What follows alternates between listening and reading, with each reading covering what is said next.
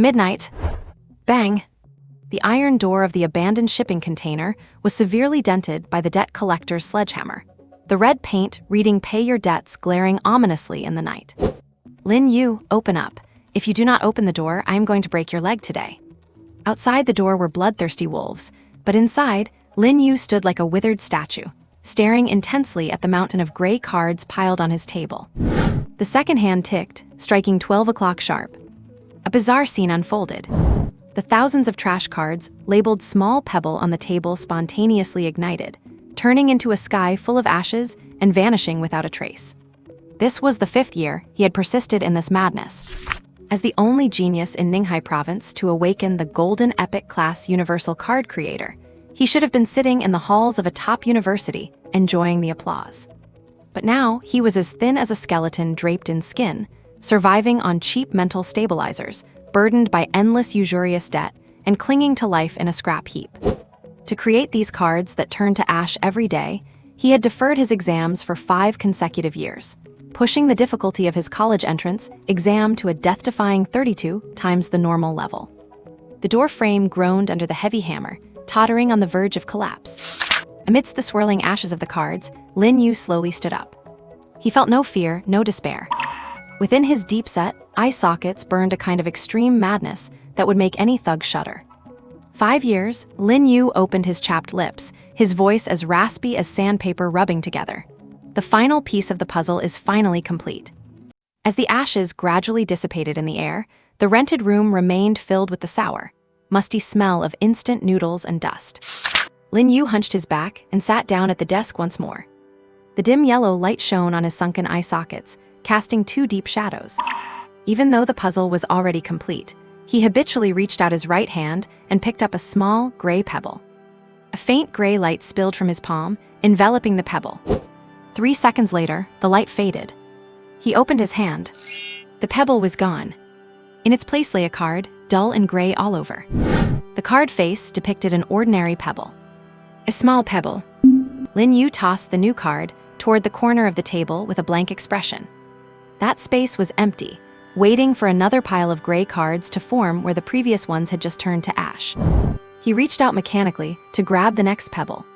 The screen of the phone on the table suddenly lit up, the glare piercing through the cracks in the glass. Caller ID, Brother Wang, debt collector. Lin Yu ignored it. The phone vibrated frantically on the desk. The ringing stopped. A text message popped up. Lin Yu, if you do not pay up today, I am taking one of your legs. The screen went dark. On the wall, someone had spray-painted jarring red characters, "Pay your debts." The wardrobe stood open, clothes strewn haphazardly across the floor. It was clear that the place had been ransacked more than once. Lin Yu did not shift his gaze, staring fixedly at the pile of cheap materials. Bang! Bangs bang! The old security door thundered, the frame shaking violently. A rough, angry male voice shouted from outside. Lin Yu, open the door. I know you are in there. Do not you dare play dead. Lin Yu's hand, holding a pebble, paused in midair. He did not look back. A hint of cold resolve flickered in his bloodshot eyes. He put down the pebble, pressed his hands on the desk, and slowly stood up. Long-term malnutrition made his body sway. But he stood tall. With every tremor of the door, wall plaster rained down in soft patters. Lin Yu turned and walked toward the rickety door, his movements sluggish and weak with every step. Only when making cards did a surge of spirit hold up his spine. Outside, the verbal abuse continued unabated. God damn it, Lin Yu. How long are you going to hide for not paying your debts? If you do not open up, I am tearing this door apart right now. Lin Yu placed his hand on the doorknob, twisted it, and pulled. The door opened. 3 men stood outside. The leader was bald, wearing a thick gold chain. It was Brother Wang. Behind him were 2 lackeys, one tall and one short, with fleshy faces and arms covered in cheap tattoos. The 3 looked menacing, ready to barge in. But the moment they saw Lin Yu, they froze. A mouthful of curses got stuck in their throats. The Lin Yu before them was essentially a skeleton draped in skin. His cheeks were sunken, his complexion gray, and his lips cracked and peeling. His washed-out old clothes hung loosely on his frame. A single gust of wind could blow him over. Brother Wang instinctively took half a step back. He was not afraid of Lin Yu. He was afraid of Lin Yu dying right there. With a build like that, forget about taking a leg. A single push might break him. If the guy died on them, not only would the money be lost, but he would be looking at a whole lot of trouble. The two lackeys behind him looked at each other, their ferocity replaced by caution. Lin Yu ignored them, opened the door, and turned back to sit at his ramshackle table. He picked up another pebble, not glancing at the three debt collectors once. This total indifference made Brother Wang feel stifled, yet he dared not actually make a move. Hey, the tall, thin lackey took a step forward. What the hell is your problem? Brother Wang is talking to you. Lin Yu did not stop his hands. Gray light glowed in his palm, wrapping around the new pebble. The light faded, and a small pebble card was formed. He tossed it onto the pile with a click, a sound that was jarringly sharp in the deathly silent room. Brother Wang felt his temples throbbing. He had been a debt collector for years, dealing with people who threw tantrums or brandished knives, but he had never seen anyone treat him like thin air just to play with rocks. Lin Yu, Brother Wang gritted his teeth, suppressing his temper. Stop the nonsense. You need to pay up today. Lin Yu finally stopped his work, not turning around. I will pay. His voice was as hoarse as sandpaper rubbing together. Brother Wang's expression softened slightly. You are sensible enough. Transfer the money now. But not today. I do not have the money. Brother Wang's face turned completely black. Are you screwing with me? I am not. Lin Yu still had his back to them. The principal, the interest, the overdue penalties, not a single cent will be missing. The short, stocky lackey sneered. Easy to say, if not today, then when? Next year, the year after. Lin Yu fell silent for a moment before uttering something inexplicable. Do not worry. When that day comes, you will know. With that, he pressed his hands on the desk, preparing to stand up and close the door, a blatant dismissal. Brother Wang, now utterly enraged, lunged forward and pressed firmly on Lin Yu's shoulder. If you do not give me a straight answer today, you will never be able to stand on your own 2 feet again. Brother Wang's large hand gripped Lin Yu's thin body tightly. I told you when that day comes. Screw that day. The tall, thin man behind Brother Wang rushed up and grabbed Lin Yu by the collar. Stop talking nonsense. Let us teach him a lesson first. Just as he raised his hand, a clear, angry female voice rang out. What are you doing? Brother Wang and his men froze and looked toward the source of the voice. Not far away, a schoolgirl with a backpack was holding up her phone, its camera pointed directly at them. Which company are you from? Does your company know you are using violent debt collection tactics? The girl's voice trembled, but her words were clear. I have recorded everything. I am calling the police right now. Brother Wang's expression changed. In their line of work, the last thing they wanted was to leave behind evidence, especially with a high school girl involved. He spat on the ground and glared fiercely at Lin Yu. Damn it, you are lucky. He let go and signaled to his lackey. Let us go. The 3 men turned away, cursing as they hurried off. As their footsteps faded, the surroundings returned to a deathly silence. This was not a residential building at all. It was an abandoned old factory area. Lin Yu's so-called rental was just a dilapidated shipping container in the corner. The rusted metal exterior was spray-painted with red slogans like Pay Up Your Debts and Shameless Deadbeat. The area was piled high with stinking trash, and the walls were covered in dried, blackened filth. A breeze picked up, carrying a nauseating stench. The girl rushed to the entrance. Seeing the bare, empty room inside and the gaunt back slumped before the table, tears instantly streamed down her face. She stood there, her lips trembling, unable to speak. Lin Yu turned around slowly. The moment he saw the girl, the cold, distant numbness on his face melted away. He grinned, forcing a pale smile. Whose little cutie is this, finding time to come visit her brother? The person who arrived was his younger sister, Lin Yu. Lin Yu spoke with a sob. Brother. She rushed into the foul-smelling metal container, unable to stop her tears. This was no place for a human to live. It was nothing but a trash heap. Lin Yu's smile stiffened. He instinctively reached out to wipe his sister's tears, but seeing the grime under his fingernails, he pulled his hand back silently halfway. He said softly, What are you crying for? Your brother is doing just fine. Fine. Lin Yu broke down, pointing at the ragged room, the scarlet paint on the walls, and the pile of useless gray cards on the edge of the table. You call this fine? Brother, please stop this. Let us go home, okay? We will find a way to pay off the debts together. I will go talk to Mom and Dad. The family savings can cover it. She choked back a sob. As long as you stop this madness and come home, Everything will get better. Home, it sounded warm yet so far away. Lin Yu's smile faded, his eyes returning to their stubborn, calm state. He shook his head. Xiao Yao, you do not understand. I do not understand? Lin Yao said excitedly. All I know is that my brother is about to die. Look at yourself. Have you even looked in a mirror? Lin Yu did not reply. He turned back and sat in his chair, facing away from her. There it was again, that lonely, isolated silhouette. I am playing a bigger game. Lin Yu's voice was very soft, yet it brooked no argument. A bigger game. Lin Yao was stunned. She looked at his thin, fragile spine, her tears falling silently. She could not understand how her once omnipotent brother had become this shell of a person. In her memory, Lin Yu had always been the light. Elementary school math Olympiads, middle school physics modeling, high school academic dominance. Provincial-level top rankings were never just goals for him, they were his permanent throne. When she was in elementary school, an older boy stole her pocket money. Lin Yu went after them alone, using his fists to beat them into submission before calmly lecturing them on the law and school rules. The boys, who were a head taller than him, did not just apologize and return the money. They ended up so impressed that they became his loyal followers. From that day on, in Lin Yao's eyes, her brother was an all-powerful god. The class awakening day 5 years ago was the pinnacle of Lin Yu and the entire Lin family's glory. Among millions of graduates in Ninghai province, he was the only one to receive a golden epic tier class. The Pantheon card creator. The news shocked the entire internet, and everyone was certain the Lin family had struck gold. With this one-of-a-kind epic profession, the family was set to climb the social ladder and join the upper echelons of Ninghai. The principal visited him personally. Phones from top universities rang off the hook, and countless companies and conglomerates clamored to sign him with blank checks. That day, Lin Yao watched her brother surrounded by crowds, her head held high with pride. That day, my brother stood in the center of the crowd, handling everyone's compliments with ease, full of spirit and radiating brilliance. Lin Yao's memory hit a blank spot here. Because the very next day, everything changed without warning. Lin Yu, who was the pride of Ninghai just the day before, locked himself in his room.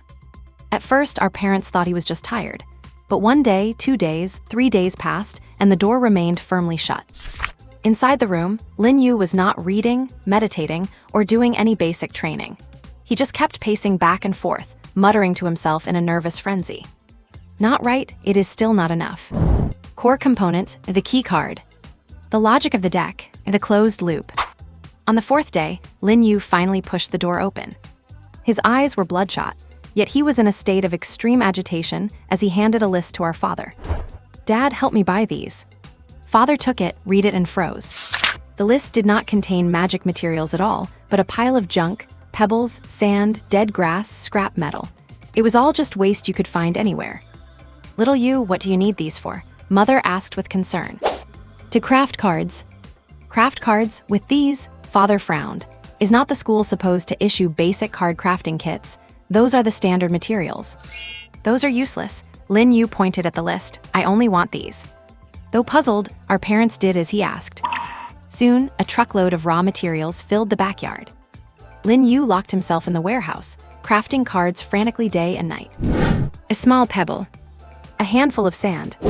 A blade of dry grass. They were all worthless gray cards.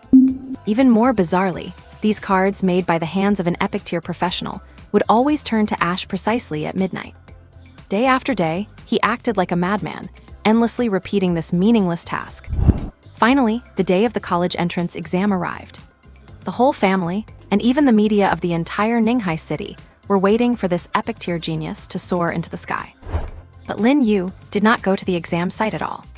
He chose to defer the exam. Once the news broke, public opinion was in an uproar.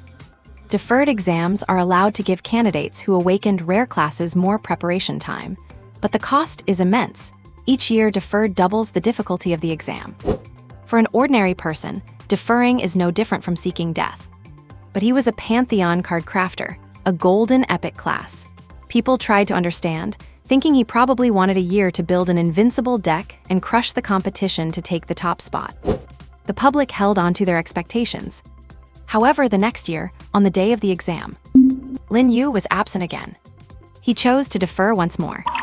This time, public opinion shifted from expectation to questioning. 2 deferrals meant that by the 3rd year, the exam difficulty would quadruple. Even with an epic tier class, it would be hard to bridge such a chasm of difficulty.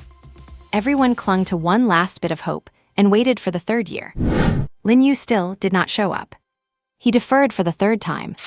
The whole Ninghai province was in an uproar. He has lost it. This once proud child of heaven had truly become a madman. An exam with 8 times the difficulty, even a legendary god-tier class holder would have to think twice. His life was effectively ruined. The principals, recruiters, and corporate giants who used to beat down his door vanished, replaced by endless mockery and insults. The Lin family fell from grace. To force him to come to his senses, father cruelly cut off all his financial support. As long as you do not give up on these useless things, do not expect a single penny from me. If you're so capable, go make your own money. Father's out-of-control roar echoed through the house. Lin Yu did not fight back, did not argue. He just nodded calmly. Fine. He packed a small bag and moved out in silence. From living in tents to sleeping under bridges, he eventually ended up in a shipping container in an abandoned factory area. Every day, he only insisted on 2 things. First, he would unwaveringly use his epic talent to create a pile of small pebbles. Second, he kept buying cheap mental stabilizers, chugging them bottle after bottle. Without an income and needing money for medicine, he quickly got into debt, and the snowball kept growing. Collection agencies would come to the house making a scene, and out of a soft heart, his parents paid them off twice. But Lin Yu would just turn around and spend the money on more mental stabilizers and new raw materials. His parents were in absolute despair. When the collectors came for the 3rd time, threatening to break one of Lin Yu's legs, he came back. That was the last time he ever returned home. He stood at the door without entering, speaking to his parents through the wood. Dad, Mom, do not help me pay them anymore. I will cut all ties with you so they do not harass you again. I will repay the debt of being raised another day. With that, Lin Yu bowed deeply toward the tightly closed door. Inside, he could hear his mother's heart-wrenching wails and his father's stifled, choking sobs. Lin Yao was crying too, pounding on the door and begging her brother not to leave. Lin Yu stood outside the door, listening to his family's cries, his face expressionless. He wanted to cry too, but he could not. To never be controlled by others, having just an epic class profession simply was not enough. From that day on, the Lin family acted as if they no longer had a son. They felt he had gone hopelessly insane and even considered dragging him back for treatment by force. But Lin Yu's refusal was incredibly firm, and since they had already severed ties, there was nothing they could do. 5 years have passed since then. Only Lin Yao, stubborn and secretive, still came to visit him once in a while. He had truly broken this family's heart. Brother. Lin Yao's weeping pulled Lin Yu out from the depths of his memories. She grabbed his arm, her fingernails digging into his thin clothing. It has been 5 years. 5 whole years, what exactly are you doing? Lin Yao's voice was sharp and filled with despair. Looking at her brother, who no longer even resembled a human, and at this home that was worse than a garbage dump, her heart ached in waves. You were not like this before. You are my brother, you are Lin Yu. You were the Lin Yu who could do anything. Look at yourself now, look at your surroundings. She pointed to the rotting trash and the insulting graffiti on the walls. Is it worth it for these broken stones? Is it worth it to torture yourself like this? Her tears fell like beads from a broken string, refusing to stop. I am begging you, brother, let us go home. Throw all this stuff away and let us start over. I pray to heaven, I pray to the gods, just give my brother back to me. She collapsed, sobbing on the ground like a helpless child. Lin Yu watched her quietly. Every tear from his sister felt like a burning iron brand against his heart. Insane. In everyone's eyes, he had long since lost his mind.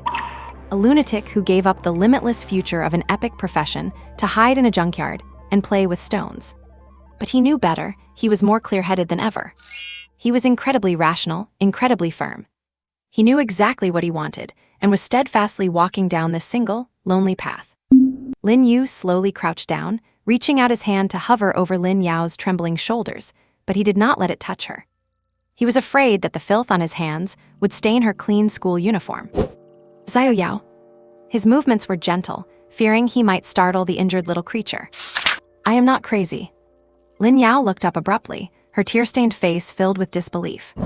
You are not crazy. Then tell me, what have you been doing for these 5 years? What is the point of all this? Besides turning to ash at midnight, what use are these cards? Lin Yu pulled back his hand and stood up straight. He did not answer directly. He had said this many times before, but to be honest, what he was doing was not much different from gambling. But he was certain that there would come a day when he would win big. A card maker's deck is not infinite. There would be a day he could finally roll the right card. Lin Yao and the others did not understand. They did not know what kind of card could make Lin Yu pay such a heavy price. Brother, please stop lying to yourself. I am not lying to you, nor am I lying to myself. Lin Yu interrupted her. He turned around, and in his sunken, bloodshot eyes, there was a light Lin Yao could not fathom. It was a burning, determined fire that no one else could understand. This path is hard, incredibly hard, but it will lead somewhere. Everything I do is part of the plan.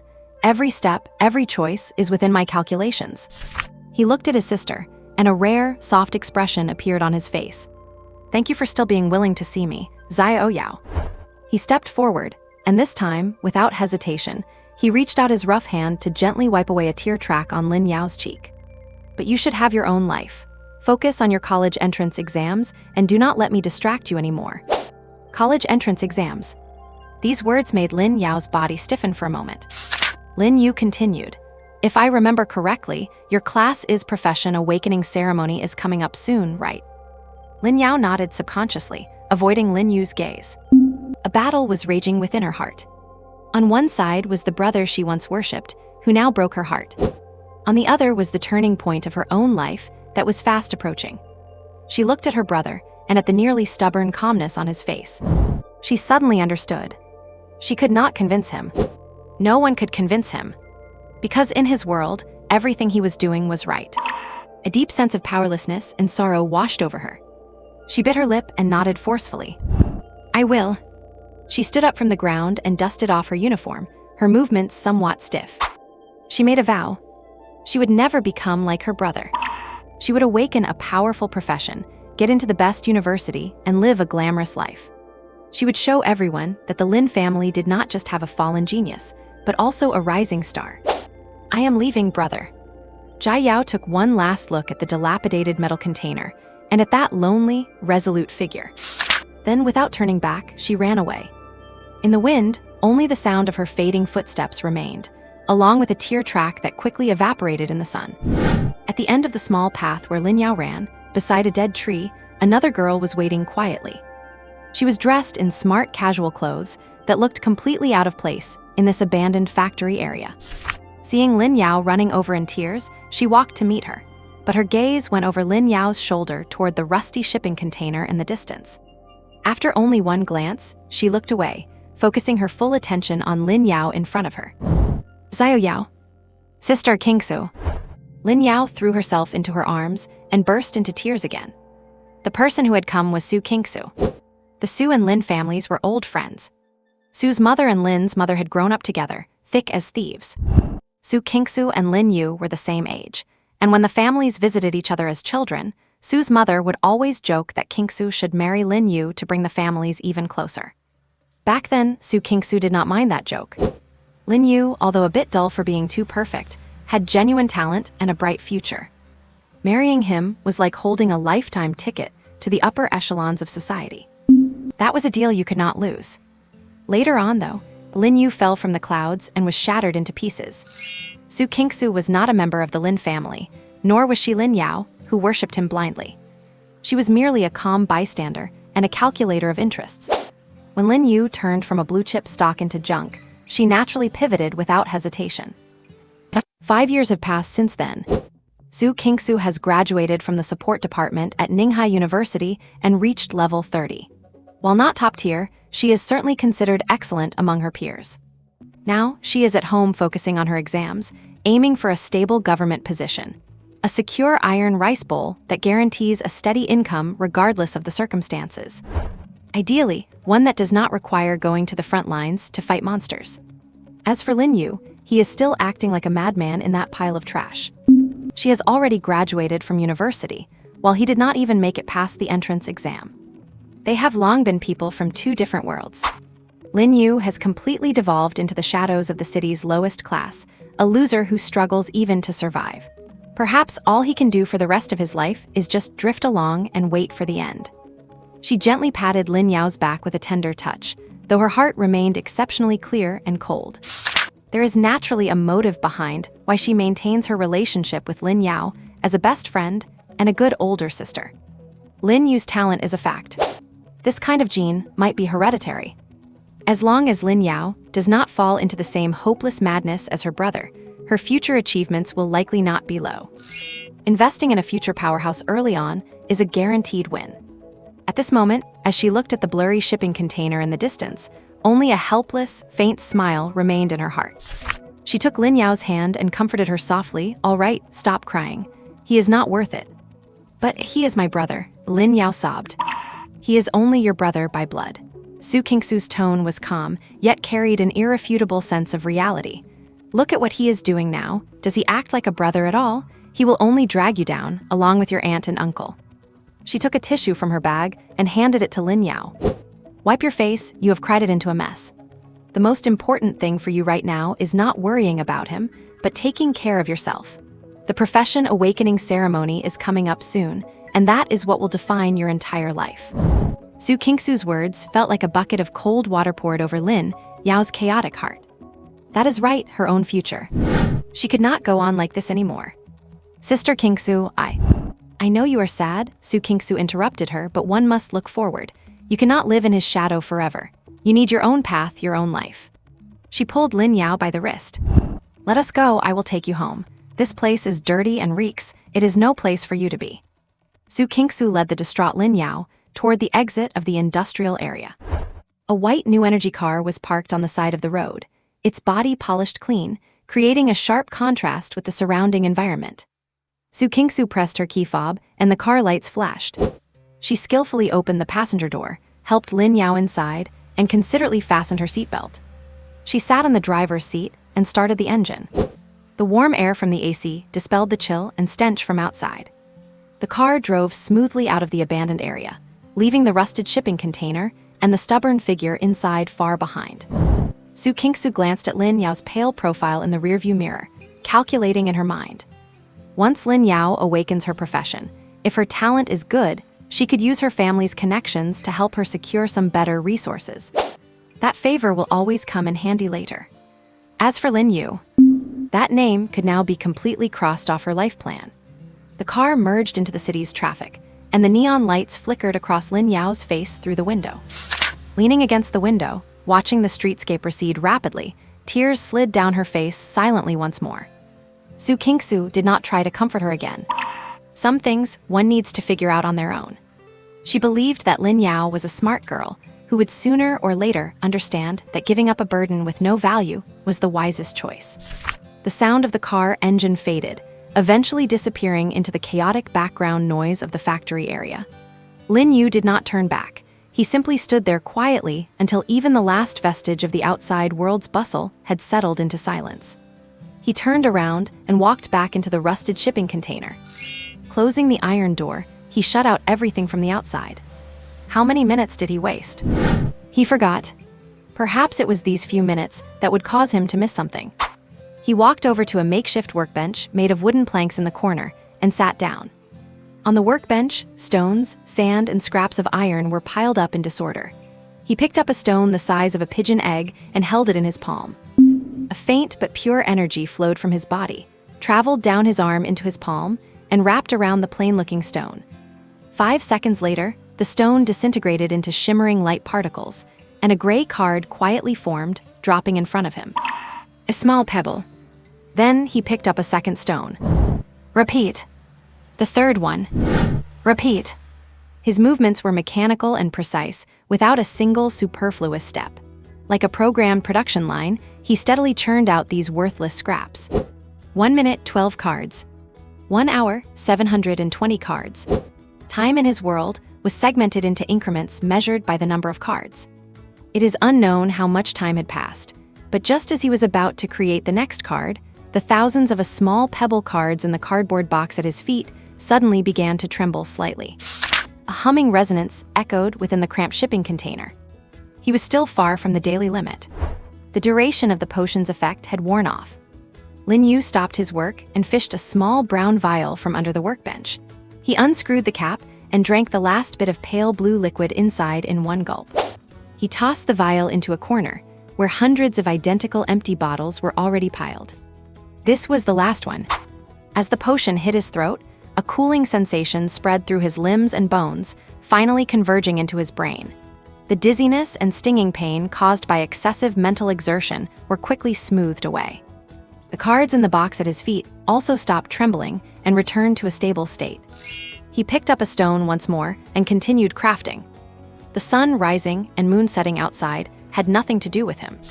He only knew that he had to have today's fuel ready before midnight. When the digits on the old electronic clock on the wall jumped from 23:59 to 0:00, a translucent panel visible only to him appeared in the air before him. Professional skills refreshed. Lin Yu stopped his work. On the panel, 2 skill icons lit up simultaneously. Card Innovation, delete X cards and choose one to obtain from X plus 1 random cards. Limit once daily. Mirror Copy, obtain a temporary copy of a card already in your possession. Limit once daily. This was the root of all his madness. Possessing the Card Innovation skill, he could produce every card theoretically existing in this world at the lowest possible cost. Use a massive amount of the easiest-to-make trash cards as offerings to pry open that endless card library, all for a single chance to glimpse a treasure. A single chance to choose. A single possibility of winning the gamble. To put it plainly, it is just card cycling. A high-stakes gamble played with a quantity that others cannot even imagine. Every day, without fail, he spends 20 hours crafting 14,400 gray cards. The remaining 4 hours are used for the most basic sleep to maintain his bodily functions. Occasionally, he compresses his sleep time even further to go buy medication.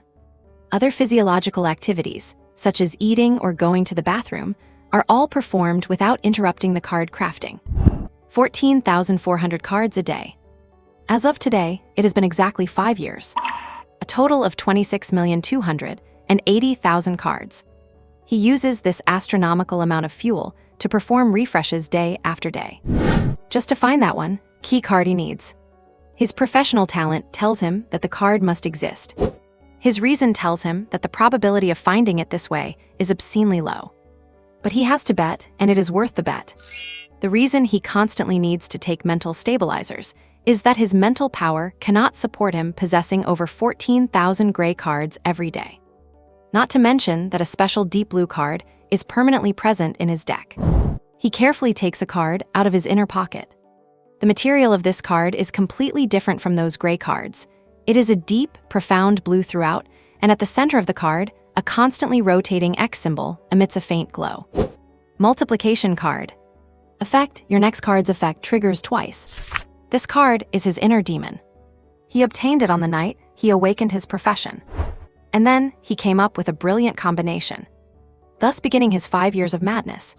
To maintain its coexistence with tens of thousands of trash cards, as a level 0 professional, his mental power teeters on the edge of collapse every day, and he can only hold on with the help of cheap potions. Now everything is ready, except for the final core card. Once that card is in his hands, combined with this multiplication card, his deck will finally be complete. Lin Yu puts away the multiplication card and focuses his mind on his card innovation skill. Shall he begin? He glances at the digital clock on the wall, 01. He decides to compress his sleep time for tonight from 4 hours down to 3 hours and 45 minutes. Just for one day he will not die, probably. He was held up for a little while by Lin Yu and the others today. He must make up for it. Lin Yu picks up a pebble again, his eyes calm and unperturbed. He once again immerses himself in that never-ending cycle. 1 minute, 12 cards. 1 hour, 720 cards. Lin's Zayaoyu movements do not pause until a sliver of moonlight shines through the window, revealing the outlines of the mountains of empty potion bottles piled up inside the shipping container. He finally puts down the pebble. Today's production quota has been met. He stands up and stretches his stiff limbs. His bones let out a creak of strain. Before him lie the results of over 20 hours of labor today. 14,400 a small pebble cards neatly piled into a new little mountain. This is his daily life for the past 5 years and his entire stake for today. Lin Yu focuses his mind on the semi-transparent panel, landing on the icon for the card innovation skill. It is time. He chooses to activate it. Do you wish to consume 14,400 small pebble cards to perform a card innovation? Yes. He thinks to himself. There is no earth-shattering roar, only an extremely suppressed resonance. The next second, the pile of cards in front of him, just completed and still carrying the lingering warmth of energy, seems to be wiped away by an invisible hand. At the same moment, they turn into the finest dust of light. They do not burn, they do not turn to ash, they simply vanish silently into the air. The whole process is eerily quiet. The fresh little mountain of cards has disappeared, revealing the blackened ground beneath. At the same time, before Lin Yu's eyes, a stream interface composed of countless cards unfolds. 14,401 cards. A single chance to choose. Lin Yu is expressionless. He extends his finger and gently swipes upward in the air. The flood of cards begins to scroll upward at an astonishing speed. His movements are so fast that only afterimages remain, and information streams of countless cards flash before his eyes. Most of them are gray trash cards. Occasionally, a different hint of color flashes by. A flash of green. Blessing card, Caress of the Breeze. Effect, increases your movement speed by 1% permanently. Swipe it away. Lin Yu's finger does not hesitate at all. This level of buff is meaningless to him. The cards continue to scroll rapidly. Another different card appears. Blessing card, Resilience of the Tardigrade. Effect, grants you the talent Basic Attack plus 1 HP. Swipe it away. Perhaps for a professional, this is a decent sustain and growth talent, but it is not what he wants. What he needs is not this kind of icing on the cake. What he needs is the core that can change everything. Thousands more gray cards scroll by. Suddenly, a brilliant golden light flashes. Field card, Sanctuary of Mercy. Effect, creates a sanctuary lasting for 1 hour. Forcibly pacifies all creatures within the field, including monsters, making them temporary friendly units. Gold legendary card. A strategic grade card that would make any guild or military force go crazy. During a beast tide siege, this single card could potentially save an entire city. Lin Yu's movements pause for 1/10 of a second. Then he swipes it away without the slightest hesitation. Very strong, but not what he wants. There is no place for this card in his plan. Choosing this card would increase the burden on his mental power, which would affect his card cycling capacity. The flood of cards continues.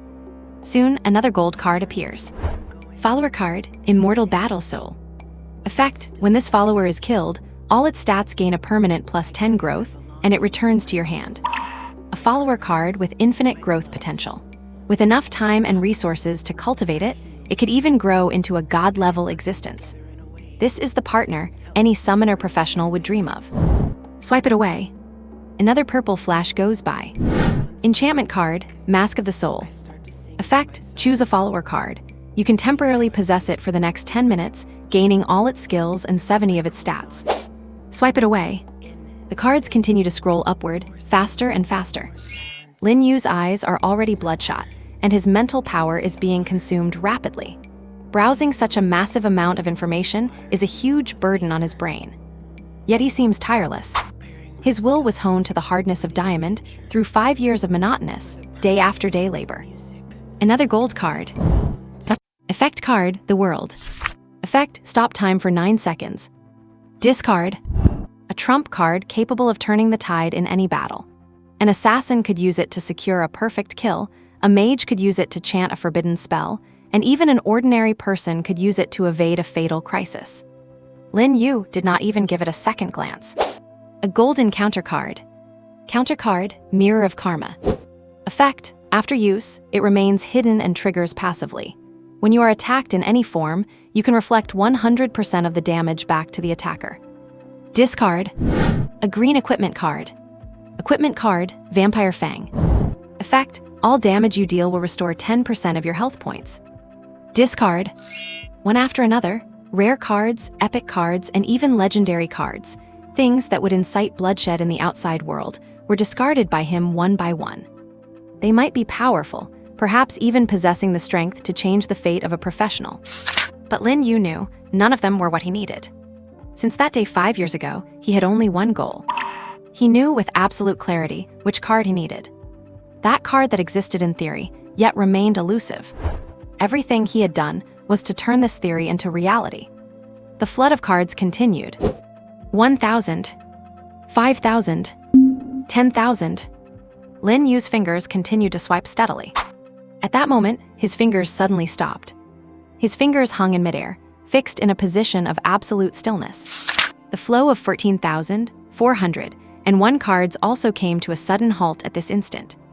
On the interface, a single card hovered quietly. It had no brilliant radiance of a golden legendary, no profound mystery of an epic purple, and not even the slightest energy fluctuation of a rare blue.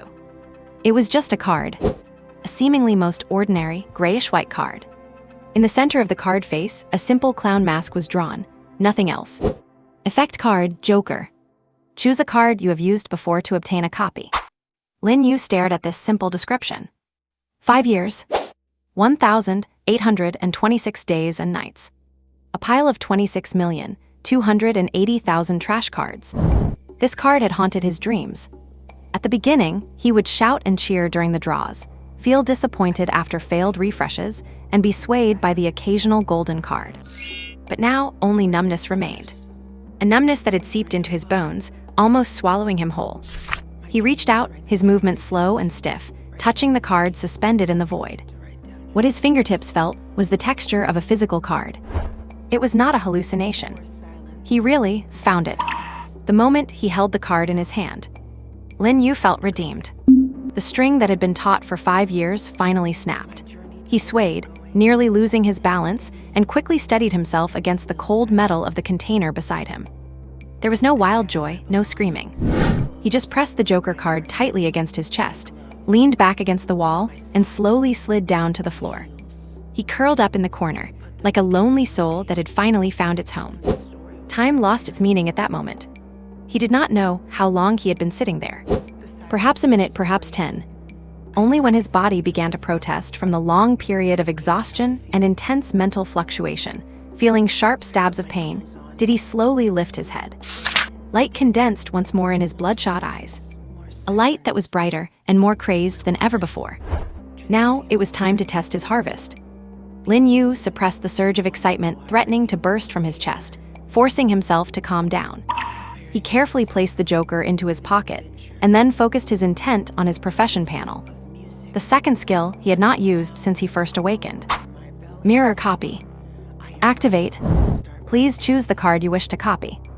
Lin Yu's intent settled, without hesitation, on the new Joker card in his pocket. Joker selected.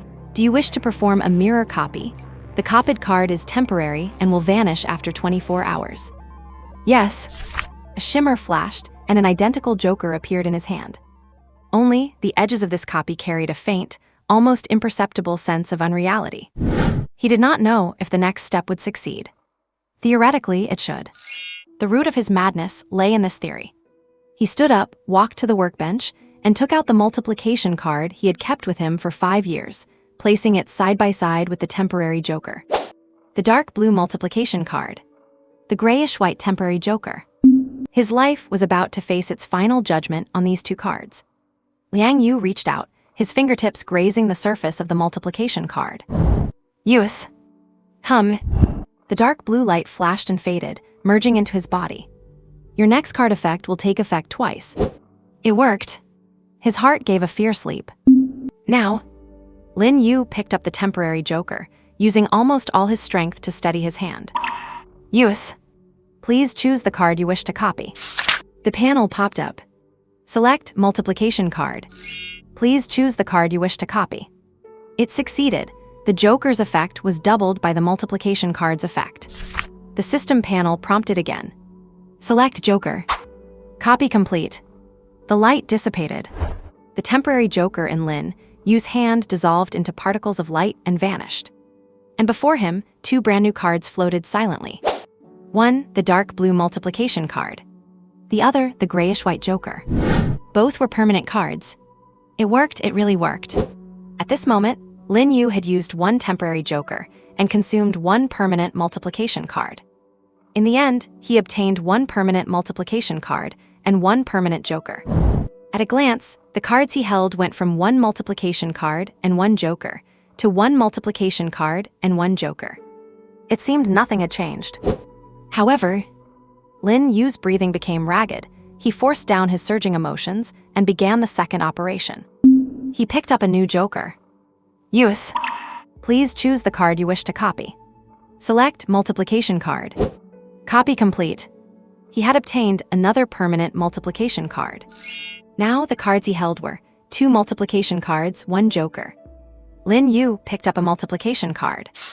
Use. Your next card effect will take effect twice. He then picked up the second multiplication card. Use. Your next card effect will take effect twice. Your next card effect will take effect twice. The effects of the 2 multiplication cards had stacked. No, it was not a stack. The first multiplication card had made the second multiplication card's effect happen twice. The multiplication card had been multiplied. On Lin Yu's profession panel, a status icon lit up. Multiplication X. Your next card effect will take effect 4 times. As Lin Yu stared at the X symbol, the blood in his veins began to boil. He picked up the last wild card in his hand. Use. Please select the card you wish to copy. The interface popped up. This time, a near-maniacal smile emerged on Lin Yu's face. He selected 4 cards at once. Wild card. Multiplier card. Multiplier card. Multiplier card. Copy complete. The moment the system notification appeared, the last old wild card in Lin Yu's hand dissolved into points of light. Replacing it were 4 brand new, tangible permanent cards floating silently before him. 1 wild card and 3 multiplier cards. It worked. This insane, near-impossible theoretical loop he had been planning for 5 years was finally complete. He had consumed 1 wild card and 2 multiplier cards. In the end, he obtained 4 new cards. His capital had not decreased, it had increased. From this second on, he possessed near-infinite resources. Lin Yu had never smiled as radiantly as he did today. He opened his mouth and laughed silently, his body trembling violently from uncontrollable excitement, almost curling up on the ground. 5 years. He finally would not have to live that endless life of drudgery in the darkness anymore. He leaned against the wall, forcing himself to stand straight. This was only the beginning. He took the 3 newly acquired multiplier cards in his hand. Used them in succession. The first one integrated into his body. The second one integrated into his body. The third one integrated into his body. The status icons on his profession panel flickered wildly, the numbers doubling one after another. Multiplier X. Multiplier X. Multiplier X. 8 times. He picked up the new wild card and activated it without hesitation. Please select the card you wish to copy. Lin Yu's focus raced across the panel. Select 1 wild card and 7 multiplier cards. Copy complete. As the light flashed, 8 brand new permanent cards appeared before him, neatly stacked in a small pile. He now possessed 1 wild card and 7 multiplier cards. He could. Lin Yu's movements did not pause for an instant as he picked up all 7 multiplier cards. Use. Use. Use. And 7 times in a row, the deep blue light sank into his body continuously. Under his clothes, at his chest, it felt as if a blue sun was rising. The number on the status icon of his profession panel had reached a terrifying level. Multiplier X. 128 times. Lin Yu's breathing turned heavy. He could feel sharp stabs of pain in his brain, a sign that his mental energy was being drained rapidly. His body was also starting to protest. The 128-fold amplification effect was becoming too much for his exhausted body to handle. But he did not care. He picked up the last wild card in his hand. Use. Please select the card you wish to copy. This time, he was going to copy 1 wild card and 127 multiplier cards. If he succeeded, he would have over 100 multiplier cards. By then, let alone multiplier X. Even multiplier X or multiplier X would be as easy as flicking his finger. However, the second after he made his choice. Hum. A sharp, ringing sound exploded deep within his mind. Everything went black before Lin Yu's eyes, and he staggered, nearly collapsing to the ground. His mental energy was starting to collapse. In the air before him, the phantoms of over 100 cards were rapidly coalescing. But these cards were no longer stable. Dozens of the deep blue multiplier cards began to tremble violently as they formed, with spiderweb-like cracks appearing on their edges. Snap! The first multiplier card shattered, dissolving into blue light dust. Snap, snap, snap. The chain reaction had begun. One after another, the multiplier cards shattered before his eyes, like a brief and spectacular display of blue fireworks. Lin Yu endured the needle-like pain in his brain, staring fixedly at the vanishing cards. He made no move to stop them. Because he could not. This was the absolute limit his current mental energy vessel could sustain. The shattering process lasted for over a dozen seconds. In the end of the 127 phantom multiplier cards, only 10 remained, finally stabilizing and solidifying. Including the wild card he had copied, there were 11 new cards in total. Lin Yu let out a long breath, leaning his body against the cold wall of the container and slowly sliding to the floor. It is fine, these are just minor issues. Not having enough mental energy capacity was something he had anticipated. As long as the core circulation engine remained, there were plenty of ways to increase mental capacity. What he had in his hands now was 1 wild card and 10 multiplier cards. That was enough. Lin Yu did not immediately start the next round of frantic proliferation. He did something very cautious. He separated 1 wild card and 2 multiplier cards from the pile and carefully tucked them into his inner pocket. This was his startup capital. He was genuinely afraid that if he got carried away in the upcoming experiments, he might accidentally use up this infinite loop-capable starting deck. Then the suffering of these past 5 years would have been completely in vain. He almost wanted to swallow these 3 cards just to be safe. After doing all this, Lin Yu finally felt completely at ease. He stood up and looked around the cramped space that had been his companion for 5 years. It was time to verify the true power of this deck. He walked to the corner and casually picked up a stone the size of a pigeon egg from a pile of waste. Energy flowed. A gray card formed in his palm. Item card, a small pebble. Holding this most basic garbage tier card, he walked back to the workbench. Then he used the remaining 8 multiplier cards, one by one. Multiplier X, Multiplier X, Multiplier X, and Multiplier X. A 256-fold amplification effect. Lin Yu placed the gray, a small pebble card on the tabletop. He reached out a finger and tapped it gently on the card. Use. Rattle. The next instant, a harsh sound of friction and impact exploded inside the container. A torrent of stones appeared out of thin air, gushing out from the spot where the card had vanished. They did not appear one by one, they surged out in heaps and piles. In less than a second, countless stones the size of pigeon eggs filled the entire workbench, then spilled over, rapidly piling up on the floor. Only when the Multiplier X status icon on his profession panel faded did the terrifying torrent of stones finally cease. Lin Yu waved his hand to clear away the stones in front of him and trudged toward his makeshift bed, constructed from a few planks. Lin Yu did not bother to clean up the mess. He simply laid down and closed his eyes.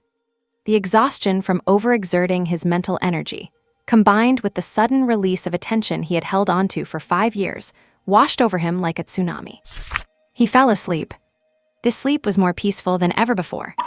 There were no nightmares, no waking up in the dead of night from mental agony, and certainly none of the numbness that came from an endless cycle of labor. 5 years of accumulated sleep deprivation seemed to be made up for in this single moment. And when he woke up again, light was filtering through the cracks in the container, shining onto his face. Lin Yu slowly opened his eyes, still feeling a bit dazed. He sat up and glanced at the electronic clock on the wall. 01. 12 minutes past midnight. Achievement unlocked, slept from 05 to 01. He had slept for a full day and a night.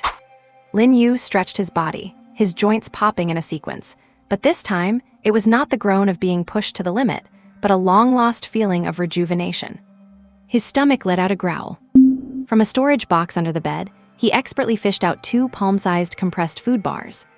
These were handed out regularly by the relief center. They tasted like sawdust, but they kept him full. He then poured 2 multivitamin tablets from a bottle, which he had bought at a high price with his meager savings. To maintain his basic physical functions, he never dared to skimp on these. He was not crazy. Even during the most desperate moments of those 5 years, he knew that his body was his capital for survival. He unscrewed a bottle of mineral water, ready to wash down the food and pills. His movement suddenly stopped. He looked at what he was holding. Compressed food bars, vitamin tablets, mineral water.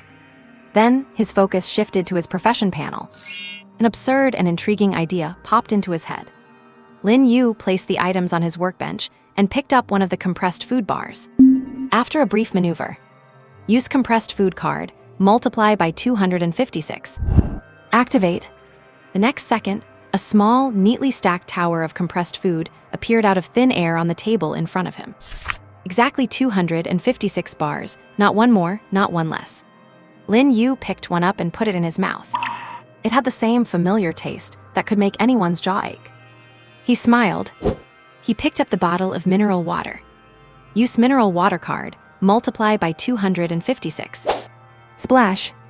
256 identical bottles of water filled half the workbench, with a few even rolling off into the gravel on the floor. He turned his attention to the 2 vitamin tablets. Activate. A small pile of white pills appeared on the table. Lin Yu looked at the scene before him and laughed silently. If an apocalypse were to break out now, he would need to stockpile supplies. He alone was an entire logistics corps. Food, water, medicine. As long as he had a sample, he could replicate it infinitely. He could survive until the end of the world, all on his own, relying on these things. After eating and drinking his fill, Lin Yu's mind began to wander. Food and water were just the basics. What about money? Once this thought emerged, he could not get rid of it. He searched through his boxes and cabinets, finally finding all his cash in the inner pocket of the old jacket he had been wearing for 3 years. A wrinkled $100 bill. This was his entire net worth. Lin Yu carefully smoothed the bill out on the table. Use. A stack of brand new banknotes, still smelling of fresh ink, appeared in front of him. A thick stack of them. Lin Yu picked up the money, feeling the hyper-realistic texture. He had done it. He would never have to worry about money again. He could buy the best house in the city, eat at the finest restaurants, and live a life he could not even imagine over the past 5 years. However, as he began to count the bills, the smile on his face slowly froze. He picked up the first bill. Serial number, QN. He picked up the second one. Serial number, QN. The third, the fourth, the fifth. He quickly flipped through the entire stack. Every single serial number was identical. These bills were perfect replicas. So perfect, in fact, that they were the clumsiest counterfeit money ever. Using 1 or 2 might be fine, but using more would surely get him caught. He could not conjure up cash out of thin air this way. One path to wealth had been blocked. Lin Yu did not feel disappointed. Instead, he found it amusing. If he wanted to get rich now, it was truly just a matter of minutes. However, his gaze swept across the corner of the container. There sat a rusty iron bucket containing some scrap he had collected over time. He walked over, rummaged through it for a long time, and finally fished out a coin. A 1-unit coin. Lin Yu held the coin in his palm. Surely, this thing would not have a serial number. How dare you not let me replicate you? Driven by a vindictive, mischievous impulse, he decided to play big. Even though he could only multiply by 256 at a time, he could just do it many, many times. It was just a bit more tedious to do. Use. Cling clang. The next instant, a crisp and dense sound of metal striking metal exploded inside the iron bucket. It was not the sound of individual coins dropping. It was a metallic storm made of coins. Countless silver-glinting coins erupted from his palm, forming a silver torrent that crashed violently into the giant iron bucket. The bucket was filled at a rate visible to the naked eye. Soon, the coins overflowed from the rim, forming a new, shiny little mountain on the floor. Lin Yu did not pay any attention to the pile of coins. These shiny things might have been fatally attractive to him 5 years ago. But now, they were just a byproduct of his experiment, proving the potential of the card deck in his hand. True wealth was not this replicable metal, but the ability to create it all. He shifted his gaze away from the pile of money, regaining his focus. Playtime was over. It was time to get down to real business. Lin Yu walked to the pile of waste in the corner and picked up another stone the size of a pigeon egg. Energy surged. Small stone. He began to repeat the action. Crafting complete. Crafting complete. The process had become as familiar to him as breathing. A full hour. His movements never paused. His mind was as steady as a precision machine. When he stopped, 720 gray cards were neatly lined up on the workbench in front of him. All of them were small stones. A total of 720 cards. His focus centered on the skill on his profession panel that had finished cooling down. The daily card draw was still a necessity, but with the time reduced from 20 hours to 1 hour, he wanted to see if anything good would come out of it. Card innovation. Activate. Please select the cards you wish to delete. Lin Yu's palm swept slowly over the 720 cards. Select all. 720 cards selected. Would you like to proceed with innovation? Yes. All 720 cards turned into specks of light simultaneously, converging into a massive torrent of information that swirled and intertwined wildly before him. A second later, the torrent froze. 721 brand new cards, shimmering with colorful light, drifted, rotated, and waited for his selection like dandelions caught in a breeze. Lin Yu's gaze swept across them rapidly. Gray, white, green, blue. Occasionally, a flash of purple would appear, but he quickly moved past it. No gold. He searched through them 3 full times and confirmed it. Among these 700-plus cards, not one was a legendary gold-tier card. In the past, this would have been enough to disappoint him for an entire day. But now, he simply accepted the result calmly. What sustained him through those 5 years of darkness was an obsession with the ghost card. Now that he had this core infinite engine in his hands, that paranoid edge had dissipated. He no longer needed to pin all his hopes on the daily luck of card innovation. With this heaven-defying deck, he had countless ways to grow stronger quickly. From today on, luck is just the icing on the cake, not the only lifeline that determines his fate. His mindset had completely changed. Lin Yu began to carefully screen his haul. Most were useless junk cards, but with such a high quantity, one could always find something of value. His fingers swiped through the void, and information about each card flowed into his mind. In the end, his choice settled on a blue enchantment card. Enchantment card, Eye of Analysis. Effect: after use, your eyes can see through the basic information of most objects for 30 seconds. A scout and identification type card. Very useful. Lin Yu took this card into his hand, and the remaining 720 cards dissipated into specks of light. He held the Eye of Analysis and fell into deep thought. Only 30 seconds. Too short. In many situations, 30 seconds is simply not enough to complete an analysis of complex information.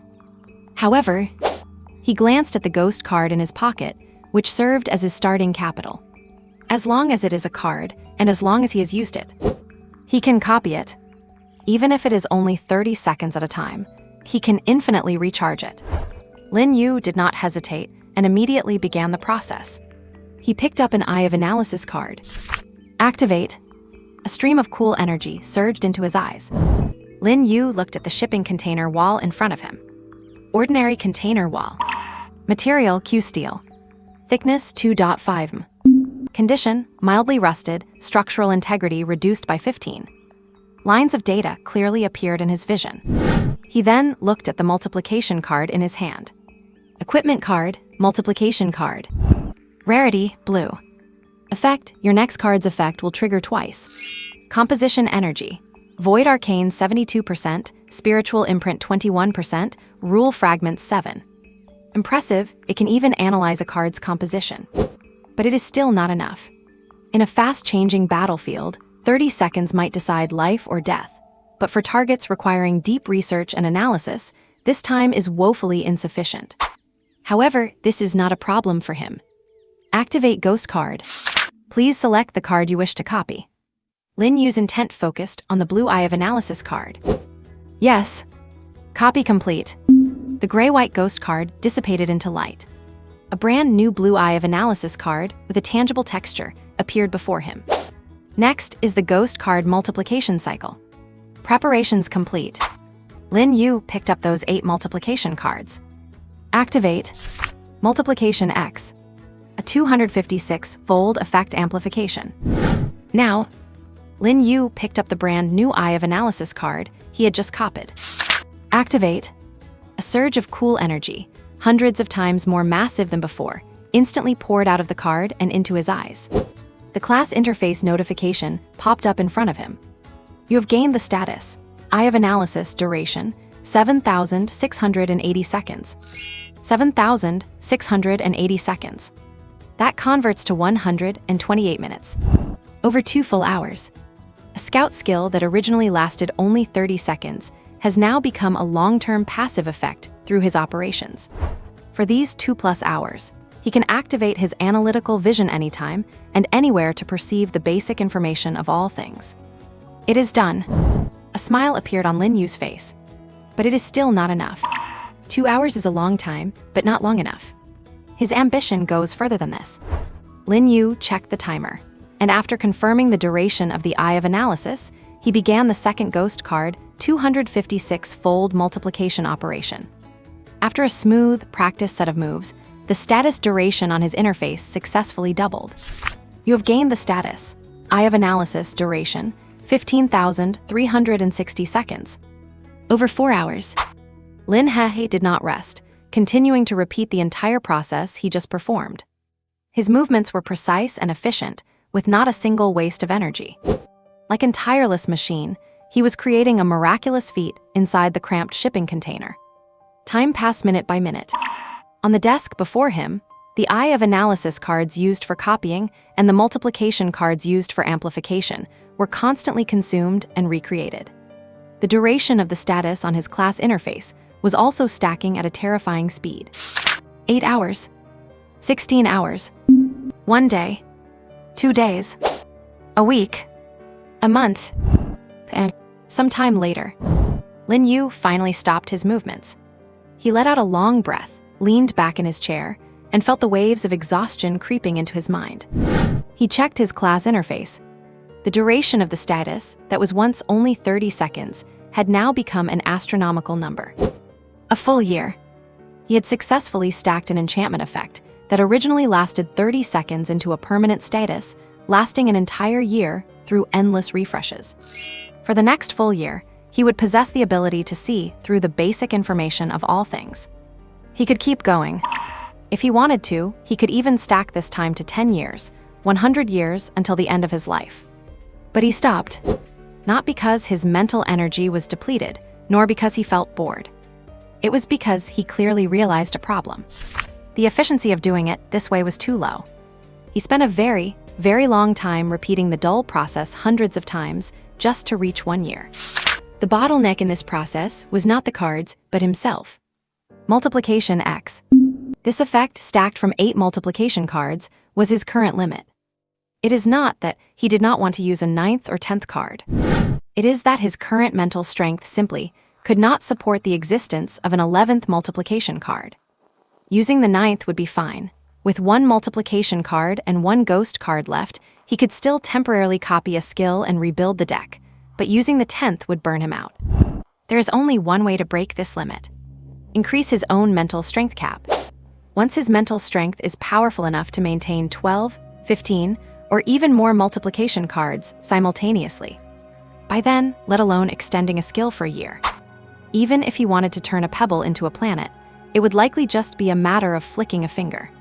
The current number of multiplication cards, every extra card, is a doubling of efficiency and power. Solving the mental strength limit issue is the truly urgent priority. That is 10,000 times more important than simply stacking the duration of a single skill. Lin Yu stood up and stretched his stiff body. It is time for him to make a move. I have been in this tin box for 5 years, like an insect sealing itself in a cocoon. Now, the cocoon has broken. Staying here any longer is meaningless, apart from repeating the tedious stacking of cards. Enhance mental power. This is his core objective right now. Lin Yu pushed aside the wobbly chair and walked to the door of the shipping container. He reached out, placed his hand on the cold iron door, and pushed hard. Creak. The rusted hinges let out a piercing protest. A gust of night wind, thick with the smell of industrial exhaust and damp earth, poured in, blowing his long bangs. It was the middle of the night. In the distance, the city was brightly lit, outlining the contours of a steel jungle, but here, only a few dim streetlights illuminated the cluttered shapes and shadows of the abandoned yard. Lin Yu stepped out. Less than 10 meters from the container, just as he was about to turn onto the path leading out of the yard, 3 dark figures emerged from the shadows of some abandoned construction materials, blocking his way. Leading them was none other than the bald guy, Wang. The 2 henchmen behind him, one tall and one short, looked just as they always did, wearing malicious grins. Lin Yu. Wang had a cigarette hanging from his mouth, its scarlet cherry glowing rhythmically in the dark. So late, where do you think you're going? The tall, thin one beside him took a step forward, cracking his knuckles with a sharp pop. Running away, you think you can just run after owing Wang money? The short, stocky one pulled a half-meter-long steel pipe from his waistband and tapped it against his palm, the sound of metal hitting flesh dull and heavy. Deep in the night, an abandoned yard, no one around. It was the perfect place to talk some sense into someone.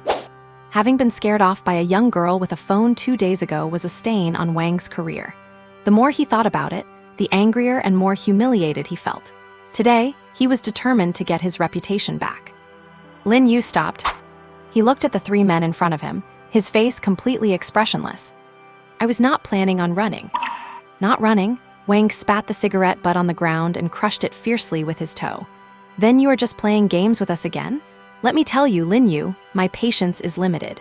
If you feed me any more crap about how I will know when the time comes, see if I do not tear you apart. Exactly, stop the damn nonsense and pay up. Lin Yu's reaction caught them off guard once again. He was very straightforward. 3 days. Within 3 days, every cent of the principal and interest will be paid. The air fell silent for a moment. Wang and his 2 lackeys were stunned. They had come prepared with a belly full of threats and profanity, ready for a fight, but he just tossed out a definitive answer so lightly. It was too simple, simple enough to feel like a trap. Wang narrowed his eyes, sizing Lin Yu up. Still that frail, malnourished look, a stiff breeze could knock him over.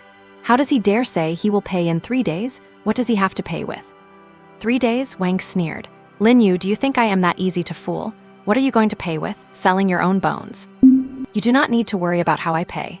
Lin Yu replied calmly. In 3 days, the money will be in your account. And what if I do not believe you, you prick? Wang stepped forward, his hulking frame almost completely overshadowing Lin Yu. Why should I believe you, just because you say so? He suddenly reached out and grabbed an abandoned scaffolding pipe nearby. It was as thick as an adult's arm and covered in rust. Let me tell you, I, Wang Qiang, am a level 17 berserker. As he spoke, the muscles in his arms bulged and his veins popped. Huh? He let out a loud roar. Crack! Under his immense strength, the sturdy steel pipe was slammed against a nearby concrete block and bent into an extreme 90-degree angle. The loud bang echoed through the empty yard. The 2 henchmen stared in awe, their eyes shining with admiration. See that? Wang tossed the bent pipe aside and pointed at Lin Yu's nose. Do not play games with me. If I do not see the money in 3 days, your legs will end up like this pipe. This was the power of a professional. Even a low-tier berserker at level 17 is far beyond what an ordinary person can handle. This was a naked display of brute force. However, facing this display, Lin Yu just let out a soft chuckle. The laugh was quiet, but in the silence of the night, it sounded incredibly jarring. Wang's expression darkened. What are you laughing at? Lin Yu did not answer. He just slowly raised his right arm and got into a punching stance. His movements were slow, and he even swayed slightly from his own weakness. Seeing this, the 2 henchmen were stunned for a second, then burst into uproarious laughter. My God, what is he doing? Trying to fight Boss Wang? With that pathetic body of his, he will blow away in the wind and he wants to fight. That is hilarious. Wang laughed in anger too. This was the greatest insult he had received since starting his business. A deadbeat who owes money, a weakling so thin he looks like a skeleton, not only did not kneel and beg after seeing his level 17 power, but actually wanted to take a swing at him. Good, very good. Wang laughed with rage. Today, I will make you understand what it means to. He could not finish his sentence, because Lin Yu threw his punch. A straight punch. It was not fast, and the force looked limp and soft. In his current hollowed-out body, a punch with full force would barely hit 40 kilograms. Less than that of an average adult male. But at the moment the punch was delivered, his entire aura changed. An invisible ripple radiated from him as the center. Ghost Card Amplification Loop, Extreme Version. Amplification 256 times. The effects of 8 amplification cards were stacked instantly. On the surface of his fist, the phantom image of a card flashed and vanished. Card activation. Attack card, Straight Punch Impact. Use. Straight Punch Impact. That seemingly weak punch, carrying a 256-fold power boost, did not head toward Wang, nor did it hit any of his men. Instead, it grazed past Wang and smashed fiercely into the granite stone block behind him that served as a decoration. That stone block was over a meter tall, heavy and solid. At the moment of contact between the fist and the stone, there was no loud boom as expected. Only a dull, muffled thud. As if it was not solid granite, but a block of tofu. Time froze for a second. The sneer on Wang's face remained frozen. The laughter of the two henchmen was still stuck in their throats. The next second, boom! With Lin Yu's fist at the center, spiderweb-like cracks instantly covered the entire massive granite block. Then, under the pressure of an irresistible, terrifying force, that solid stone disintegrated. It did not just crack, it pulverized. Countless fragments of all sizes, carried by terrifying kinetic energy, exploded in all directions. Bangs, bangs, bang. The flying stones hammered into the metal sheets of distant shipping containers, leaving dents everywhere. A powerful shockwave spread from the center of the explosion, making Wang and his two men lose their footing and stumble backward. Dust and debris filled the air. The world went quiet. Wang stood there blankly, his body rigid. He could feel that a piece of stone the size of a fist had just grazed his cheek, the air pressure causing his skin to burn. He turned his head mechanically, looking at the spot where the granite block had stood. 40 kilograms of force, multiplied by 256. That is, an impact force of over 10,000 kilograms. 10,000 kilograms, 10 tons. It is equivalent to a fully loaded pickup truck, moving at extremely high speed, concentrating all its kinetic energy into a single point the size of a fist. Even if Lin Yu's original punch was weak, a 256 times multiplier makes for a terrifying display of power. The dust and smoke slowly dissipated. Lin Yu retracted his fist, his arm hanging down naturally. He did not even look at the 3 debt collectors who were stunned into silence, simply walking past their frozen bodies. A scene of devastation was all that remained. The solid granite pedestal was now a jagged remnant, surrounded by a pile of debris. Even the largest fragments were no bigger than a palm, while most of it had turned into fine stone powder drifting in the night wind. Brother Wang stood exactly where he was, unmoving. The 2 underlings behind him were in the same pose, as if they had been hit by a freezing spell. The 3 of them looked like statues, creating an absurd scene. Lin Yu did not look back. He walked step by step along the uneven dirt road of the yard, his silhouette stretched long under the dim streetlights.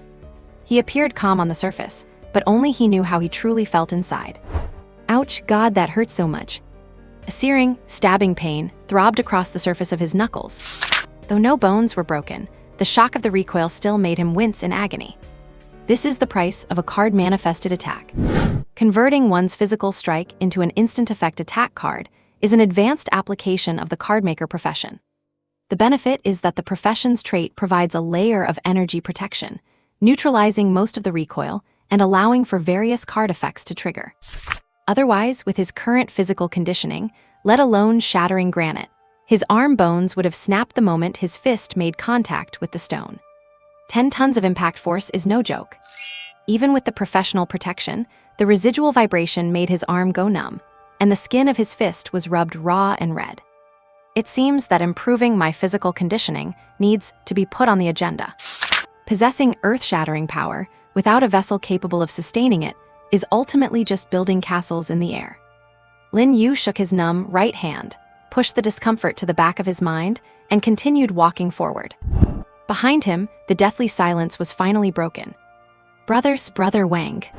The tall, thin underling spoke with a stutter, pointing at Lin Yu's retreating back and then at the pile of shattered stones on the ground.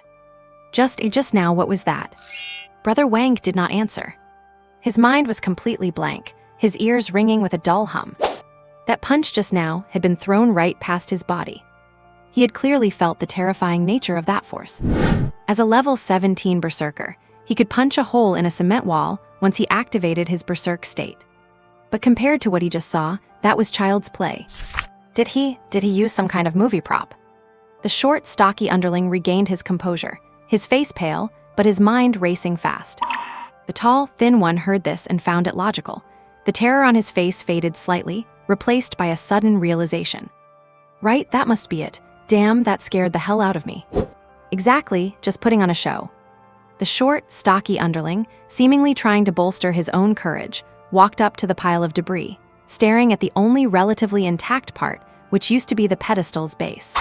He spat on the ground. What kind of bullshit power, trying to scare me with a prop? I will show you. With that, he mimicked Lin Yu's stance, gathering all his strength into his right fist. Watch me smash this too. Huh? He let out a loud shout and slammed his fist with all his might into the remaining chunk of the pedestal. Crack! A sickening crunch of bone echoed through the air. But it did not come from the stone. A shrill scream instantly pierced the night sky of the abandoned yard. The short, stocky underling clutched his right hand, rolling on the ground in agony. His entire fist was twisted and deformed at a grotesque angle, blood flowing from between his fingers and quickly staining his palm red. There was also a smear of blood on the pedestal. The air fell silent once more. The tall, thin one stared, wide-eyed, at his companion, then back at the piece of stone debris that had not even cracked from the full force blow. Brother Wang also snapped back to reality. He looked at the underling rolling on the ground as if he were an idiot. This fool actually dared to hit it, without holding back at all. Amazing. With that, all his lucky guesses and rationalizations were shattered to pieces. That was not a prop. That was real, genuine power belonging to Lin Yu himself. Brother Wang's heart was a whirlpool of conflicting emotions. He recalled the past few years, how he had led his men to harass him time after time. They smashed his things, spray-painted his walls, and hurled the most vicious insults at him. And Lin Yu had always remained that submissive wretch, never fighting back, never even offering a defense. Brother Wang had always assumed it was the cowardice of a loser. But now, looking at it, if Lin Yu had always possessed this kind of power, then his past behavior, that posture of letting them bully him, could it be that he was letting them get away with it? Why? What was he aiming for? Was he some sort of informant playing the long game? Was the goal to deal with the people behind me? He felt his back instantly drenched in cold sweat. A powerhouse capable of shattering granite with a single punch, disguised as a spineless weakling, silently enduring years of their harassment and humiliation. What could he possibly want? What was he really planning? Brother Wang dared not think any further. He only felt that he and his two underlings had been acting like clowns right under the nose of a monster for years, without ever realizing it. Brother Wang, my hand is broken." On the ground, the short underling's cries pulled Brother Wang back from his terrified thoughts. Looking at this pathetic subordinate, a wave of annoyance washed over him. "Stop crying, for God's sake, shut up." Brother Wang walked over and kicked him in the rear. "Let us go to the hospital, get yourself patched up." He did not want to spend one more second in this godforsaken place. The tall, thin underling hurriedly stepped forward to help his moaning companion up. "Brother Wang, what about? What about Lin Yu? Are we still going to deal with him?" Brother Wang's footsteps faltered. "Deal with him? How?" "With our heads. Are your heads harder than a granite pedestal? Did not he say he would pay back within 3 days?" Brother Wang suppressed the fear in his heart and feigned calmness as he dropped the final word. "Let us talk about it after 3 days. The night is coming to an end." Lin Yao lay on her soft bed, tossing and turning, not a hint of sleep left in her. Outside the window, the city's neon lights cast mottled shadows across the ceiling. Everything was quiet, yet her mind was a complete mess. Her brother's gaunt back, that foul-smelling container, and those glaring, scarlet words on the wall kept replaying in her mind. "I am playing a grand game." Her brother's calm and resolute words sounded more like the ramblings of someone self-deluded now. What kind of grand game requires one to torture themselves into such a ghost of a person? She could not accept it. How could the brother, who was once so radiant and capable, have turned into this? Added to that were the impending occupational awakening and the upcoming college entrance exam. One thing after another, it was all weighing on her heart. Her chest felt tight and stifling. Lin Yu sat up abruptly from the bed. If I cannot sleep, I might as well stop trying. She changed into sportswear, put on her running shoes, and crept quietly out of the house. The morning air carried a hint of chill. She started jogging along the familiar streets, trying to use physical exhaustion to dispel the frustration in her heart. Her footsteps made a rhythmic pattering sound on the asphalt. The streetlights stretched her shadow out and then pulled it back in. As she ran, her feet uncontrollably veered toward the road, leading to the abandoned industrial zone on the outskirts. She knew she should not come here again. She should listen to her brother and sister Kingsu, focus on her own life, and prepare for the coming awakening. But she could not. Her own brother was there. How could she ever truly let go? When the familiar, dilapidated outline of the industrial zone appeared in her vision, Lin Yu slowed her pace. The sky was already beginning to brighten, the dawn casting a grayish glow over the ruins. From a distance, she could already see the rusted container. However, as she got closer, her steps came to a sudden halt. The granite stone pedestal near the container entrance, the one used for decoration. It was shattered. Not just cracked, but completely pulverized. Debris of all sizes was scattered everywhere, the scene a total mess as if it had been plowed by a bomb. In the morning light, she could clearly see several dark, dried stains on the largest piece of debris and the surrounding ground. Blood. Lin Yu's brain buzzed, and for a moment, it went completely blank. The debt collectors. It was those people from yesterday, coming back for revenge. They attacked her brother. The thought hit her like a bolt of lightning. She could no longer stay calm and rushed toward the container like a madwoman. Brother, are you all right? Her cries echoed through the empty yard, filled with sobbing and uncontrollable trembling. The container door was tightly shut. Lin Yu rushed to the entrance, pounding hard against the cold iron door. Brother, open the door, say something. There was no response from inside. A dead, hollow silence. Lin Yu's heart sank to the bottom. Trembling, she fished a key out of her pocket. It was one she had secretly made. Out of everyone in the family, she was the only one who still had a key to this container. She could not get the key into the lock. Her hands were shaking too hard. Please do not let anything have happened. I beg you, just be okay. She whispered a prayer between sobs. Click. The lock clicked open. Lin Yu shoved the door open and rushed in. Inside, the room still held that familiar, nauseatingly sour and rotten smell. But there was no one. The area in front of the broken table was empty, the chair knocked over to the side. There was no shadow of anyone at the spot her brother usually sat. He was not here. Lin Yu's last glimmer of hope was extinguished. She looked around. The room was even more chaotic than yesterday, as if it had been through a fierce fight. Coupled with the shattered stone and bloodstains outside. A horrifying thought gripped her heart. Brother, had he already been? She did not dare think further, pulled out her phone, and with trembling fingers prepared to call the police. At that moment, she stopped. Something was wrong at the corner of the table. There used to be a little mountain of gray cards piled up there. But now, the pile of cards was gone. In its place was a pile of money. Not just a stack, but a huge pile scattered in a mess. Brand new, identical serial number, red 100 yuan bills were dumped there carelessly, with a large handful of shiny coins scattered alongside. The bills looked suspiciously brand new, without even a single crease. In the dim room, that touch of red was glaringly conspicuous. Lin Yu froze. She walked forward, and as if possessed, she reached out and picked up a bill. The feel was right. The texture of the paper, the smell of the ink, there was no difference from real money. She picked up a coin. The weight and the luster also felt inexplicably strange. But cash, all the same serial numbers, how could it be? Counterfeit money. The word popped into her mind. Immediately, every detail from the past 5 years that had made no sense seemed to find its answer in that moment. Why did her brother give up the college entrance exam and lock himself away? Why was he obsessed with making those junk cards that would disappear at midnight? Why did he turn a deaf ear to their parents' advice, preferring to break with the family to persist?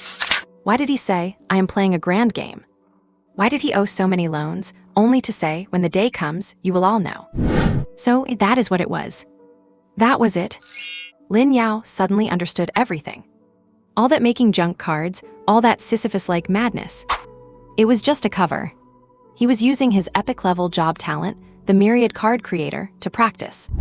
Those stones, sand, and withered grass were just materials he used for practice. And his ultimate goal was to manufacture currency, to forge money. Once this thought appeared, it could not be restrained. It perfectly explained all of Lin Yu's abnormal behavior over the past 5 years. He had not lost his mind, he was perfectly clear-headed. He had been preparing for a massive, crazy, and illegal plan all along. The blood and debris outside were likely the result of a conflict when he was trading with some underground forces. Brother, my foolish brother. The counterfeit bill in Lin Yu's hand drifted to the floor. Her legs gave way, and she collapsed onto the floor. Tears streamed down her face once more. But this time, it was not out of heartache or fear. It was a deeper, more complete despair. She had thought her brother was losing his mind or suffering a mental breakdown.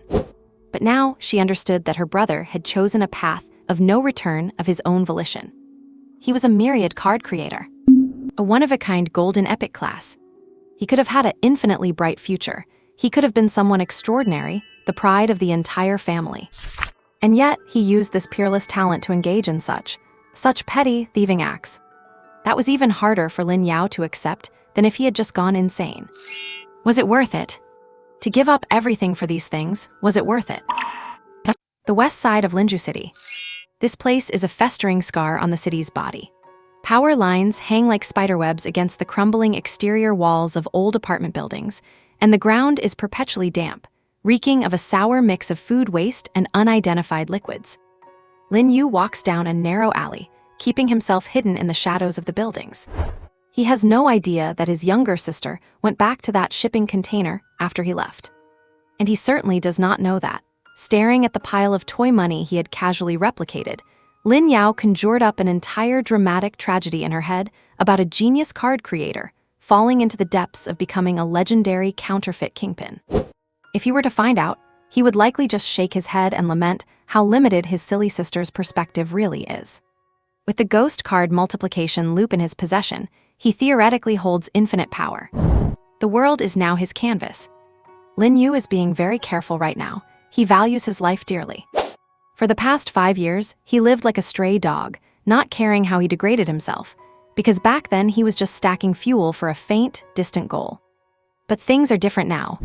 His infinitely brilliant life has only just begun. It is no exaggeration to say. His potential is limitless. But in truth, he is not that strong yet.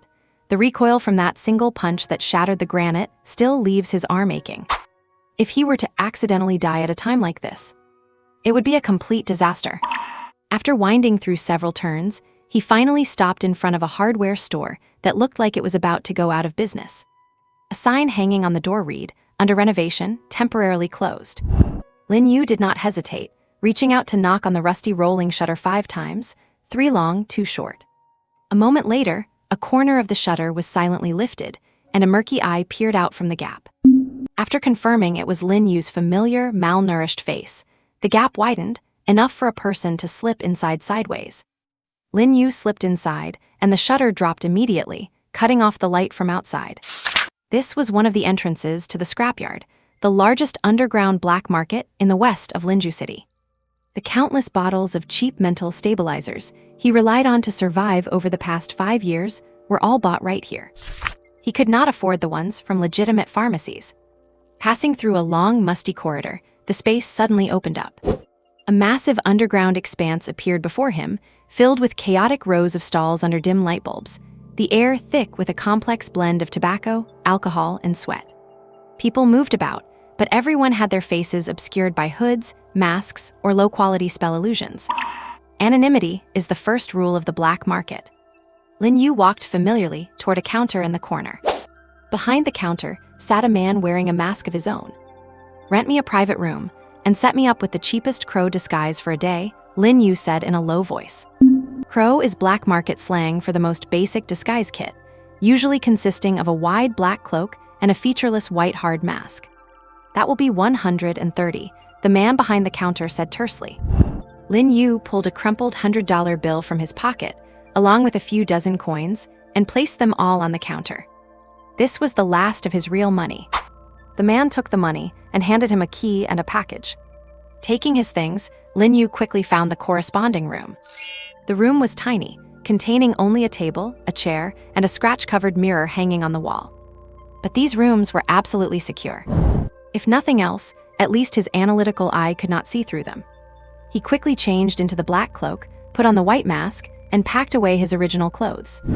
The person in the mirror was tall and thin, shrouded in the black robe, with no distinguishable features and a blank face with nothing but 2 dark eye holes. There was a faint flow of energy. The most basic services are often the most stable. Once finished, Lin Yu sat down. He stared at his empty pockets and fell into a brief contemplation. His startup capital was gone.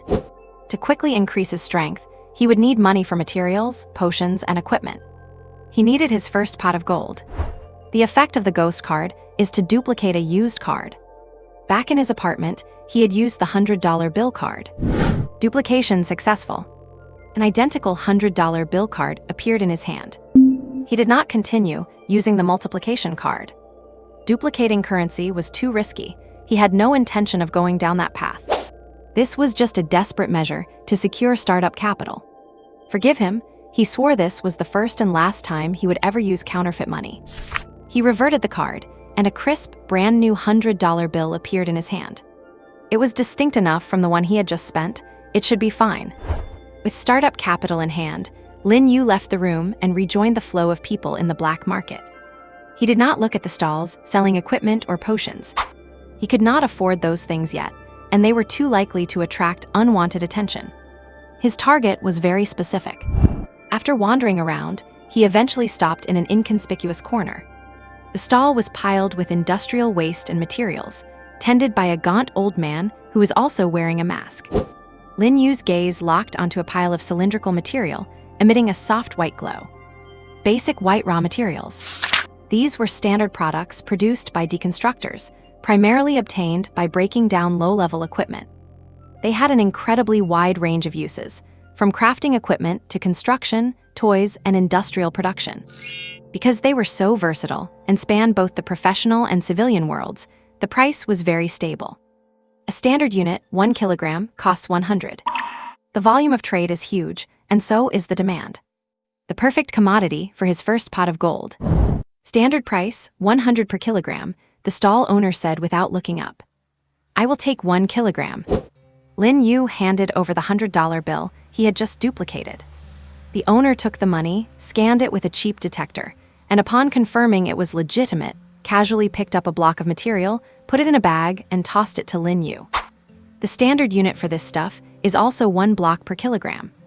Holding his goods, Lin Yu returned quickly to his private room. He closed the door. He poured the basic white raw material from the bag onto the table. It was a decent-sized block, roughly the size of his palm. He reached out and pressed his hand against it. Card conversion. This time, the conversion process was much slower than making the stone card, and it consumed significantly more mental energy. After several minutes, a card radiating a white halo finally took shape. Basic white raw material card. It worked. Lin Yu did not stop to rest, immediately activating his core ability. Ghost card multiplication loop. Multiplication by 256. The effects of 8 multiplication cards surged outward instantly. With a clatter, 256 kilograms, 260 blocks of basic white raw materials. 256 pieces of material, emitting a soft white glow, piled up on the old table until it was completely full, almost spilling over. Beneath the mask, Lin Yu's breathing was steady. $100 apiece. 256 pieces meant $25,600. Not long ago, he had to rely on various loans, robbing Peter to pay Paul just to scrape that amount together. Now, it only took him a few minutes. But it still was not enough. Far from it. Without a pause, he grabbed a piece at random from the mountain of supplies and activated his profession ability once more. Card conversion. His mental energy drained like a receding tide, and a new basic white material card took shape in his hand. Immediately after, he executed the perfect closed loop he had practiced in his dreams for 5 years, finally bringing it to reality. Ghost card. Magnification times 256. Clatter. The sound of matter manifesting out of thin air rang out again, crisp and pleasant. The pile of supplies on the table grew even higher, and a few pieces tumbled to the floor. Lin Yu remained expressionless, like an untiring machine, repeating the process. Once, twice, 3 times. By the time the 4th cycle was complete, the floor of the cramped room was completely covered in basic white materials. They had piled up into a small hill, burying the only table and chair. 1,024 pieces. $102,400. A dull ache throbbed in his temples. His mental energy consumption was indeed significant. It was time to cash these in. Lin Yu took out the simple communicator provided in the room and sent an encoded message. 1024, basic white materials, standard grade, room 307, verified buyers only. He leaned against the door, waiting quietly. The efficiency of the black market was high. Less than 10 minutes later, a knock sounded at the door. Lin Yu pulled the door open. Standing outside was a man dressed in a black cloak just like his, but wearing a bronze mask. His gaze swept over the small hill of materials in the room without the slightest flicker of emotion. Are they all standard grade? The man asked in a gravelly, low voice. Check for yourself. Lin Yu stepped aside to let him in. The buyer walked into the room, pulled a small device from his sleeve, and scanned a piece from the top, middle, and bottom of the pile. The device emitted a few faint beeps and lit up with a green light. 99.8% purity, standard grade. I will take them all. 102,400. Lin Yu stated the price. Deal, the buyer did not haggle. For this kind of basic material trade, prices were transparent, and bargaining would only waste each other's time. He took out a black card in a small terminal. Your card. Just arrived. I will take cash or a bank transfer. The buyer paused. Cash is a hassle and transfers can be tracked. Get a black card, it is the rule. Where do I get one? At the exchange, mention my name, bronze mask, and they will set you up. I will wait for you. The buyer seemed quite patient. He pushed aside the chair half buried under the materials and sat down, appearing calm and unhurried. Lin Yu locked the door and followed the directions to the so-called exchange. A greasy, fat man sat behind the window. Referred by bronze mask, I need a card. The fat man slid over a form and a card. Just fill in any code name. The card fee is 100. Lin Yu paid with a copied banknote and quickly received a pure black card with no markings, only a chip. Returning to room 307, the buyer with the bronze mask was still there. Lin Yu handed him the card.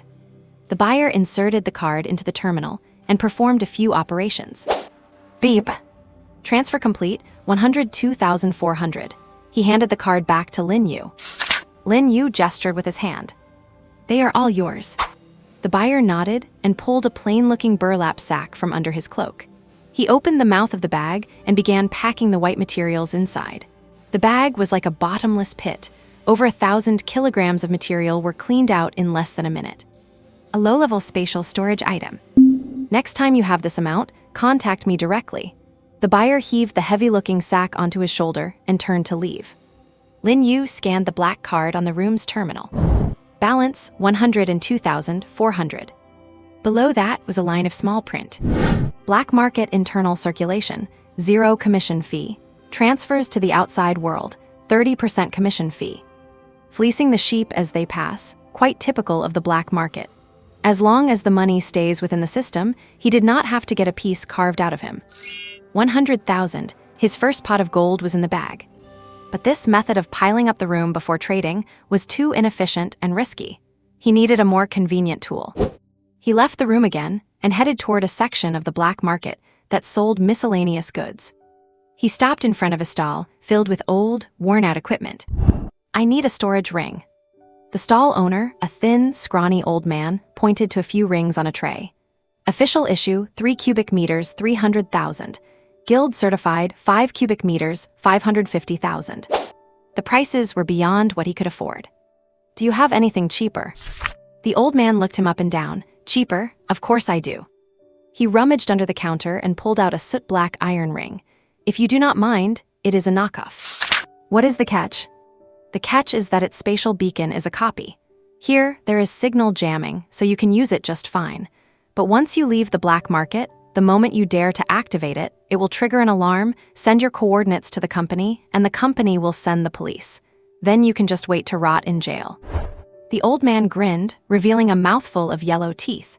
But here in the scrapyard, it works great. A black market exclusive item. How big is it? 100 cubic meters, but it is unstable. It can only hold one type of non-living matter. Once you fill it with something, you have to empty it before you can load another. How much? You look like a regular, so 80,000, no haggling. Lin Yu only considered it for a second. Startup capital is meant to be rolled like a snowball.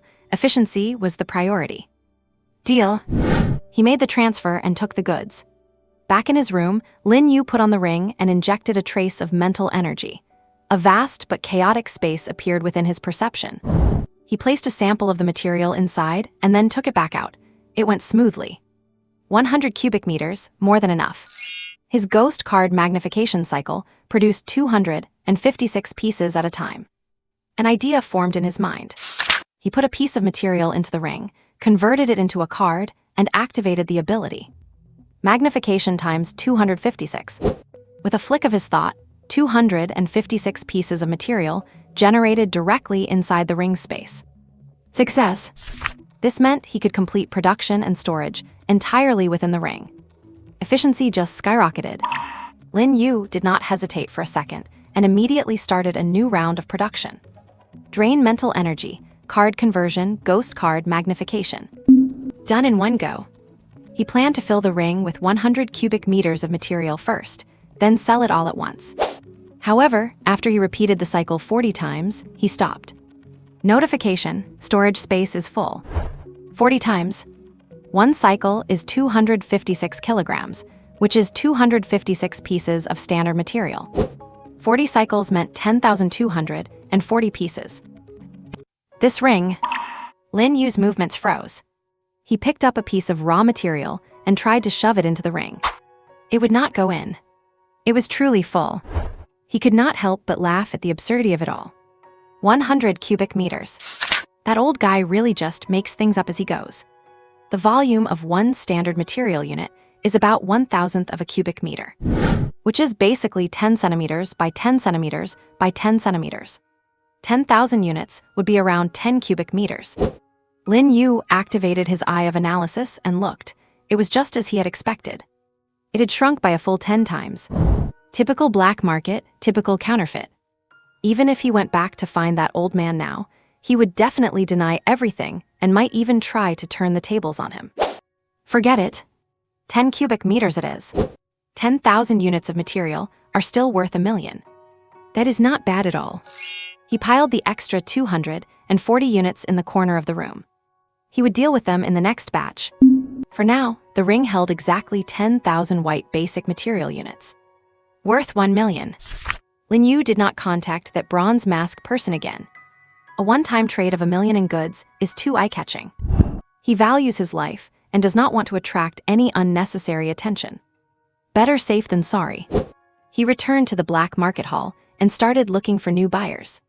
He avoided the larger-looking shops and specifically sought out small, scattered stalls that did not look very busy.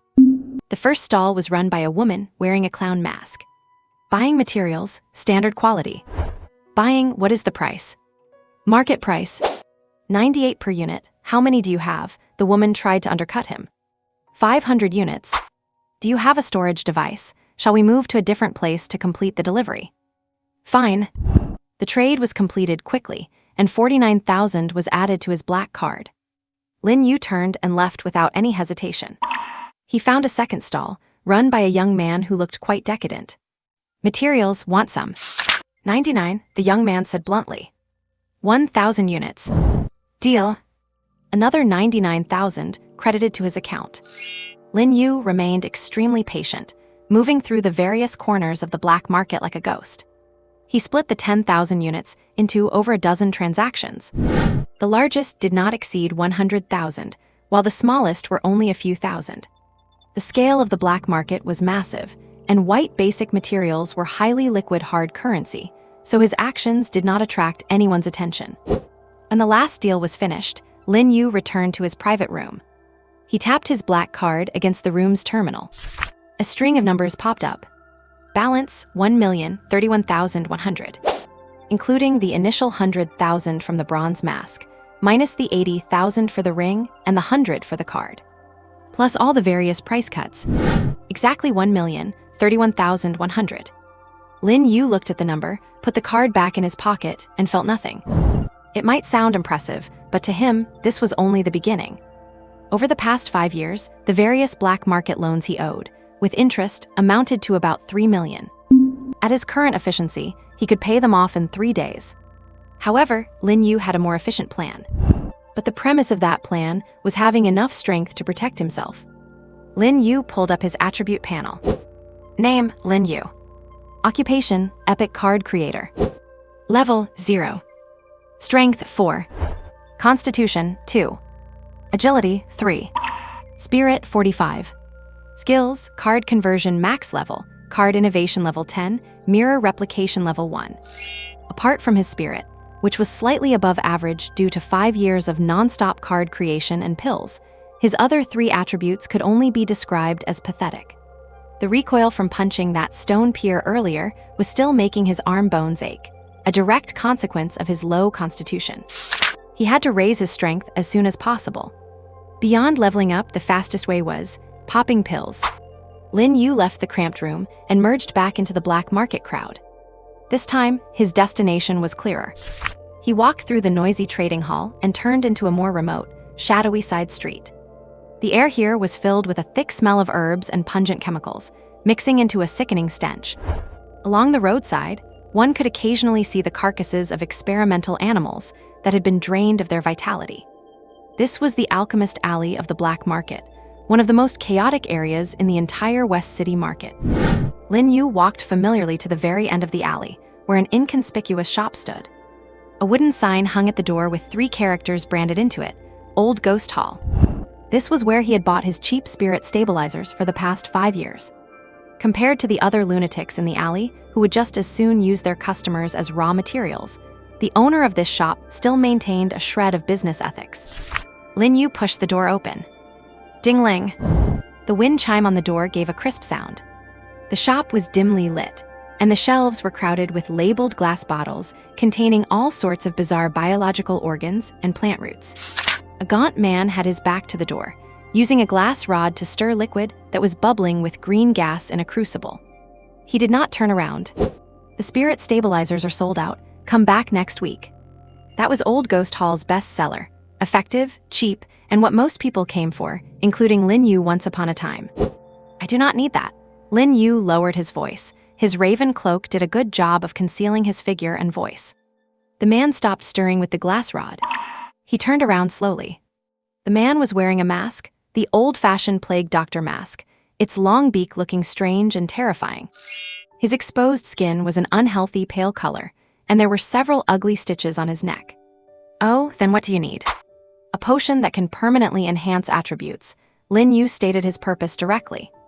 The man under the beak mask, the pharmacist known as Old Ghost, let out a raspy laugh. Bold words, the things I have here are not cheap.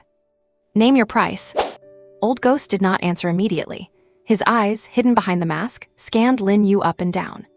Potions that permanently enhance attributes are forbidden among the forbidden. The materials for each one are extremely precious, and the side effects are ridiculously high. Are you sure you can afford it? Lin Yu did not waste words. He slammed the black card onto the counter. Check the balance. Old Ghost picked up an old terminal from the counter and inserted the card. When the long string of numbers appeared on the terminal screen, his movements paused significantly. 1,031,100. Not bad. Old Ghost pulled the card out and tossed it back to Lin Yu. His attitude did a 180-degree turn. Since you are an honored guest, I naturally have what you need. Old Ghost carefully took out 3 boxes and placed them on the counter one by one. Strength, agility, constitution. 3 types, corresponding to 3 different primary ingredients. He opened the first box. Inside was a syringe, filled with a deep red liquid as viscous as molten lava. Inferior might mixture. The main ingredient is the heart blood of an abyss troll. It can permanently increase your strength by 1 to 3 points. The process will be extremely painful. Your muscles will be torn apart and rebuilt. Those without firm willpower will literally die from the pain. Price, 200,000. He opened the second box. Inside was a test tube containing a pale cyan gas. Breath of the Wind Walker, inferior. The main ingredient is wind elemental crystal. After inhaling it, you can permanently increase your agility by 1 to 3 points. The process is also quite interesting. You will experience the feeling of every bone in your body being shattered inch by inch. Price, 200,000. Finally, the third box. Inside was an earthy yellow tumor that was still pulsing slightly. Heart of the Rock, inferior. The main ingredient is the life gland of a mountain giant. Swallow it, and you can permanently increase your constitution by 1 to 3 points. This one is the safest. Basically, you just sleep through it and wake up recovered. However, there is a 10% chance you will assimilate with the rock and turn into a lifeless statue. Price, 250,000. Lin Yu looked at the 3 vials. Random stats, painful process, and lethal risks. Typical black market merchandise. He scanned them with his analysis eye and discovered that Old Ghost was indeed telling the truth. He was a rare man of conscience in the black market. Why are they all inferior products? Because I cannot get the materials for the complete versions, and even if I could, you would not be able to afford them with the money you have. Old Ghost shrugged. Besides, the side effects of the complete versions are even worse. Out of everyone who keeps taking these drugs, fewer than 1 in 10 survives. Out of my simple professional ethics, I advise you to only use each of these once, Old Ghost added. Once. Yes, once. Old Ghost's birdbeak mask turned toward him. Theoretically, these things can raise your stats to the cap of 500 points. But that is just theory. The more you use, the worse the results get. Eventually, you might only gain 0.5 or 0.6 per use. More importantly, toxins accumulate in your body. If you are fit, you might survive using them once or twice. Use them 10 times and you will basically go insane. 20 times, even a god could not save you.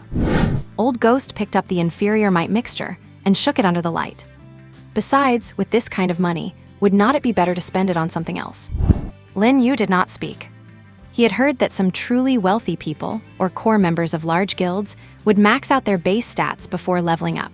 They relied on these potions too. It seems things were not as simple as they appeared. Is there any way to clear the side effects? Lin Yu asked. Old Ghost stopped his movements, his eyes beneath the mask seemingly reevaluating Kyujin Yu. There is. He slowly put back the inferior might mixture and turned to rummage through a locked cabinet behind him. A moment later, he took out a silver metal briefcase. With a click, the case opened. Inside was just a single, exquisitely crafted syringe filled with a purely golden liquid. Life Serum, Standard Edition. Produced by a legitimate company, military-grade quality.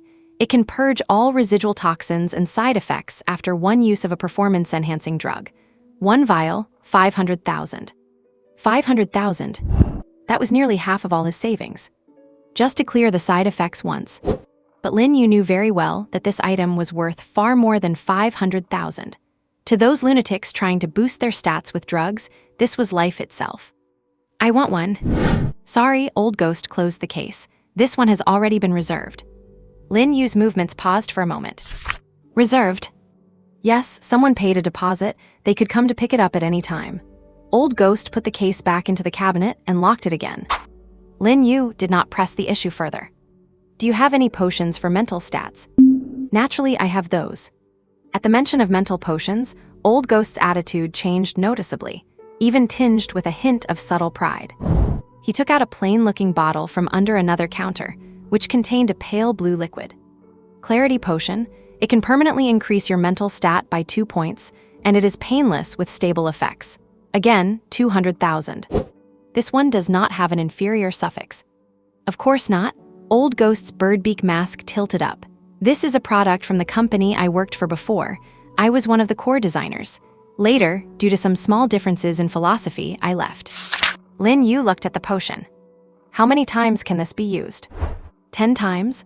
Old Ghost held up a finger. Within 10 uses, the effects are very stable, and there are almost no side effects. Beyond 10 times, the effectiveness will diminish, and you will start to experience some aftereffects. 10 times. That was much better than the 3 basic attribute potions. Lin Yu's gaze swept over the 3 inferior potions on the counter, and finally settled on the Clarity Potion. He did not want the others for now. The Clarity Potion and that Life Serum, Standard Edition. Lin Yu spoke, his voice calm. I want both. Old Ghost's movement stiffened, and his birdbeak mask turned toward him. The Life Serum, as I said, has been reserved. 1 million. Lin Yu pushed the black card back onto the counter, cutting him off. The entire old ghost shop fell into dead silence. 1 million. The clarity potion was 200,000, the life serum 500,000, adding up to only 700,000. This single offer was 300,000 higher. Old Ghost was completely stunned. His eyes, hidden behind the birdbeak mask, stared intently at the black card, as if he could see through it to the string of digits representing wealth inside. This guy, why does he care so little about money? Reserved. God, reservation means nothing. He could just pay the penalty fee. Even at double the deposit, he would still make a fortune. Cough. Old Ghost coughed heavily to cover up his loss of composure. His pale face flushed with excitement and joy. You are truly a straightforward customer. Reservations and such are just minor issues. Business is all about the highest bidder, of course.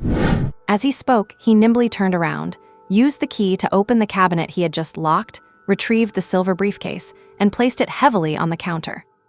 Click. The case opened, and the golden life serum lay silently inside. Deal made on the spot. Old Ghost picked up the terminal, took Lin Yu's card, and his fingers flew across it. Beep. Transfer complete. The balance on Lin Yu's black card shrank instantly, leaving only about 30,000. But he did not care at all.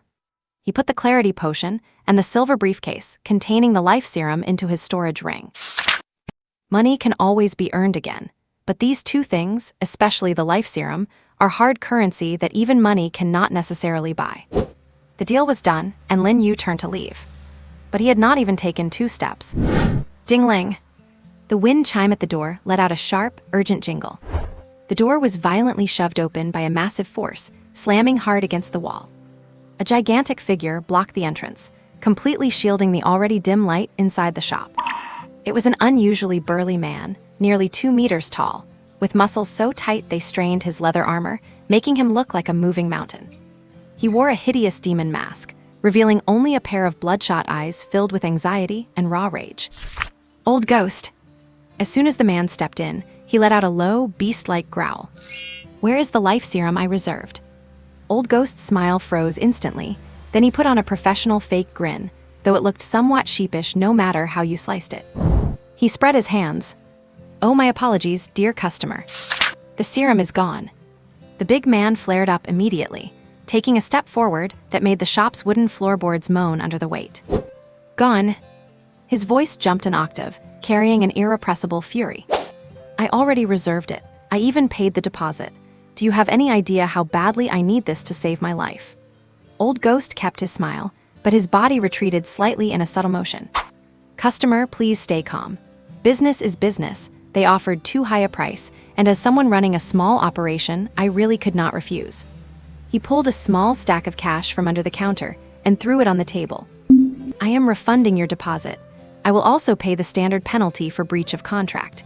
Here at the Medicine Alley, I, Old Ghost, pride myself on reputation and rules. Please understand, this is business, not charity. The big man looked at the money on the table, his breathing growing heavier beneath the demon mask. Was he looking for money? He was looking for his life. Seeing his state, Old Ghost's eyes rolled as a plan formed in his mind. He pointed at Lin Yu, who was still standing nearby. Besides, if you have any complaints, do not take it out on me. The buyer has not left yet. It is him. Lin Yu went stiff instantly. His raven cloak did a good job of hiding his frame, but it could not change his weak stats. Just standing there, the man at the door radiated a thick scent of blood and overwhelming pressure. In a direct confrontation, his odds of winning were slim. The demon mask turned toward Lin Yu, those bloodshot eyes burning with fury and despair ready to burst out. It was you. The man's voice was low, carrying a beastly growl. He took a step forward, and the wooden floorboards of the shop groaned under his weight once again. Old Ghost shrunk his head back with glee, hiding behind the counter with only his eyes peeking out to watch the show. Black market rules stated no fighting inside the shop. But rules are static, while people are dynamic. When pushed to the limit, who cares about your rules? Lin Yu did not move or speak. He was weighing his options. However, what happened next left both Lin Yu and Old Ghost stunned. The iron tower of a man stopped just 3 paces away from Lin Yu. His massive frame trembled violently, his breathing behind the mask as heavy as a worn-out bellows. Thump! A dull sound echoed. The man's knees buckled, and he hit the ground hard. The solid wooden floor cracked under the impact of his knees. A deathly silence fell over Old Ghost's shop. "I beg you." From beneath that hideous demon mask came no longer a roar, but a humble, tearful plea that crawled in the dust. "Sell it to me, please, I beg you." Old Ghost popped his head from behind the counter, his birdbeak mask crooked. Having spent so many years in Medicine Alley, this was the first time he had ever seen such a scene. Lin Yu was also completely caught off guard by this turn of events. He knelt down. The burly man, as if unable to bear the inner collapse any longer, ripped off his demon mask, revealing a face covered in sweat and tear tracks. It was an unusually young face, still holding a sense of naive youth, at most 18 or 19 years old. He was no battle-hardened tough guy. He was just a high school student pushed to the brink of insanity. "My name is Zhao Tianyang," he choked out, pulling his student ID and identification card from his pocket, holding them up to the sky toward Lin Yu. "Linju First High, Grade 12, Class 7. In 2 days, it is our school's occupation awakening ceremony. Please sell me the life serum. I cannot die. I really do not want to die." Zhao Tianyang had completely broken down, exposing all his cards. To get a better starting stat panel for his awakening, he had listened to others and bought a large amount of cheap stat-enhancing potions through irregular channels. In the short term, his physical stats had indeed soared, but he quickly tasted the bitter fruit. The toxins in those potions had accumulated wildly in his system, pushing his body to the edge of collapse. Black market doctors had told him explicitly that if he underwent the awakening ceremony in his current state, the surge of awakening energy would instantly detonate all the toxins in his body, with only one outcome: death. The life serum was his only hope. 500,000, this is the absolute maximum I could scrape together. Zhao Tianyang pulled a black market card from his pocket, holding it high as well. "This is my parents' life savings. I took it all, please." He even threw his ID card and student certificate on the ground, just to prove everything he said was true. He looked like he was about to say, "I am a student. Give me the item and throw in $50 for bus fare while you are at it." Old Ghost sighed from the side. He knew the kid was telling the truth. Linju First High did indeed hold their awakening ceremony late. He knew the side effects of those unregulated potions all too well. This kid had destroyed himself out of a desire for quick success. But sympathy was one thing, business was another. The fact that Old Ghost managed to procure this serum through special channels was already his best effort out of pity for the boy. Now that someone was willing to pay nearly double the price, he had no reason not to sell. He was short on money too, and he had his own life to save. Nobody here was running a charity. Old Ghost turned his gaze toward Lin Yu, not expecting this guy who wore a mysterious cloak and dropped $1 million without blinking to be a soft-hearted saint. Lin Yu watched Zhao Tianyang, who was kneeling on the floor, and said nothing. The young man before him was completely different from the bullies he remembered who ran wild at school. The despair and pain on his face were not something that could be faked. A high school student pushed to the edge of an abyss. Old Ghost watched the scene with interest from behind the counter. He loved this kind of drama. The struggle of the weak, the indifference of the strong, and the judgment of money. This was the black market, and this was reality. "Please, I really only have this much." Zhao Tianyang's voice was already raspy as he pushed the black card forward and slammed his forehead against the cold floor, creating a dull thud. Thud. Thud. Thud. He kowtowed again and again, his face a mess of tears and snot. Inside the Old Ghost's hall, nothing remained but the dull sound of his kowtowing and his suppressed weeping. Even Old Ghost could not bear to watch. Was this kid really that naive? Who in the black market falls for this? Hearts here were harder than stone.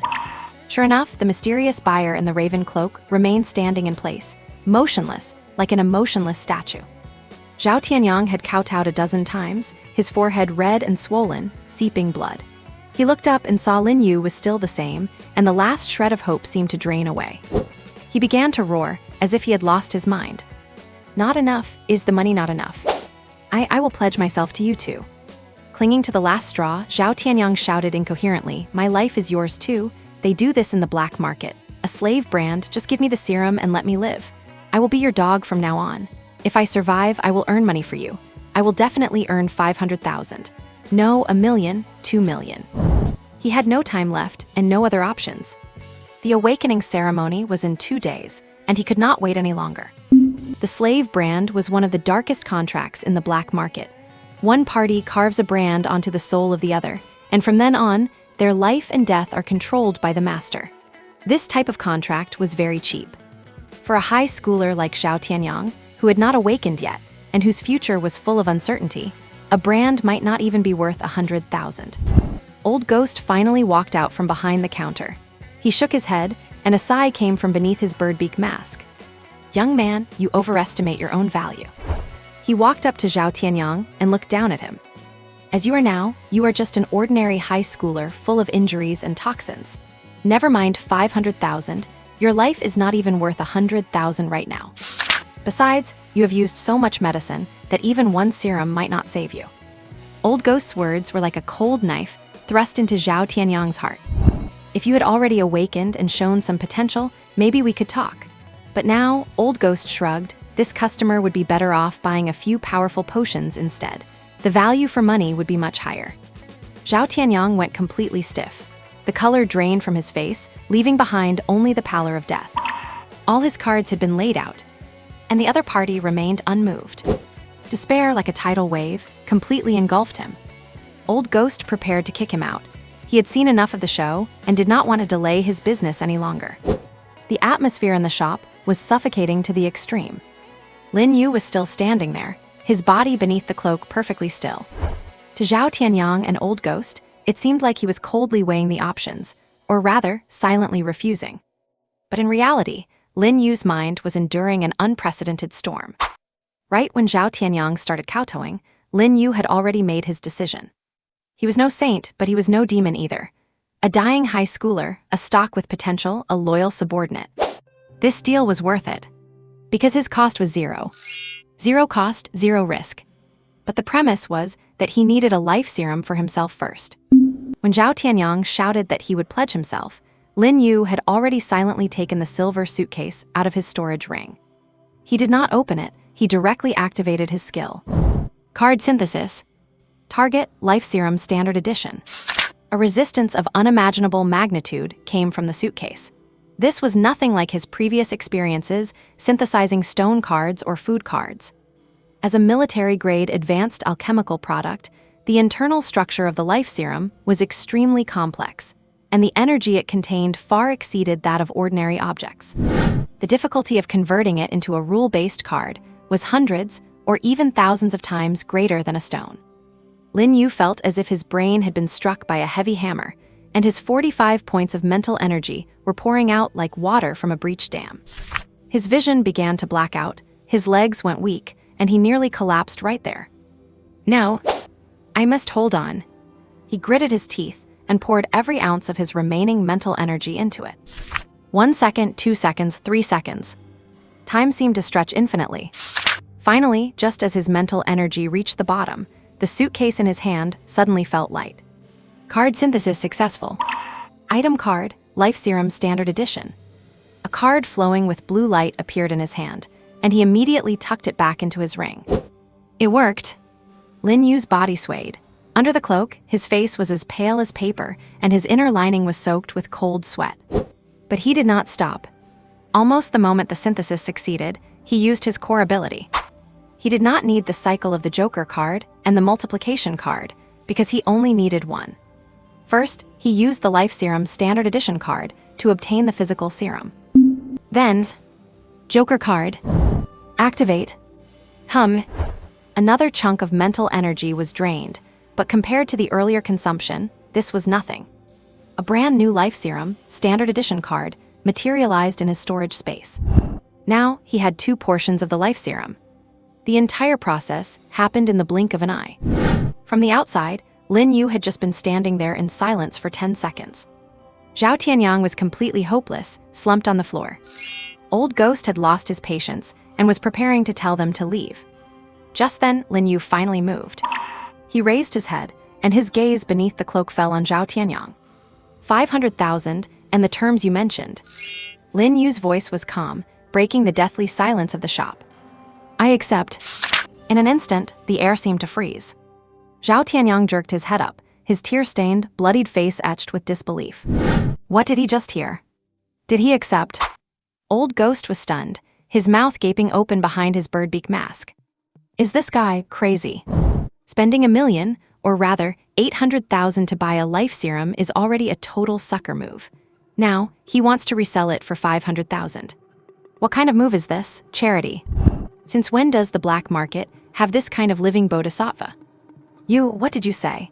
Zhao Tianyang's voice trembled. He could not believe his ears. Lin Yu did not repeat himself. He took the silver suitcase back out of his ring and placed it on the counter. With a click, the case opened. The life serum, emitting a golden glow, lay silently inside. Lin Yu looked at Zhao Tianyang. Here it is, the money and the contract, we do them now. These words finally shook Zhao Tianyang out of his daze. He scrambled forward on his hands and knees to the counter, his hands trembling as he pushed his black card and ID card across. In his overwhelming excitement, his nails scratched against the wooden counter, making a jarring, piercing sound. I am here, the money is here. Old Ghost, call someone. Old Ghost watched this dramatic scene, finally snapping back to his senses. The way he looked at Lin Yu had shifted from viewing a fat sheep to staring at a monster, or rather, an existence he simply could not comprehend. But he reacted with lightning speed. His businessman's instincts instantly overwhelmed all his shock. Good, wait just a moment, honored guest. I have someone who can do it. Old Ghost immediately picked up an old-fashioned communicator from the counter and dialed a number. Hey, is that 7th Master? It is Old Ghost. Yeah, I have got a small job, a brand. That is right now, right here. I am paying. Old Ghost's movements were far too fast for a man of his age. He hung up the communicator and turned back to Zhao Tianyang, who was still kneeling on the floor. His voice, muffled by the bird mask, regained its sharp, businesslike tone. All right, get up. 7th Master will be here soon. He glanced at Lin Yu again and added, I will cover the fee for the branding. Consider it compensation for that breach of contract. We are square. Zhao Tianyang stared blankly at Old Ghost, then at Lin Yu, seemingly unable to process this massive turn of events. Old Ghost waved his hand impatiently. Do not just stand there, get up and get ready. 7th Master does not like to wait. Only then did Zhao Tianyang wake from his trance. He scrambled to his feet using both hands and legs, and because he stood up too abruptly, he stumbled and nearly fell again. He stood to the side with his head bowed, gripping the hem of his clothes tightly, like a criminal awaiting judgment. Lin Yu stood quietly where he was, his cloak completely enveloping him, revealing no emotion. He was simply thinking that this guy, Old Ghost, was quite the shrewd operator. Waiving the contract fee was both a gesture of goodwill toward him and a definitive end to the unpleasantness with Zhao Tianyang. The shop fell silent once more, but the atmosphere was completely different from before. The previous silence was despair, but this current silence felt eerie. Old Ghost wiped his jars and bottles behind the counter, while the corner of his eye kept darting back and forth between Lin Yu and Zhao Tianyang. He could not figure it out. He really could not figure it out. Buy him for 800,000, then sell him for 500,000. Why throw away 300,000 just to take on a high schooler with an uncertain future and a body full of toxins as a servant? The math just did not add up. At least in this world, no, that is not it. Human life is not worth 300,000. Unless this person simply does not care about a few 100,000. Or perhaps he has another goal. Old Ghost had spent half his life in Apothecary Alley and had seen plenty of madness. But this was the first time he had seen someone lose money just to do a favor. Looking at Lin Yu's mysterious crow cloak, a thought crossed his mind. Either this guy is some naive, super-rich kid with rocks in his head, or he is a true heavyweight from some powerful family that he cannot even begin to fathom. The world of the big shots might be different from people like them, who were stuck in the mud. A few 100,000 might truly just be a small, speculative investment for him. If he gets it right, he gains a potential enforcer for the future. If he gets it wrong, well, he can afford to lose that kind of money. That is true. Otherwise, why would he have added 300,000 without hesitation just to buy something? Thinking of this, Old Ghost's posture toward Lin Yu became involuntarily more respectful. Not long after, jingle, the bell at the door chimed softly. An old man in a traditional Chinese tunic suit with graying hair and a gaunt face walked in. He carried a weathered wooden box and moved silently, like a ghost. 7th Master. Old Ghost immediately hurried over, his face beaming with a fawning smile. The man addressed as seventh master merely nodded, his gaze sweeping across the shop before finally resting on Zhao Tianyang and Lin Yu. He did not ask a single question. The black market has its own rules. He only does the job and never asks the reason. Who is the master and who is the servant? Seventh master's voice was hoarse, like sandpaper rubbing together. Me, Lin Xioj said. Zhao Tianyang also spoke, though his voice was barely audible, filled with shame and anxiety. Seventh master placed the wooden box on an empty table and opened it. Inside were no bizarre artifacts, only ordinary-looking tools. A small silver knife, a porcelain bowl filled with bright red liquid, and several yellow talismans covered in complex runes.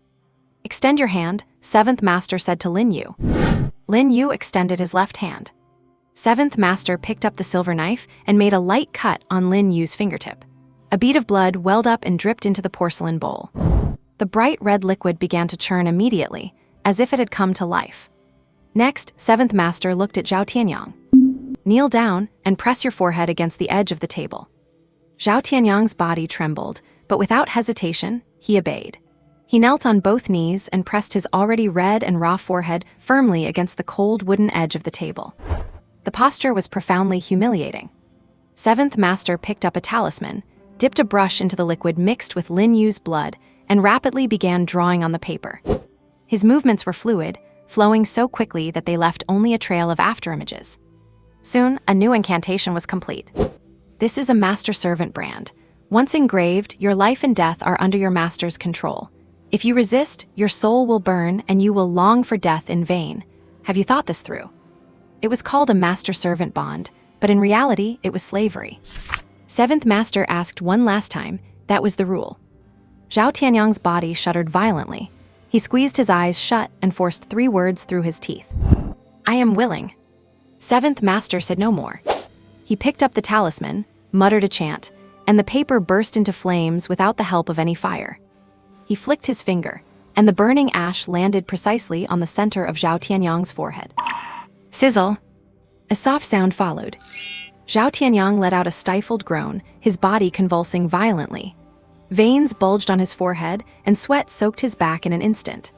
The smell of burning flesh permeated the air. Lin Yu felt it too. The moment the ash touched his skin, it was as if an invisible thread had materialized in his mind. The other end of the thread was connected to a soul that was humble, fearful, yet filled with gratitude and wild joy. He could clearly sense every emotion Zhao Tianyang was experiencing at that moment. It was the relief of having survived a disaster, a sense of absolute finality in handing over everything he owned, and a feeling of devotion that was nearly religious. This kid, he really is an honest soul. Probably just like his family. He genuinely believes I am a living Buddha who saved his life. The contract was complete. The entire process had taken less than 5 minutes. Seventh master packed his things, closed the box, nodded to Old Ghost, and turned to leave, moving as silently as he had arrived. From beginning to end, he had not said a single extra word. Old Ghost tucked a black card into Seventh master's pocket, handling the payment. Once that was done, Old Ghost turned back to Lin Yu, rubbing his hands together with a beaming, ingratiating smile. "Honored guest, the contract is finished. Him and you, we are all clear now." Ding! The transfer was complete. Lin Yu's account balance returned from 30-some thousand back to 530,000. And the life serum he had bought with that 30,000 credit difference was now resting quietly in Zhao Tianyang's hands. Zhao Tianyang held the silver briefcase as if it were the most precious treasure in the world. He walked up to Lin Yu and knelt down heavily once more. "Master, a brother." He looked up, his face covered in tears, but this time it was not despair, it was rebirth. "From this day forward, Zhao Tianyang's life is yours." Lin Yu looked at the young man kneeling on the ground, who had completely surrendered his entire being, and his expression beneath the cloak remained unchanged. The pure, unreserved loyalty and gratitude transmitted through the soul link made him generally satisfied with this transaction. This was a qualified investment. "Get up." Lin Yu spoke. Zhao Tianyang felt a jolt, immediately scrambled to his feet, and stood respectfully to the side with his head slightly bowed, not daring to look directly at Lin Yu. "What you need to do now is find a safe place and use the potion." Lin Yu's instruction was clear. "Yes, master." Zhao Tianyang responded immediately, then added eagerly, I will go with you. Wherever you go, I go.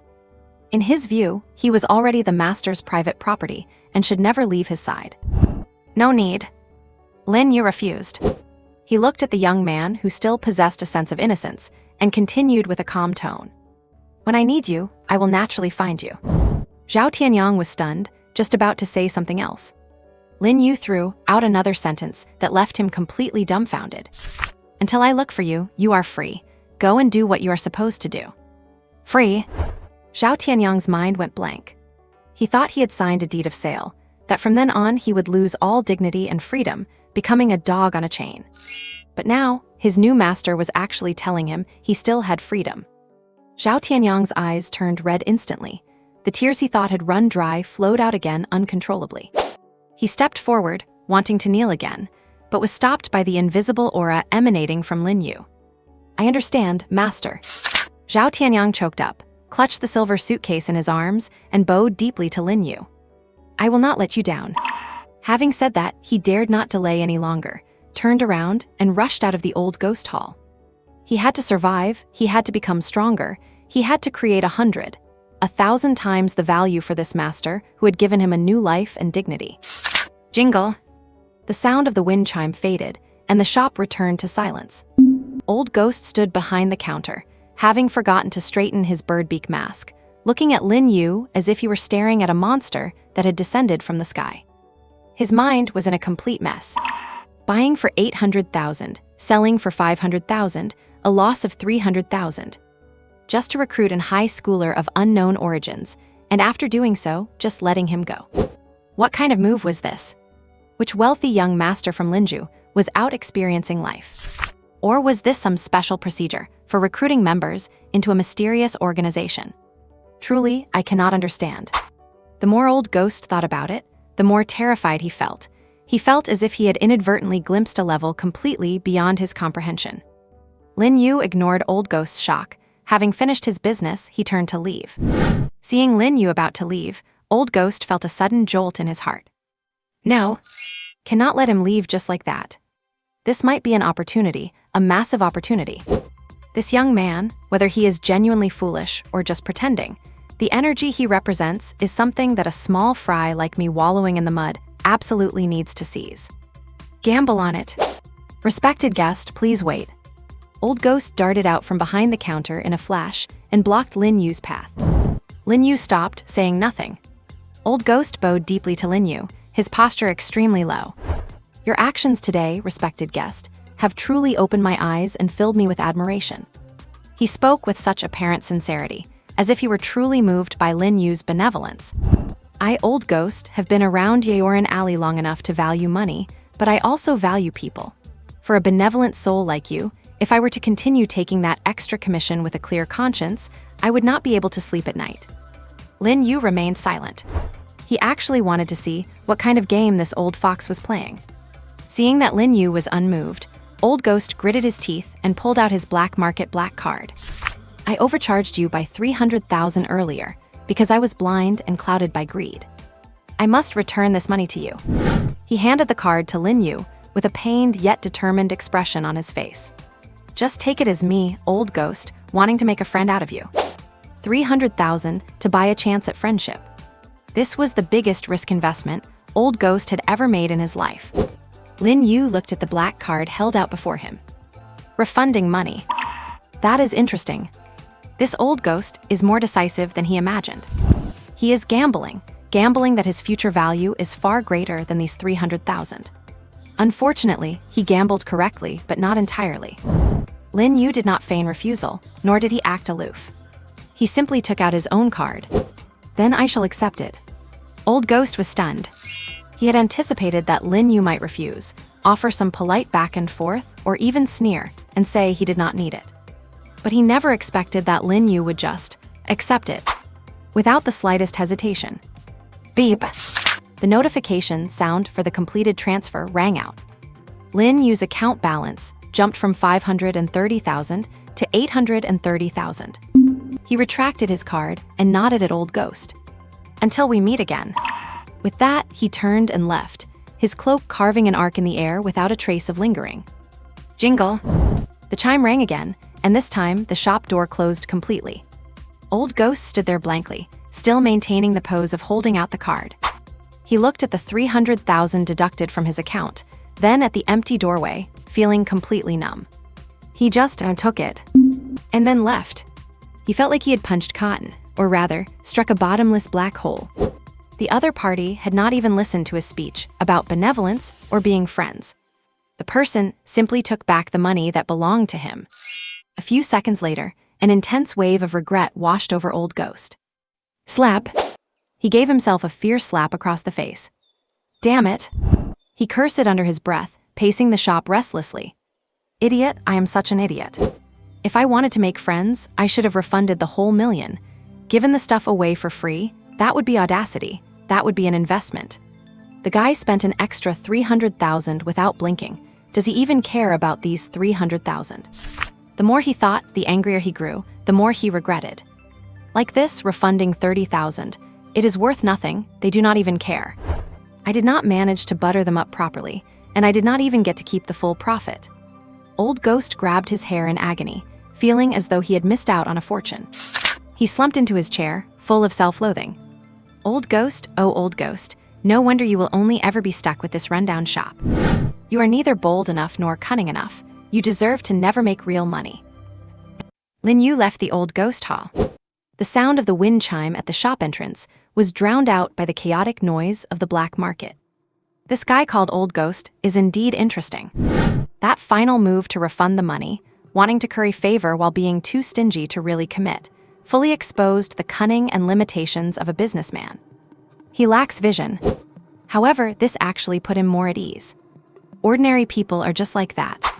Not adventurous enough, but not evil to the core. Future matters can be considered later. Lin Yu passed through the crowded and chaotic alleyway, and now he had only one goal: to become stronger. Soon, he returned to the small room he had rented initially. The room was still dimly lit, and the air was filled with a mix of cheap disinfectant and moldy odors. Lin Yu stood in the center of the room and inventoried the items in his storage ring one by one. 1 Life Serum Standard Edition card, 1 Physical Clarity Potion, and a black card with a balance of 830,000. Everything is ready. He was ready to begin. But as he looked around, he stopped his movements. This place will not work. It is too unsafe. The soundproofing in this room is virtually non-existent, and the disguise is only the most basic. If any accident occurs during the process of enhancing his strength, the slightest sound could invite unnecessary trouble. Lin Yu did not hesitate. He put everything back into the ring, turned around, and left the room he had only been in for less than half an hour, blending back into the black market crowd. He headed straight for a deeper area of the junk pile. The buildings here were no longer makeshift tin shacks, but sturdy concrete bunkers, with several formidable guards standing at the entrances. Renting a room. Lin Yu walked up to a building with a hive sign and said to the guard at the door. The guard looked him over, asked no questions, and stepped aside to let him through. Inside was a spacious lobby, where a woman in professional attire, but wearing a metal mask, sat at the front desk. What tier? Gold tier. The woman looked up, her eyes behind the mask scanning Lin Yu's cloak. Codename Bunker, independent power supply, physical isolation, energy shielding, 8,800 per day, 1 month deposit and 1 month upfront. That works. Lin Yu handed over his black card. 17,600 was deducted instantly. Bunker number 3, here is the key and the shielding device starter. The woman pushed a card and a small remote control toward him. Lin Yu took the items and turned to leave without a word. He found bunker number 3, used the card to open the heavy alloy door, and walked in. Boom! The door slowly closed behind him, completely cutting off all the noise from the outside world. The world went quiet in an instant. The room was not large, only 30 square meters, but the walls, ceiling, and floor were made of thick metal, giving one a sense of ultimate safety. Lin Yu pressed the remote control in his hand. Hum! A layer of invisible energy field instantly enveloped the entire room. This is a military-grade signal jammer that can block all prying. Now it is absolutely safe here. Lin Yu took off his cloak, revealing his slightly pale young face. He sat cross-legged in the center of the room and took out the clarity potion. Next is the critical step. Card crafting. Target Clarity Potion Standard Edition. A resistance no less intense than when he made the Life Serum card hit him. The internal structure of this potion is equally complex and precise, and the energy properties it contains are extremely unique. The mental drain required to turn it into a rule-based card is terrifying. Lin Yu felt his temples throbbing, and his mental energy was being drained at an unprecedented speed. With a limit of 45 points of mental energy, he felt as fragile as paper in the face of this consumption. Over the past 5 years, he has crafted tens of millions of junk cards, and the card crafting skill has long been pushed to the limit of his current level. Theoretically, the item levels of both the Life Serum and the Clarity Potion are far beyond the scope of cards he can create at this stage. That he could succeed was entirely due to the rule proficiency brought by a maxed-out skill and a little bit of luck. His brain started to swim, and double images appeared before his eyes. Mental energy is about to be exhausted. Now, at the moment before his consciousness completely blurred, Lin Yu forced the last bit of his mental energy into it. The potion in his hand shook violently. Card crafting successful. A card shimmering with clear blue light appeared quietly in his hand. It worked. Lin Yu's body swayed, and he slumped to the ground, gasping for breath. Just crafting one card almost drained him dry. But he did not rest. He took out several mental energy recovery pills he had bought elsewhere, tossed them into his mouth like candy, and immediately activated his core ability. Ghost card. Multiplayer card. Infinite loop activate. The space inside the storage ring began to undergo miraculous changes. 1 Clarity Potion card, 1 Life Serum card. 2, 4, 8, 16. Mental energy slowly recovered under the effect of the pills he just took, only to be consumed rapidly by the duplication of the cards. Lin Yu's complexion alternated between pale and flushed. He closed his eyes, his entire heart and mind immersed in this frantic proliferation. 256 times. This is the current limit his mental energy can withstand. When the loop stopped, his storage ring was already neatly stacked with 2 piles of cards. One pile glowing with clear blue light, the other radiating holy golden light. 256 Clarity Potion, Standard Edition cards. 256 Life Serum, Standard Edition cards. There was no joy on Lin Yu's face. This is only the beginning. He took out a Clarity Potion card and activated it. A syringe filled with blue liquid appeared in his hand. Then he took out a Life Serum card and activated it as well. A syringe filled with golden liquid appeared in the other hand. Without any hesitation, he aimed the blue syringe at his arm and stabbed it in hard. Cold liquid was injected into his blood vessels. In the next second, he plunged the golden syringe into his other arm. The 2 syringes, 1 blue and 1 gold, were pushed into his veins without a moment's hesitation. Cold and warmth, 2 completely different liquids surged into his body simultaneously. Wherever the blue liquid went, the fatigue of his brain seemed to be instantly smoothed away by a cold hand, and his thinking became clearer than ever before. Every thought and every fragment of memory was like glass wiped clean, crystal clear. The golden liquid, meanwhile, turned into a warm torrent, instantly washing through his limbs and bones. Like the most efficient repairman, it could even repair, fill, and nourish every hidden injury left behind by mental exhaustion, and every bit of vitality spent on staying up late crafting cards. An indescribable sense of relief welled up from the depths of his soul. Lin Yu could clearly see that his spiritual origin, which had become fragile due to the limit card, was being rapidly reinforced by a warm golden current. Meanwhile, the pool representing his total mental power was expanding slightly under the influence of the blue serum. It seems the Vitality Serum can do more than just remove toxins. It can even restore one's origin. Mental power, 47. It worked. A single Clarity Serum had brought about a full 2-point increase in mental power. Without hesitation, Lin Yu took 2 more cards from his storage ring and activated them. 2 more syringes. With a blank expression, he inserted the needles into the previous injection sites. Second injection. Mental power, 49. Third time. Mental power, 51. And 10th time. Mental power, 65. Inside the cold metal bunker, the only sounds were the faint clicks of the syringes activating and the dull thud of liquid being pushed into his veins, repeating over and over. Lin Yu's movements were mechanical and precise, like an indefatigable robot. His expression remained unchanged from start to finish, yet his mind was performing the most intricate and efficient calculations. Every serum dose meant a 2-point increase in mental power. And every point of mental power meant an increase in the maximum number of amplification cards he could control simultaneously. This was the cornerstone of all his future plans. When he used the 28th Clarity Serum, he stopped. Mental power, 99. Just 1 point away from 100. This was an important threshold. According to rumors in the black market, the effectiveness of any stat-boosting serum drops significantly once a user's base attribute reaches 100. He pulled out the 29th serum and injected it. As expected, the cooling sensation was noticeably weaker. Mental power, 100. This time, it only increased by 1 point. The effect had been halved. Lin Yu was not surprised. He glanced at his storage ring. Out of 256 doses, 29 had been consumed, leaving 227. At a rate of 1 point per dose, the remaining supply could provide at most 200 more points of mental power. Not enough. Far from enough. His goal was the theoretical limit of this serum, 500 points. Moreover, as his mental power grew, he needed more vitality serum to neutralize the increasing drug resistance and ensure his body would not fail. It was time to increase efficiency. Lin Yu sat cross-legged and closed his eyes.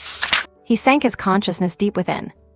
There, a Joker card and a card printed with an X symbol floated quietly. Joker card. Amplification card. His mental power was now at 100 points. Based on his experience over the past 5 years, 100 points of mental power were enough to support the simultaneous existence of 12 amplification cards. Excluding the 2 used as startup capital, he could perform the amplification 10 times. 2 to the power of 10. 1024. Lin Yu's temples throbbed, and a mental pressure far greater than before descended. Joker card activated, duplicating the amplification card. Amplification card activated, doubling the number of cards the Joker could copy. This was an exponential, frenzied growth. It only took a few seconds. The loop ceased. Lin Yu's face turned pale for a moment, but it quickly returned to normal under the influence of the residual vitality serum. He looked at his storage ring. The supply of cards, which had been down to just over 200, had now become Clarity Serum Standard Edition X1251. Vitality Serum Standard Edition X1251. A single operation had boosted his inventory to a whole new magnitude. This is efficiency. Lin Yu felt no joy. He was merely a ruthless executor. New ammunition was loaded. He picked up the syringe again. 30th injection. Mental power, 101. 31st. Mental power, 102. 100s. Mental power, 171. Time lost all meaning in the deathly quiet bunker. Lin Yu was completely immersed in this dull loop. Inject, feel, and inject again. His body had become numb to the pain of the needles, while his mind grew more stimulated and alert with every increase. This was a positive feedback loop. The stronger his mental power, the more precise his control over his body, and the higher his efficiency in absorbing the drugs. When the serum in his ring was depleted again, Lin Yu's mental power had broken through the 300-point mark. He triggered the Joker amplification loop again. This time, the number of amplification cards he could sustain simultaneously had reached 16. 14 levels of amplification. 2 to the power of 14, 16,384. Massive amounts of serum instantly filled a corner of his storage ring, blue light and golden radiance shining together. Lin Yu did not even glance at them, continuing his path of enhancement. 300, 400, 450. As his mental power approached 500, the gains slowed down again. From 0.8 points per dose to 0.5, then to 0.1. The potential of the Clarity Serum was being squeezed to its limit. Lin Yu did not even frown. As long as there was growth, even if it was just 0.01, he would continue. Because he possessed nearly infinite resources. He did not care about cost or consumption. This is what makes the Joker amplification loop truly terrifying. It was impossible to tell how much more time had passed. When Lin Yu injected another clarity serum, the sensation of mental power growth vanished completely. His mental power value settled firmly on an integer. Mental power 500. He hit the ceiling. The growth potential of this serum, worth 200,000 on the black market, had been completely drained by him. Lin Yu made a rough estimate. To reach this cap, he had consumed over 2,000 clarity serums and an equal amount of vitality serum. At market value, this was a staggering expense of over 400 million. And all he had paid was a bit of mental effort and time. Lin Yu slowly stood up. He could feel an unprecedented vastness of mental power within his body. If his mental power before was a small pond, now it was a bottomless lake. 500 points of mental power. This meant he could simultaneously maintain 22 amplification cards, excluding the 2 startup cards. He could use 20 amplification cards in a continuous chain. Lin Yu's breath hitched for a second. A number flashed through his mind automatically. 2 to the power of 20. 1,048,576. An amplification factor of over 1 million times. 500 points of mental energy gathered in his sea of consciousness, forming a deep, vast lake. Lin Yu slowly stood up, stretching his body, which had grown slightly stiff from sitting for so long. Instead of savoring the pleasure of his surging power, he immediately began to calculate. Using 20 amplification cards at the same time. 2 to the power of 20.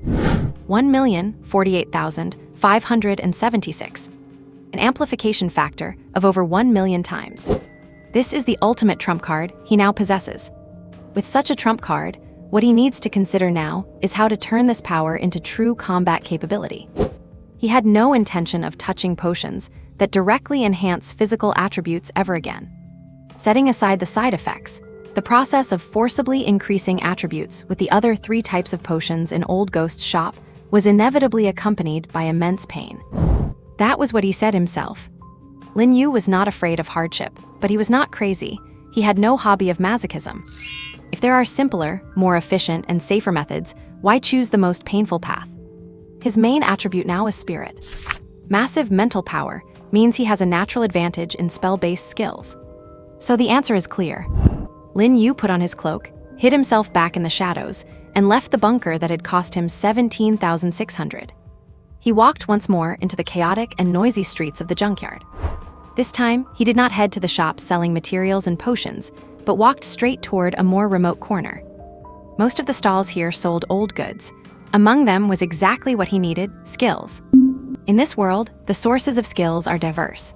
They can be skill crystals dropped by monsters or skill books produced in certain special dungeons. Lin Yu quickly stopped in front of a stall with a sign that read grocery store. The stall owner was a one-eyed man, lazily lying in his chair, indifferent to the passing customers. "Boss, do you have any basic magic skills?" Lin Yu asked. The one-eyed man lifted one eyelid and glanced at Lin Yu's crow disguise. "I do. What do you want?" "Earth, fire, water, wind, ice, lightning, all 6 types, the most common ones." The one-eyed man was stunned for a moment, then sat up straight from his lounge chair. "Little brother, are you buying these as introductory materials for a newly awakened nephew?" As he spoke, he started rummaging through a dusty box behind him. "The ones you mentioned are common goods that even first-year students in vocational colleges do not bother to learn. They are only good for fooling kids who have not awakened yet, letting them feel a bit of elemental affinity in advance." Although the one-eyed man was complaining, his hands moved quickly, and he soon found 6 crystals that looked like glass beads, all different in color but equally dull and lusterless. These were the lowest-level skill crystals. "Anything else?" Lin Yu ignored his teasing. "You want more?" The one-eyed man became interested again. "Let us hear it." "A hardened skill to enhance defense and a shield skill." "Ha," the one-eyed man laughed. "That is certainly comprehensive. Fine, fine. This junk is everywhere. But hey, business is business. Might as well make a buck." While speaking, he found 2 more dusty crystals and pushed them along with the other 6 toward Lin Yu. 80 for the lot, no bargaining. Lin Yu took out his black card and paid immediately. Beep. Transfer complete. The one-eyed man put away his terminal and, watching Lin Yu pick up the 8 junk crystals, could not help but add another remark.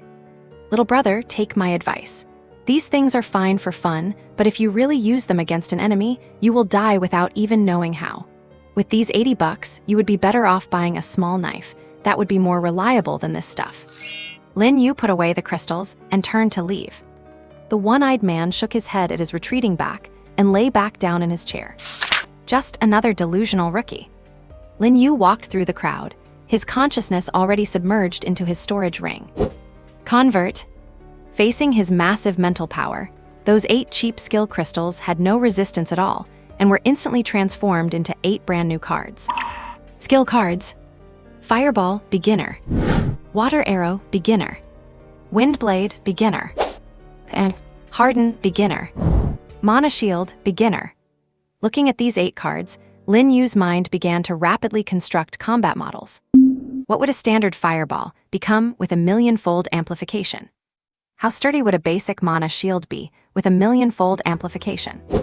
Any little piece of trash, when amplified a million times, can erupt with terrifying power. After doing all this, Lin Yu did not linger in the black market.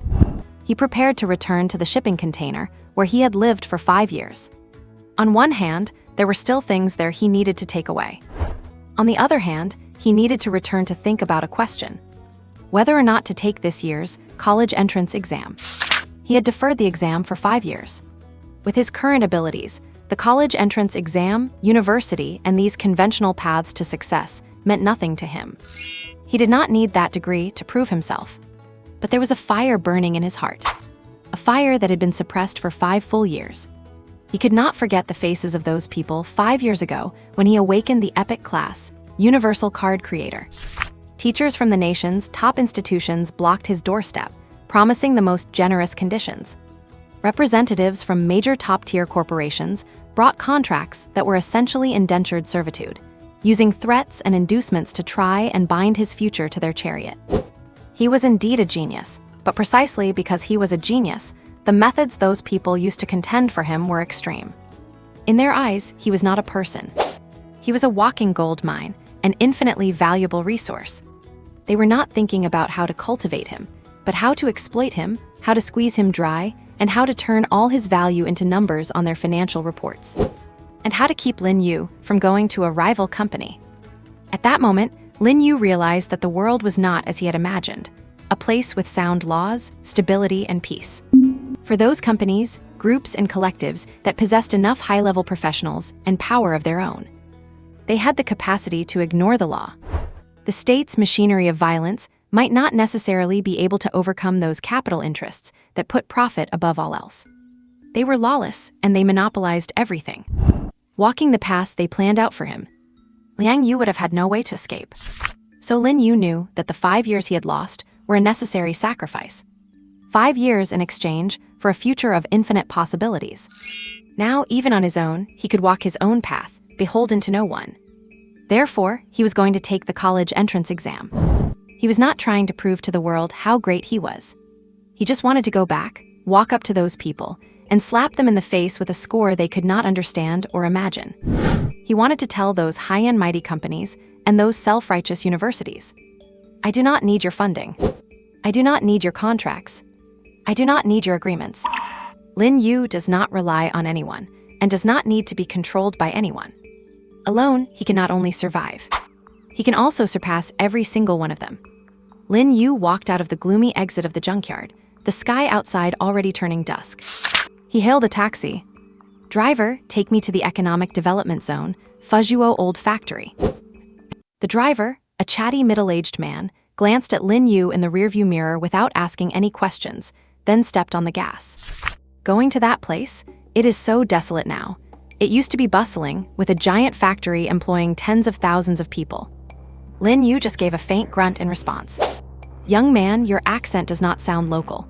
Here for a job? Do not go to that area, it is full of unsavory types now. No decent person goes there. Lin Yu did not reply, only watching the streetscape flash past the window. The car soon drove into the desolate industrial zone, where even half the streetlights were broken. We are here, let us stop here. The road is rough further in. The driver parked the car outside the main gate of the old factory. How much? 30 it. Lin Yu habitually pulled the black market exclusive card from his chest pocket and handed it over. Then, he realized his mistake immediately. This card was for internal circulation within the black market, physically encrypted and impossible to use on any external terminal. What a stupid mistake. Can you scan a code? The driver did not even look at the card, his expression growing impatient. Lin Yu withdrew the card and put his hand into his pocket, pretending to search for something. With a flicker of mental energy, a brand new 100 yuan bill appeared between his fingers. He handed the bill over. "Keep the change." The driver took the money, held it up to the light, and rubbed it between his fingers. The crisp, new texture made him take a second look, but in the end, he tucked it away. "Thanks." Lin Yu pushed the door open and stepped out. The taxi quickly turned around and left, leaving him alone on this abandoned land. He returned to the shipping container, where he had lived for 5 years. A massive granite pier lay shattered nearby like a dismembered giant beast, silently recounting what had happened that day. The blood on the ground had been washed away, but a hint of rust still seemed to linger in the air. He pushed open the creaking iron door. A familiar smell, a mixture of rust, dust, and cheap materials, washed over him. This was his cage, and also his sanctuary. He stood in the center of the cramped space, and 5 years of memories flooded in like a tide. Those desperate, crazy, and paranoid days and nights felt like they happened just yesterday. Just then, buzz, buzz, buzz, buzz, buzz, buzz. The old-fashioned mobile phone in his pocket, now free from the black market's signal jammer, began to vibrate violently like it had gone mad. On the screen, dozens of missed calls and hundreds of unread messages popped up frantically, all from the same person. Lin Yao. Lin Yu tapped on the latest message. "Reply as soon as you see this. If I do not hear from you in 3 days, I am calling the police." A short sentence, delivered in an unquestionable tone of command. Lin Yu was stunned for a moment, then could not help but laugh and cry at the same time. He understood now. This girl. She must have seen the rubble and bloodstains at the entrance, and thought something terrible had happened to him. He had no idea how long she had struggled with the urge to call the police after seeing the fake bills before settling on this 3-day deadline. What is all this? Lin Yu thought to himself. A wave of warmth, however, melted in the depths of his heart. In this world, it turns out there is really someone, in such a clumsy yet sincere way, trying so hard to care for him. He hurried to tap on the screen. "I am fine. I was in a place without signal. What you saw was all a misunderstanding." He thought for a moment and added another line. "Do not worry, I have moved past that now, and everything is getting better." He wanted to say he had succeeded, but considering the reality of the situation, he decided it was better to keep it a secret. This card deck of infinite replication and magnification, it was bugged beyond belief. One slip-up, and it would invite a fatal disaster. He was not strong enough yet. Message sent successfully. And in a residential area in Lin Yu City.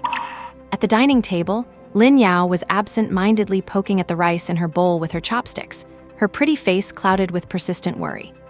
"Yao Yao, if you are eating, then eat properly. What are you poking at?" Lin's mother placed a chopstick of food into her bowl, her tone filled with heartache. Lin's father looked at his daughter, put down the tablet he was using to read the news, and sighed. "Still thinking about your awakening?" Lin Yao said nothing, only nodded. Just then, the phone she had placed on the table lit up suddenly. Lin Yao's body jerked, and she grabbed the phone as if she had been electrocuted. When she saw the familiar name and the message on the screen, her breath hitched. "I am fine. Everything is getting better." The fear, despair, and worry she had bottled up for 2 days burst through the dam in this moment. Tears instantly blurred her vision. He is still alive. Lin Yao wiped away her tears with the back of her hand, but her fingers were trembling so much from excitement that she hit the wrong keys several times. "Where are you? Where are you right now? Are you hurt? What really happened that day?" She sent a barrage of questions. On the other end, Lin Yu watched his sister's rapid-fire questions, as if he could see her stamping her feet on the other side. He replied home at the shipping container. "I am truly fine, not a scratch on me. Do not worry, and do not let your imagination run wild." In the dining room, seeing the word shipping container, Lin Yao sprang up from her chair instantly. "Dad, Mom, I am full." She shoved the phone into her pocket, picked up her rice bowl, and shoveled the remaining half of her meal into her mouth with almost violent speed. Lin's mother was startled by her. "Oh, my child, eat slowly, do not choke." Lin Yao was not listening at all. She finished the battle in seconds and slammed the bowl and chopsticks onto the table. "I am going out. I have something very important to do," she shouted, then bolted toward the door like a gust of wind, hurriedly putting on her shoes. Lin's father and mother exchanged glances, both seeing helplessness and surprise in each other's expressions. "Do you think our daughter is in an early relationship?"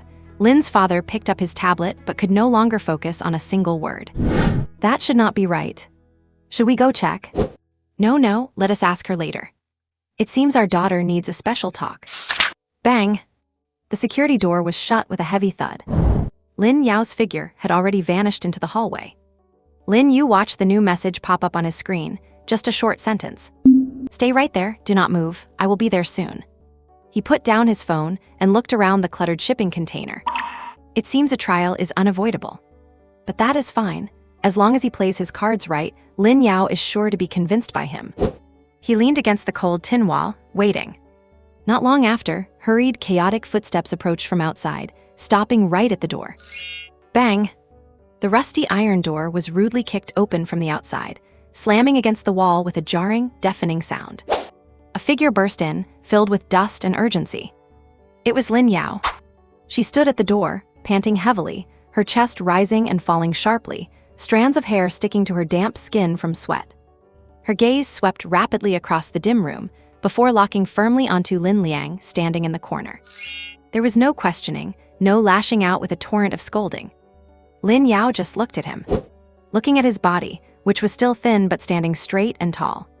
Looking at his face, which no longer had that sickly pallor, his complexion looking better than when they last met thanks to the life serum. Looking at the clean cloak he was wearing instead of his oil-stained, ragged work clothes. Most importantly, he was no longer fiddling with those useless little stone cards. Lin Yu's tense body suddenly slumped at this moment. The fear and despair she had been holding for 2 days seemed to have found an outlet. She rushed forward 2 steps. With a whoosh, Lin Yu opened her arms and hugged Lin Yu as tightly as she could with all her strength. Her soft body collided into his embrace, trembling slightly. "You jerk!" His sister's muffled, tearful roar came from against his chest, her fists landing on his back one after another, though they lacked any real strength. "I thought you were dead. I thought someone had beaten you to death. I saw the stones on the ground all shattered. And blood. You did not answer when I called, and you did not reply to my messages. Do you have any idea how scared I was?" Lin Yu raised his hand and patted his sister on the back. It was a gesture he used to do all the time, but now it felt a bit rusty. "I am fine." "You are lying, you must be hurt. Did you go borrow money again? Did those people come looking for you again?" Lin Yu looked up, her eyes red and full of tears, gripping Lin Yu's arms as she checked him over from head to toe. "No, really, I did not." Lin Yu let her check him. After confirming that there were truly no wounds on him, Lin Yu's strength seemed to drain away. She let go, but still clutched the corner of his shirt tightly, as if he would disappear if she let go. "Brother, please, come home with me." Her voice was very soft, filled with pleading. "Let us go home, okay? Mom and Dad will find a way to deal with the debt. Our whole family will pay it off together. We will never be apart again." Lin Yu grabbed Lin Yu's hand with unwavering determination, ready to drag him away. "Do not stay in this hellhole any longer. No human should live here."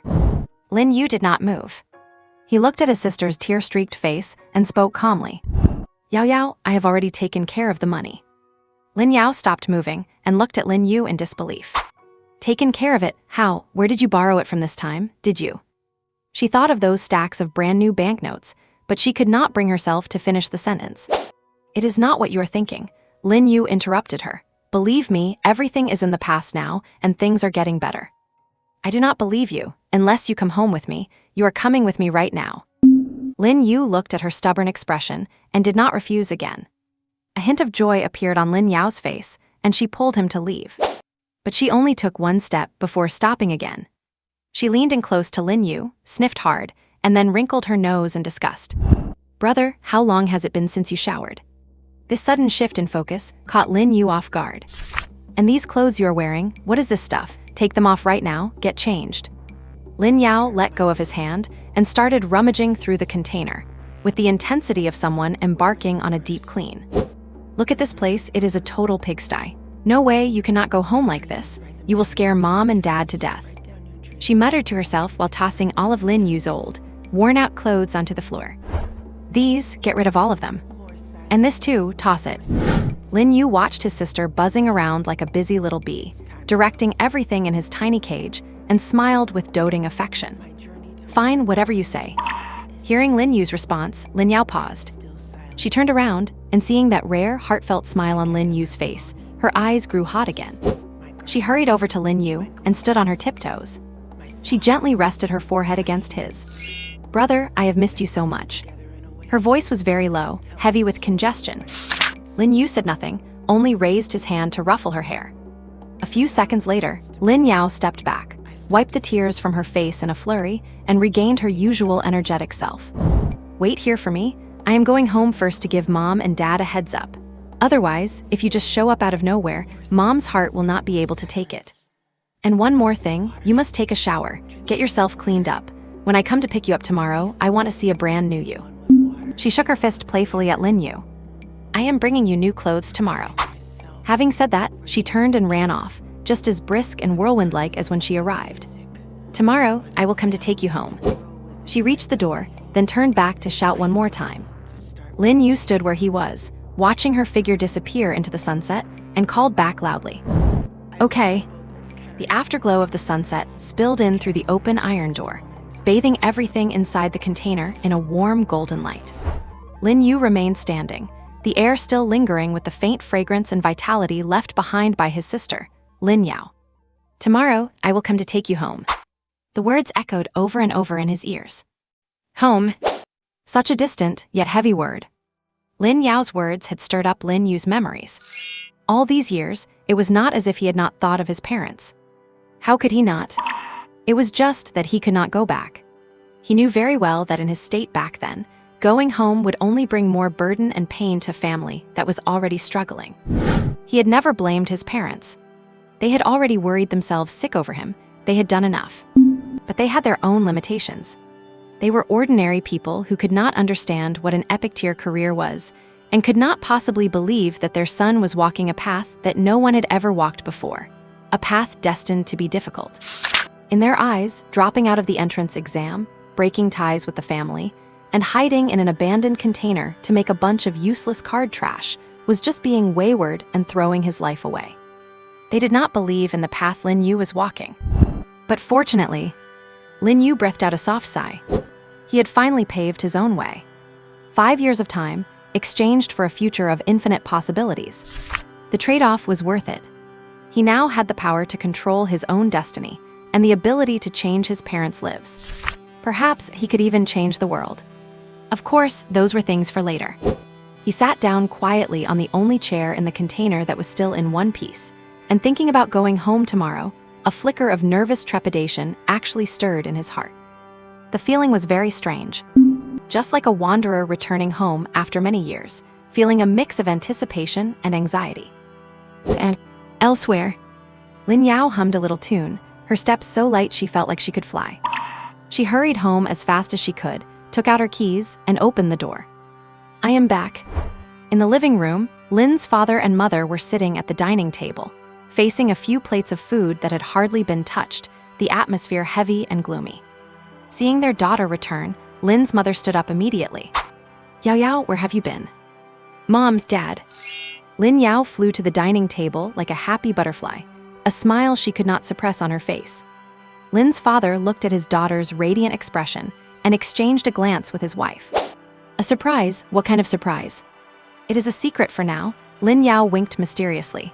"Anyway, you will know tomorrow. I guarantee it will shock you." Lin's mother looked at her daughter and asked tentatively, "Is it something to do with your career awakening?" "No," Lin Yao shook her head vigorously. "It is 100 times more important than that." Lin's father pondered for a moment, then spoke slowly. "Is this surprise a person?" He asked the question quite skillfully. In his mind, given his daughter's age and such a huge reaction, what else could it be besides dating? Lin Yao stopped in her tracks instantly. She looked up, her eyes sparkling as she gazed at her father. "Mom and Dad really do care about my brother. They guessed it. It is just because they are heartbroken that they feel too embarrassed to mention his name directly." Feeling a wave of emotion, she nodded firmly. Yes, it is a person, someone you would never guess in a million years. Hiss. Lin's father and mother both gasped at the same time. It really is. And listening to this tone, are they bringing this person home tomorrow? Lin's mother felt a sudden complication in her heart, like the realization that the cabbage she had worked so hard to grow was about to be snatched away by a pig. You child, is not this moving a bit too fast? Fast? Lin Yu completely missed her mother's implication. She only felt that any day earlier her brother could come home was a good thing. It is not fast at all. Any later and it will be too late. If it gets any later, my brother will go through his awakening and be even busier, with absolutely no time left. Falling on the ears of Lin's parents, these words took on an entirely different meaning. Too late? Is she in such a rush? It seems their daughter has truly fallen for them. But as the saying goes, grown children are out of their parents' control. At her age, she is certainly ready for marriage. The fact that she is bringing the person home tomorrow already shows she is an exceptionally good daughter. Thinking of this, the couple felt it was not appropriate to ask further for fear of annoying their daughter. Fine, as long as you are happy. Lin's mother sighed, bring them over tomorrow so we can take a look. Yeah, Lin Yu nodded vigorously. After dinner, she dove straight into her room to order clothes, ready to pick them up and fit them tomorrow. She had to pick out the most handsome outfit for her brother. She wanted him to return to this home with a brand new look. In the living room, only Lin's parents remained. The television was on, but neither of them had the heart to watch it. Do you think this is reliable? Lin's mother asked, filled with worry. Our child has grown up and has her own ideas. Lin's father picked up a newspaper, though he could not read a single word of it. She seems quite happy, and as parents, all we can do is support her. I am just afraid she is being deceived. Let us wait and see tomorrow. The two of them sat in silence for a while. It is hard to say who sighed first. Sigh.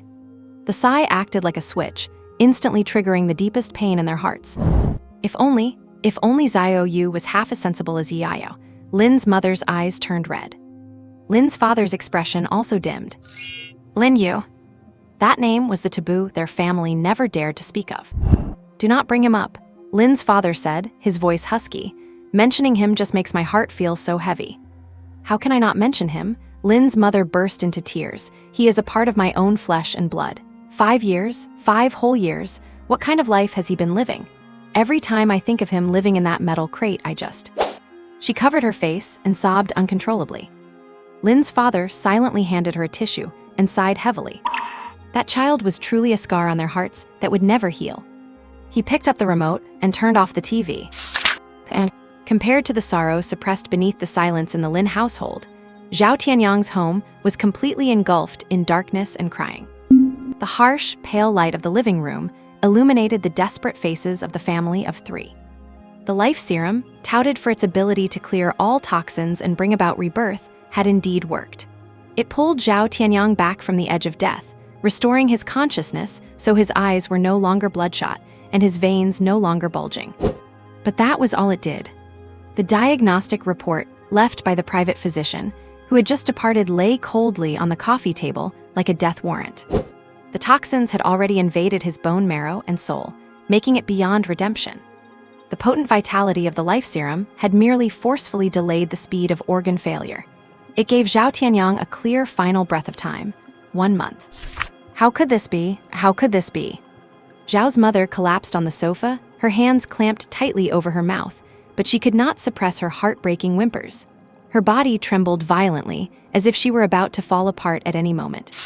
It was me who harmed you. I harmed you, my son.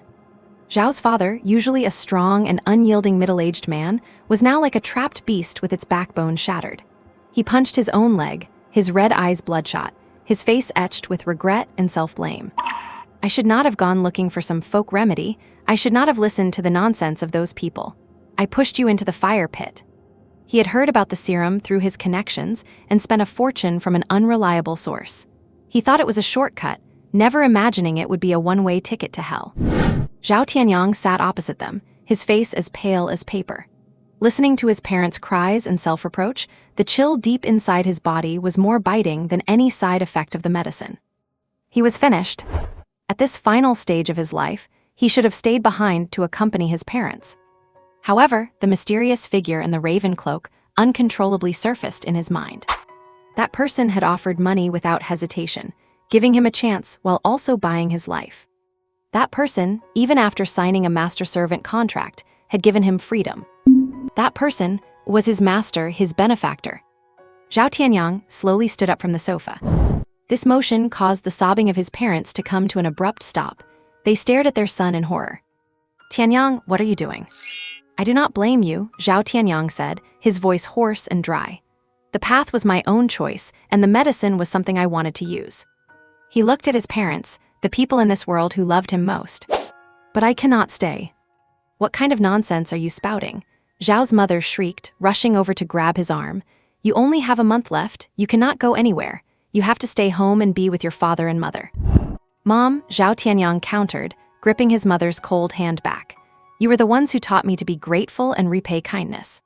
He paused, speaking each word with perfect clarity. "My life was bought by someone. This final month was also given by him. Therefore, it does not belong to me, nor does it belong to you. It belongs to my master. I must find him and tell him this news. If he needs me, I can do any task for this last month. I must repay this debt." He could not let his benefactor spend such a huge sum of money only to end up with a useless waste, a dead man. He definitely could not die like a coward while owing such a massive debt of gratitude. Zhao's parents were stunned.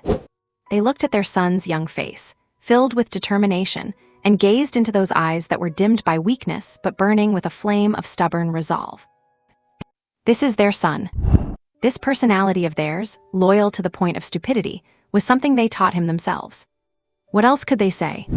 In the end, Zhao's father let his head hang in defeat and waved his hand. "Go." Tears burst from Zhao's mother's eyes again. Unable to speak, she simply turned and rushed into the room, haphazardly packing her son's suitcase as if he were heading off to college in a distant city rather than going to his death. After a brief and painful farewell, Zhao Tianyang left home. He did not look back. He was afraid that if he did, he would never be able to take another step. The black market, the dump. In the noisy and chaotic alleyways, Zhao Tianyang wore an ill-fitting old jacket, keeping his head down as he struggled to weave through the crowd.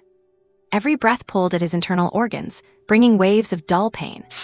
He felt his life ebbing away with every step he took. He did not know where Lin Yu was. Lin Yu had only said that he would find him when he needed him. But he could not wait. He only had one clumsy method. Jingle. The wind chime at the door of the old ghost's shop let out a crisp sound. The old ghost, who was napping behind the counter, was startled awake.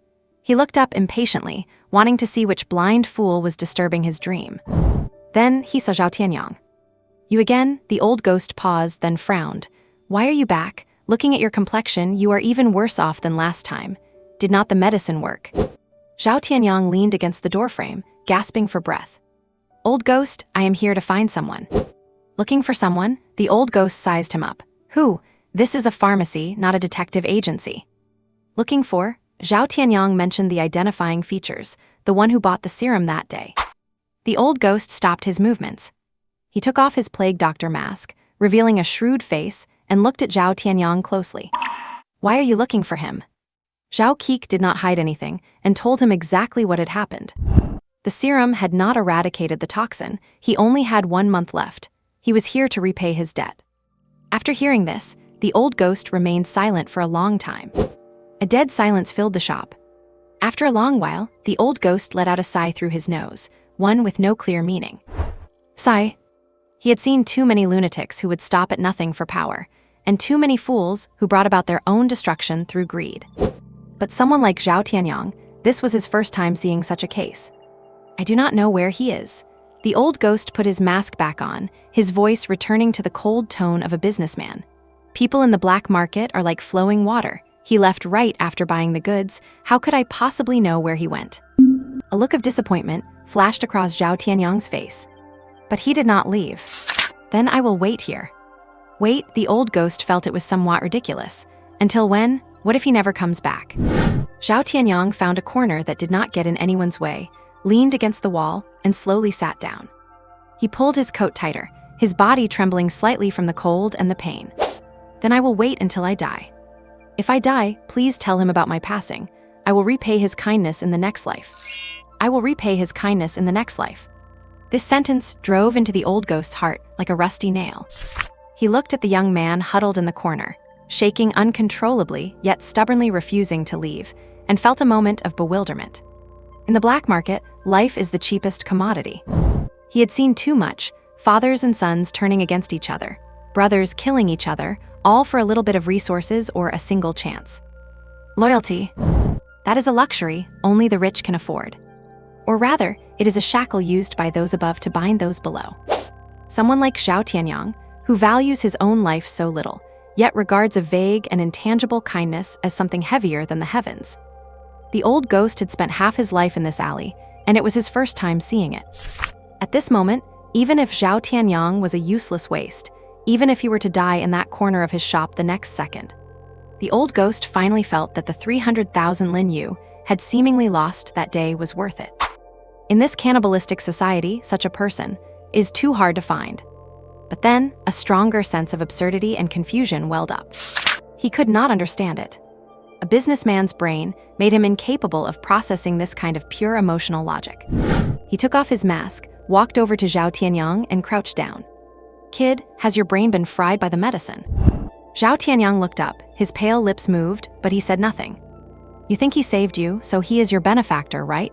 the old ghost asked. Zhao Tianyang nodded. The motion triggered his organs, and he could not help but cough. Watching him look like he could expire at any moment, the old ghost lowered his voice and spoke of something he should not have. "Let me tell you something, listen closely. That life serum was supposed to be yours in the first place. Before you came, that serum had already been reserved by you. It was me. I saw he offered a higher price, so I broke the agreement with you to sell it to him instead. It was my breach of contract first." The old ghost spoke every word clearly. He stared at Zhao Tianyang's face, trying to find any hint of shock, anger, or sudden realization. But he was disappointed. Zhao Tianyang just listened quietly, his dim eyes showing not even a ripple. "This is wrong. This reaction is wrong." The irritation in the old ghost's heart grew stronger. He felt his worldview crumbling under the impact of this half-dead kid. "Did you not understand? The extra 300,000 he paid was only because I broke the contract, and he wanted to cut in line to buy what should have been yours.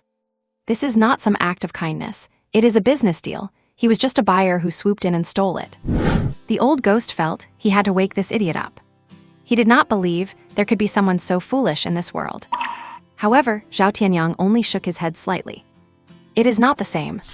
"What is not the same?" the old ghost almost shouted. "If that day the person in his shoes was me," Zhao Tianyang said while looking at the old ghost, "and I had already paid the money and obtained the serum, and someone else, a person about to die, knelt down and begged me, I would not have given it. Because that was my life, my only hope to keep living. I am not that noble." Every word Zhao Tianyang spoke felt like a heavy hammer hitting the old ghost's heart. But he gave it. So he is worthy. The logic was just that simple. So simple that the old ghost could not refute it. The old ghost opened his mouth, but found he could not say a single word. Yeah, he could not do it himself either. In this black market, who could? To give up one's only chance of life to a complete stranger. Impossible. But that is not how the math works. Old ghost felt like he was going insane. He stood up abruptly and paced back and forth in the shop like a beast trapped in a cage. "No, that is not it." He pointed at Zhao Tianyang, practically roaring. "Do you know what? After he left, I gave that 300,000 back to him. I fucking gave his money back. That means he did not spend a single cent. He sacrificed absolutely nothing. And yet, he got a loyal slave like you for free. Do not you get it?" He pulled off a classic bait-and switch. "You have been conned. You are a complete and utter fool. That is the truth of the matter. A cold, cruel truth, steeped in calculation. That mysterious crow cloak is no saint. He is a speculator even more cunning than I am. He used my guilt over breaking our deal and Zhao Tianyang's desperation to complete a perfect investment without spending a dime." However, faced with this truth that would shatter anyone else, Zhao Tianyang remained calm. He just leaned against the wall and whispered, "So what?" Old Ghost's roar came to an abrupt halt. He stared blankly at Zhao Tianyang. "What did you just say?" Even if he did not spend a cent, even if it was a setup. Zhao Tianyang's breath was growing weaker, but his mind was crystal clear. The fact is, he got the serum, and then he gave it to me. That act saved my life, even if only for another month. That is enough for me. I Zhao Tianyang only care about that. Old Ghost was left completely speechless. He slumped back into his chair, grabbed a bottle of cheap alcohol from the counter, and took a harsh swig. The stinging liquid burned his throat, but it could not bring any clarity to his chaotic mind. He looked at the lunatic huddled in the corner, quietly waiting for death. Then he thought of the other lunatic, who was impossibly calm from start to finish, taking his money and leaving without a trace of hesitation. After a long while, Old Ghost shook his head in disbelief and muttered a curse under his breath. Crazy, you are all fucking crazy. Lunatics. You are all lunatics. And the next day, at the Lin residence, Lin Yu went out early in the morning, buzzing with excitement to pick someone up, leaving her parents pacing anxiously in the living room. A lavish breakfast was spread across the table, but no one had the appetite to touch it. Mrs. Lin paced the living room, checking the wall clock every few seconds before walking to the window to peer outside, her anxiety plain to see. What do you think is going on with Yiayo? She suddenly said she had a boyfriend yesterday, and now she is bringing him home today. Is not this all happening way too fast? Mr. Lin sat on the sofa, holding a newspaper, but his eyes were completely unfocused. The child is grown up. She has a mind of her own. I am just afraid she is being deceived. She is still so young and has no social experience. What if she has met some slick-talking punk? Mrs. Lin felt more uneasy the more she thought about it. She stopped and clapped her hands together. No, I am too restless to sit still. I need someone else to help me size this guy up. I am going to call my friend and have her come over. Mr. Lin put down the newspaper and nodded. Old Sue had been Mrs. Lin's close friend for decades and was also Su Kingsu's mother. She was sharp and had a great eye for people. Having her there would definitely put them at ease. The call went through quickly. After Mrs. Lin briefly explained the situation, Old Sue agreed immediately and said she would be there in half an hour. After hanging up, Mrs. Lin finally felt a bit calmer. Less than 20 minutes later, the doorbell rang. Mrs. Lin rushed to the door to find her friend, Mrs. Su, standing there with Su Kingsu and a sharp-looking young man behind them. Oh my, why did you all come? As soon as my mom told me, I got worried about Yiayo too, so I tagged along to see, Su Kingsu explained with a smile, naturally linking her arm with the man next to her. Auntie, uncle, this is my boyfriend, Chen Rui. Hello, uncle and auntie. Chen Rui greeted them politely, holding some high-end gifts. Come in, you should not have brought gifts. Mr. and Mrs. Lin hurriedly ushered them inside.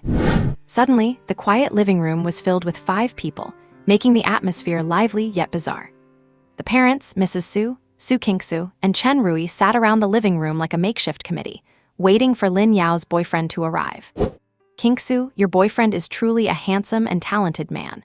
Mrs. Lin observed Chen Rui, growing more satisfied by the second. Chen Rui was dressed in a well-fitted casual suit. His manners were impeccable, and he carried a gentle smile on his face. You flatter me, auntie.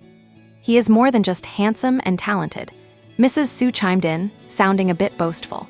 Our Chen Rui is a professional who graduated from a prestigious university and is already at level 30. At those words, the Lin's expressions grew more serious. For an ordinary person who had not awakened a combat profession, level 30 was a height they could only look up to. Su Kingsu smiled modestly. Mom, why are you bringing that up? Chen Rui just does not like the killing and fighting on the front lines or in the abyss, so he prefers a stable life, which is why his leveling is a bit slower. It sounded humble, but there was an unmistakable air of superiority in her words. Chen Rui spoke up at the right moment, keeping his posture humble. In this society, stability is what matters most. Although my level is not the highest, my combat strength is decent among peers, and I am more than capable of protecting Kingsu. His words were flawless, showing both capability and maturity. Mrs. Su looked at her prospective son-in-law with satisfaction before turning to Mrs. Lin. So, Mrs. Lin, have you figured out what is going on with your Yayao's guy? Mrs. Lin's expression crumbled, and she shook her head awkwardly. That girl Yiayo did not say a word, just told us to wait and see. She did not say anything? Mrs. Su's voice rose. That will not do. For a young girl, the most important thing is to see if a man has a future. You cannot let some penniless loser scam her. Oh no, has your Yiayo even awakened her power yet? She awakens in a few days. This guy is probably trying to lock her down now. Su Kingsu added, Exactly, Auntie.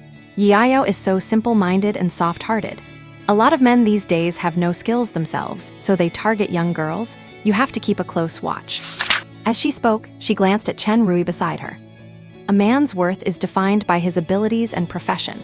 Take our Chen Rui. Even though he chose a stable life, he could land a high-paying job at a major corporation at any time. That is true confidence.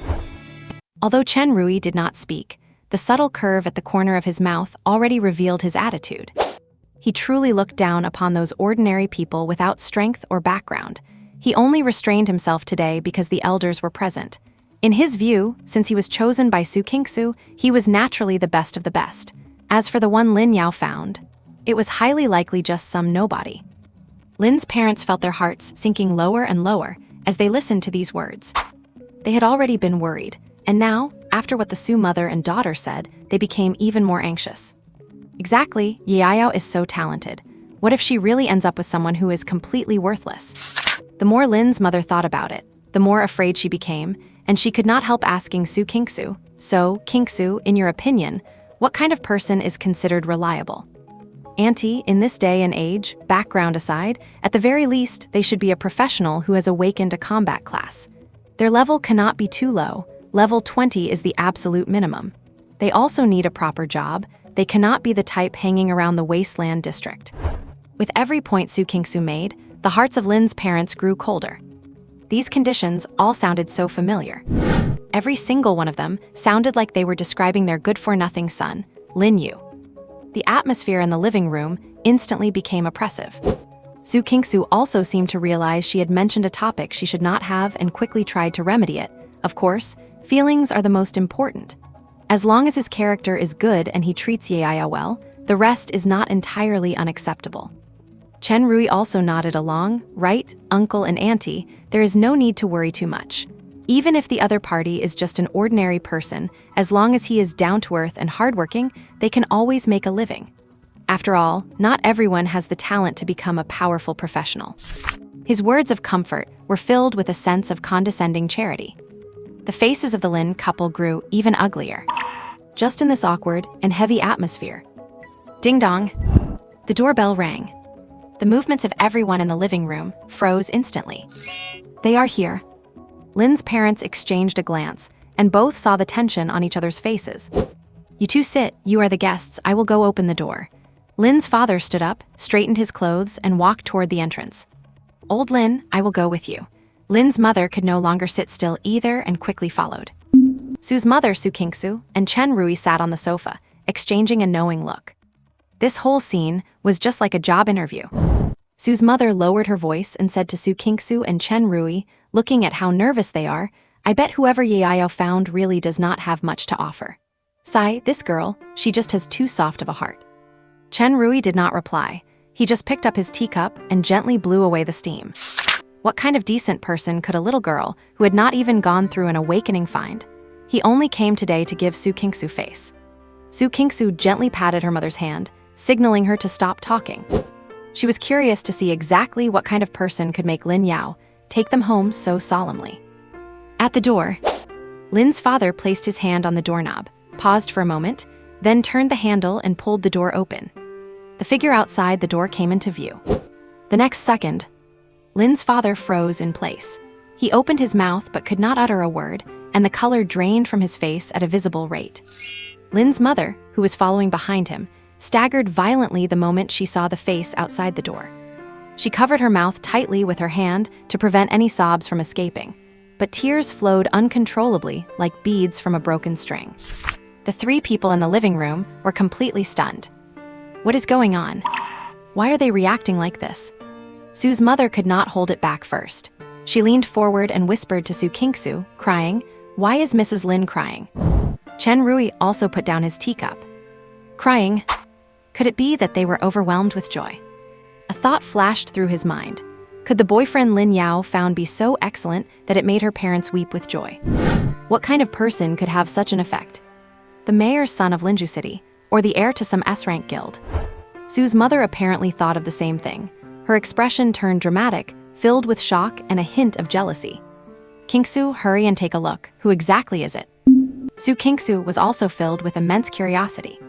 She and Lin Yu were good friends and were of the same generation, so it would not be rude to stand up and take a look at such a time.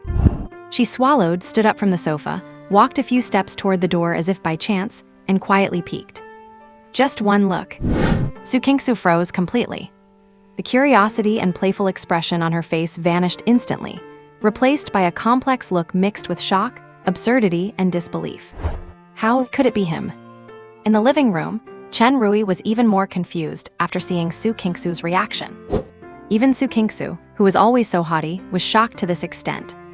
What is going on? He sat up straight, straightened his collar, and prepared to meet this big shot who could make both the Lin family and Su Kingsu lose their composure. What kind of person could this possibly be? Chen Rui's curiosity was piqued to the max.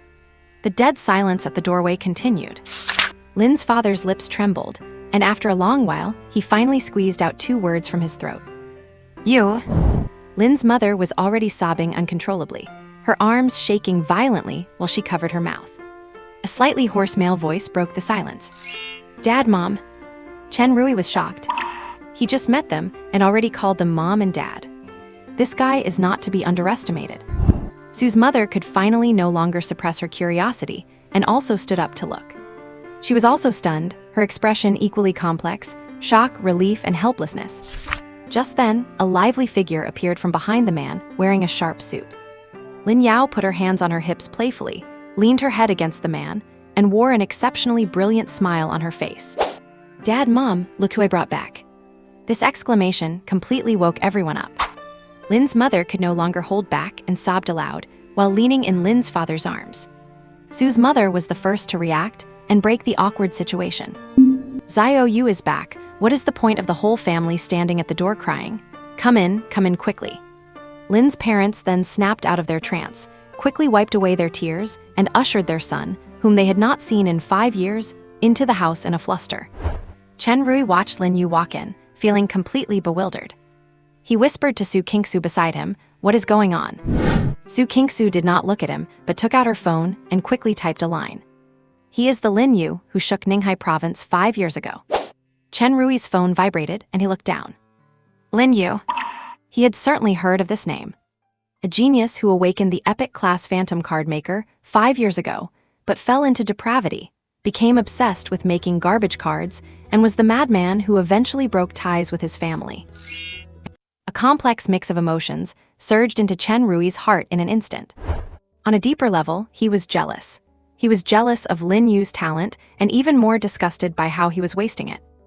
On a shallower level, the reason he could not win Su Kingsu over during his first 2 years of college was that back then, Su Kingsu still held a shred of fantasy for this childhood friend and genius, hoping that he would soar to the sky after a brief period of silence.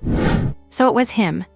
Sensing a shift in her boyfriend's demeanor, Su Kingsu calmly reached out and gave his hand a familiar squeeze under the table. She leaned into his ear and whispered in a volume only the two of them could hear. Do not cause any trouble today. An atmosphere of awkwardness quickly solidified and spread throughout the Lin family's living room. Su Kingsu pulled her hand back discreetly. She had felt the intense fluctuation of her boyfriend's emotions. She did not say anything more, just quietly watched Lin Yu, who had been pulled into the house by Lin Yu. 5 years. It seemed like he had changed, yet also like he had not changed at all. The face was still the same familiar one, only the naivety and arrogance of the past had faded, replaced by an unfathomable calmness. His frame remained slender, but he stood tall, without a hint of despondency. Most importantly, the paranoid air of indifference toward everything that had clung to him for 5 years was gone. It had been replaced by a settled, almost cold sense of composure. This made Su Kingsu feel a hint of strangeness. Oh my, look at my forgetful brain. Lin's mother finally came back to her senses from the massive emotional upheaval. She wiped away her tears, and a radiant smile instantly bloomed on her face. Yao Yao, you girls springing such a big surprise on us, I thought. Ah, never mind, never mind. She walked quickly to Lin Yao's side, grabbed Lin Su's hand, and examined it over and over. You have lost weight, really lost weight. You must not have been eating properly out there. Lin's father walked over, too. He patted Lin Yu on the shoulder. His lips moved as if to say something, but in the end, it only turned into a long sigh. It is good to be back, just good to be back. Seeing the lively scene in the room, Lin Yao was only then caught by surprise, belatedly. Mom, Aunt Sue, Sister Kingsu, why are you all here? Your Aunt Sue and Kingsu came to help check things out for you? We thought you had actually found a boyfriend. Lin's mother shot her daughter a playful glare, but the smile in her eyes could not be hidden. Her son was back. For the Lin family, this was the greatest thing ever. Nothing else mattered. The family was finally reunited. Sue's mother also chimed in with a laugh.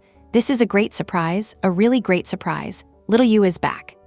Lin's mother slapped her thigh, full of energy. You all sit down, do not be strangers. Little Yu, you sit too. I am going to the kitchen right now.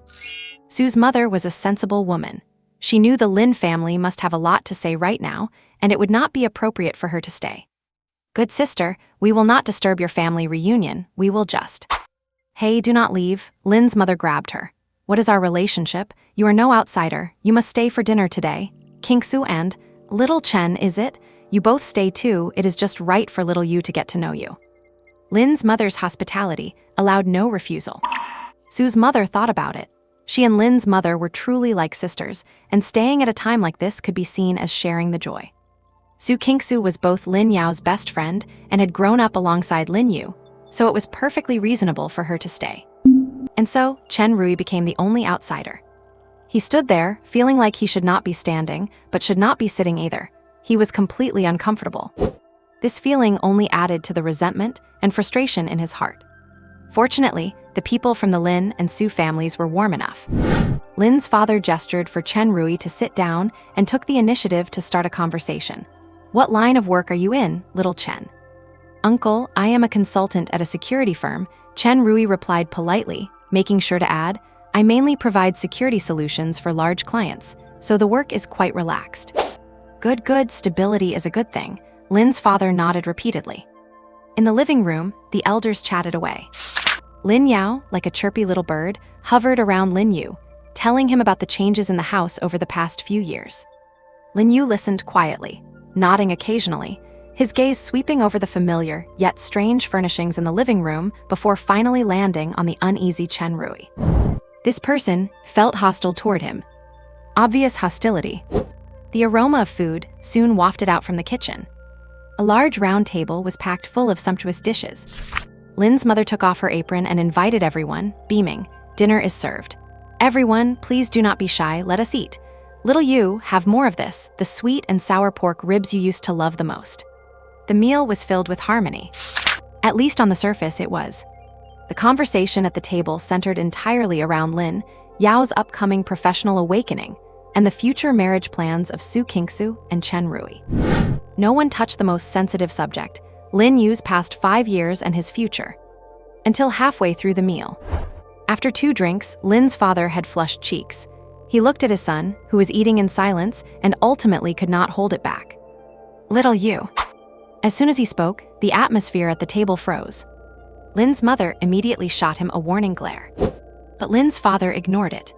He looked at Lin Yu and spoke in a tone of negotiation. Look, you are back now, and you cannot just be idle like this. Let the past be the past. Find a proper job in the future. Being stable is better than anything else. Once these words were out, everyone put down their chopsticks. Su Kingsu kept her head down, pretending to pick up food. The corner of Chen Rui's mouth curled up involuntarily. Here it comes. The family trial session. He was curious to hear how this former genius would respond to such a question. Lin Yao watched her brother nervously. Lin Yu put down his chopsticks and picked up a tissue to wipe his mouth. He did not look at his father, but instead scanned the room with a calm expression. Finally, he spoke. Dad, regarding the work, I have my own arrangements. You do not need to worry.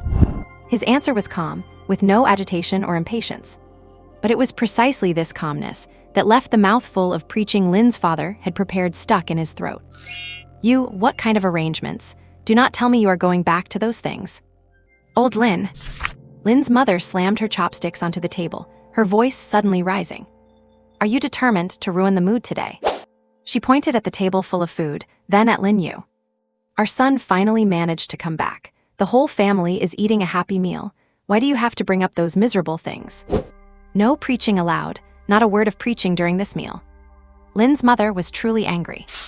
Lin's father was stunned by the outburst. Seeing his wife's red eyes, he ultimately swallowed his words, picked up his glass, and downed the rest of his drink in one gulp. The minor storm was thus forcibly suppressed. But the atmosphere at the dinner table could never return to the harmony it had just a moment before. Chen Rui took all of this in.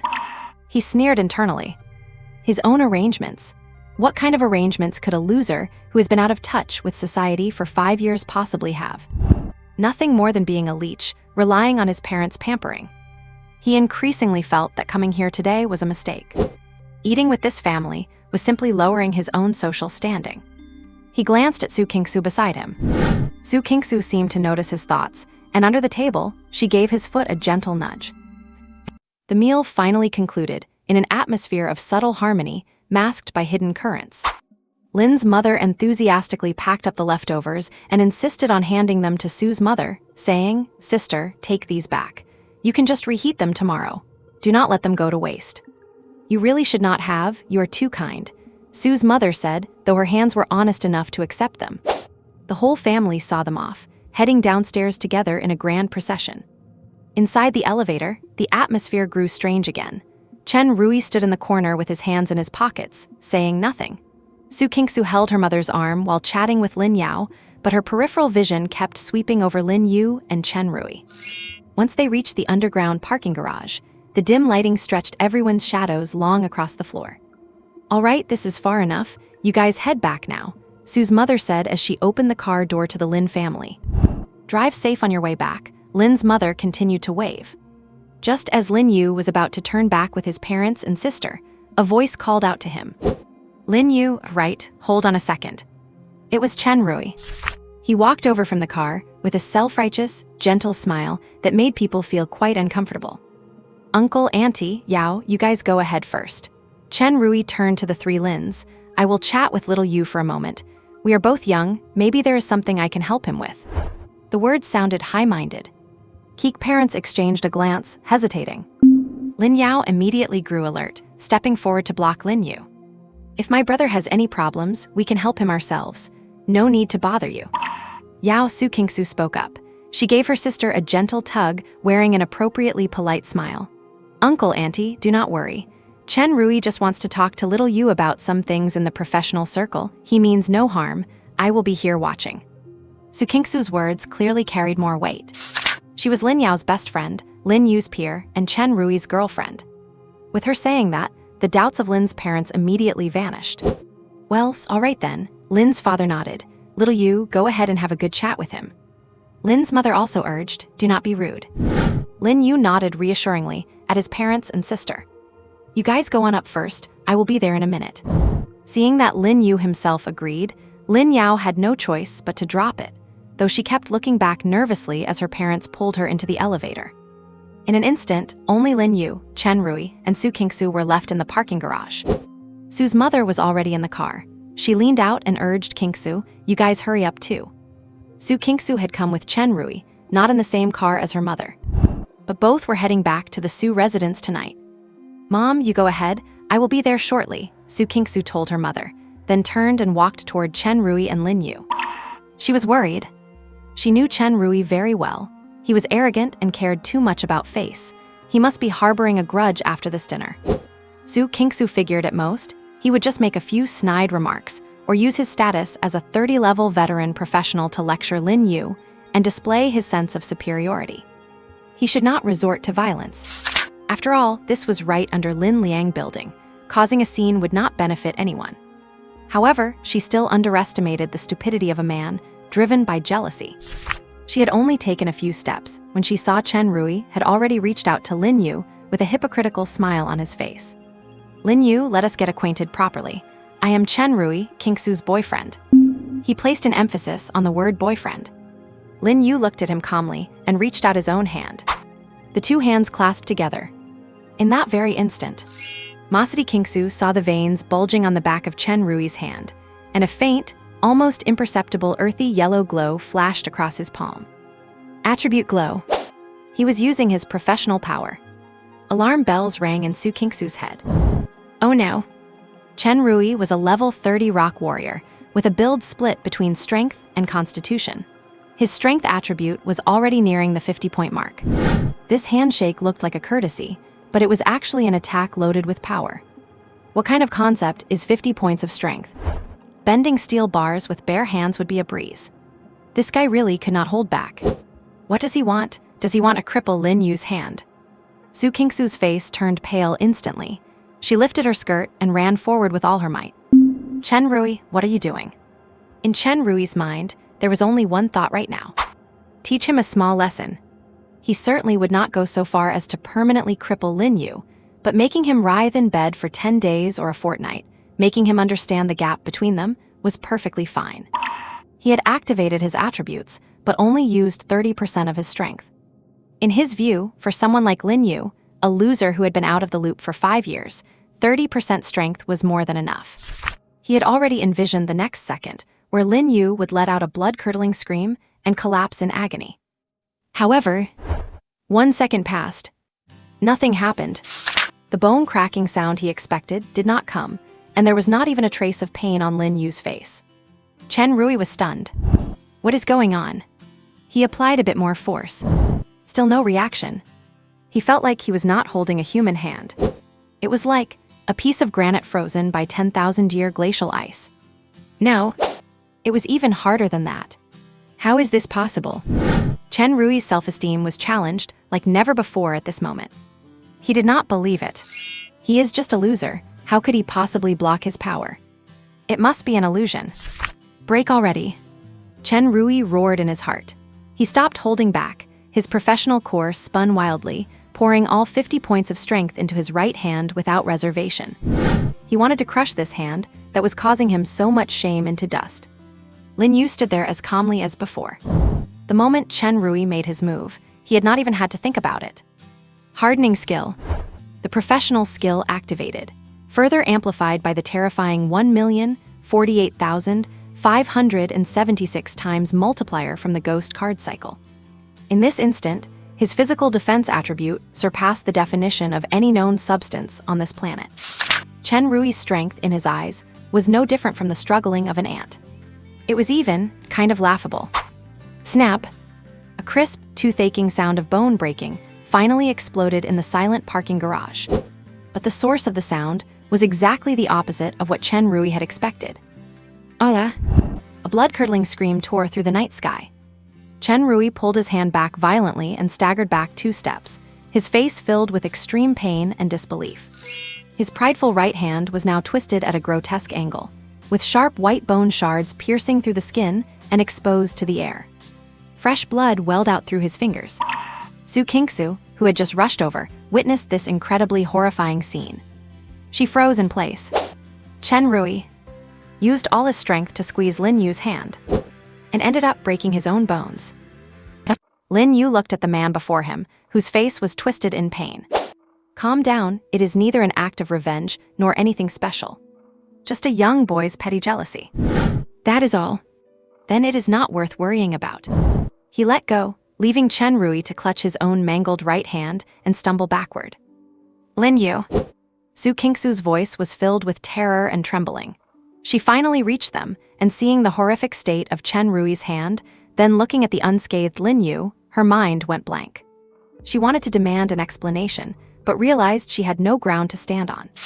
Chen Rui had made the first move. Chen Rui had used the power of a professional. And yet, it was Chen Rui who ended up with a broken hand. How is this possible?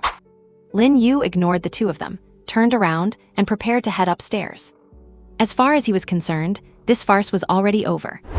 However, the extreme humiliation and agonizing pain completely ignited the fire of jealousy in Chen Rui's heart. Loser. A complete loser.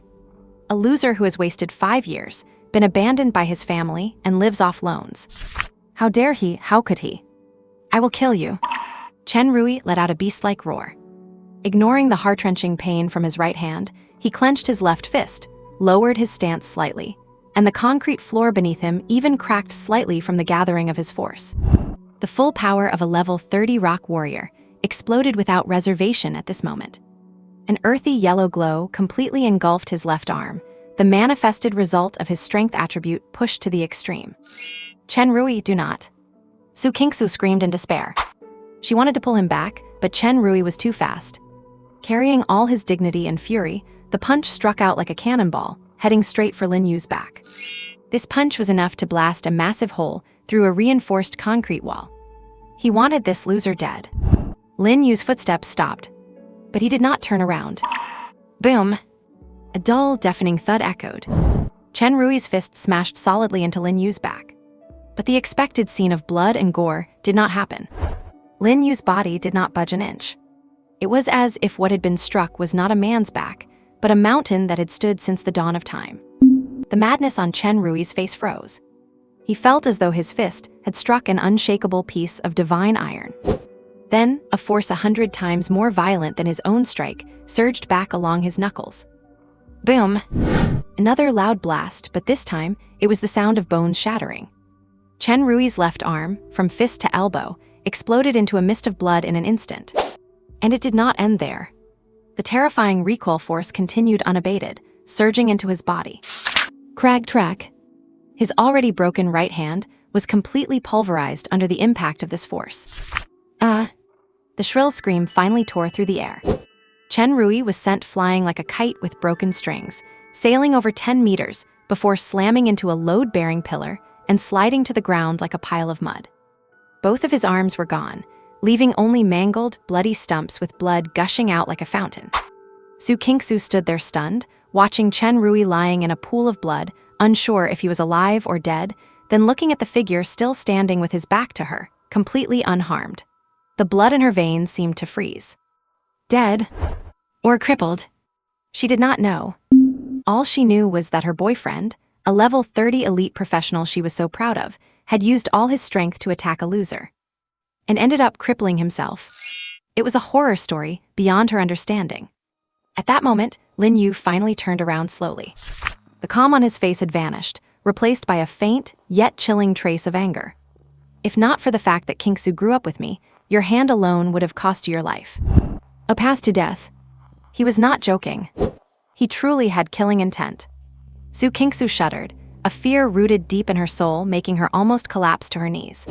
She looked at Lin Yu, this man both familiar and strange, and for the first time, she felt she had never truly known him. Lin Yu did not look at Chen Rui on the ground again. Such an ant was not worth his time. But he needed a warning. A warning to make all the small-minded fools shut up. He raised his right hand, palm upward. Amplification card. He did not use the terrifying million-fold amplification. Against a character like this, that was not necessary. In an instant, the effects of 14 amplification cards stacked in his mental sea. 16,384 times. A gray card appeared in his palm. Lightning bolt. Effect: summon a weak lightning bolt, with power about equal to the static electricity when taking off a sweater in winter. But under the amplification of 16,384 times, this junk card would unleash divine power. Hemu. There was no world-shaking roar, only a vibration that seemed to come from the depths of space. The next second, all the lights in the entire underground parking garage went out in an instant, replaced by endless, blinding white light. Thick snakes of lightning surged wildly in all directions, centered on Lin Yu's palm. Zizazizati, zizazizati. The surveillance cameras mounted in every corner sparked and were completely fried the moment the electricity touched them. Beep, beep, beep. The alarms of all parked vehicles were triggered simultaneously, emitting piercing screeches. But it lasted only half a second. Pop, pop, pop. As the lightning swept past, all the alarm sounds cut off abruptly. The vehicle's electronic systems were instantly destroyed, and they fell into dead silence. The entire parking garage turned into an ocean of lightning. Su Qingsu was terrified out of her wits by this apocalyptic scene. She screamed, crouched down, clutched her head, and trembled violently. In the center of this ocean of lightning, a bolt of thunder thicker than a load-bearing pillar began to coalesce. It did not hit anyone. Instead, carrying an aura that destroyed everything, it smashed fiercely into the wall at the far end of the garage. Boom! A roar loud enough to shake the building. The whole building rocked violently. Dust billowed and stone fragments flew. When the lightning faded and darkness enveloped the garage again, only Lin Yu remained standing where he was. And the terrifying, bottomless hole in the distant wall, over 3 meters in diameter, with arcs of electricity still flickering on its edges. Cold air rushed in from the hole, flapping the hem of Lin Yu's clothing. Su Kingsu slowly looked up through the drifting dust, staring at the hole, then back at the unscathed Lin Yu. She was stunned, completely dumbfounded. What was happening? What on earth was going on? Had not Lin Yu wasted 5 years already? Was not he that loser who obsessed over making garbage cards and chose to fall into decline? Who is this? This monster who can blast through the wall of a parking garage with a single strike. Lin Yu did not look back. He simply left behind a single sentence, as calm as if he were stating an objective fact. Find a doctor now, and there is still a chance. As the words fell, he began walking toward the elevator, leaving the shock, the carnage, and the ruins behind him completely. This sentence hit Su Kingsu like a bucket of ice water poured over her head. She shuddered, snapping out of the apocalyptic scene and the shivering of her soul. A doctor. Yes, a doctor. She scrambled toward the pile of flesh lying under the load-bearing pillar. Chen Rui. He was still breathing, but he had completely passed out. Where his 2 arms used to be, there were only 2 bloody, mangled holes. Blood was still oozing out, forming a small puddle on the ground. Su Kingsu felt her stomach churning.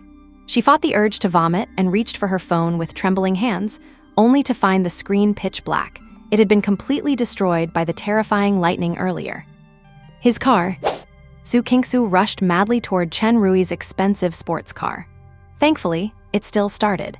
She used every ounce of her strength to drag the unconscious Chen Rui into the passenger seat. The engine roared, the tires screeched against the ground, and the car sped out of the hellish parking garage. Cold wind poured in through the broken car window, stinging Su Kingsu's cheeks. Her mind was a jumbled mess. Lin Yu. What happened? What on earth is going on? Was that man really Lin Yu? Could it be the same good-for-nothing Lin Yu she had known since childhood, who later debased himself, whom she had despised and looked down upon, and whom she felt was a waste of time to even speak to? Impossible. Last time, just a short while ago, she and Lin Yao had gone to find him at that dilapidated shipping container. What was he like then? Sallow and thin, looking like a half-dead wreck, radiating a rotten, detached aura from society. And today he wore a proper suit and looked a bit healthier, but that frail physique clearly had not changed at all. Yet such a frail body. Su Kingsu's mind involuntarily replayed the scenes from just moments ago. Chen Rui, a level 30 rock warrior, an elite professional. He tried his hardest to grip Lin Yu's hand, only to have his own hand crushed. A punch fueled by rage, a punch powerful enough to blast through a wall, hit his back, and he did not budge. But Chen Rui's own arm was shattered into a mist of blood by the recoil. And finally that divine punishment of lightning. That was definitely not power a normal person, or even a normal professional, could possess. That was a natural disaster. Su Kingsu's hands on the steering wheel were trembling violently. These 5 years. What on earth had Lin Yu been doing during those 5 missing years? Was he really playing some grand game?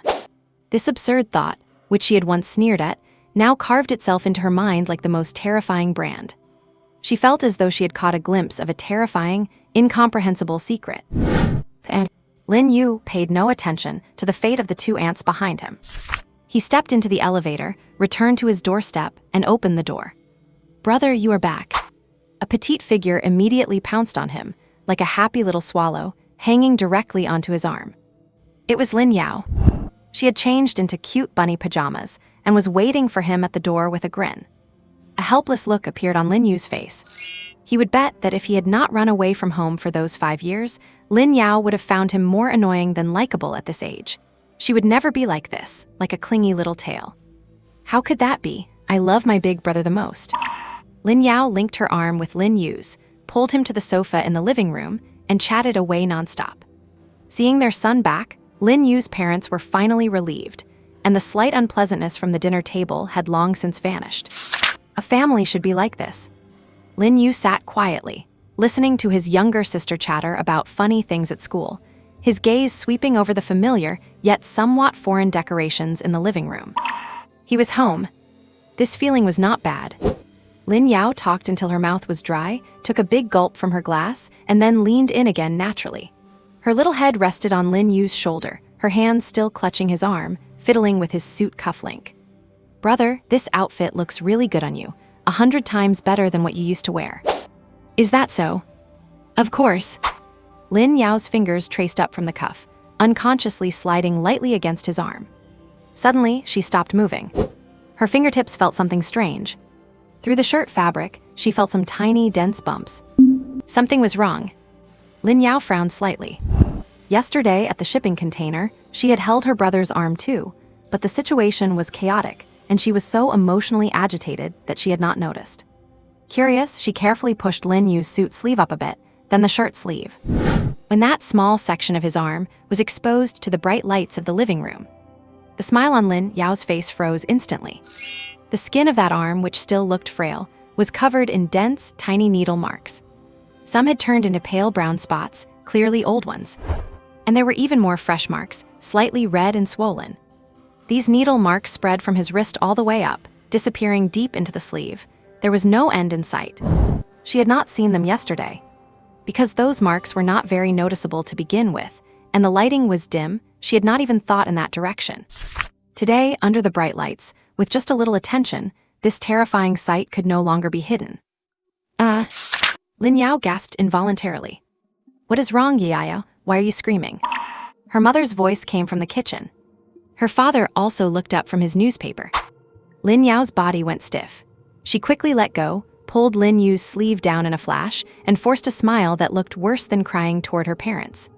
"It is nothing, just a bug."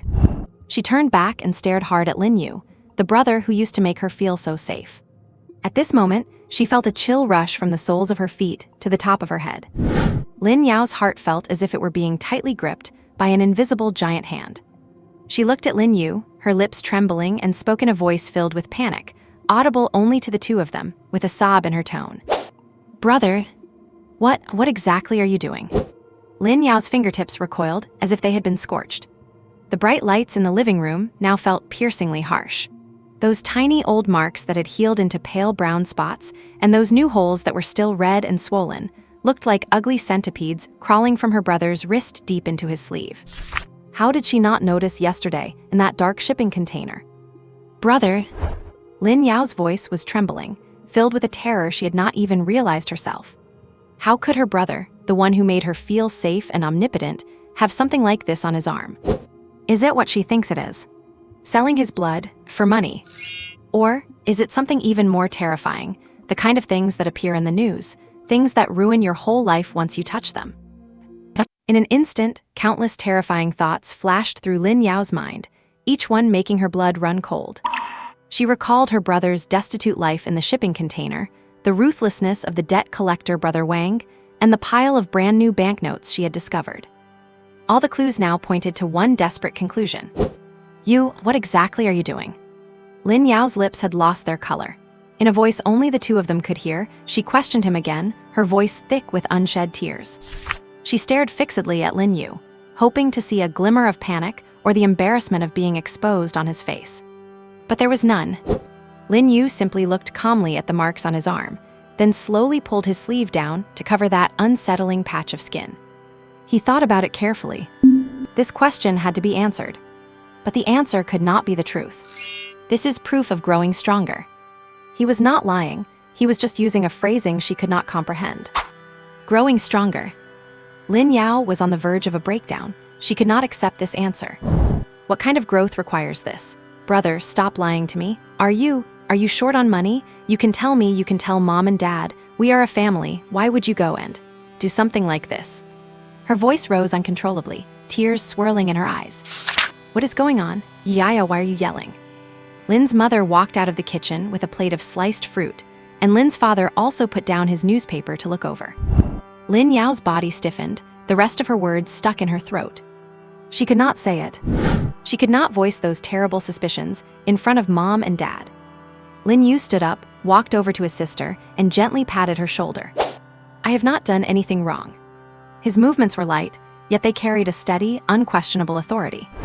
"Trust me." Lin's father and mother exchanged glances, both sensing something off from the other's reaction. Having lived for most of their lives, how could they not notice the tense atmosphere between the two siblings? Lin's father stood up and walked over to the brother and sister.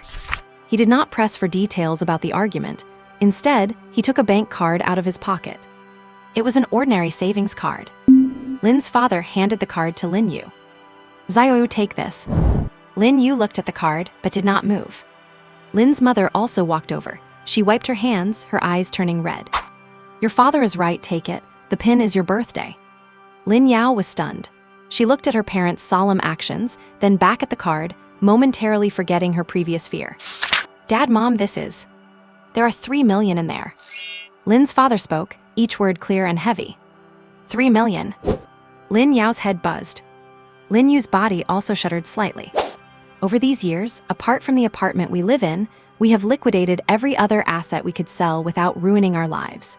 Lin's mother's voice was soft, yet it struck the two children's hearts like a hammer. "We have inquired around, and with all the messy interest on the loans you have taken out over the years, this should be enough to pay it all off." Pay off the debt. Lin's father looked at his son, the one he was once so proud of, who later disappointed him, but remained the apple of his eye. "Stop drifting out there alone. It is not like there is no room for you here at home." "Yes, Xiaoyu." Lin's mother's tears finally fell. "Come back home. No matter what, a family should always be together. Whatever hurdle there is, we will face it together." The living room fell into a dead silence. Only the sound of Lin's mother's stifled sobbing remained. Lin Yao was completely dumbfounded. She looked at her parents' faces, which were no longer young and even somewhat haggard, and watched them hand over the card that carried everything the family had. So, Mom and Dad knew everything. They knew how much debt her brother owed, and they knew how hard he had lived for the past 5 years. They had talked about cutting ties and said harsh things, but behind his back, they were preparing a final retreat for their son in their own way. Lin Yao could no longer hold back her tears, which rolled down her cheeks in large drops. Lin Yu kept his head down. 3 million. This was his parents' life savings. They should have been using this money to enjoy their retirement, to travel, to live the life they wanted. But now they had given it all to this unfilial son without a second thought. Just to let him come home. This money was too heavy. So heavy that even he, someone who possessed a million-fold amplification and could easily create billions in wealth, felt a suffocating pressure. This was not money. This was all his parents' hope for their remaining years. He could not refuse. In this situation, any refusal would be a trampling and an insult to this love. Lin Yu slowly extended his hand. His fingertips touched the cold card. Then he took it and clutched it in his palm. The temperature of the card seemed to warm up instantly from his body heat. "Dad, Mom." Lin Yu raised his head. There was no excitement or guilt on his face as his parents might have expected, only a calm and solemnity like never before. "Thank you." He did not say, "I will pay you back," nor did he say, "I do not need this." He simply accepted it, because he knew very well that from this moment on, the burden he carried was not just his own future. It was also this family. When Lin's father saw his son take the card, the tense lines on his face finally softened, and he patted Lin Yu's shoulder heavily. "It is good to have you back." Lin's mother broke into a smile through her tears, nodding repeatedly. "Yes, it is good to have you back. It is good to have you back." Watching this scene, Lin Yao wiped her tears, feeling that the heavy stone of the needlemark mystery was temporarily crushed by the mountain named home. No matter what her brother was doing, as long as he was willing to come home, there was still hope for everything. Lin Yu placed the card into the inner pocket of his suit, right against his chest. The heavy family meeting ended silently after Lin Yu accepted the bank card. It was as if Lin's father and mother had unloaded the heaviest burden from their hearts. Carrying a trace of long-awaited peace amidst their fatigue, they told the children to get some sleep early and then went to their respective rooms. Only Lin Yu and Lin Yao were left in the living room. Lin Yao's eyes were still red. She tugged on Lin Yu and went back to her room without a word. The pink walls, the desk piled high with study materials, and a cute rabbit lamp. Everything was not much different from when Lin Yu left 5 years ago. "Brother." Closing the door shut out the light from the living room, leaving only the warm halo of the desk lamp in the room. Lin Yao's emotions surged up again. "You have already taken Mom and Dad's money. When are you moving back in?" Lin Yu sat on his sister's chair at the desk, looking at her. "For now, I am still living outside." "Why?" Lin Yao's voice spiked. She could not understand. "The family debt is all paid off. Why do you still have to live in that broken shipping container? Did not you say you were playing a big game?" Is the game over now? Not yet, Lin Yu's answer was calm and direct. Then what exactly are you doing? Lin Yao's anger was completely ignited. Just thinking about the dense array of holes on her brother's arms made her heart ache with agony. She took a step forward and grabbed Lin Yu's arm. The fear and suspicions she had forcibly suppressed yesterday came surging back up again. Brother, tell me the truth. Are you? She wanted to say that most terrifying word, but she just could not bring herself to say it. Lin Yu looked at his sister's face, which was full of panic and pain. He remained silent for a few seconds. He raised his right hand and solemnly held up 3 fingers. I, Lin Yu, swear to heaven, I have absolutely not done anything illegal or harmful to myself. Everything I have done is to become stronger. His actions and promise carried a solemnity that did not belong to someone of his age, instantly calming down the collapsing Lin Yao. Lin Yao stared at him blankly. There was not a shred of joking or perfunctoriness on her brother's face. She was half doubting, but that immense panic was finally suppressed for the time being. She let go of his arm, sat down dejectedly on the edge of her bed, and buried her face in her knees. Silence fell over the room. After a long while, Lin Yao let out a muffled voice. Brother, I feel so troubled. There are only 3 days left until the professional awakening. Lin Yao looked up, her face filled with confusion and helplessness. I have been studying desperately for more than 10 years, trying my best at everything. But all these efforts seem to pale in comparison to that one random awakening 3 days from now. What if I awaken a really bad profession? What if I can only be an ordinary person for the rest of my life? What should I do? I do not want to be an ordinary person, brother. I do not want to encounter things in the future like I did today, where I cannot do anything but watch you and mom and dad. Lin Yu knew this feeling all too well. 5 years ago, he had felt the exact same anxiety. This world is just that cruel. Talent, or rather luck at a certain point, can easily negate all the accumulation you had before. Lin Yu stood up, walked to Lin Yao, and ruffled her hair just like he used to do when they were little. What are you daydreaming about? My sister is so smart and hardworking. The profession you awaken definitely will not be bad. What if there is one? Lin Yao swatted his hand away. There is no what if. Lin Yu's movements were very firm. You will definitely awaken a very powerful profession. He cracked a joke, trying to alleviate his sister's anxiety in the simplest way possible. Lin Yao curled her lips, clearly not buying it. Lin Yu looked at her, the lightness on his face slowly fading away and becoming serious. Yao, listen to me. Attracted by his sudden shift in atmosphere, Lin Yao looked up. Promise me one thing. What thing? 3 days from now, after you awaken your profession, until the moment I return home. Lin Yu said each word clearly and distinctly. Do not make any decisions. Any at all. Lin Yao was stunned. What does that mean? What do you mean by do not make any decisions? I mean exactly what I said. Lin Yu did not explain. Whether it is about your profession, your future, or anything else, do not make up your own mind. Just wait for me. Brother, you're being mysterious again. Lin Yao's dissatisfaction flared up again. Why do you never explain anything clearly? What exactly are you keeping from us? Lin Yu looked at her stubborn face, a face that shared so many similarities with his own. The same stubbornness, the same seriousness, the same refusal to be mediocre. He sighed softly. I am being mysterious, because I hope that you will never have to face the kind of moments where you have to make choices like I do. Yao, you are too much like me. This sentence made all of Lin Yao's complaints get stuck in her throat. She looked at her brother and suddenly felt a bit wronged. I am not like you. I study much better than you. She huffed, seemingly trying to prove how different she was in this way. Lin Yu smiled. Yes, you study well. You are much more amazing than me. Mentioning this, some life finally returned to Lin Yao's face, and she puffed out her small chest triumphantly. Of course, I am the class monitor of our class now. Oh, class monitor? Lin Yu matched her tone with a surprised expression. Do you have a lot of power? Enormous power. Lin Yao became interested instantly. She lowered her voice and leaned toward Lin Yu secretively. I will tell you this, but do not tell mom and dad. Our homeroom teacher gave me his personal seal. Now, I can approve leave notes for all the classmates in the class. Lin Yu was amused by her showing off like a treasure. Haha, that is it. What kind of power is that? What do you know? Lin Yao refuted him indignantly.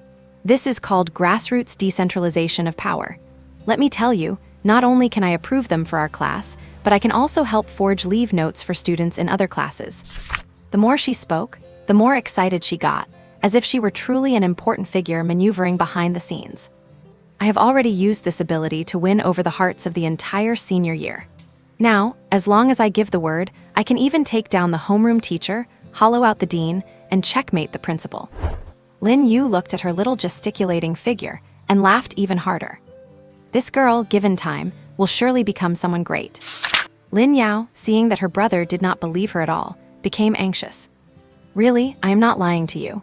A few days ago, I approved a leave note for a classmate in the next class. That guy is huge, but he still had to obediently call me Sister Yao. Lin Yu followed her lead and asked, "And then, what did he go do with his leave?" Who knows? Lin Yao stuck out her tongue, her expression turning a bit strange. Later, his parents came directly to the school and requested a long-term leave for him, and he has not come back since. She mumbled softly. It is strange, though. The professional awakening is almost here. At such a critical time, why has not he returned? And his parents are not even worried. Lin Yu's heart skipped a beat, and he asked as if casually, "What was that person's name?" "What was it again?" Lin Yao tilted her head to think. "Oh, I remember now, it seems to be Zhao Tianyang. It is a small world." No, after all, Lin Yao has won over the entire senior year. It is normal for her to know a classmate from the next class. Lin Yu frowned slightly and asked another question. "He still has not come back these past 2 days." Lin Yao shook her head.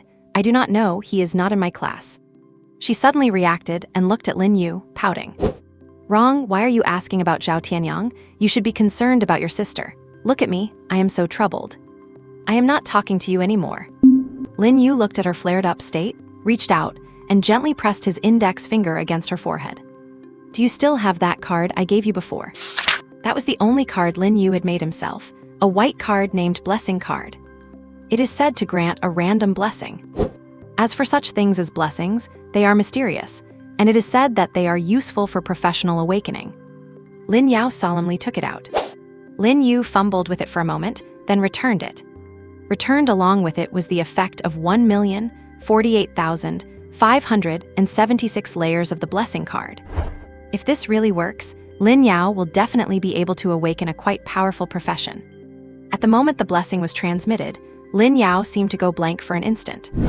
Lin Yu immediately brought his forehead close to hers. He now possessed a full 500 points of spirit attribute, and he only needed to exert a negligible amount of power to easily soothe the emotions of an ordinary person. A cooling, indescribably comfortable sensation spread from her forehead throughout her whole body. Lin Yao instantly calmed down. The anxiety about the future and the inexplicable agitation from earlier vanished without a trace. She blinked and looked at Lin Yu, somewhat dazed. "Get some sleep early." Lin Yu withdrew his hand. "Do not let your imagination run wild." Lin Yao nodded obediently and stopped making a fuss. Lin Yu walked out of the room and gently pulled the door shut. He stood still at the doorway, a thought striking him, as he used that invisible mark of master and servant to instantly lock onto Zhao Tianyang's approximate location. Taking extended leave. It seems the matter regarding Zhao Tianyang has not been resolved at all. As it happens, I need some help myself. I hope this Zhao Tianyang is worth all that effort I put in. Lin Yu took out his phone, opened the map, and compared the vague location he sensed in his mind with the map. This place is, in the middle of a lake. Is Zhao Tianyang soaking in the water? No. Lin Yu quickly pulled up the black market map in his mind and cross-referenced it again. The point he sensed overlapped perfectly with a location on the black market map. This place is the old ghost hall. And half an hour later, the black market scrap heap. Lin Yu had changed back into the cheapest crow outfit he had worn a few days ago, pulling his hood low to cover most of his face, and once again blended into the chaotic and vibrant shadows. He walked straight through the noisy crowd and arrived at the entrance of the old ghost hall. Jingle! The wind chime rang. Lin Yu pushed the door open and stepped in, hit by a thick scent of herbs mixed with the smell of disinfectant. The shop was very quiet. Behind the counter, Old Ghost, wearing his plague doctor mask, was boredly wiping a beaker. In the corner of the shop, a figure was curled up, wrapped in an oversized coat, his body trembling uncontrollably. It was Zhao Tianyang. His complexion was even more gray and withered than a few days ago. His lips were cracked, and the whole person exuded an aura of impending death. Hearing the chime, Old Ghost looked up, and when he saw it was Lin Yu, his wiping motion stopped. The figure curled in the corner also struggled to lift his head. The moment he saw Lin Yu, a stunning brightness burst forth in Zhao Tianyang's dim eyes. He struggled, gripping the wall, trying to stand up. "Master." As soon as he spoke, he broke into a violent coughing fit, as if he were trying to cough his lungs out. Old Ghost watched this scene, his expression hidden beneath the mask looking quite colorful. He actually waited it out. This foolish boy, using the clumsiest method of waiting for the rabbit, actually managed to wait for it. This world is truly absurd. Lin Yu ignored Old Ghost and walked up to Zhao Tianyang. "I more or less know your situation." Zhao Tianyang was panting and tried to say something, but Lin Yu interrupted him immediately. "Follow me." No extra nonsense, just a direct order. Zhao Tianyang did not hesitate at all. He nodded and used all his strength to follow behind Lin Yu, ready to leave. Old Ghost watched Zhao Tianyang's swaying silhouette, which looked ready to collapse at any moment, and shook his head internally. He is hopeless. This kid is truly beyond saving. The toxins from the potions in his body have already invaded his bone marrow and internal organs. Even an immortal could not do anything about it now. A single life serum, that is just a drop in the bucket. To completely clear the toxins from his body and pull him back from death's door, it would take at least 10 of them. And that might not even be enough. That is 5 million right there. Who would spend 5 million to save a person who is a LRE a DY Chinese letter? This trade is a massive loss. Lin Yu reached the door, but his footsteps came to a halt. He turned around and looked at Old Ghost behind the counter again. "Do you still have those 3 attribute potions from before?" Old Ghost was stunned for a moment, then reacted. "Yes, of course I do." He took the 3 boxes out from under the counter again. Strength mixture, inferior grade. Windwalker's breath, inferior grade. Heart of stone, inferior grade. What is wrong? Old Ghost lined the 3 boxes up on the counter. Lin Yu did not answer his question, just asked calmly. "How much?" The old price, 650,000 in total. Old Ghost's businessman instinct made him quote the price immediately. But once the words were out, he hesitated himself. He looked at Zhao Tianyang, who was standing at the door loyal and devoted but nearing his end, and then at Lin Yu, who was mysterious and spent money like water. A crazy thought suddenly popped into his head. Could I take a gamble? An investment. This is an extremely high-risk investment, but the potential returns could be unimaginable. Old Ghost's heart began to race. He had spent half his life in this apothecary lane, relying on being shrewd and cautious. But today, facing these 2 lunatics, he also wanted to be crazy once, to see if his gamble would pay off. Ahem. Old Ghost cleared his throat, and he did something that even surprised Lin Yu. He pushed the 3 boxes toward Lin Yu. "These 3 are on the house." "On the house?" "Yes, on the house." Old Ghost's mask faced him directly, considerate, a gesture of friendship.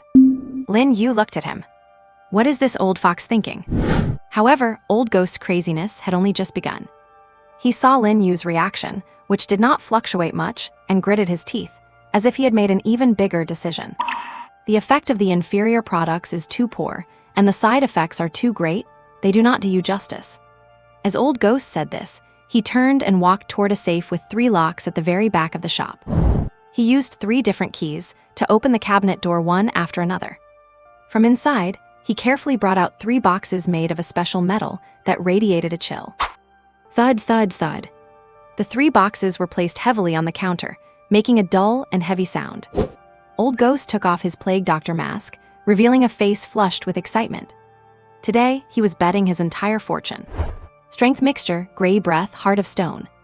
He opened the first box, which contained a deep red potion. The luster of the liquid was far purer than the inferior grade, flowing as if it had a life of its own. Produced by a regular military enterprise, original stuff, no inferior suffix. It stably increases strength by 5 points, and the pain level is only 1/3 of the inferior product. He opened the second one, and light cyan gas formed a tiny whirlwind in the test tube. Windwalker's breath, original, stably increases agility by 5 points. Finally, the third one. It was no longer a tumor, but a yellow crystal as clear as amber, with a point of light pulsating at its core. Heart of Stone, original, stably increases physique by 5 points. The risk of assimilation is reduced from 10% to 1%. Old Ghost's breathing was a bit ragged. He pointed at these 3 potions. These 3 are samples I obtained through special channels at a high cost. I originally intended to research them myself to crack the technical barriers within. These 3 potions, the black market price for each one is no less than 800,000, and they are rare, hard-to-find goods. Old Ghost stared at Lin Yu, speaking word for word. Today, if you need them, I am giving them to you too. Dead silence. The Old Ghost took off his plague doctor mask, revealing a face flushed with excitement and agitation. He stared fixedly at Lin Yu, his heart drumming wildly against his ribs. I am betting it all. He had gambled almost his entire fortune on this inscrutable young man standing before him. These 3 authentic potions were his most prized treasures, the hope for turning his life around in his later years. Now, he had handed that hope over with his own 2 hands. Lin Yu looked at the 3 potions on the counter, radiating pure energy, and then back at the Old Ghost, who had fallen into a state of near-manic frenzy. Interesting. Truly interesting. From his initial shrewd calculations to his later fawning, and now this all-in gamble. This Old Ghost had much more courage than he had imagined. Lin Yu did not stand on ceremony. He reached out and took the 3 heavy metal boxes one by one, storing them into his storage ring. His movements were clean and decisive, without a hint of hesitation. Seeing this, the muscles in the Old Ghost's face twitched uncontrollably. The exhilaration from giving away the goods and the heartache of seeing them taken away. The collision of these 2 extreme emotions made his expression look incredibly twisted. Lin Yu laughed out loud. Old Ghost, you have paved a wide road for yourself. He turned around, ready to leave with Zhao Tianyang. As he reached the door, he stopped and left one last sentence without looking back. Rest assured, your blessings are yet to come. Ding-a-ling. The chime rang out, then settled down. Only the Old Ghost was left in the shop. He collapsed into his chair as if drained of all strength, gasping for breath. He looked at the empty counter, then at the doorway where Lin Yu had vanished. The twisted expression on his face finally turned into a long, ambiguous sigh, half bitter, half laughing. And Lin Yu walked through the chaotic alleyways of the black market. Zhao Tianyang followed close behind, wrapping his ill-fitting coat tight around himself. With every step, his body swayed as if he might fall apart at any moment. He dared not get too close, for fear of offending this master. He also dared not lag too far behind, for fear of losing this sole flicker of hope if he lost track for even a second. Soon, the 2 returned to the entrance of the hive. Lin Yu used his card to open the heavy alloy door of bunker number 3 and walked in. Zhao Tianyang followed, and when the door boomed shut behind him, he visibly shuddered. Cut off from the world. This feeling reminded him of the days when he was locked at home, waiting for death. My master. Zhao Tianyang braced himself to bow, but his voice came out raspy, like a broken bellows. Lin Yu turned to look at him. Master. That title sounded genuinely awkward. It felt like something out of a third-rate period drama. Do not call me that from now on, Lin Yu said, his reaction flat. Zhao Tianyang was stunned, lowering his head in fear. Then, how should I address you? Just call me brother, Lin Yu said offhandedly. As soon as the words left his mouth, he frowned to himself. No. The title brother is reserved only for Lin Yao. Never mind, Lin Yu changed his mind. Call me boss from now on. Boss, Zhao Tianyang was stunned again. Compared to master, this title lacked a sense of absolute dominance, instead carrying a more modern, transactional feel. But he had no right to question it. Yes, boss, he replied respectfully. Lin Yu nodded and ignored him further, pressing a communication button on the wall. Soon, a processed electronic voice rang out in the room. Bunker number 3, what can I do for you? It was the same woman from the front desk, the one wearing the metal mask. Expand the space, Lin Yu stated his intent directly. What tier? Maximum. There was a 2-second silence on the other end, likely verifying Lin Yu's authorization and financial status. Throne tier space expansion, utilizing military-grade spatial arrays, can expand a standard bunker to 300,000 cubic meters, absolute physical isolation, independent recycling system. The cost is 10,000 per day. Pay 1 as deposit and 1 in advance. 10,000 a day. That is 300,000 a month. This price would be enough to rent a top-tier luxury mansion in the city center. Zhao Tianyang listened from the side, his heart pounding with shock. He had never seen so much money in his entire life. And his new boss, just to expand a temporary room, was going to pay such a high price. That works, Lin Yu replied without a moment's hesitation. He swiped his black card against the sensor on the wall. Bleep, payment successful, remaining balance 810,000. 20,000 vanished in an instant. Spatial expansion array initiating, expected to last 10 seconds, please remain stationary. The electronic voice fell silent. Hum. The entire bunker emitted a low, deep rumble. Zhao Tianyang watched in terror as the metal wall in front of him began to recede into the distance, defying the laws of physics. The ceiling rose and the floor extended. The tiny 30-square-meter room turned into a vast void with no end in sight in just a few seconds. The scale was easily that of several football fields. 10 seconds later, the rumbling stopped. The world returned to absolute silence. Only emptiness remained. Endless, boundless emptiness. Zhao Tianyang stood in this massive space, feeling as tiny as a grain of dust. He looked at Lin Yu standing not far away, that back clad in a cheap cloak, becoming, at this moment, infinitely large and infinitely mysterious. Is this the world of the powerful? Changing space at will, treating money like dirt. In Zhao Tianyang's heart, beyond the relief of having survived, there was a sense of indescribable constraint and inferiority.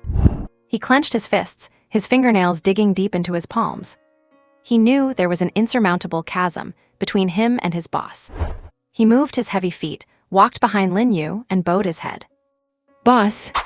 His voice trembled with an emotion he could not hide. I do not know what I can do for you. I have not awakened, and because I misused the potions, I can no longer participate in the awakening ceremony, and my body. It is ruined. He said it with great difficulty, every word akin to tearing open his own bloody wounds. I only have this one last month of life left. He looked up, and in his gray, weary eyes, a flame of determination ignited. But I promise you, in this final month, no matter what you ask of me, even if it is to die, I will not blink. I will surely repay this kindness. He spoke with finality, his words the resolve of someone gambling away everything. Yet this resolve felt so pale and powerless when faced with such a despairingly vast space. What could he do? Clean up? There was not even a single speck of dust here. Lin Yu watched him, this young man grasping at the last straw in his despair. His vow was heavy and sincere. But to Lin Yu, it was meaningless. He did not need someone to die for him. He needed a living person who could get things done and create value for him. You will not die, Lin Yu said calmly, his voice echoing in the unsettling, empty space. Zhao Tianyang jerked his head up. But Lin Yu's next sentence extinguished half the hope that had just ignited in him. It will be very painful. Thank old ghost, Lin Yu added. The authentic serums he provided will make the pain a little less unbearable. Zhao Tianyang was stunned, completely failing to understand. What did that mean? Lin Yu offered no explanation. He took a card from his storage ring and activated it. A syringe emitting a soft, golden light appeared in his hand.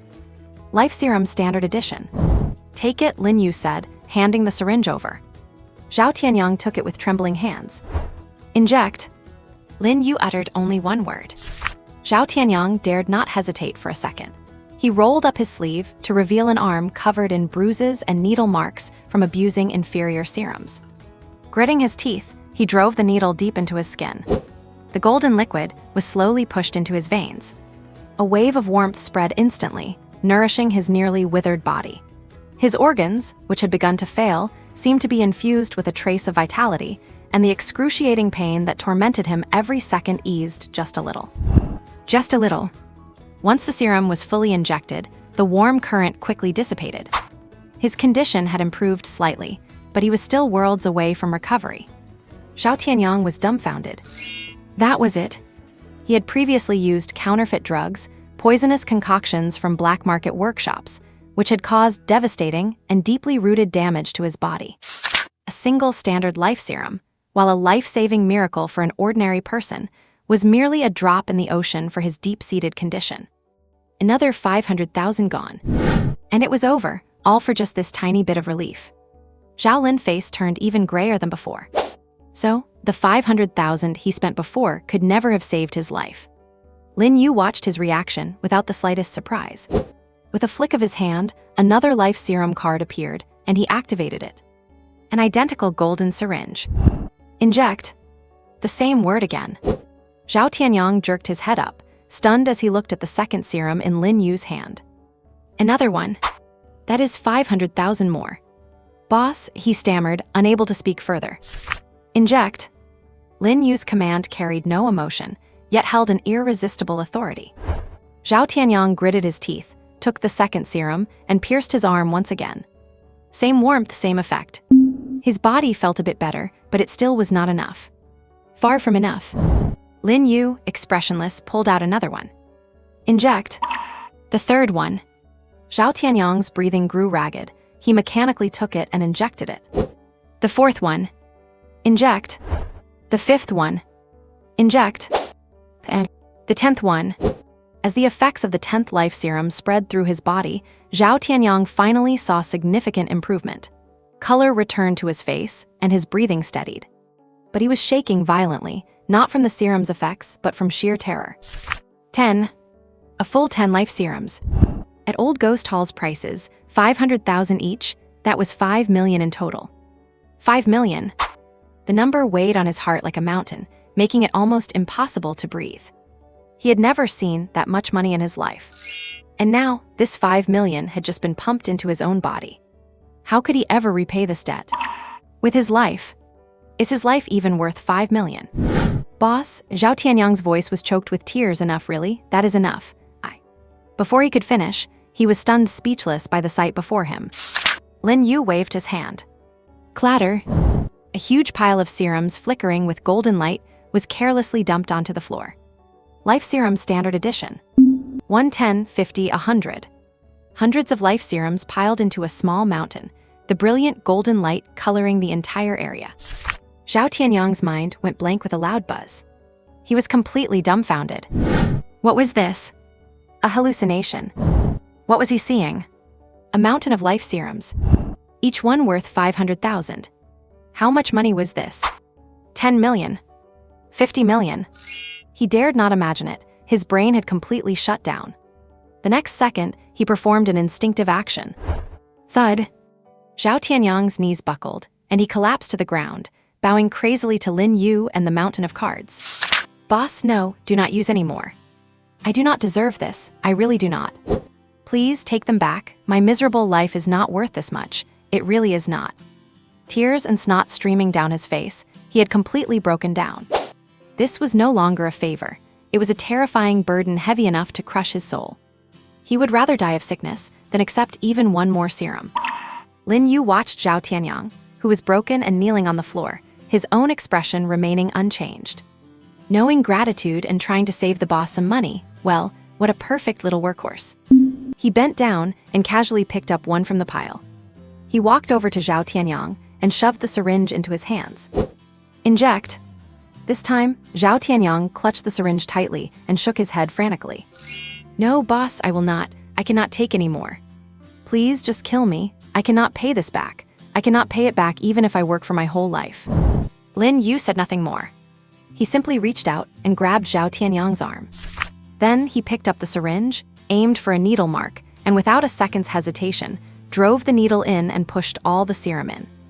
The 11th one. After doing so, he picked up another and forced it into Zhao Tianyang's hand again. The motions were repetitive, precise, and cold. Zhao Tianyang felt despair. He looked at Lin Yu, this boss he could not understand at all. Resistance was meaningless. Refusal was also meaningless. This was the boss's order. He gave up thinking. He became an emotionless machine. Pick it up, inject it. Pick it up again, inject it again. 20, 50, 100. His movements grew numb, and the sensation of pain from the needle pricks vanished entirely. The golden warm current washed over his body again and again, purging those toxins deep in his bone marrow, repairing and reshaping. His skin turned from a bruised purple to a healthy rosy hue, his cracked lips regained color, and his dull hair regained its luster. When the 200th life serum was pushed into his veins, an unprecedented, vast life force finally erupted within him. Boom! Zhao Tianyang felt like a balloon being refilled. Every cell in his body was cheering, leaping for joy. He stood up, testing his limbs. Power. An unprecedented sense of power. He was cured. No, even better than cured. He felt healthier and stronger than he had been before ever abusing drugs. Yet he could not feel happy at all. His face held no joy of survival, only a dead, numb silence. In his head, only one number spiraled crazily like a never-ending curse. 200. 100 million. Lin Yu examined Zhao Tianyang in front of him. Not bad. Baptized by 200 vials of life serum, he had been reborn. His body, previously hollowed out by drug abuse, was not only fully restored, but also strengthened to a certain extent, nourished by the massive influx of vitality. He was sturdy and full of vigor. You can tell his talent is indeed good. He is a promising prospect. Lin Yu sensed the invisible master-servant brand in his heart once more. Very firm. Zhao Tianyang's loyalty, mixed with the relief of surviving a disaster, the fear of the unknown, and the despair over his massive 100 million debt, had formed a rock-solid emotional shackle that held him firmly in place. Very good. A qualified tool has been preliminarily crafted. Next, it is time to upgrade the tool. Lin Yu no longer held back. He took the 3 heavy metal boxes given by Old Ghost out of his storage ring. Bang, bang, bang. The 3 boxes were placed on the ground one after another. Boss, Zhao Tianyang looked at the 3 boxes that clearly looked extraordinary, feeling confused. Lin Yu ignored him, crouched down, and opened the first box. A deep crimson potion lay quietly inside, the luster of the liquid pure and rich. Original strength booster. Lin Yu reached out his hand and activated a skill. Cardification. This time, he encountered almost no resistance. With 500 points of mental power supporting him, transforming items of this caliber had become effortless. A card glowing with red light appeared in his hand. He followed the same procedure, turning the Windwalker's Breath and the Heart of Stone into cards as well. 3 top-tier attribute potion cards, representing strength, agility, and constitution, lay quietly in his palm. Based on his previous experience using clarity potions, pushing a basic attribute from 0 to the 500-point cap would require at least 2,000 vials. Considering subsequent drug tolerance, this number might be even higher. Then let us have 2,000 of each. Lin Yu shifted his thoughts. Ghost card. Multiplication card. His current 500 points of mental power were enough to support the existence of 22 multiplication cards simultaneously. But he did not need such an exaggerated multiplier. 11 multiplication cards, 2 to the power of 11, equals exactly 2,048. That is enough. The space inside the storage ring began to multiply exponentially once again. The 3 original potions, Old Ghost's private stock of clarity potions, and the life serum used as auxiliary consumables all began to double rapidly. In just a few breaths of time, the cycle stopped. Lin Yu waved his hand. Whoosh! Inside the empty bunker, a torrential rain of potions poured down. 4 small mountains and 1 large mountain appeared out of thin air. One pile radiated a deep crimson light, representing pure strength. Original strength booster, 2048 vials. One pile swirled with pale cyan air currents, symbolizing extreme speed. Original Windwalker's Breath, 2048 vials. One pile exuded a heavy, earthy yellow halo, signifying an indestructible physique. Original Heart of Stone, 2048 vials. One pile radiated the shimmering blue light of a water pool, representing mental power. Clarity Potion, 2048 vials. And the last pile, also the tallest one, its golden light almost illuminated the entire dome of the bunker. Standard Life Serum, 8192 vials. Zhao Tianyang stood there, completely petrified. His body was shaking violently beyond his control, and his teeth chattered, making a clattering sound. He looked at the 4 mountains piled up from wealth and power, his brain completely shutting down. He remembered Old Ghost's words. These 3 potions have a black market price of no less than 800,000 each, and they are priceless. 800,000 for one. Here's how many are there. 2,048. Zhao Tianyang's lips trembled as he used his already struggling brain to attempt a math problem he never dared to imagine in his life. 800,000 multiplied by 2,048. 160 million. Number 1.6 billion. He could not calculate it anymore. This number already exceeded his cognitive capacity. And this was just one of the piles. There are 3 such piles here. That would be nearly 5 billion. And that golden pile, that is life serum. Those 200 vials from before were worth 100 million.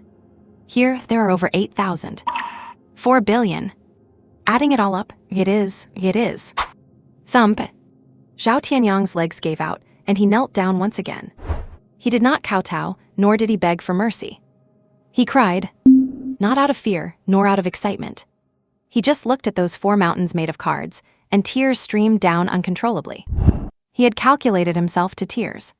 He thought back on his 18 years of life. Born into an ordinary family, in order to change his fate and give his parents a good life, he studied and trained with all his might. He thought that as long as he worked hard enough, he could get ahead. It was not until he came into contact with those inferior potions that he realized hard work is worthless in the face of true shortcuts. He took the shortcut and then fell into the abyss. He thought his life was over. But now, what was he seeing? Nearly 10 billion in wealth, piled casually on the ground like trash. His view of life, his values, and his worldview were completely shattered at this moment, then reassembled in an incredibly distorted way. So, money really is just a number. So, power really can be created out of thin air. So, the gap between people can be even greater than the gap between men and gods. Lin Yu ignored his dazed subordinate. He walked to the wall and pressed the communication button. Bunker 3, what do you need? The same cold, electronic voice responded. Open another room. What grade? Same grade. Throne grade space expansion already exists. Opening an auxiliary space of the same grade adjacent to it will cost 10,000 per day, with a deposit of 1 month's fee. That works. Lin Yu tapped his black card against the sensor. Beep, payment successful. Balance is 790,000. Another 20,000 gone. Boom. The metal wall beside them slowly opened to reveal another equally heavy alloy door. Behind it was another identical, depressingly vast, and empty space. Lin Yu pointed to the 5 piles of potions on the ground. Your task. His voice echoed in the empty bunker, clearly reaching Zhao Tianyang's ears. Use all of these, until all 4 basic attributes reach 500 points. After saying this, Lin Yu did not look at him again and turned towards the newly opened door. He also needed to start his own strengthening. But as a boss, one must maintain the basic sense of mystery and intimidation. Sitting side by side with a subordinate, giving each other shots. That is unseemly. Boom! The heavy alloy door closed slowly behind him. In the massive space, only Zhao Tianyang remained, alone with the 4 mountains of potions worth nearly 10 billion. Lin Yu walked into the newly opened throne space. The heavy alloy door closed behind him, completely cutting off everything from the room next door. He sat down cross-legged and took out all the original potion cards gifted by Old Ghost, along with the massive stock he had replicated from his storage ring. Giant Strength Potion, original version. Windwalker Breath, original version. Heart of Stone, original version. And the Vitality Serum, used as a supplementary consumable. He already had experience. The strengthening process of the Clarity Potion had allowed him to figure out the patterns of these attribute potions. The first 100 points offer the best results. Between 100 and 300 points, the efficacy diminishes. After 300 points, the effect decays significantly further. And he had a nearly infinite supply of potions. This decay meant nothing to him. All he had to do was repeat the process. Lin Yu picked up a Giant Strength Potion, activated it, and injected it. A scorching surge of energy instantly flooded his muscle fibers. Every cell began to expand, tear, and then reorganize under the stimulation of this power. Immediately after, he picked up a Vitality Serum and injected it. The gentle life force soothed that tearing pain and reinforced the newly formed muscle tissue. Strength 9. Again. The second Giant Strength Potion, the second Vitality Serum. Strength 19. And the 10th injection. Strength 59. His mental power was as high as 500 points, giving him far better control over his body than Zhao Tianyang had before. Furthermore, his absorption efficiency for the potions was far beyond that of an ordinary person. And he did not need to spend time like Zhao Tianyang did, clearing toxins and hidden injuries with 200 vitality serums first. His body had been repeatedly refined during the previous process of strengthening his 500 mental power. It was a clean slate. This saved him a great deal of time. When the 40th giant strength potion was finished, his strength attribute sat firmly at 109. The potion's efficacy began to halve. Lin Yu remained expressionless and continued the injections.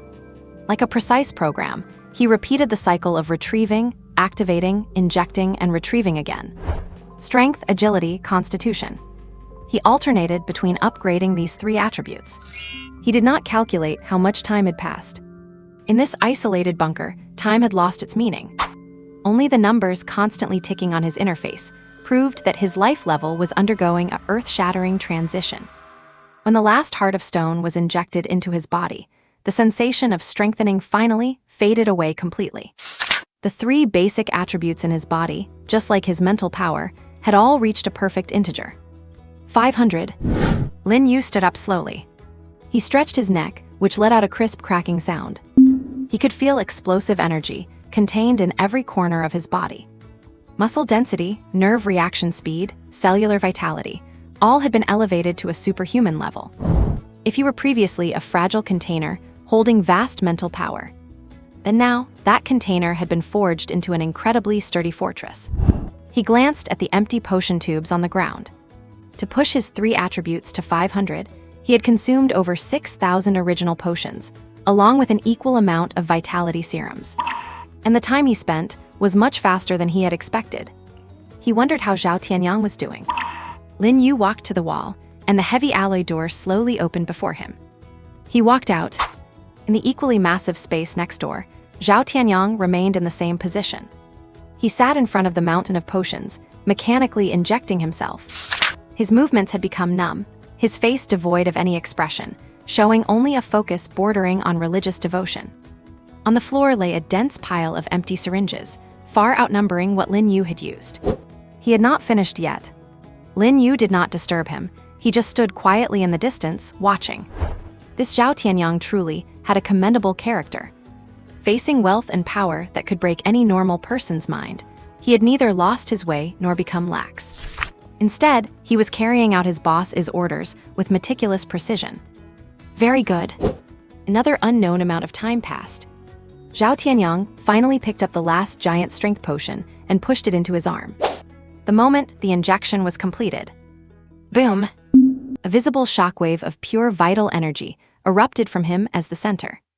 The entire massive bunker shook slightly from the force of the blast. Zhao Tianyang slowly stood up. His already robust physique had now become more proportional and filled with power, every inch of his muscles seeming to be tempered steel. He lowered his head and looked at his own hands. He could feel four vast, surging energies flowing within him like rivers. Strength, agility, constitution, spirit. All four basic attributes had reached the limit of 500 points. He had been reborn. He had achieved a new life. Zhao Tianyang lifted his head and looked at Lin Yu, who was standing not far away. That back, clad in a cheap cloak, looked so thin, yet in his eyes it was more majestic than any deity. He felt no trace of joy or excitement.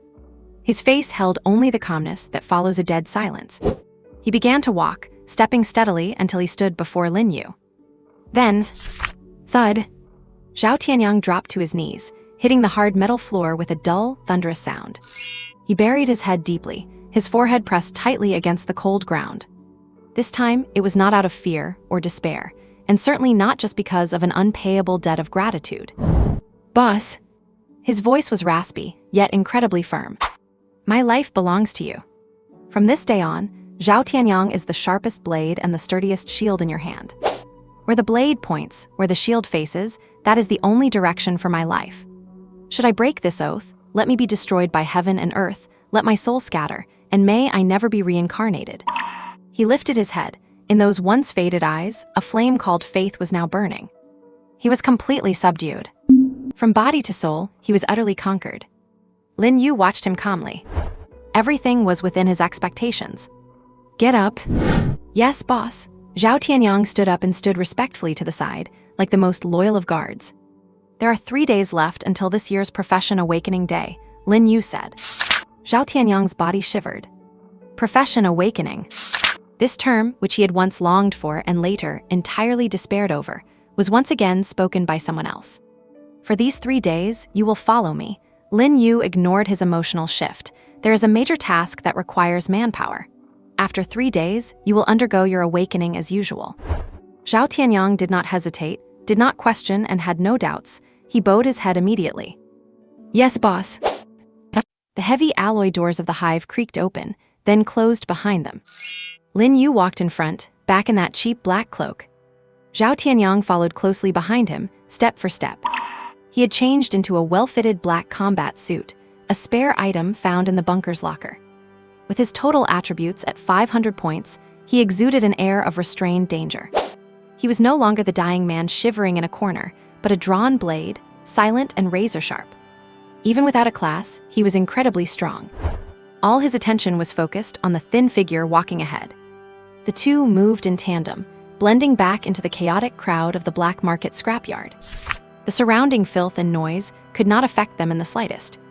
Meng Tianyang's presence caused the reckless thugs nearby to instinctively steer clear. Lin Yu had a clear goal in mind. He navigated through several alleyways and finally stopped in front of a familiar door. Old Ghost's apothecary. Ting-a-ling. The wind chime rang. Lin Yu pushed the door open and entered. The rich scent of medicinal herbs remained. Behind the counter, Old Ghost, wearing his plague doctor mask, was absent-mindedly arranging a row of test tubes. Those 3 genuine potions were the culmination of half his life's work, and he had just given them away.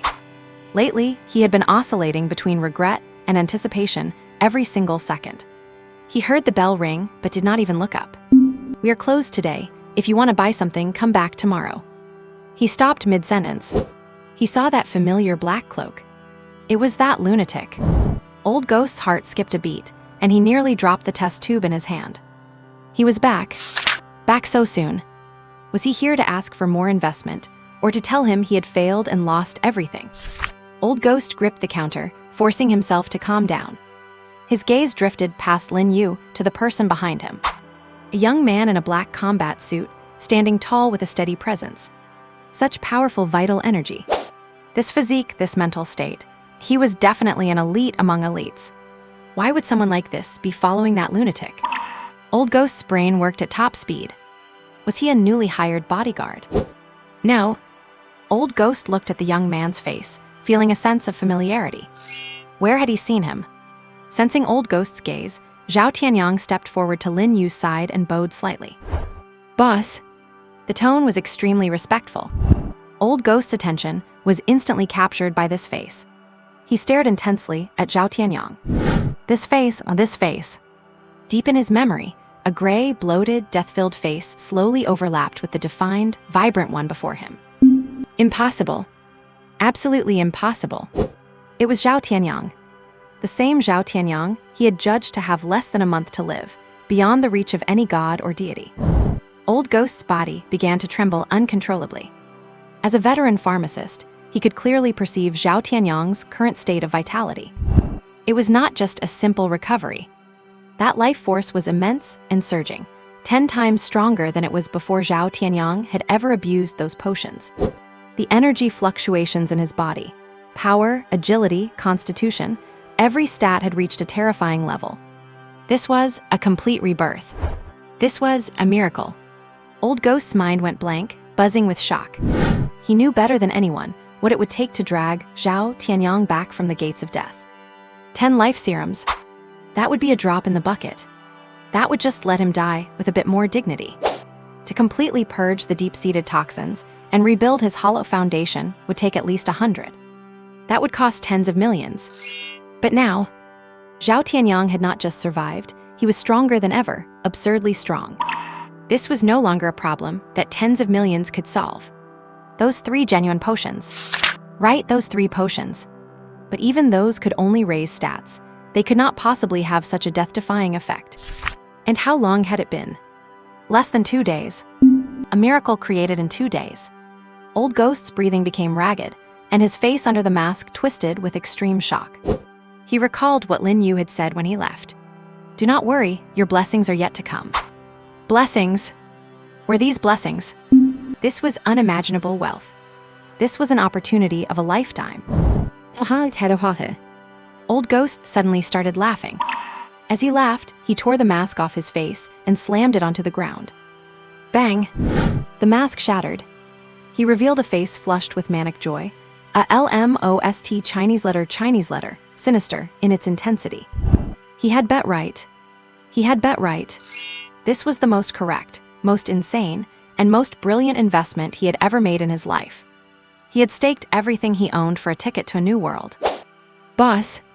Old Ghost bolted from behind the counter, moving with an agility belied by his age. Hearing Zhao Tianyang's address, he immediately followed suit.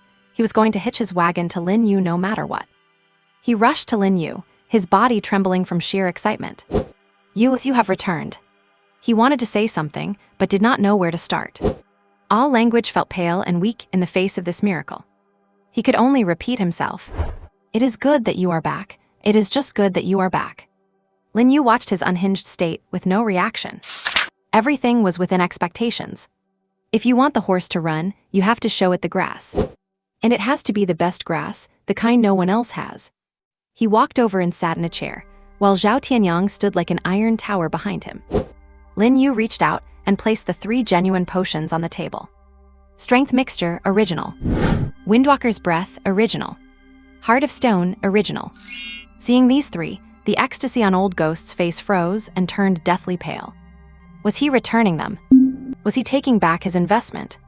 The moment this thought surfaced, Old Ghost's heart felt gripped by an invisible hand, nearly stopping. Boss, what are you doing? Old Ghost's voice trembled. He was flustered and completely lost his composure. Those 3 potions were my offering to you. You absolutely must not. I am not here to return them. Lin Yu cut him off. Old Ghost paused, half his heart settling, but he still watched Lin Yu nervously. Lin Yu pointed to the 3 potions on the table. I ask you, if you were to decipher the formula for these 3, how many would you need as research material? Decipher the formula. Old Ghost's professional instincts were awakened. He looked at the 3 potions, his emotions shifting quickly to professional seriousness. He pondered for a moment. Boss, you overestimate me. These 3 are top-tier originals from the market. Their formulas are the highest secrets of major pharmaceutical companies. Let alone deciphering them, even if I could replicate 70 or 80% of their effect, I would be able to start my own sect. 3. Old Ghost gave a bitter smile. 3. I do not even have the confidence to analyze the basic components. Every attempt is a consumption of material, the failure rate is too high, and I cannot guarantee results. That is why I have kept them for so long without daring to touch them. Lin Yu nodded without a word. He waved his hand. Out of thin air, 3 more identical potions appeared on the table. There were now 2 of each kind. Old Ghost's eye twitched. This. Lin Yu waved his hand again. The quantity of each potion on the table increased to 3. Old Ghost's breathing hitched. What kind of trick is this? Did he just pull them out of nothing? No, that is not right. It must be some kind of storage equipment. But even if it were storage equipment, where did he get so many top-tier potions? Could he really be some young master from a major pharmaceutical company, stealing the stock for himself? Before Old Ghost could wrap his head around it, Lin Yu waved his hand once more. This time, the number of each potion on the table jumped straight to 10. 30 top-tier potions, gleaming with an enticing luster, were neatly arranged on the table, creating an overwhelming visual impact. Now what do you think? Lin Yu asked. Gulped. Old Ghost swallowed hard. 10 of each. This is already 30 million worth of stock. With this many samples, he actually felt confident enough to give it a try. Boss, if there are 10 of each, I have a 30% chance of replicating a secondary version with similar effects within half a year. Old Ghost's voice distorted with excitement. Lin Yu, however, shook his head. Too slow, and the success rate is too low. He looked at Old Ghost and spoke slowly. As he finished speaking, Lin Yu slammed his hand onto the table. Clatter. The tabletop was instantly buried. Deep crimson potency concoctions, pale cyan Windwalker's Breath, and earthen yellow heart of the monolith. Each type was piled into a small mountain. At a rough glance, there were over 100 of each. These are your funding. Lin Yu's voice was calm, but to Old Ghost, it sounded like a thunderclap. My goal is for you to help me distribute them. As for cracking the formula, that is just a bonus. Use and consume these potions however you like, if you think it is not enough. Lin Yu paused and uttered a sentence that shattered Old Ghost's entire worldview. I have as much as you need. Old Ghost's brain went completely blank with a loud buzz. He stared blankly at the 300+ top-tier potions on the table, each representing a black market fortune of 800,000. Over 300, that is, over 200 million. Funding. Distribution. As much as I want. In an instant, all the clues connected in his mind. Zhao Tianyang back from the dead. The madness of paying an extra 300,000 for medicine without hesitation. And now, this mountain of top-tier potions worth hundreds of millions. Along with that nonchalant, I have as much as you need. He finally understood. He finally understood why Zhao Tianyang had been reborn. Boss, are these what you want me to distribute?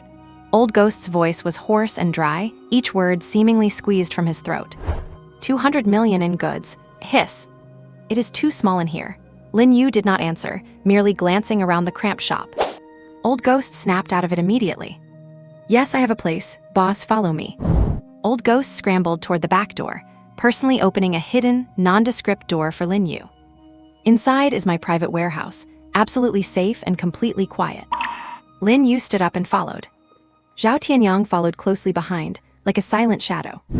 Passing through a dark corridor, the three reached a spacious underground area. It was about 200 square meters, with thick concrete walls and some scattered sundries and medicinal herbs on the ground. Boss, look here. Old Ghost had not finished his sentence. Crash. A sound 10 times louder than before exploded throughout the warehouse. This time, it was not just a small pile on a table. It was 3 real, massive mountains made of potions. Deep red, pale cyan, and earthen yellow lights intermingled, nearly illuminating the entire dim warehouse. Countless potions poured from Lin Yu's storage ring, piling up into 3 hair-raising mountains of treasure on the floor. Each mountain was made of over 1,000 top-tier potions. These are the first batch of goods. Lin Yu turned, looking at Old Ghost, who had gone completely stiff. This is the cargo I want you to distribute for me. Old Ghost's body was trembling violently. He looked at the 3 mountains of potions, his brain no longer able to calculate their value. 800,000 a bottle. 1,000 bottles is 800 million. There must be at least 3,000 or 4,000 bottles here. That is 3 billion. The first batch. Thud. Old Ghost's legs gave out, and he knelt heavily on the ground. This time, he knelt more thoroughly and more willingly than Zhao Tianyang. His cloudy eyes were filled with fanaticism, fear, and a flash of realization, as if he had glimpsed an ultimate truth. He had spent his whole life scuffling in the black market and thought he had seen it all, but the scene before him had exceeded the limits of his imagination. Could someone who could pull out this much stock be an ordinary person? Would such an existence come to an old man like him for help without reason? This was a heaven-sent opportunity, and also a test that could crush him to dust. Miss it and die. Seize it and ascend to the heavens. Old Ghost felt his liver and gall trembling. He made the most significant decision of his life. He kowtowed heavily, his forehead hitting the cold concrete floor with a dull thud. Boss, I, Old Ghost, am willing to serve you until death. Please give me a chance. I am willing to sign a master-servant contract to be your slave forever with no disloyalty. To prove his loyalty, he offered the contract himself. He wanted to bind himself completely to this godlike chariot. Lin Yu watched the kneeling Old Ghost calmly. A master-servant contract. He thought of Zhao Tianyang. That invisible thread connecting their souls made him understand that slots for a master-servant contract were extremely precious. Each slot represented someone who could be completely trusted and relied upon with his life, an absolute core member. This Old Ghost was shrewd and mercenary. He was a competent businessman, but he was far from meeting that standard. You are not qualified. Lin Yu's voice was not loud, but it hit Old Ghost like lightning. Not qualified. Not even qualified to be a slave. Immense loss and fear engulfed him instantly. Lin Yu felt no waves in his heart. But this Old Ghost was indeed the most suitable candidate to manage the distribution channel at this stage. He needed to give him a glimmer of hope without letting him get ahead of himself. Just as Old Ghost was in despair, a thought sparked in his mind, reminding him of another type of contract that circulated in the black market. Boss, he suddenly looked up, his face full of reckless desperation. If a master-servant contract will not do, then what about a time-limited contract? A 3-year term? This type of contract does not occupy a precious permanent slot and ends automatically once the time is up. I just want a chance to serve you. He looked at Lin Yu, his eyes full of longing for the future and yearning for power, without a shred of resistance to being bound. For someone who had spent his life at the bottom, freedom was nothing compared to the chance to rise in one step. A time-limited contract. That was the first time Lin Yu had heard of one. It does not take up a contract slot, so it is worth considering. He needed a loyal and capable tool to handle these illicit assets. Fine. Lin Yu uttered the word. Old Ghost was suddenly ecstatic, feeling as if he had been pulled from hell back to heaven. Thank you, boss. Thank you, boss. He scrambled up from the ground and pulled out an old-fashioned communicator, moving so fast that he left a blur. Hey, is that 7th Master? It is me, Old Ghost. Yes, another job, a time-limited master-servant contract. Yes, right now at my warehouse. I will pay double. Hanging up the communication, he stood respectfully beside Lin Yu, his posture even more humble than Zhao Tianyang's. Not long after. Knock, knock, knock. The warehouse's iron door was knocked upon. Old Ghost trotted over happily to open the door. 7th Master, dressed in a traditional Tang suit and carrying a wooden box, walked in expressionlessly. When he saw the 3 mountains of potions in the warehouse, even his impassive poker face showed a crack. But he quickly gathered his composure, acting as if he had not seen anything. He cast a glance at Lin Yu and Old Ghost. Who is the master and who is the servant? 7th Master asked in a gravelly voice. I am the master, Lin Yu answered calmly. I am the servant. Old Ghost chimed in eagerly, his voice loud, filled with pride and urgency. 7th Master looked at Old Ghost, completely stunned. He had known Old Ghost for decades and knew how shrewd and self-serving the man was. Getting him to sign a master-servant contract was harder than killing him. What happened today? But as his gaze swept over the 3 mountains of potions again, and linking it to the near-manic excitement Old Ghost had shown on the communicator, he instantly understood something. These 3 mountains of potions were not a backdrop. They were real. 7th Master's breath hitched at that moment. He had spent a lifetime as a contract master, served countless big shots, and thought he had seen it all. But what was before him was no mere storm, it was the sky collapsing. This was not just wealth.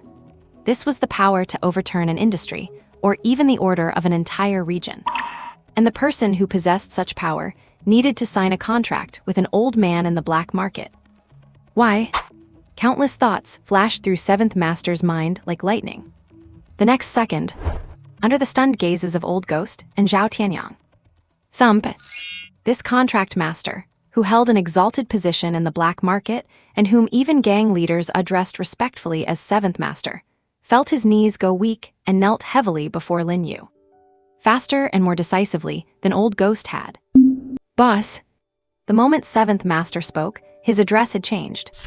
With his forehead touching the ground, he spoke in a tone suppressed with extreme excitement and awe. My name is Chen Qi. People in the black market give me face and call me 7th Master. I have only ever dealt with contracts and only believed in the rules. But today, I have seen something that lies beyond those rules. I want to sign too. I am willing to sign a permanent master-servant seal. I beg you, boss, give me a chance. I am willing to serve you like a beast of burden, even to the death. Old Ghost watched, dumbfounded. He only wanted to pull in an old friend to let him have a bite to eat, but who knew this guy was even more ruthless than him, ready to sell himself outright. Lin Yu looked at the 2 men kneeling before him. One pharmacist, one contract master. This Old Ghost had a good scheme going, knowing he could not swallow it all alone, so he brought his best-connected friend on board. Very well. Let the professionals handle professional work. Permanent will not do, Lin Yu said. Same as him, 3 years. 7th Master's body shook, a wave of immense disappointment washing over him. Is he not even qualified to be a permanent servant? But the disappointment lasted only a second before it was washed away by ecstasy. As long as he had a seat on the boat. 3 years, as long as he could stay on this boat for 3 years, his life would be completely different. Thank you, boss. Thank you for this opportunity. 7th Master kowtowed heavily.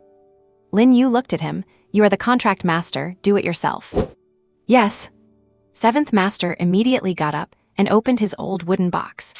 This time, he did not start with Lin Yu, but picked up a silver blade, neatly sliced his own fingertip, and dripped blood into a porcelain bowl. Then he looked at Old Ghost. Old Ghost also stepped forward immediately, cut his finger, and dripped his blood. Throughout the process, both of them had a look of near-religious piety on their faces. Seventh Master used the vermilion liquid, mixed with their blood, to quickly draw 2 complex time-limited contract runes. In my name, I pledge service to you as Master, for a term of 3 years, through life and death. The incantations ignited without fire, turning into 2 streaks of ash that branded themselves onto the foreheads of Old Ghost and Seventh Master. Sizzle. 2 soft sounds. 2 invisible threads appeared in Lin Yu's mind. One connected to Old Ghost's soul, which was filled with greed, shrewdness, and fanaticism. The other connected to Seventh Master's soul, which was deep, calm, yet currently burning with ambition. The contract was made. Boss. Boss. Old Ghost and Seventh Master stood up, hands respectfully at their sides, standing alongside Zhao Tianyang like 3 most loyal guardians. They did not even dare to think about what would happen if, after 3 years when the contract ended, the boss did not want them anymore. The feeling of falling from the clouds was far more terrifying than death. Let us talk business, Lin Yu broke the silence. Yes.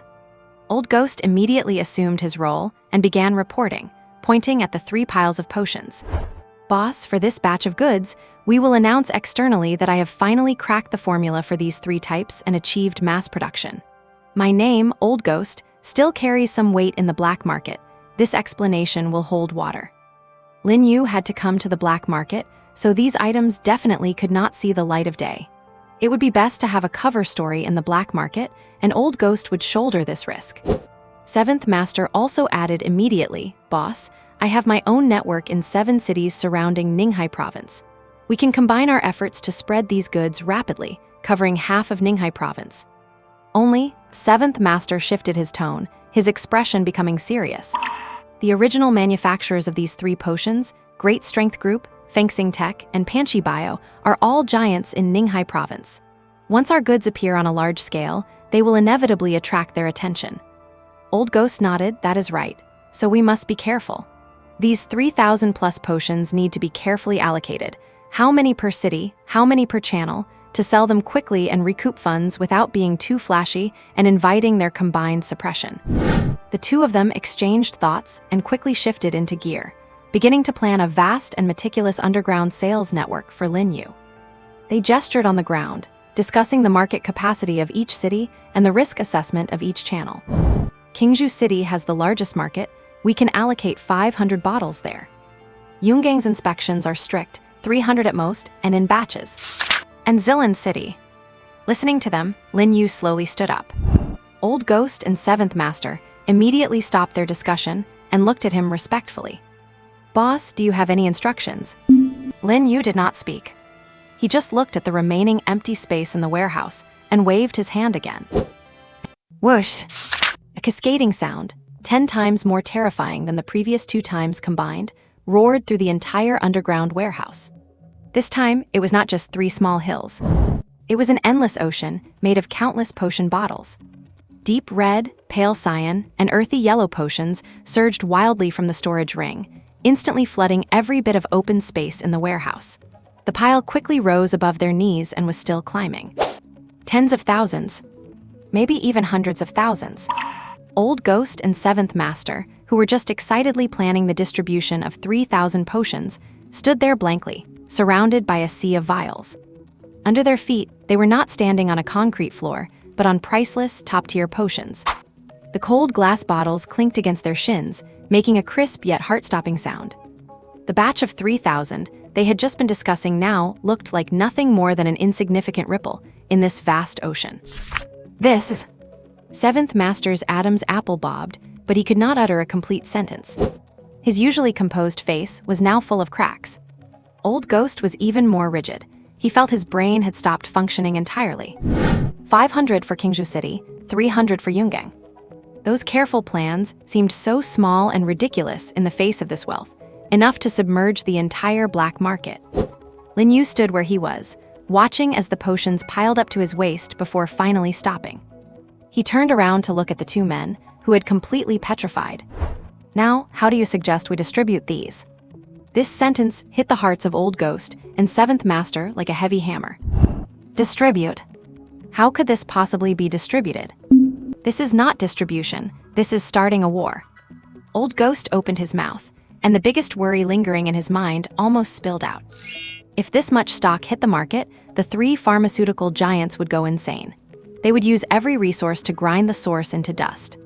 But as the words reached his lips, he could not say a single thing. He stared fixedly at Lin Yu's excessively calm face. Could this man, who felt like a god, not have foreseen the problem he himself had thought of? A terrifying, yet lethally tempting thought struck his chaotic mind like lightning. The boss is not afraid at all. No, it is not that he is not afraid, he is doing it on purpose. He wants to catch the attention of those three companies. He did not come to the black market to sneakily make a quick buck. He came to flip the table. He came to declare war on the entire Ning'ai province pharmaceutical industry. Ugh! An irrepressible low growl squeezed out of Old Ghost's throat. He snapped his head to look at Seventh Master beside him. Seventh Master was also looking at him with an expression mixing extreme fear and manic excitement. No words were needed. With one exchange of looks, both saw the obvious answer on the other's face. Got it. They understood everything. No wonder the boss had so much stock. This was a calculated scheme. Cracked the formula. No, this output must mean he has revolutionized the technology. This is an encirclement of the three major companies. Could this be the power behind that life serum? Regardless of the boss's true identity or ultimate goal. At this moment, Old Ghost and Seventh Master were absolutely certain of one thing. They had not just boarded a boat. They had climbed onto a rocket about to take off. Boss, Old Ghost's voice rang out again, no longer trembling, replaced by a desperate, fervent intensity. I understand now. We will spare no cost. We will flood the black markets across Ning'ai province in the fastest, most aggressive way possible. Seventh Master followed up immediately, his breathing heavy. A price war. Use our sheer quantity to completely crush their pricing system. Let their accumulated inventory become nothing but worthless junk that no one wants.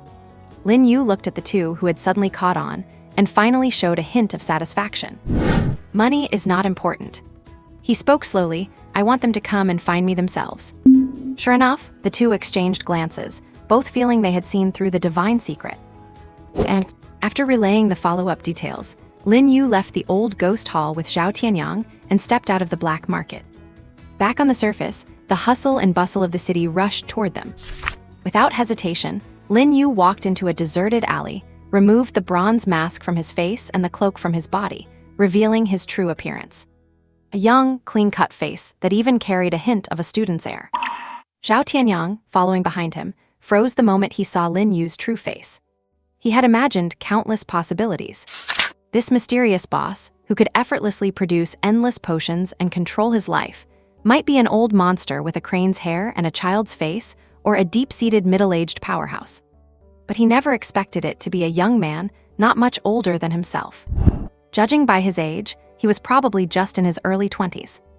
The huge contrast left Zhao Tianyang's mind blank. But the contract branded deep into his soul kept him from having any doubt or disrespect, though his awe was now layered with an indescribable sense of shock. Lin Yu ignored his shock. Money was not an issue anymore. Old Ghost and Seventh Master would continuously send in the black market earnings. But this was just the first step. His real plan had only just begun. He had 3 million in principal, given to him by his parents at home. This money needed to be spent honestly and earned honestly. Money coming from the black market ultimately carried risks. It was fine in small amounts, but troublesome in large ones. And his real goal was to drag the major pharmaceutical companies into the mud, to see if he could innovate technology and create even better potions. Just relying on distribution was a bit too slow. If he wanted to force them to their deaths quickly, he could all start with potion futures and the stock market. Now, it was time to put that money to use. The 3 major companies' products being sold without limit in the Ning'ai black market would soon reach the outside world. When they discovered such a massive volume hitting the market, the share prices of the 3 listed companies, Julie Group, Fengxing Technology, and Panchi Biotech, would inevitably suffer a cliff-like crash. What he needed to do was short the stocks. At the same time, the inundation of these top-tier potions would inevitably lead to many professionals overusing them, their bodies on the brink of collapse. And the life serum, which could clear those side effects, would certainly see its sales skyrocket. The second step was to go long on Eternal Pharma, the company behind the life serum. Short one, long the other, a two-way harvest. His inventory cost nothing, allowing him to dump it without a floor or even give it away for free to impact the market. The three major companies would not be able to withstand this dimension-crushing strike. He was waiting for the day they hit a dead end and took the initiative to contact him. But this plan to open an account and trade did not need to be handled by him personally. Lin Yu looked at Zhao Tianyang beside him. "There is something I need you to do." "Please instruct me, boss." Zhao Tianyang immediately bowed, his posture respectful.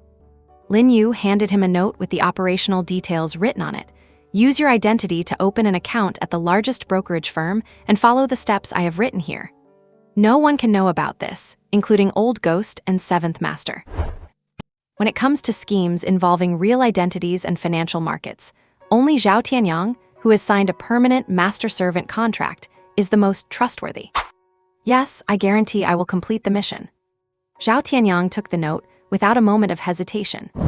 Although this seemed like a mere errand, far less glorious than the roles Old Ghost and Seventh Master held in managing hundreds of billions in capital, he felt not a shred of resentment in his heart. Being able to ease the boss's worries is his greatest value. "After you are done, go home and get ready," Lin Yu added. "Tomorrow is the Career Awakening Day at Linju No. 1 High School. Do not miss it." "Yes, boss." Zhao Tianyang nodded heavily and turned to walk away quickly. He had originally planned to spend 3 days finishing these tasks, but now that Old Ghost and Old Seven were so cooperative, his efficiency had greatly increased. Lin Yu stood alone at the entrance of the alley. Just before leaving, he had taken more than 3 million from Old Ghost and had already transferred it to his personal bank card. He opened his mobile banking app, found the collection agency number he knew by heart, and transferred the exact amount of the debt and interest to their account. "Your account ending in XXXX has successfully paid XXXXX yuan." Watching the notification on his phone, Lin Yu deleted all the collection contact information.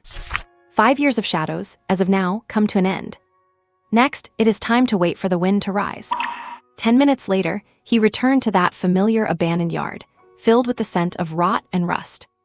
That solitary shipping container cast a long shadow in the moonlight, like a silent tombstone. Lin Yu stood in front of this tombstone for a long time. Here, 5 years of his youth were buried. Buried here was the glory of his days as the pride of the heavens, and the pain of breaking away from his family. All those misunderstood days and nights, those struggles to get by on loans and scrap materials, and that loneliness of facing the whole world alone, they were all here. Now it is time for closure. Lin Yu raised his hand.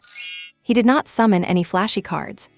A most ordinary gray card, without even a grade, appeared in his palm. A small pebble. He did not even need to use his amplification card.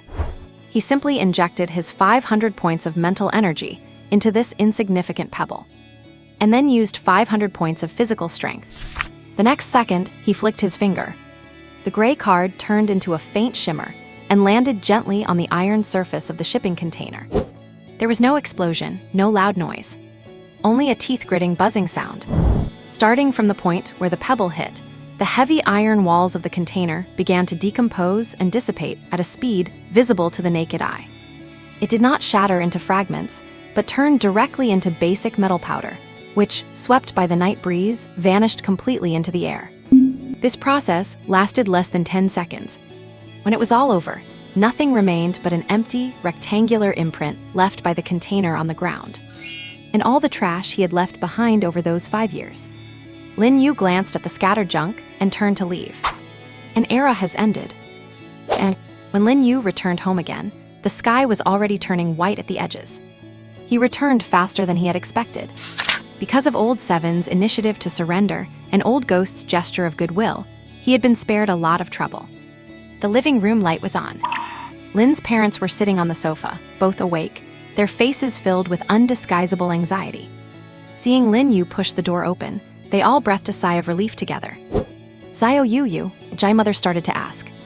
I have handled the past in the few days I was out, Lin Yu replied calmly. Handled it?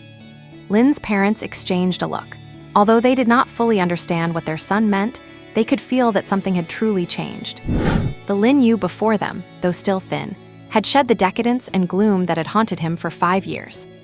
Replacing it was a sense of calmness and stability they had never seen before.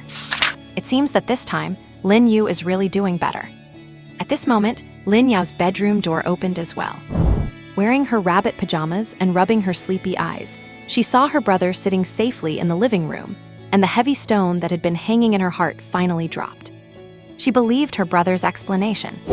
Those pinprick marks were perhaps just the price for some kind of strength. She ran to Lin Yu's side, sat down cautiously, tugged at the corner of his shirt, and spoke in a soft voice filled with a hint of plea and great expectation. Brother, tomorrow? No, it is today. It is the career awakening today. Can you go with me? Lin Yu looked at his sister's face, which was both nervous and full of hope, and laughed. He reached out and, just like when they were children, ruffled her hair. What else do you think I came back for? That one sentence made Lin Yao's eyes light up instantly, all her anxiety and fear melting into immense joy at that moment. Lin's parents watched this scene, long-lost smiles appearing on their faces. This is how a family should be. Lin's mother went to the kitchen to prepare breakfast, and soon, the table was filled with steaming hot soy milk and fried dough sticks. The family sat together, the atmosphere cozy to the point of feeling unreal. By the way, Lin's father said, taking a sip of soy milk, then suddenly remembering something. He put down his cup, looking worried. Our neighborhood has not been peaceful lately. What is wrong, old Lin? Lin's mother asked. Just 2 days ago, when I went downstairs to get the car, I found that someone had punched a big hole through the wall of our underground parking garage. Lin's father's expression was very serious.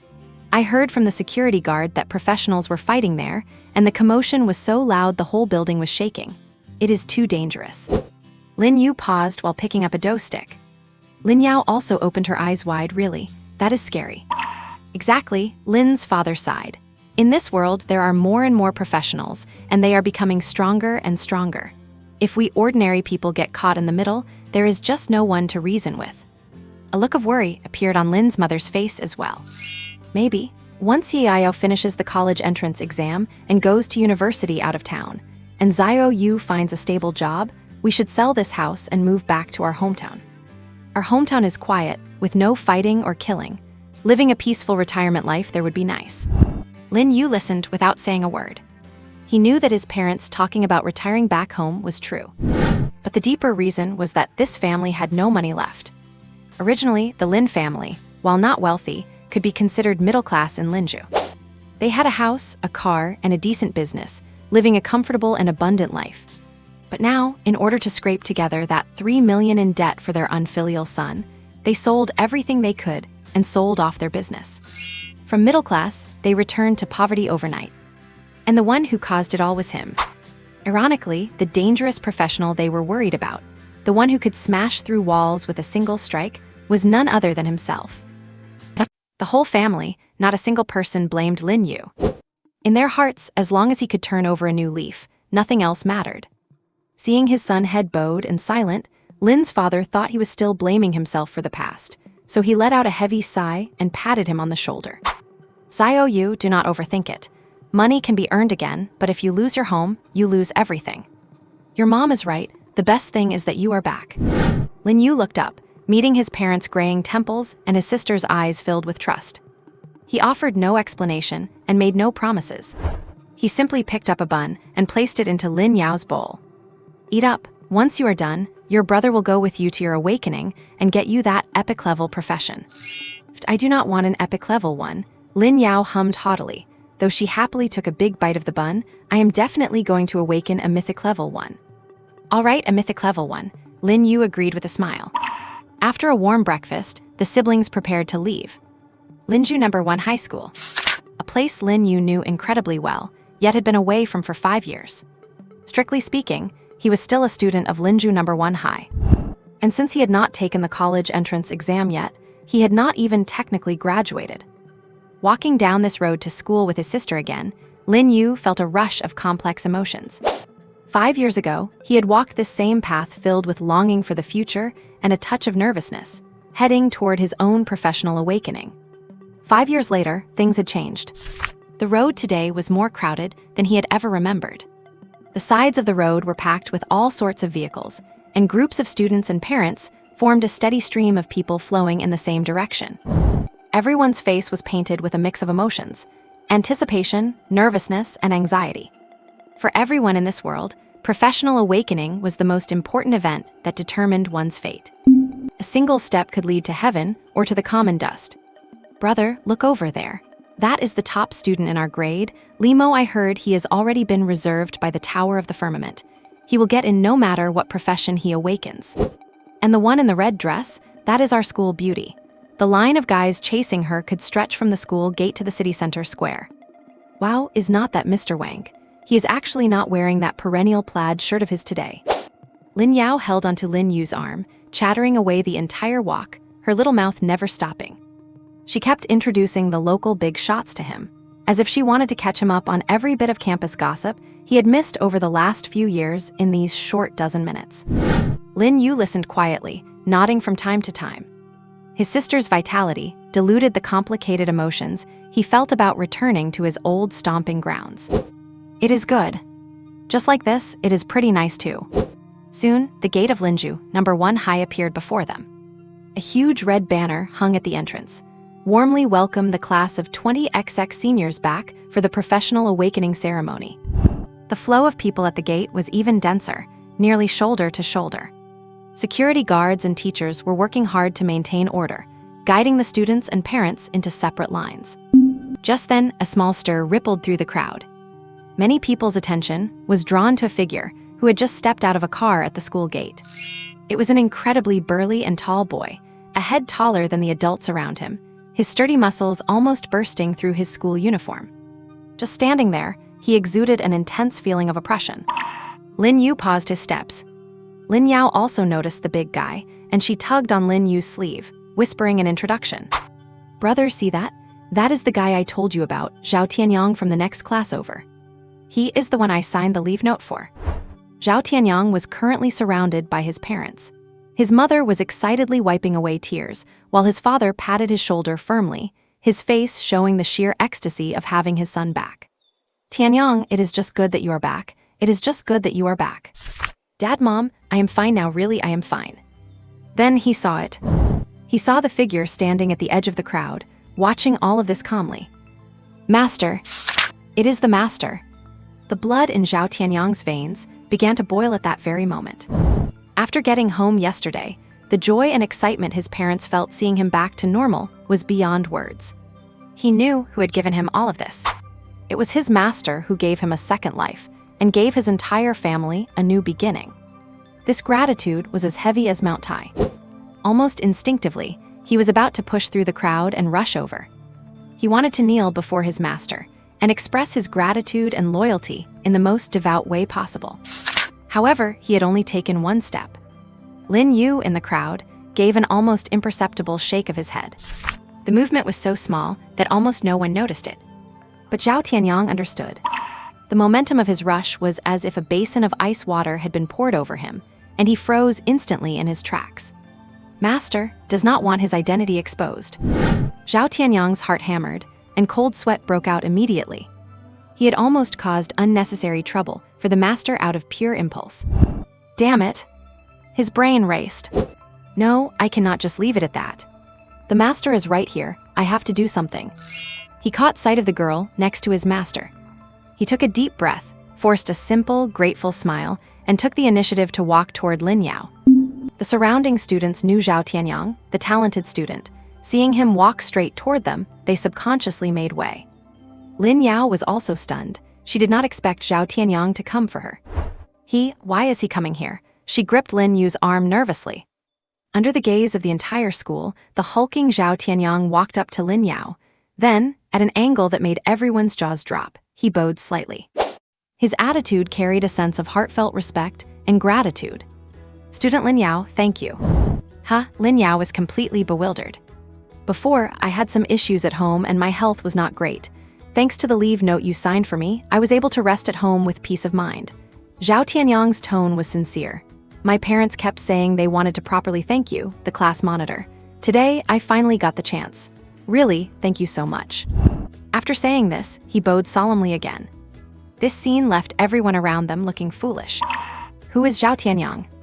Although his grades are not great, he is a famous tough guy in school. Relying on his height and build, he usually walks like he owns the place. When has he ever been this polite to anyone? And to top it off, the other person is a girl. Lin Yao's mind went blank. She was completely stunned by this sudden wave of gratitude and could only respond stutteringly. It is nothing. It is only right. Classmates should help each other out after all." Zhao Tianyang thanked her a few more times, straightened up, said a few words to his parents, and then the family of 3 walked into the school. Even after Zhao Tianyang's figure disappeared, Lin Yao was still in a daze. She felt as if the entire school's gaze was focused on her. That feeling was so magical. She suddenly turned her head, puffed out her little chest proudly, and looked at Lin Yu, her face clearly screaming, "Praise me." "Brother, you saw that right. I told you, as class monitor, I have immense power." Lin Yu could not help but smile as he watched his sister looking so smug, as if she had accomplished some monumental feat.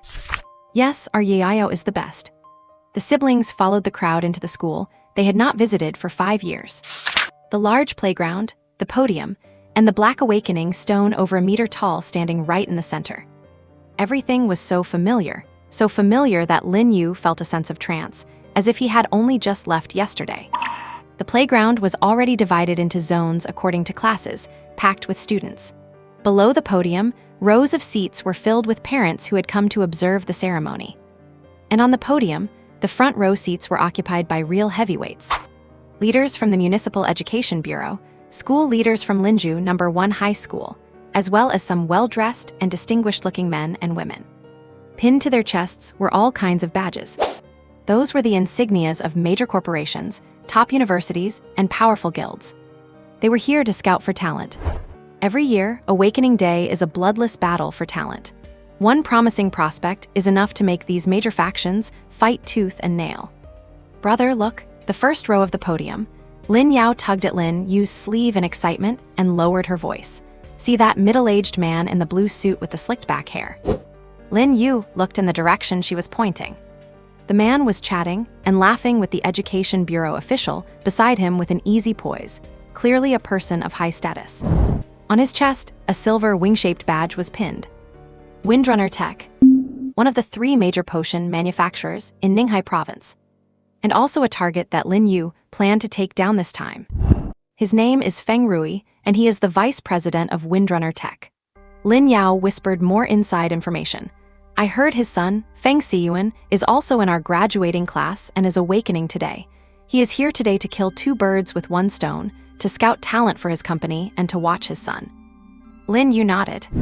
"So that is how it is. No wonder he is sitting at the same table as the city officials." Just then, the man named Feng Rui seemed to notice something as his phone vibrated. He picked it up and took a look. The smile that had been on his face froze for a second, then shifted into an expression of clear disdain and contempt. He quickly typed a reply, his brows furrowed as if he were very unhappy with the person who sent the message. Lin Yu was too far away to see the content on the screen clearly. But he could guess. The wind had already reached this place. On the podium, Feng Su looked at the urgent message from his subordinate and nearly laughed out loud. "Vice President Feng, it is a disaster. A massive amount of Windrunner's breath potions has suddenly appeared in the black markets of all 7 major cities in Ninghai Province. The quantity is unknown, but preliminary estimates show it is at least the sum of our total monthly shipment. And the price? It is only half of ours. Massive amount. And at half the price." Feng Rui's first reaction was that it was a fake. A complete and utter counterfeit. Around Awakening Day every year, there are always these scam artists crazy for money who use inferior materials to imitate their potions in an attempt to make a quick buck on the black market. But such scams only fool the newcomers who have no connections. Which professional with even a little bit of knowledge would fall for that? What a fuss over nothing. His fingers tapped rapidly on the screen. "Bothering me with such a trivial matter. Let the black market managers handle it themselves. Just a bunch of idiots desperate for money." As soon as the message was sent, a call came through from the other party. Feng Rui frowned, glanced at the school leader next to him who was smiling at him, nodded apologetically, got up, walked to the corner of the podium, and then impatiently picked up the phone. "What is it? Did not I tell you not to disturb me with these small things?" His voice was very low, but full of anger. "My son is awakening today. That is the most important thing. Do you understand?" The subordinate on the other end sounded anxious. "Vice President Feng, it is not a fake. Our people have already obtained samples and conducted emergency testing. The effect is exactly the same as what we produce. Even the wind elemental energy inside is even more pure than ours." "Impossible." Feng Rui denied it without even thinking. His expression looked a little distorted due to this certainty. "Are you joking with me? What is the core material of the potion?" "It is wind element crystals. In the entire Ninghai province, no, the entire abyss frontline of the Eastern Theater, over 90% of the channels are monopolized by our Windrunner tech. I know exactly how much stock I get every month. What are they using to manufacture it? Thin air." This was his greatest source of confidence. Technology can be reverse engineered, and formulas can be leaked. But raw materials cannot be created out of thin air. Without enough wind element crystals, even if you have a formula given by the gods, you cannot produce a single qualified Windrunner's breath potion. So this is absolutely impossible.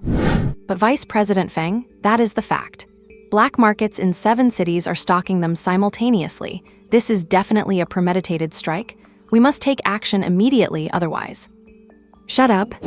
Feng Rui rudely interrupted his subordinate. He felt his authority had been challenged. "I will say it again, those are definitely fakes.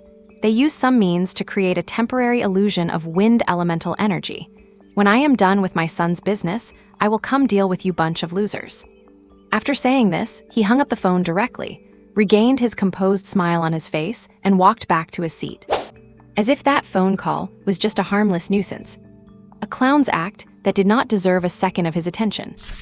And in the crowd on the playground, Lin Yu took in all of Feng Rui's little actions. From the disdain when seeing the news, to the anger when picking up the phone, and finally the arrogance after hanging up. Everything was within his expectations.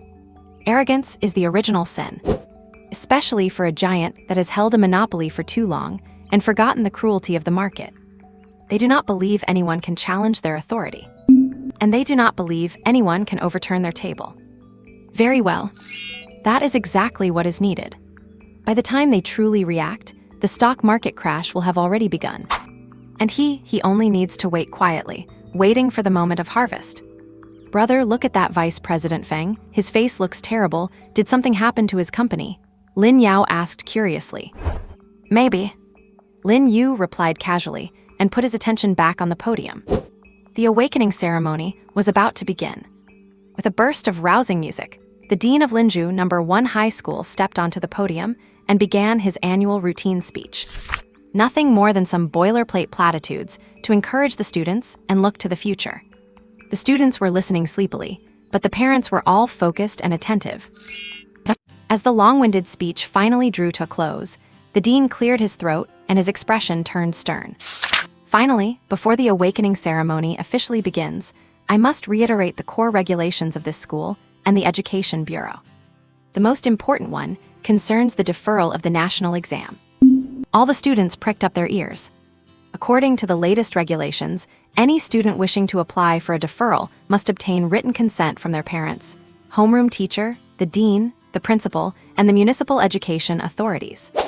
As his voice fell, a roar of commotion broke out among the rows of students. Furthermore, the school strictly prohibits any student from opting out of the national exam for any personal reason. If any student faces financial difficulties that prevent them from supporting their future studies or career development, the school can assist in applying for interest-free student loans or introduce you to excellent companies for sponsorship contracts. In short, deferrals are not allowed, and skipping the exam is even more strictly prohibited. Lin Yao listened in stunned silence, instinctively tugging at Lin Yu's arm. "Brother, what kind of bullying clause is this? If I just do not want to take the exam, can they really tie me up and drag me to the test site?"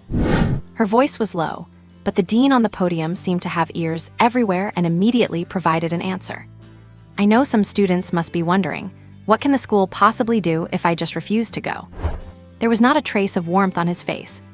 "I can state clearly that out of responsibility for every student's future, The Education Bureau, in conjunction with public security and other relevant units, will take necessary coercive measures to ensure that every student follows the right path. Coercive measures.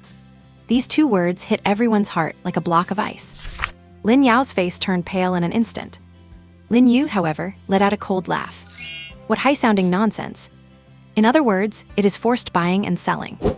Under the guise of doing what is best for you, they bundle you up and sell you off to the capital that has been waiting patiently in the wings. Student loans, corporate sponsorship. That is nothing more than a slave contract. Once they have you under contract this way, they can control and exploit you for any reason in the future. How is this any different from a master-servant pact? No, it is even more ruthless than that. A master-servant pact at least involves loyalty to a living person. As long as they are human, they may have empathy or conscience. A slave owner who values his reputation would at least care if his slaves lived or died, as they were his private property. But these companies and these forces, they do not. They are cold machines driven by capital and endless profit. They only know how to calculate everything in the most rational way. Calculating your value, your output, and your remaining lifespan. When your value is squeezed dry, they will discard you without mercy, treating you like a piece of scrap. 5 years ago, he saw through exactly this, which is why he made that decision. He would never be controlled by others. Even if he could not change everything, he would be the master of his own life. He would become his own capital. If he died, he would do it by his own hands, and at least he would be content. Limo from Class 7, Grade 3, come up to the stage for your awakening. The dean's voice rang out from the podium again, interrupting Lin Yu's thoughts. The awakening ceremony had officially begun. As the first name was called, a boy wearing glasses and looking quite scholarly walked onto the podium. It was Limo, the top student the school was proud of, just as Lin Yao had mentioned. He walked to the black awakening stone and placed his hand on it. The awakening stone glowed with a soft white light, and within that glow, a clear rune slowly emerged. White Common Class Scholar. The audience was silent. Although it was just the most common white grade class, no one felt surprised or ridiculed him. While the Scholar class has almost zero combat effectiveness in the early stages, it is an essential prerequisite for all research and support type classes. As long as resources are invested, they can achieve great success in the future. The representative from the Tower of the Firmament on the podium showed a satisfied look, clearly happy with the result. Limo himself accepted the result calmly, bowed, and stepped down. Next, Wang Hao from Class 2, Grade 3. Another student went up. It was still a white light. White Common Class Farmer. A wave of suppressed giggles broke out in the crowd. The boy named Wang Hao turned bright red and practically ran off the stage. "Brother, is being a farmer really that bad?" Lin Yao whispered. "Not necessarily," Lin Yu replied calmly. "Any class can be powerful if taken to its limit. It is just that he likely will not have that chance." Without resources or a background, awakening a purely lifestyle-oriented class means his life is already set in stone. Following that, a dozen more students went up, and the results were no surprise. All white, common classes. Lumberjack, fisherman, weaver. The atmosphere on the playground became increasingly oppressive, and in the parents section, a mother was already secretly wiping away tears. That is the reality. Over 90% of people are destined to be ordinary for their entire lives. Until one girl went up, and for the first time, the awakening stone lit up with a different color. Green light. Green excellent class, Wind Whisperer. Wow. The entire playground erupted. Green, it is a green excellent class. Oh my god, she is from our class. It is Liu Yue. Wind Whisperer, that is an elemental class, how amazing. The students discussed excitedly, their faces full of envy. The parents craned their necks, wanting to get a good look at the lucky one. The representatives from the major powers on the podium finally reacted, beginning to whisper among themselves.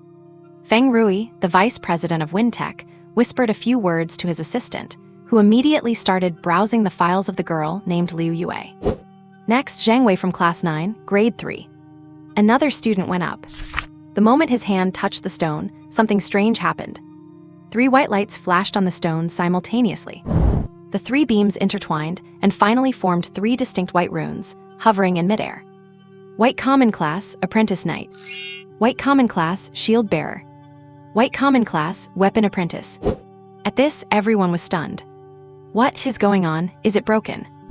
3. How can there be 3 classes? The students were filled with confusion, and even the school leaders on the podium were bewildered. The dean reacted fastest, walking to the awakening stone and observing it carefully before announcing loudly, "Students, do not panic. The awakening stone is not malfunctioning." This situation is known as multiple adaptation. It means the student's talent aligns with multiple classes at the same time. He can choose one of these 3 as his initial class. So that is how it works. The students in the audience let out a sigh of realization, their gazes turning toward the boy named Zhang Wei, instantly filled with envy. Even though they were all white-tier classes, having a choice was definitely better than having none at all. The novice knight leans toward offense, the shield bearer specializes in defense, and the weapon apprentice has a much wider range of growth potential later on. This is practically a beginner starter pack. The boy named Zhang Wei himself went from his initial daze to absolute ecstasy. He stared at the 3 runes, rubbing his hands in excitement, when suddenly a bold idea popped into his mind. "Teacher," he asked loudly, "since I am compatible with all 3, can I just have them all?" As soon as he said this, the whole place fell silent. Everyone looked at him as if he were a cute little fool. The headmaster's face turned dark in an instant, and he scolded harshly, "Nonsense. Do you think this is a vegetable market where you can just buy whatever you want? You want all 3. Class awakening is the process of imprinting your soul, and it is extremely dangerous. Multiple compatibility is already a 1 in a million stroke of luck, and you want to force a fusion. Let me tell you, these 3 classes are completely incompatible, and the success rate of forced fusion is infinitely close to 0. Once it fails, your spirit sea will completely collapse, all 3 classes will vanish, and you will become a cripple worse than a commoner. Can you afford that consequence?" The barrage of questions was like basins of cold water, extinguishing the unrealistic fantasies in Zhang Wei's heart. His face went deathly pale, and not daring to say another word, he finally chose the one that looked the most impressive, the novice knight. A minor disturbance thus subsided. But everyone remembered that class fusion is an extremely dangerous thing that should never be attempted lightly. The awakening ceremony continued. After another dozen or so students, suddenly, the people on the podium became restless again. This time, a white light and a green light shone on the awakening stone at the same time. White common class, minor. Green excellent class, earth elemental affinity. The commotion on the podium was louder than any before. Those well-dressed representatives of major factions could no longer remain calm, leaning forward and whispering to one another. Minor and earth elemental affinity. Their compatibility is way too good. Exactly, one handles basic excavation, while the other provides elemental sensing and control. They are a match made in heaven. As long as the resources are there, advancing to Earth Controller or Treasure Prospector later on will be no problem at all. This is a good seedling with a very solid foundation. He has even more potential than that girl with the Wind Speaker class from earlier. Feng Rui, the vice president of Fengheng Technology, temporarily pushed the company's little problems to the back of his mind and watched the student on stage with great interest. His assistant immediately leaned in and reported, "Mr. Feng, this student is named Sun Ye. His family background is ordinary. Both parents are laid-off workers from our Lin Yu steel mill, and his grades are average." "Average is exactly what I want," Feng Rui said, a calculating smirk appearing on his lips. "A kid like this knows how to be grateful and is much easier to control. Give him a Class B contract and sign him up." "Understood," the assistant nodded and immediately noted it down. On the playground, the students were so envious their eyes turned red. "My God, Sunya is so lucky." Yeah, even though minor is a white class, when combined with earth elemental affinity, its value skyrockets. He is going to take off now. Lin Yao excitedly shook Lin Yu's arm. "Brother, did you see that? Sun Yi is always so quiet in class. I never expected him to be this amazing." Lin Yu just watched calmly. "Amazing. Not good enough. White plus green, no matter how compatible they are, the potential cap is already locked. There is only one way to break these shackles." On the podium, the boy named Sun Yi was immersed in immense joy. He looked at the 2 floating runes, trembling with excitement. He could feel that the big shots down there, who used to look down on him, were now looking at him with a brand new, scrutinizing gaze. He could also see his parents in the distance, their expressions so moved they were on the verge of tears. "Is this enough?" Not enough. He thought of his father, who had to carry bricks at construction sites to make a living after being laid off. He thought of his mother, who worked hourly jobs at 3 different places every day to make ends meet. A green excellent class might make their lives a little easier. But only a little. He wanted more. He wanted his parents to be completely free from that life of hard, back-breaking labor. A wild thought began to rise uncontrollably in his mind. Take them all, fuse them. Just like that student Zhang Wei, but he wanted to take the gamble. His 2 classes were so compatible. Surely the probability of success should be much higher than those 3 unrelated classes, right? Sun Yi's breathing became heavy. He looked up at the headmaster, his gaze filled with a desperate madness. Teacher. His voice was a bit hoarse from nervousness. Can I try to take them both? Once said, the whole place fell into dead silence again. The topic of fusion that had just settled was reignited. Everyone's eyes were focused on this audacious boy. The headmaster's expression dropped instantly.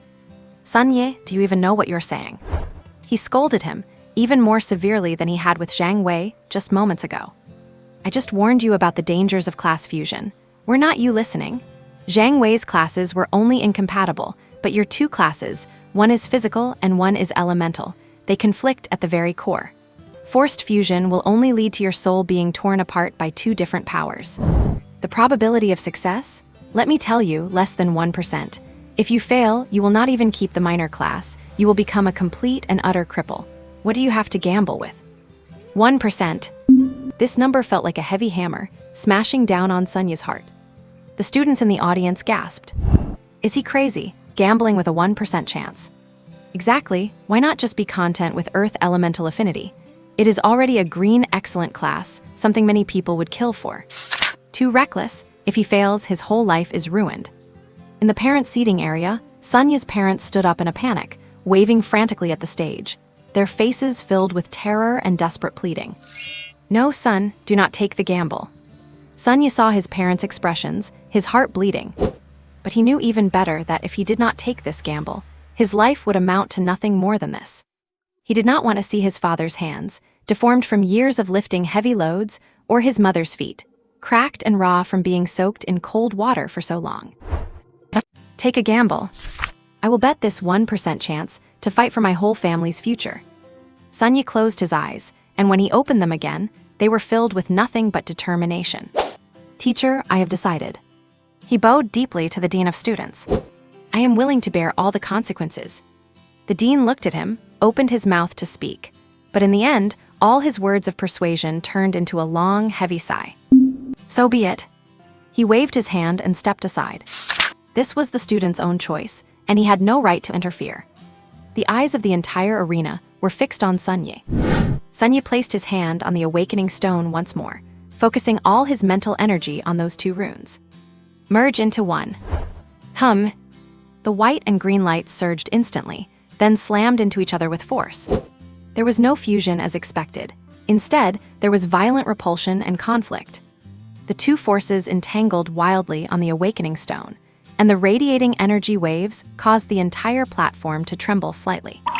Sun Yi's body began to shake violently, his face turned paper-white in an instant, and large beads of sweat rolled down his forehead. Did he fail? Everyone's heart was in their throat. Sun Yi's parents, in particular, felt the world go dark, and they nearly fainted. Lin Yu grabbed the corner of Lin Yu's clothes nervously, her palms drenched in sweat. Brother, is he about to fail? I do not know. Lin Yu said these 3 words calmly. Just at the moment when everyone thought the fusion was about to fail, and Sun Yi was doomed to become a cripple. A sudden change occurred. In the center of that violent white and green light, a faint yet incredibly thick earthy yellow halo suddenly ignited. The appearance of this very halo acted like the perfect adhesive. The white and green lights, which were previously in conflict, began to fuse together slowly but firmly, with this earthy yellow light as the core. The conflict vanished. The repulsion disappeared. Finally, all the light gathered into a single point, and then it erupted with a boom. A dazzling, noble purple pillar of light shot up into the sky. Inside the light, a brand new rune, more complex and profound than any before, slowly coalesced into shape. The entire field was dead silent. Everyone was stunned by this sudden and incredibly shocking scene. Did he succeed? He actually succeeded. On the podium, the dean almost scrambled to the awakening stone. He stared wide-eyed at the purple rune, his voice trembling with excitement. Purple rare class. Earth treasure hunter. My God, it is purple. It is truly a top-tier purple class. In that moment, the entire Lin Yu #1 high school erupted. Sunye, you are amazing. The whole playground exploded. Every student looked at Sunye on the stage with a fanatical, near-worshipful gaze. He had done it. He had bet on a 1% chance and won his life. Sunye himself, the moment he saw the purple rune, felt his legs go weak and collapse to the ground. He gasped for air, his face wet with what could have been sweat or tears, but he grinned and laughed wildly without a sound. He won, he actually won. The representatives of the major powers on the podium were also deeply moved. Hurry, check all the information on this Sunye. I want him. Offer him an S-grade contract. Rubbish, a class like his will develop best at our Panchi bio. We will give him the best Earth attribute resource allocation. Feng Rui, the vice president of Fengxing Technology, had also forgotten about the petty business of the black market at this moment. He stood up directly and ordered his assistant. Tell him that Fengxing Technology can sponsor his whole family to immigrate to the provincial capital and arrange the best nursing home for his parents. There is only one condition: sign with us. A fierce battle for talent had begun even before Sun Yi had walked off the stage. This scene deeply stimulated every student under the stage who had not yet awakened. A green excellent class could only attract interest for a B-grade contract. But a purple top-tier class could make these giants lose all decorum and fight over someone on the spot. The gap was clear at a glance. So, when the next student who awakened a multi-class appeared on stage, everyone's heart rose. On the awakening stone, a white light and a blue light ignited. White ordinary class hunter. Blue elite class Hawkeye. Another combination with excellent compatibility. Merge, hurry and merge. Take a gamble, turn a bicycle into a motorcycle. The students below began to jeer and cheer wildly. The boy was clearly carried away by Sunya's success. He looked at the two rays of light, his face full of greed and desire. Teacher, I choose to merge. The dean's face turned green. He wanted to stop him, but the boy had already pressed his hand on it. The light surged. But this time, no miracle occurred. The blue and white lights merely collided, and like a pricked balloon, they instantly vanished together. The light on the awakening stone was completely extinguished. The boy froze in place, the color draining from his face at a speed visible to the naked eye.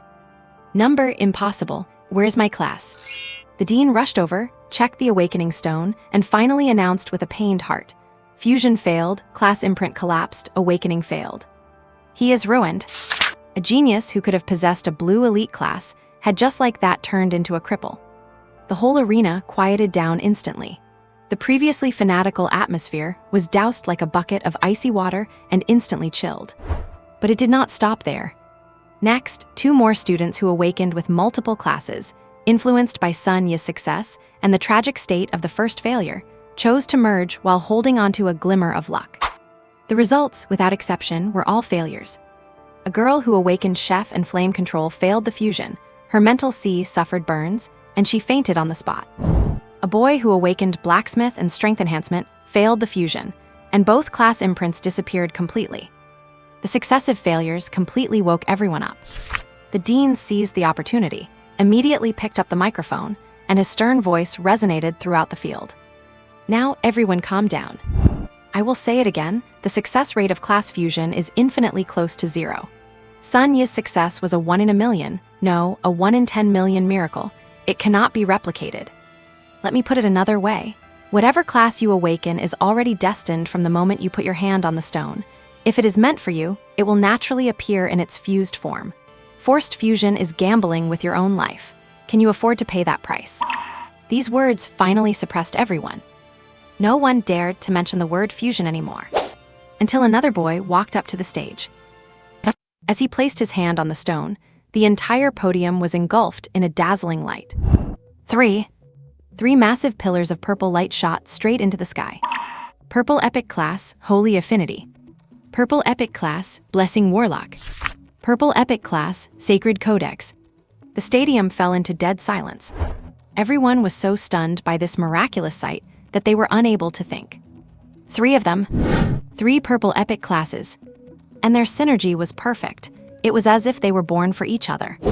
The bigwigs on the podium went wild, casting aside all decorum as they rushed toward the awakening stone.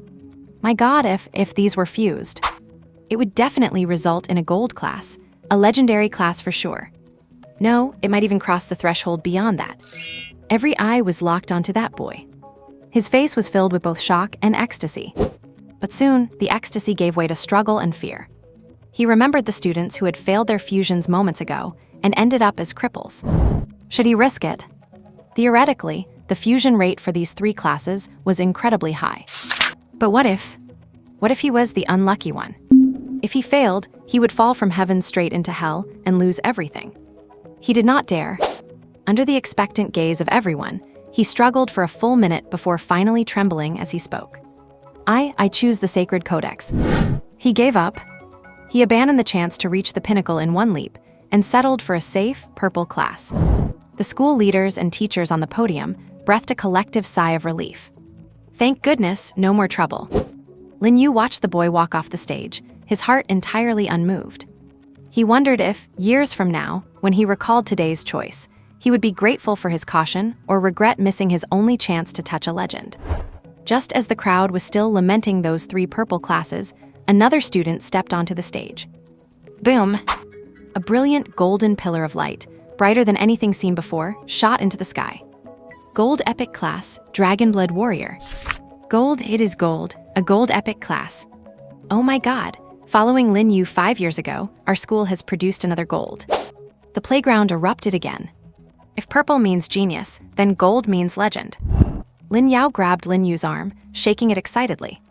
Brother, gold, our school produced another gold. Lin Yu just smiled. At that moment, the dean called out the next name.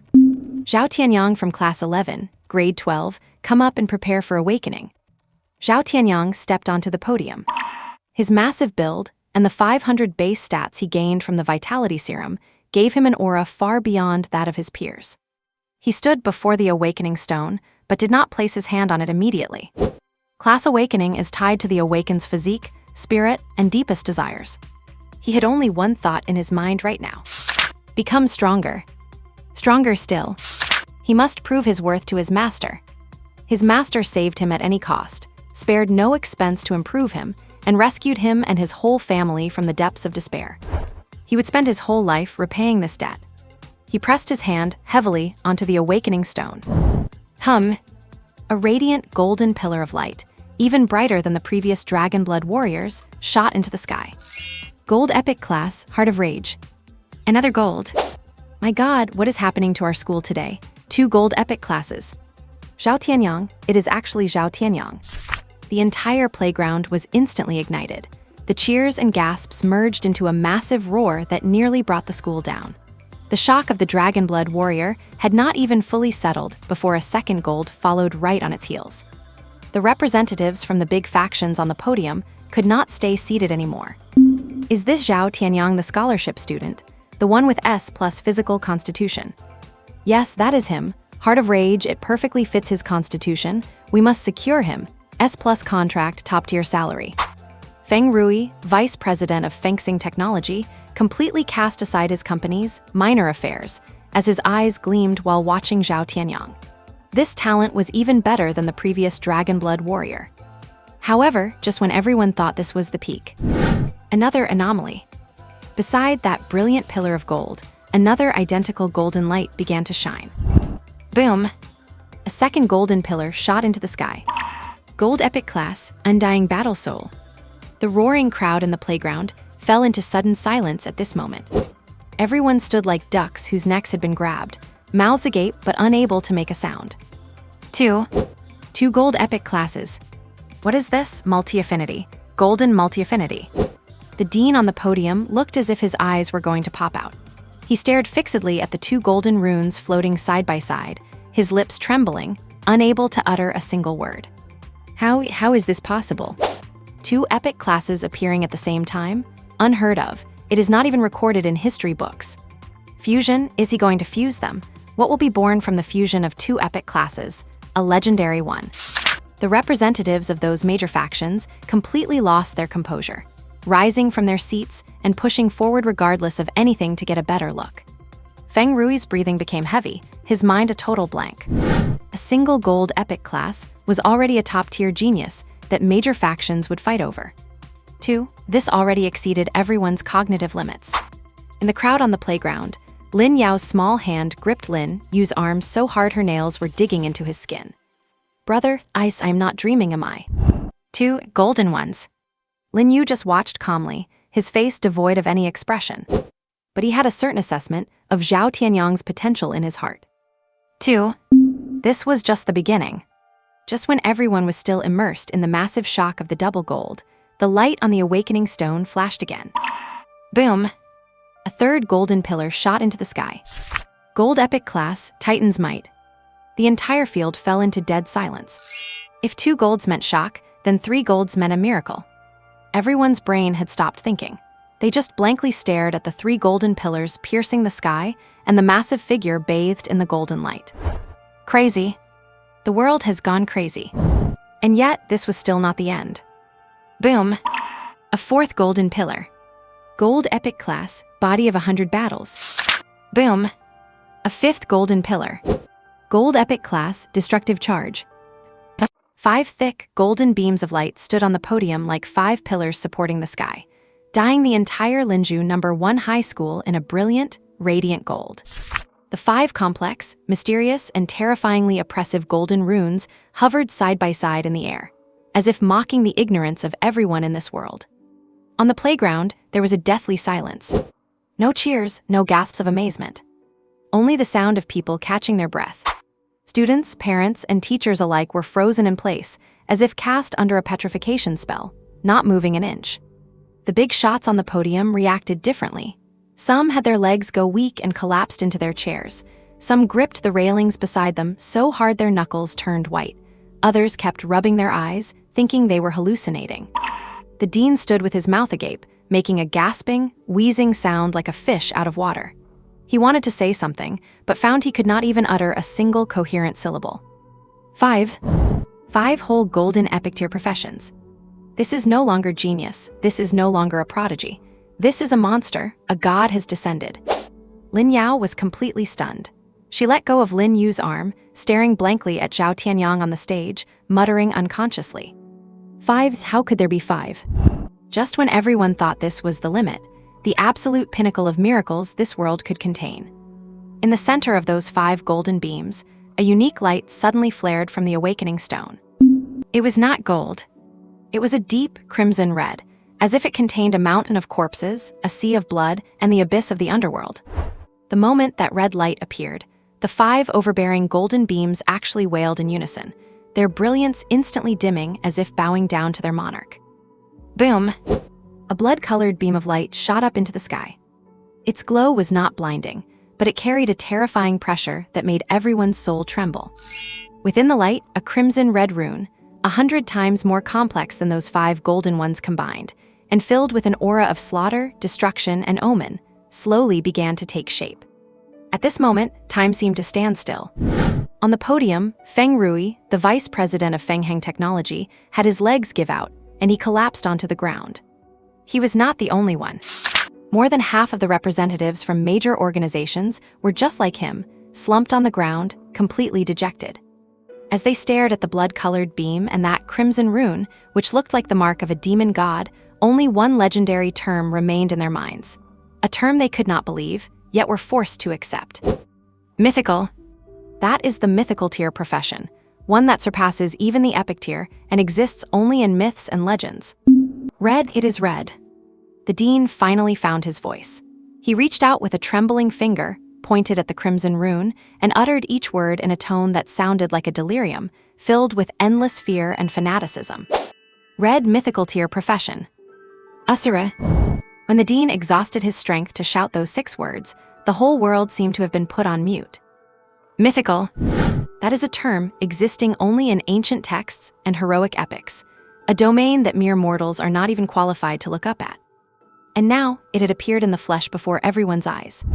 On the podium, those representatives of major factions, those big shots who usually looked down on everyone and decided the fates of countless professionals, had all lost their composure.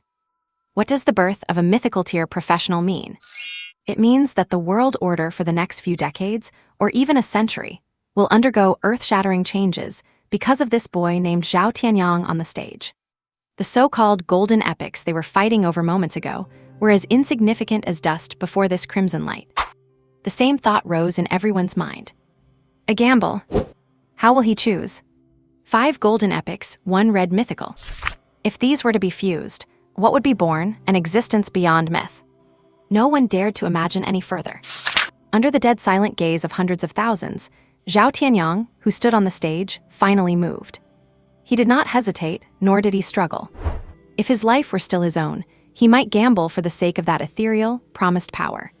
But now, his life, his soul, and everything he was belonged to that calm figure waiting at the alley entrance. His master gave him a new life, and in return, he would offer absolute loyalty and certainty. Any hint of risk would be a blasphemy against his master's kindness. He reached out, and under the expectant, crazed, and greedy gaze of everyone, he gently tapped the crimson rune. Asura. Hum. Following his choice, the 5 brilliant golden beams, like guards who had completed their duty, instantly dissolved into specks of golden light and vanished into the air, leaving only the blood-colored mythical beam, standing proudly between heaven and earth. He gave it up. He gave up the 5 golden epics, gave up the possibility of making history and transcending myth. Hugh. In the crowd, someone let out a long breath. Immediately after, gasping sounds echoed one after another. Half was out of regret, regretting not being able to witness the birth of an unprecedented miracle. The other half, however, was relief. A mythical tier Asura, while terrifying, was still within the realm of understanding. But if the fusion had succeeded, the entity born would be a monster that no one could predict or control. That might not have been a good thing for the world. Good. The school leader on the podium was the first to react. He was so excited his face turned red, and he repeated the word good 3 times. A mythical tier. This is a monumental achievement for Lin Yu No. 1 High School and for the entire city of Lin Yu.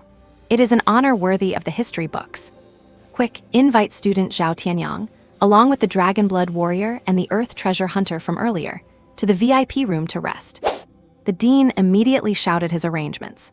Several teachers stepped forward to carefully guide the exhausted Zhao Tianyang and the other geniuses off the stage. An unprecedented storm had temporarily subsided, but everyone knew that the real competition had just begun. The awakening ceremony continued. It was just that, after witnessing the cataclysmic arrival of a myth, everything that followed seemed insipid. Blue refined tier. Oh. Green rare tier. Even when another purple superior tier profession appeared, it failed to cause much of a stir. The students' spirits had been completely crushed by the terrifying sight of Zhao Tianyang's 5 golds and 1 red. The crowd's mindset shifted from initial nervous anticipation to numbness and resignation, until a name was called out. Grade 3, Class 7, Lin Yu, come to the stage to prepare for awakening. In the crowd, Lin Yu's body suddenly stiffened. It was her turn. She looked at the black awakening stone on the stage where a legend had just been born, her hands and feet ice cold. The pressure was too much. Before her, there had been Sun Yi's superb purple tier, an unknown classmate's epic gold tier, and Zhao Tianyang's legendary red tier that felt like the descent of a god. And what about her? What would she awaken? What if it was just the most ordinary white tier profession? How embarrassing would that be? Would her brother be disappointed in her? She turned her head subconsciously to look at Lin Yu beside her, her face filled with helplessness and panic. Seeing the look on his sister's face, as if she were about to cry, Lin Yu smiled. Do you trust your brother? Lin Yu nodded vigorously, tears already welling up in her eyes. Lin Yu reached out, not to mess up her hair like when they were kids, but to gently smooth a stray lock of hair from her forehead. His movements were gentle, but his words carried an irresistible arrogance and confidence. Go on, do not be nervous. Your brother has your back. No matter what profession you awaken, your brother can make you the strongest person in this world. He did not lower his voice when he said this. Many of the students and parents around heard it clearly. Instantly, all sorts of murmurs broke out. Who is this guy, such a big mouth? A boy recognized Lin Yu and wore a look of disdain. Him, you do not know him. That is Lin Yu, the loser who got epic gold 5 years ago but was obsessed with trash cards and skipped the exam for 5 years straight. Oh, so it is him, Lin Yu's brother. No wonder he looked familiar. He is barely making it himself, and he has the nerve to brag here. Make his sister the strongest in the world. What is he going to guarantee that with? Those trash cards of his. It is ridiculous. His sister is truly cursed to have a brother like that. The mockery and ridicule were undisguised. But for many others, especially some of the girls, their expressions when looking at Lin Yu were full of envy. Wow, even though I know he is bragging, her brother is so cool. I wish I had a brother like that, who would support me no matter what. Yeah, that feeling of being trusted unconditionally is amazing. These comments reached Lin Yu's ears, every single word. She stared blankly at Lin Yu, watching him face everyone's mockery calmly, looking into those steady, powerful eyes. A warmth she had never felt before flooded her entire body. That is right. What am I afraid of? I still have my brother. Even if I fail the awakening and become an ordinary person, my brother will never give up on me. What he just said was not bragging. He really would do it. Because he is my brother. All the tension, fear, and unease were instantly washed away by something called courage. Lin Yu straightened her small chest and nodded heavily with all her might. Brother, I am going. She turned around, no longer hesitating, and walked toward the stage with firm steps. Every step was incredibly steady. She stood before the black awakening stone and gently placed her slender, fair hand upon it. A brilliant purple light shot into the sky. Superb purple tier profession, Frost Queen. Another purple. Not bad, Frost Queen, a powerful magic profession. Although it is not as good as gold, it is definitely top tier in our class. A small commotion broke out in the crowd. Lin Yu looked at the purple rune floating in the air, let out a long sigh of relief, and a bright smile appeared on her small face. Great. It is purple. I did not embarrass my brother. She was just about to confirm her choice. But just then, an anomaly occurred. Beside that pillar of purple light, another identical purple light lit up. A second pillar of purple light shot into the sky. Superb purple tier profession, Storm Spirit. High 2 purples. Multiple professions, and both are rare tier. Their synergy is not particularly great, ice plus wind. Is she going to fuse them? The crowd below had not even reacted yet. The big shots on the stage had already sat up straight. Lin Yu was stunned too. She looked at the 2 purple runes side by side, not knowing what to do. However, this was just the beginning. A third, a fourth, a fifth. Superb purple tier profession, Earth Walker. Superb purple tier profession, Flame Chanter. Superb purple tier profession, Shadow Assassin. 5 pillars of light in different colors, all of purple rank, stood side by side, enveloping Lin Yu's small figure. The whole place went silent for a moment. And then it completely exploded. My God, 5 purples. What is going on? Elementalist plus assassin. How do you fuse those? What kind of constitution does she have? Lin Yu was also dumbfounded. 5s? Is Yao Yao's potential really that high? Something's not right. However, the light on the awakening stone showed no signs of stopping. As if a switch had been flipped. Pillars of purple light erupted from the stone like bamboo shoots after a spring rain. 10, 20, 50, 100. On the stage, the awakening stone, which was over a meter tall, was shaking violently like boiling water. An overwhelming number of purple runes surged out, instantly filling the sky above the stage. Mage, warrior, assassin, priest, archer. Combat type, lifestyle type, support type, crafting type. Every superb purple profession known to humanity, and even some never heard of before, turned into runes and surrounded Lin Yu like a sea of stars. Thousands of them. Dense pillars of purple light merged into a vast purple ocean. The entire Lin Yu No. 1 high school was completely submerged in this sea of purple light. The place was deathly silent. Everyone had lost the ability to speak, just staring blankly at this absurd scene. If Zhao Tianyang's 5 gold and 1 red were the descent of a miracle, then what was happening now was as if the gods had knocked over their own library of professions. Lin Yu was completely stunned. My God, what is going on with Yao Yao? Is she a reincarnated succubus, naturally charming, so she can adapt to all professions? Or is she the real all-class master? This display, this visual impact, compared to Zhao Tianyang's 5 golden lights, is definitely not inferior. Or perhaps, is it really all thanks to that blessing card? On the stage, Feng Rui, vice president of fencing technology, who had been dejected because of Zhao Tianyang's matter, suddenly sprang from his chair, his breathing rapid and his face flushed with extreme excitement. What does this mean? Do you understand? He was not asking anyone. He seemed to be talking to himself. This means she can become any profession. Fencing technology needs a wind mage, she can be a storm spirit. The Jelly group needs an earth warrior, she can be an earth walker. She is a customizable purple tier genius. A single sentence, and everyone suddenly saw the light. The representatives of the major factions on the stage had an unprecedented gleam in their eyes. That is right. Zhao Tianyang's mythic class Ashura is powerful, boundlessly powerful. But that also means he is full of risks of spinning out of control. Such an existence cannot be easily managed. Even if the major factions sign him, they would have to treat him like a god. But Lin Yu is different.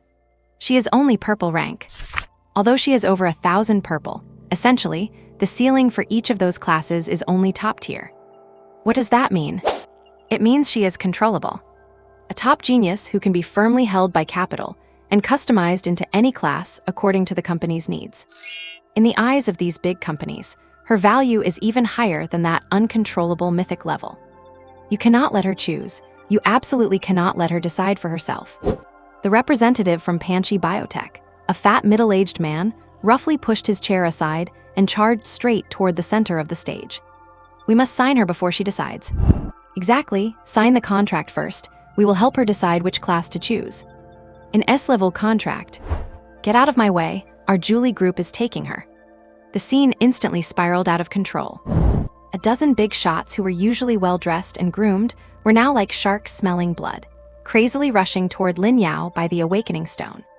They roughly pushed away the teachers trying to stop them, and even ignored the municipal education leaders standing to the side with livid faces. Stop, what are you all doing? The dean roared, trying to maintain order. The awakening ceremony is not over yet, back off. However, no one listened to him. Faced with the massive temptation of a customizable genius, all rules and decorum were torn to shreds. Feng Rui was the first to charge to the front. Seeing Lin Yu surrounded by thousands of purple runes, looking dazed, he shouted with all his might. Student Lin Yu, I am Feng Rui, Vice President of Fencing Technology. I am now offering you a top-tier SS-level contract on behalf of the company. As long as you sign, we. Before he could finish, he was roughly pushed aside by a massive arm and nearly fell over. The representative from Panchi Biotech, looking like a mountain of flesh, squeezed to the front. Feng Rui, get lost. Fencing Technology wants a mage.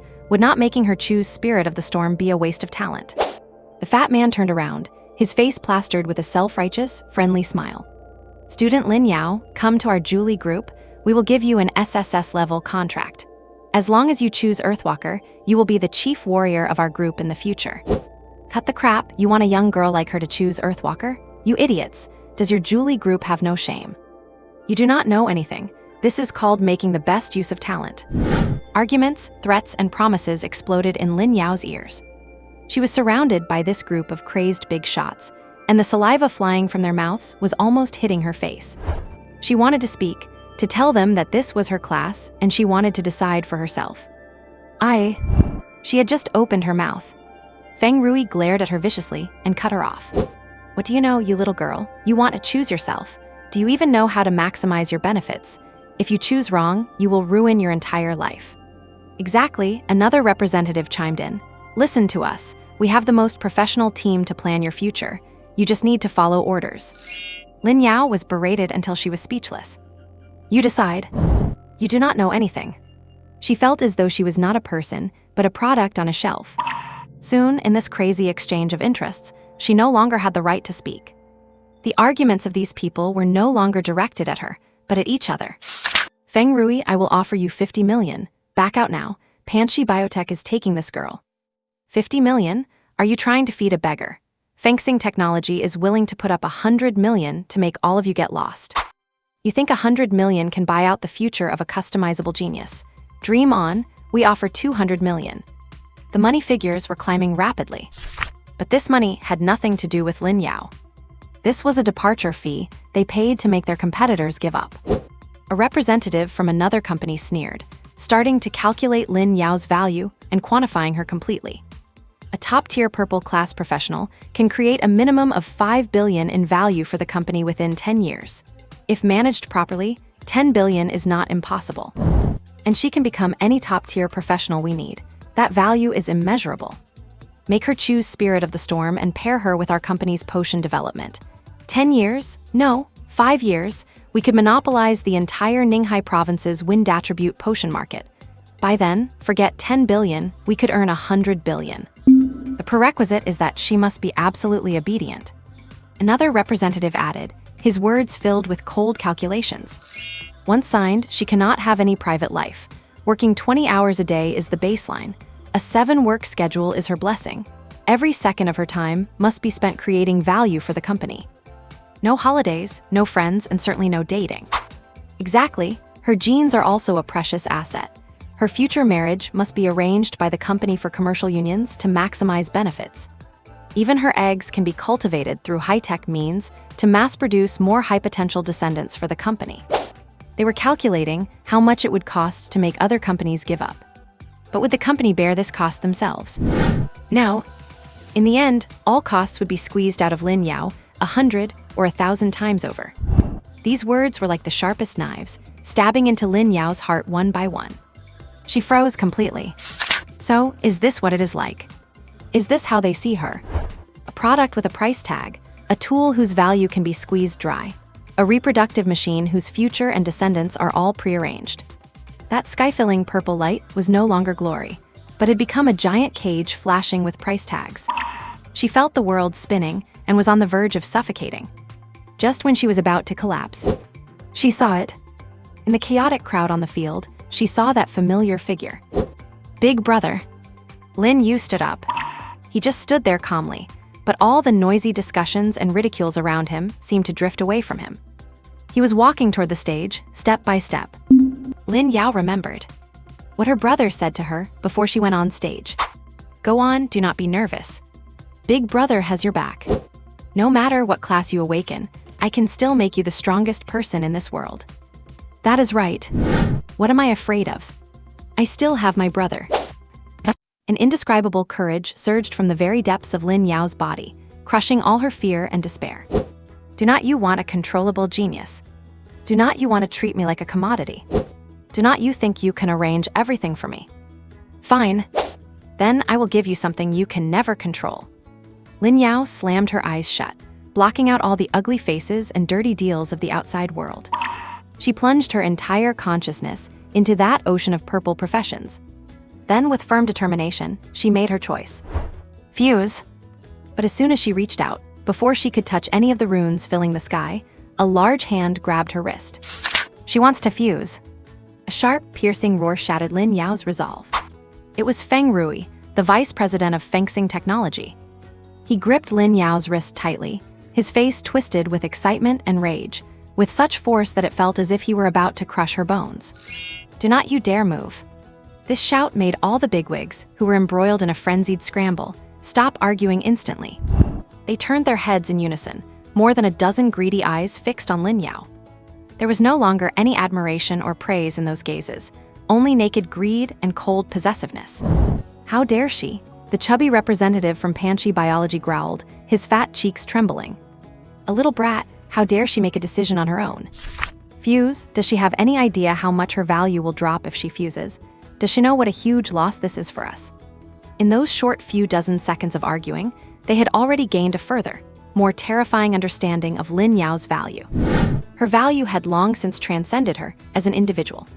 This physique, we must find a way to replicate it.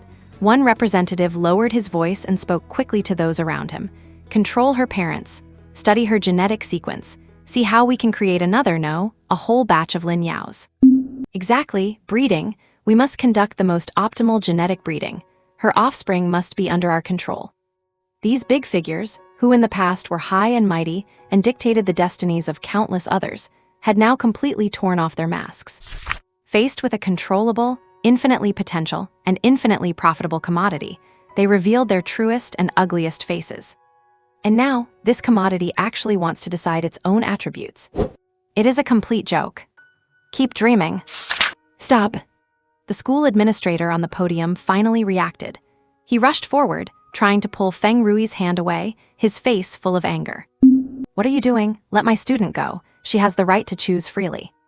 The leader of the Municipal Education Bureau also stood up, his face ashen. President Feng, according to the law, no one has the right to interfere with an awakener's autonomous choice. Your actions are a serious violation of the law. However, his warning was met only with a scornful, icy sneer from Feng Rui. Freedom, Director Wang, are you talking to me about freedom? Feng Rui released Lin Yu, but he and the dozen others formed a tighter circle, trapping Lin Yu, the school official, and the Education Bureau official in the middle. The chubby representative from Panchi Biology took a step forward, his massive frame bringing intense pressure. Director Wang, let me do the math for you. A single free choice of hers will cost the dozen companies here a loss of at least 100 billion in total output over the next 10 years. A single free choice of hers will set back the economic structure of the 7 cities surrounding Ninghai province by 5 years because of the setbacks to our industries. A single free choice of hers might even affect our material supplies at the front line of the Abyss domain. The fat man extended a finger, nearly poking it into Director Wang's face. Now tell me, is her personal freedom worth that price? Director Wang's lips trembled, but he could not say a single word. He was completely stunned by these words. To hell with freedom, another company representative cursed rudely. In the face of absolute profit, rules are made to be broken. Today, she must pick one of the professions we need. No one is going to change that. Exactly, she does not have the right to decide for herself. We decide her future. The school official was shaking with anger. You are all robbers. Robbers? Feng Rui laughed, straightened his disheveled tie, and spoke calmly. Principal, do not use such harsh language. We are simply carrying out optimal resource allocation. It is an honor for a genius like her to contribute to the economic development of the entire Ninghai province. As for her, Feng Rui's gaze landed on Lin Yu, with the coldness of looking at an inanimate object. She only needs to obey, and that is enough. Lin Yu stood in the center of the circle, feeling ice cold all over. As she looked at their faces and heard them discussing how to carve up her future, her stomach turned. So, is this the world my brother once faced? My brother is a gold epic class, a card creator. A very versatile profession, with high economic value too. Did he face any less pressure than I do? That loneliness of being misunderstood and treated as an outsider. That despair of being abandoned by rules and interests. She seemed to understand a little bit now. Why her brother would rather carry the infamy of 5 years than not walk his own path. Because if you do not resist, you will be devoured until not even your bones are left. If it were really about contributing to the world, that would be one thing. But is that really the truth? She lifted her head, looking stubbornly at this group of sharks circling her. She remembered the calm and firm silhouette of her brother as he walked toward the podium. Her brother is walking toward her. She cannot lose. She cannot kneel down before her brother arrives. Lin Yu straightened her thin back, and with all the strength in her body, she spoke, one word at a time. I will not choose. I choose to fuse. What did you say? Feng Rui's expression turned savage instantly. Say it again. I said I want to fuse. Lin Yu's voice was not loud, but it reached clearly across the silent podium. You are courting death. A representative completely lost his patience. He reached out to cover Lin Yu's mouth, trying to control her by force. But his hand stopped midair. A stronger hand grabbed his wrist. On the edge of the crowd, someone had appeared out of nowhere. Lin Yu. He stood there calmly, holding the representative's wrist with an expressionless face. Who are you? Let go, the representative roared. Lin Yu ignored him, only looking at his sister, who stood pale but still upright in the circle. Then he looked at Feng Rui, at the fat representative, and at everyone surrounding his sister. His voice was very calm. Let her go. Lin Yu did not answer the representative's roar. With just a gentle flick of his wrist. Snap! A crisp sound of bone breaking echoed, piercingly loud in the deathly silent auditorium. The company representative let out a shrill scream, his entire body flying back 7 or 8 meters like a discarded sack, knocking over a row of chairs before finally stopping in a miserable heap. The whole place was in an uproar. Lin Yu flicked his hand as if he were just dusting off a speck of dirt. He pulled the pale-faced Lin Yao behind him, using his own body to completely shield her from those dozen pairs of greedy eyes. Hiding behind her brother's broad back, smelling that familiar and comforting scent, Lin Yao's heart, which was about to leap out of her chest, miraculously settled down. All the fear, grievances, and anger at this moment turned into an infinite sense of reliance. Her brother was there. There was nothing to be afraid of anymore. How dare you strike? Feng Rui, the vice president of Fenghang Technology, was thoroughly enraged. He never expected that this loser in his eyes would dare to lay a hand on prominent figures like them in front of everyone. Security, where are the security guards? Grab him for me. A piece of trash discarded by the school dares to act wildly here. The chubby representative from Panchi Bio also roared along, veins popping on his fat face. However, they did not rush toward Lin Yu again. The strength the young man had just displayed made them cautious. But they could not let Lin Yao merge. A customized purple-tier genius was of immeasurable value. Once she merged, it meant this biggest asset would be completely gone. Go around him. A vicious glint flashed in Feng Rui's eyes as he signaled to the people around him. He is only one person, we split up. Hold that girl down, absolutely do not let her merge. In an instant, 4 or 5 representatives, as if they had received an order, immediately circled around from another direction toward Lin Yao. They wanted to bypass Lin Yu, the tough nut, and go straight to control their commodity. School leaders and teachers tried to stop them, but were shoved aside brutally. Get out of the way, do not block our path. Seeing those dirty hands about to touch Lin Yao, Lin Yu was about to move. A more towering figure, like an iron tower, suddenly blocked the path of those representatives. It was Zhao Tianyang. He had charged onto the stage at some point, his massive body blocking the path completely. Move! A representative roared. Zhao Tianyang did not say a word, just stood there, releasing the aura of Ashura with murderous intent, without any restraint. Those company representatives, who lived in comfort, felt their legs go weak and their breathing grow difficult under this sudden pressure.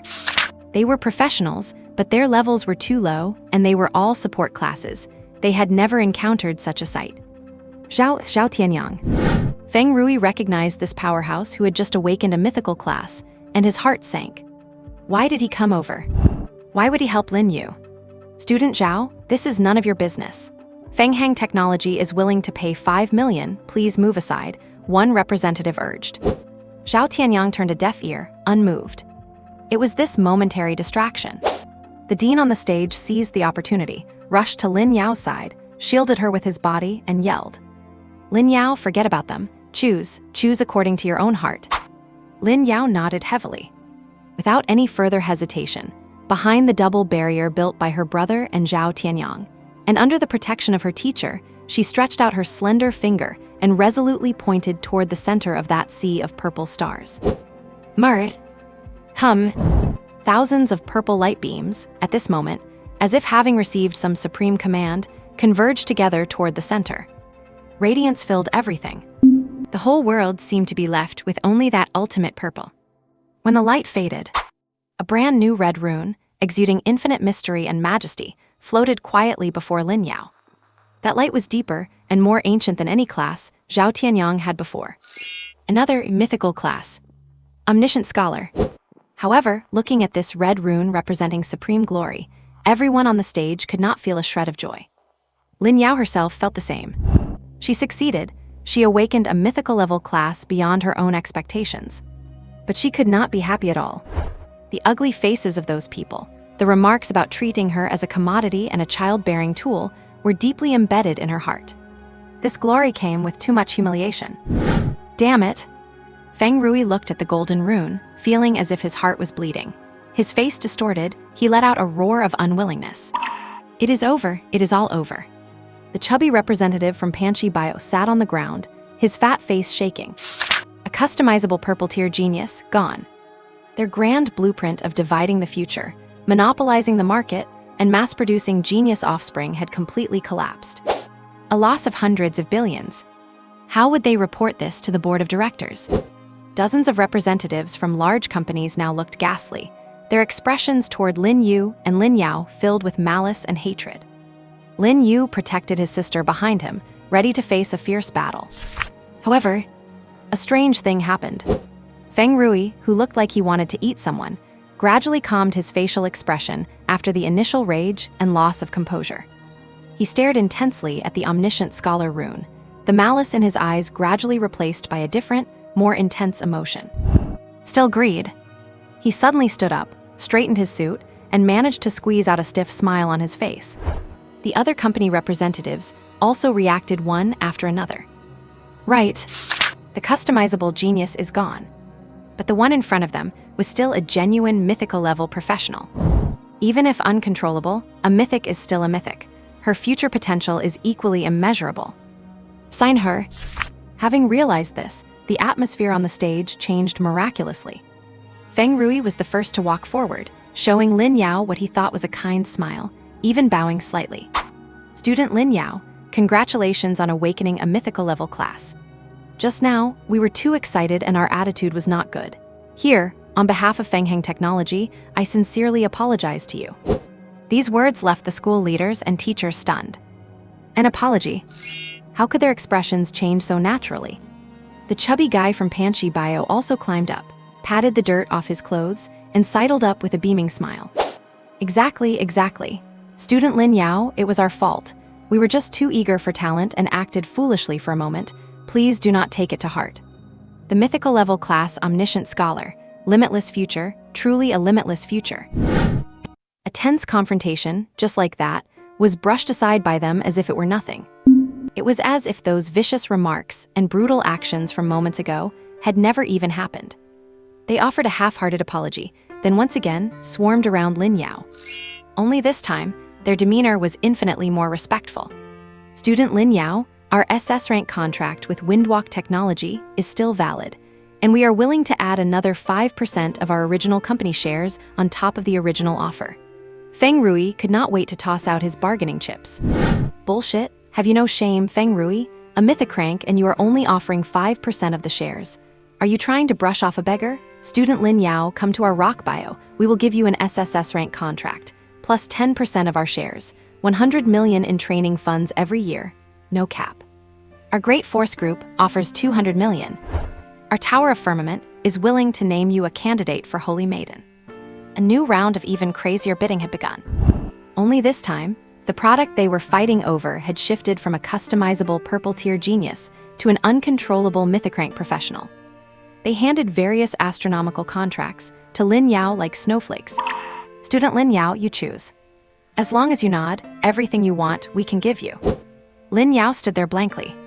She looked at the faces of these people before her. Each face was filled with eager, sincere smiles. It was as if they were truly thinking of her, truly excited for her future. However, just a few minutes ago, these very same people were using the most vicious language to plan how to drain her of everything. These same people saw her as a product, a tool, a breeding machine. These same people, when she tried to make her own choice, had shown their most hideous faces. Her stomach churned violently. Lin Yu felt a surge of intense nausea. She could not understand. How could they? How could they act as if nothing had happened? How could they go from robbers who wanted to swallow her whole to kind, benevolent philanthropists in just 1 second? She wanted to vomit. You. Lin Yu's lips trembled. She wanted to question them, to curse them out. But she could not get a word out, because she realized that there was not a trace of guilt on any of their faces. Their enthusiasm, their smiles, their promises, it all seemed incredibly real. So real that she started to wonder if everything that had happened just now was just a nightmare. Do you have no shame left in you? The school administrator on the side could no longer watch. He was trembling with rage as he pointed at the group and roared. How did you treat a child just a moment ago? How do you have the face to stand here now? The smile on Feng Rui's face stiffened, but it quickly returned to normal. He did not even look at the administrator, continuing to focus on Lin Yu. Principal, you do not understand. A middle-aged man with gold-rimmed glasses, who looked refined and had been quiet until now, suddenly spoke up. He was a representative from another large company, the Skywork Group. He adjusted his glasses and spoke slowly and methodically, as if explaining a basic piece of common knowledge. We are doing this not because we want to. Shame, that kind of thing. Perhaps we had it before we climbed to these positions. The middle-aged man scanned his colleagues, wearing an expression of self-mockery mixed with a sense of inevitability. Which one of us sitting here was not a normal person with flesh and blood, joy and anger, back when we were young? But now, we are no longer those people. We represent the company. Behind me are tens of thousands of employees waiting for their paychecks, hundreds of shareholders waiting to see the financial reports and dividends, and countless upstream and downstream supply chains. Every decision we make must, and can only, be responsible for the company's interests. These words caused the noisy podium to fall eerily silent.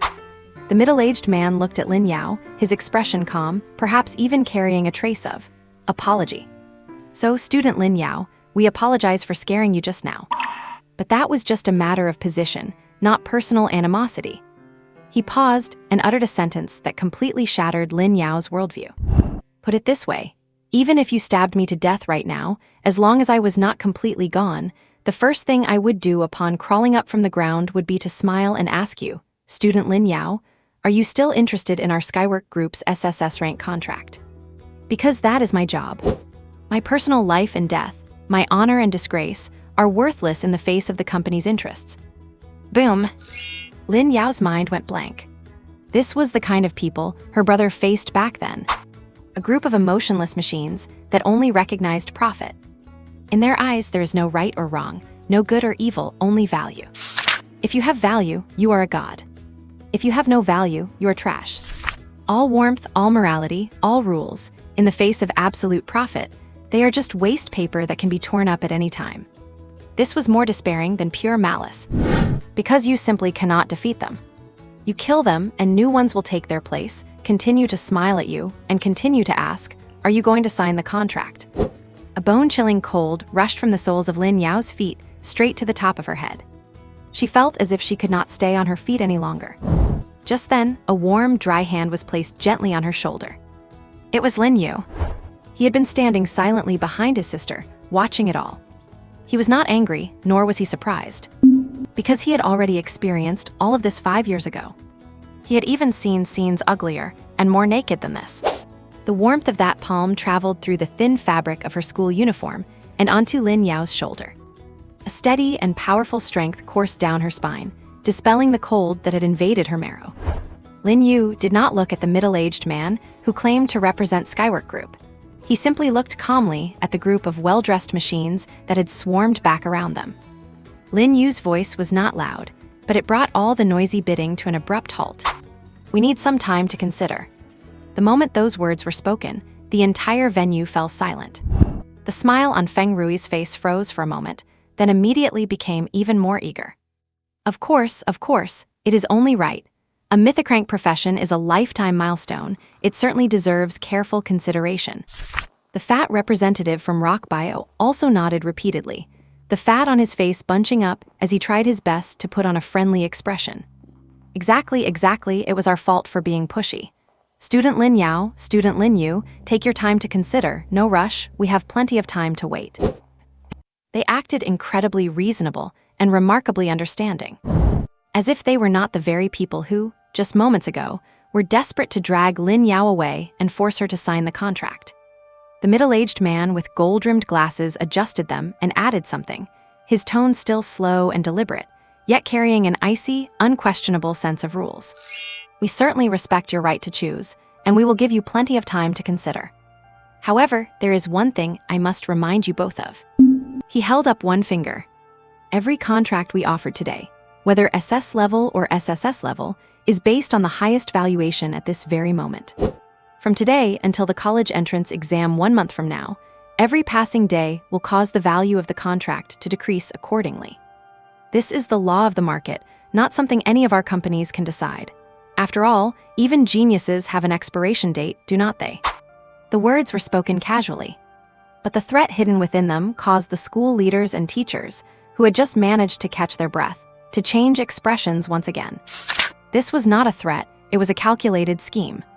They were using time and money to place an invisible shackle on Lin Yu. Every day, your value slips away. Every day, you are becoming cheaper. In a month after your exams are over, if you want to sign a contract then, you probably will not even get half of what is offered today. They were using this method to force Lin Yu to make a decision as quickly as possible. Lin Yu's face remained emotionless. He was all too familiar with these tactics. He took his sister's hand and turned to leave. "We understand." Feng Rui and the others immediately cleared a path, still wearing enthusiastic smiles as they watched them walk away. But just then, a deep voice rang out. "I also need to think about it." It was Zhao Jinghui's. He was still standing there, firm as an iron tower.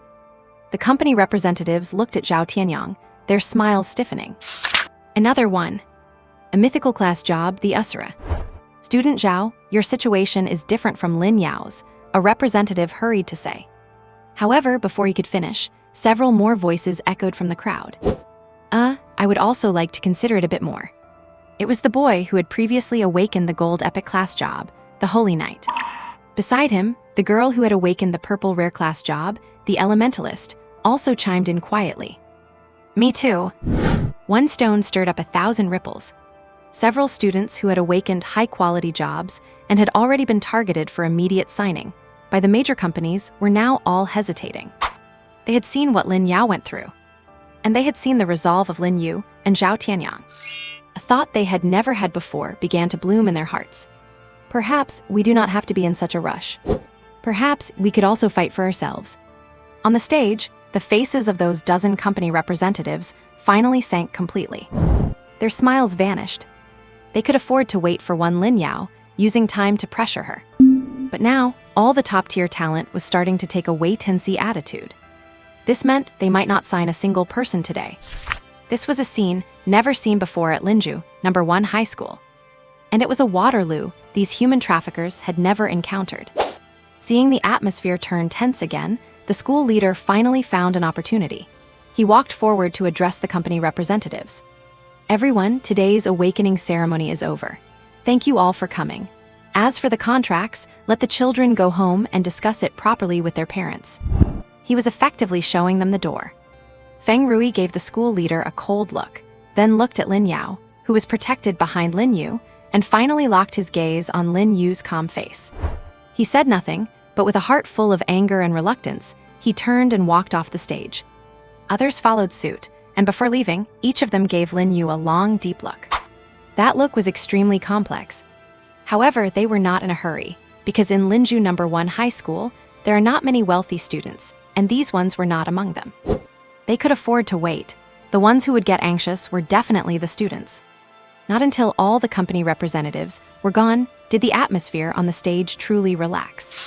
The school leader exhaled a long breath, feeling as if he had just fought a battle. He was drenched in sweat. He walked up to Lin Yu, looking at the student he once valued most and felt most sorry for, his expression a mix of 1,000 emotions. "Lin Yu." He had so much he wanted to ask. He wanted to ask where he had been for the last 5 years. He wanted to ask why he had become this way. He wanted to ask where he got the courage and strength, just now, to stand up to those dozen giant corporations. But in the end, all those words just turned into a heavy sigh. Lin Yu also recognized the principal, whose temples had turned gray. When he was still a student at Lin Yu No. 1, Principal Zhang had given him quite a lot of care. "Principal Zhang, long time no see." Lin Yu's greeting made Principal Zhang even more emotional. "Yes, it has been a long time, Yu." He wanted to say you finally realized it, but felt it was inappropriate. He wanted to say welcome back, but felt it was too light. In the end, he could only pat Lin Yu on the shoulder. "It is good to be back, it is good to be back." Lin Yu nodded, watching the playground return to order, observing the excited or disappointed younger students. Then he suddenly spoke. "Principal Zhang, I would like to trouble you with something." "Tell me, as long as it is within my power," Principal Zhang replied immediately. Lin Yu's words were calm, but they caused a massive upheaval in the hearts of everyone around who heard them. "Could you please help me print an admission ticket? I am participating in this year's college entrance exam." The single sentence left Principal Zhang frozen in place. It also made Lin Yao, who had just recovered from that nightmare, suddenly look up, staring at her brother in disbelief. Her mouth was agape, her eyes filled with shock. "Brother wants to take the college entrance exam." The brother who gave up the exam for 5 consecutive years and even broke ties with the family for it, is now saying he wants to take it. "Lin Yu, what did you say?" Principal Zhang took a step forward, wondering if he was just hearing things because of his age. I said I am going to participate in this year's college entrance exam, Lin Yu repeated, as calmly as if he were discussing something perfectly ordinary. This time, everyone heard him clearly. The stage fell into dead silence. The muscles on Principal Zhang's face twitched a few times. He looked at Lin Yu, his expression incredibly complex. You would better be sure about this. This is not a joke. You have deferred for 5 years. Your difficulty level will be 32 times higher than an ordinary candidate. The muscles in Principal Zhang's face twitched violently. He looked at Lin Yu, his expression impossible to describe as mere complexity. It was more like the sheer horror of someone staring at a madman. Lin Yu, do you think it is just 32 times? His voice was dry, heavy with a sense of powerlessness. Do you have any idea how much the overall difficulty of the college entrance exam has increased over these past 5 years? The war on the front lines of the Abyss domain is becoming increasingly intense, and the requirements for professionals are rising accordingly. The exam questions from 5 years ago and the ones today are fundamentally different concepts. Principal Zhang held up 5 fingers and shook them in front of Lin Yu. At the most conservative estimate, the overall difficulty is at least 5 times what it was 5 years ago. That 32-fold punitive difficulty of yours is layered on top of that foundation. What you are facing is not 32 times the difficulty, but nearly 160 times. Do you understand? 160 times. Upon hearing this number, even Lin Yu, who had just recovered from the initial shock, felt the world spin, almost unable to stand steady. She grabbed her brother's sleeve tightly, shaking her head frantically. No, absolutely not. This is not taking an exam, this is going to your death. The other teachers on the podium also wore expressions of pity. They all remembered Lin Yu. He was once the most brilliant genius of Linju No. 1 Middle School, a future star who had awakened an epic-tier profession. Was he now going to end his career as a professional in such a tragic way? Facing everyone's shock and dissuasion, Lin Yu's face remained completely expressionless. He just looked at Principal Zhang calmly. I know. So I will have to trouble you, Principal Zhang. 2 simple sentences, yet they felt like 2 mountains weighing down on Principal Zhang, leaving him breathless. He could not see a hint of hesitation on Lin Yu's face, nor any sign that he was merely putting up a front. Only calmness. A calmness born of absolute confidence that was, in itself, terrifying. This student was either completely insane, or he truly had the capital to back it up. Principal Zhang stared at Lin Yu for a long, long time, so long that the very air around them seemed to freeze. In the end, as if all his strength had been drained away, he let his shoulders drop heavily. Fine. He only said that one word. Come with me to my office. And the siblings followed Principal Zhang and walked down from the podium under countless complex gazes. The crowd on the playground had not yet dispersed. Every student was discussing everything that had just happened. The birth of a mythical tier profession, the ugly faces of big corporations, and the crazy senior who had not taken the exam for 5 years and returned only to challenge hell-level difficulty. What happened today was enough for them to talk about for an entire month. When they stepped off the stairs, a burly figure was still waiting there like an iron tower. It was Zhao Tianyang. Seeing him, Lin Yu immediately let go of her brother's hand, walked over quickly, and bowed deeply to him. Zhao Tianyang, thank you for today. She was grateful from the bottom of her heart.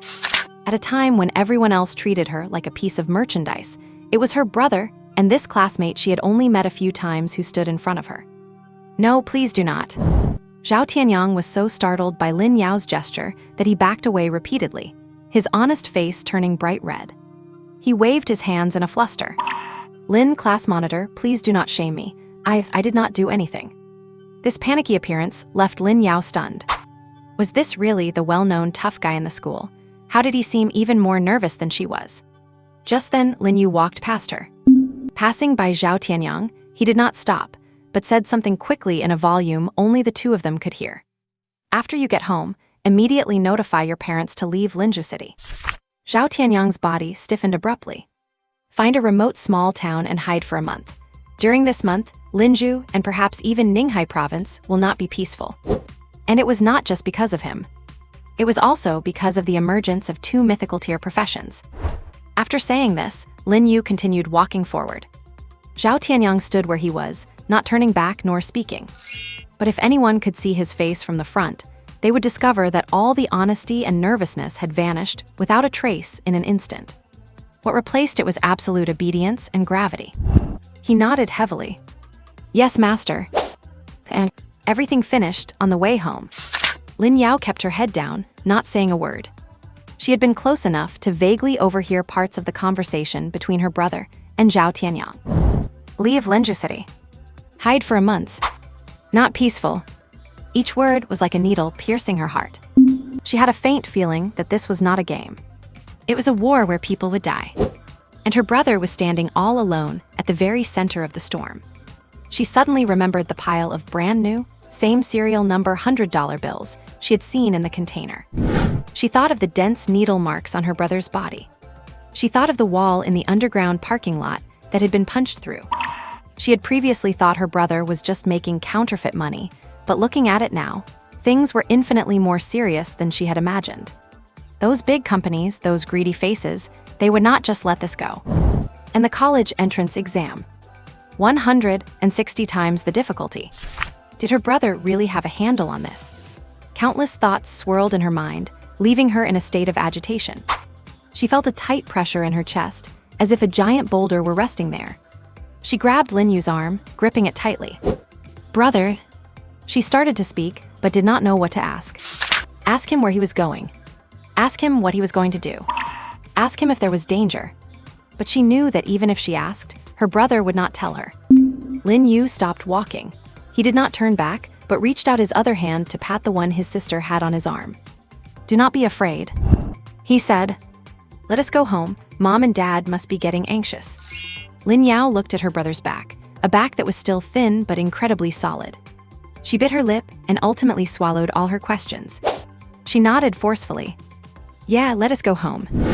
And when they arrived home, the living room lights were still on. Their parents were sitting straight on the sofa. The television was on, but neither of them was watching it. Hearing the door open, the two of them sprang up from the sofa almost simultaneously and hurried toward the door. "Yu Yao, you are back." Their mother forced a smile, but the anxiety was impossible to hide. Their father followed behind, rubbing his hands, also looking like he wanted to say something but could not bring himself to. Their eyes landed first on their daughter Lin Yu's face. And then their hearts sank in unison. Lin Yu kept her head down, her face pale, looking completely listless, like a frostbitten eggplant. How could this look like the proud daughter of heaven who had just awakened a powerful profession? It clearly looked like she had suffered a major blow. "It is over." Lin's parents exchanged glances, and both saw the same thought in each other's eyes. Their daughter's job awakening had failed. Or rather, the job she awakened was far from ideal. Yao Yao had always been lively and cheerful since childhood. She had never been this downcast before, except when Lin Yu was ill. Lin's mother felt as if her heart was being gripped by an invisible hand, aching painfully. She walked over quickly and grabbed her daughter's hand, finding it icy cold to the touch. "Yao Yao, what is it? Is it that the result was not good?" She asked cautiously, terrified that even a single word might upset her daughter. "It is all right, Yao Yao. No matter what job you awakened, you are your parents' pride." Lin's father hurried over to comfort her as well, his voice trembling slightly. "If nothing else works out, we just will not follow the path of a profession. You can go to a regular university, find a steady job, and live just fine." 5 years ago, when their son awakened an epic-tier job, they were overjoyed, thinking the Lin family was about to soar. The result was a 5-year-long nightmare.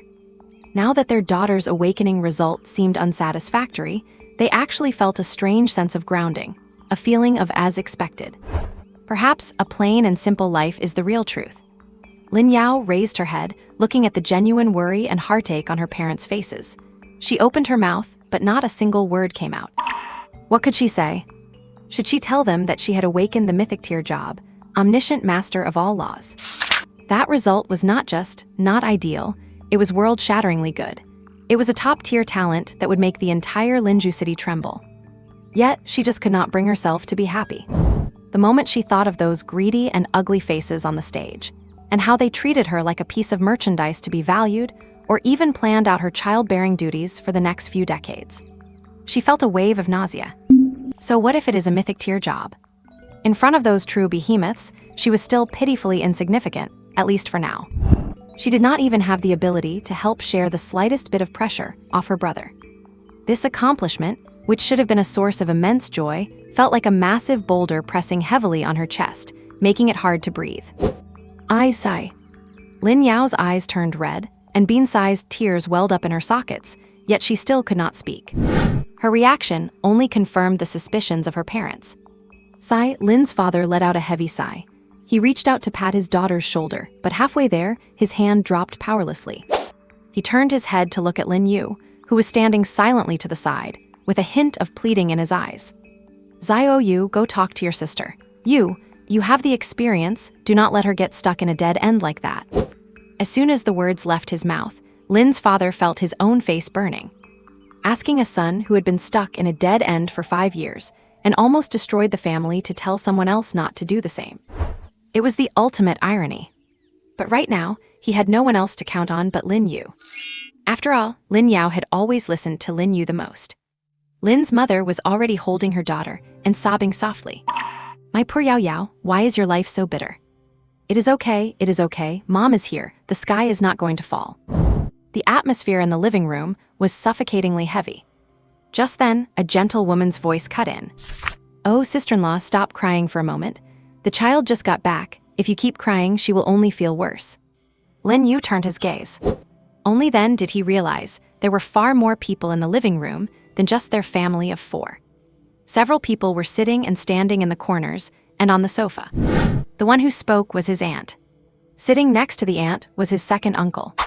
And on the single sofa on the other side sat a well-groomed, middle-aged woman, Su Kingsu's mother, Mrs. Su. Su Kingsu stood behind her mother, head bowed, her hands twisting her clothes. She did not dare look toward Lin Yu at all. Mrs. Su clearly did not know what had happened at the parking lot yet. Seeing Lin's mother crying, she also stood up, walked over, and patted her on the back. That is right, sister, the child is still young. What does one failure matter? Our Kingsu did not awaken a combat profession either. For a girl, these things are not that important. The aunt also leaned over and held Lin Yao's other hand. Yao Yao, do not be sad. Us girls do not have to be out there fighting and killing. Look at me, did not I live a perfectly normal life? Is not that just fine? The second uncle stood up as well, hands behind his back, putting on the air of an elder. Enough, do not crowd her. Awakening is 90% destiny and 10% effort. Since the result is not ideal, just accept reality early. Has not Yao Yao always had good grades? Getting into a good university for theory or liberal arts would not be bad either.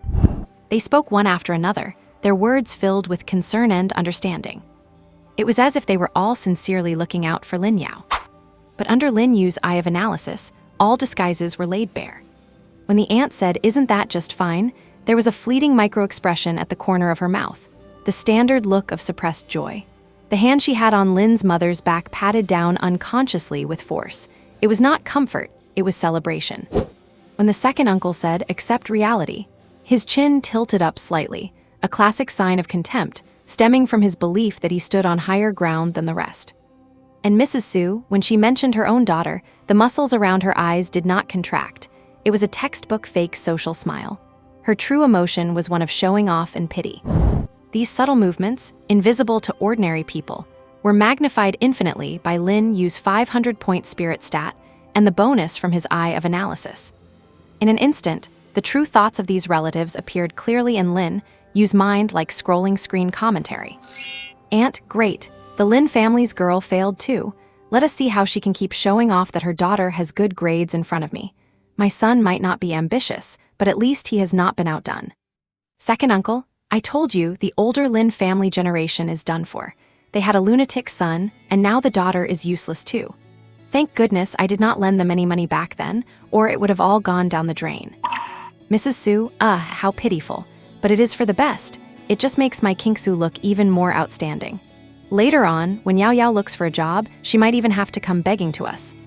Mask after mask of hypocrisy was ripped away, revealing the truest and ugliest desires beneath. Not a single one of them was genuinely feeling sorry for Lin Yao. They were either gloating, despising, or calculating how to squeeze a final drop of superiority from the Lin family's misfortune. This was more nauseating than the naked greed of the company representatives at the awakening ceremony. because those people were enemies. But the people before him were supposed to be family. Su Kingsu seemed to sense Lin Yu's gaze. Her body trembled almost imperceptibly, and she buried her head even lower. She was terrified of Lin Yu now. The man who had nonchalantly crippled Chen Rui's arms in the parking lot and destroyed half the lot with a single strike was a completely different person from the down-and-out, listless Lin Yu in Su Kingsu's memory. She dared not imagine what would happen if these elders, who were still talking loudly, knew about Lin Yu's actions and his true strength. Just then, the aunt changed the subject and turned her attention to Lin Yu. Speaking of which, there is Xiao Yu. He had such great talent back then, yet he just had to be stubborn. Yiao, you must never follow in your brother's footsteps. Look at him now. She did not finish her sentence, but that sigh and the look filled with pity and reproach said everything. All eyes instantly turned to Lin Yu. There was sympathy, mockery, and the sense that he deserved it.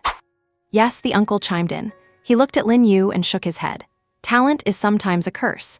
Ambition soaring higher than the heavens while one's fate is thinner than paper. Xiao Yu is the perfect example. Remember this, Yiao, mediocrity is a blessing. Su's mother added at the perfect moment. Xiao Yu, do not blame your elders for being blunt. Look at you now, you are 23 with no job and no degree. What will you do in the future? You cannot let your parents support you forever, right? How about I ask Auntie Su to find you a job as a security guard? It is hard work, but at least it is an honest living. The relatives kept chirping, one after another. The whole living room was filled with their sickeningly sweet concern. Lin Yu leaned in the corner of the sofa, his head down, fingers sliding rapidly across his phone screen. He was arranging matters, preparing thoroughly for the storm that was about to come. He did not even look up at the faces of those relatives, because there was no need to. Under the gaze of his analytical eye, every subtle movement and every muscle twitch they made exposed their true inner thoughts. When the aunt said you must never follow in your brother's footsteps, her eyes shifted downward and to the side, a classic expression of contempt mixed with schadenfreude. When the uncle said mediocrity is a blessing, he crossed his arms and leaned back slightly, a defensive posture that also served to assert his status. He had already mentally categorized Lin Yu's family as people he could look down upon. And when Su's mother kindly offered the security job, her lips pursed tightly, a signal of repressed triumph. She felt genuine satisfaction from the stark contrast between her daughter's future and the miserable state of the Lin children. Lin Yao could not listen anymore. She broke free from her parents' arms and whispered a rebuttal. Number of my profession, it is actually not that bad. She wanted to say that she had awakened a mythical grade profession. She wanted to say that her brother was not crazy and that he had his own plans. But she did not know how to start. All the words were stuck in her throat. The glory brought by that mythical grade profession now felt like nothing but a heavy burden. Oh Yiao, you child. The aunt interrupted her immediately with an I've seen right through you expression. I know you are upset and do not want to accept it, but facts are facts and running away is useless. Your brother refused to accept reality back then, and that is why. The uncle also shook his head and sighed. Yes, trying to save face is pointless. We all saw how downcast you looked when you walked in, and we are not blind. Yiao, take your uncle's advice. Facing reality early will do you good. They did not give Lin Yao any chance to explain. Or rather, they did not believe any explanation at all. They only believed what they saw and what they wanted to believe, which was that the Lin family's genius daughter had failed her awakening. Both talented children of the Lin family had now gone to waste. What could be more satisfying than that? This gave them a sick, deep-seated pleasure. Lin Yao's face flushed red, and tears welled up in her eyes, from anger and from feeling wronged. She felt like she had fallen into a net woven from concern, and no matter how she struggled, it was all in vain. Su's mother, seeing Lin Yao's stubbornness, looked even more pitifully at her. She cleared her throat, preparing to instruct this naive child as someone with more life experience. Yiao, it is not that I want to criticize you, but your attitude is wrong. The worst thing people can do is not know themselves. Do you think being a professional is so easy? Look at your brother. Her target turned back to Lin Yu, carrying a condescending tone of judgment. Even if you awakened an epic grade profession, so what? In the end, did not you still? Mom! Su Kingsu could no longer hold it in. She grabbed her mother's arm and pulled her back hard. Her movements were quick and urgent, tinged with unconcealable panic. Everyone present was stunned.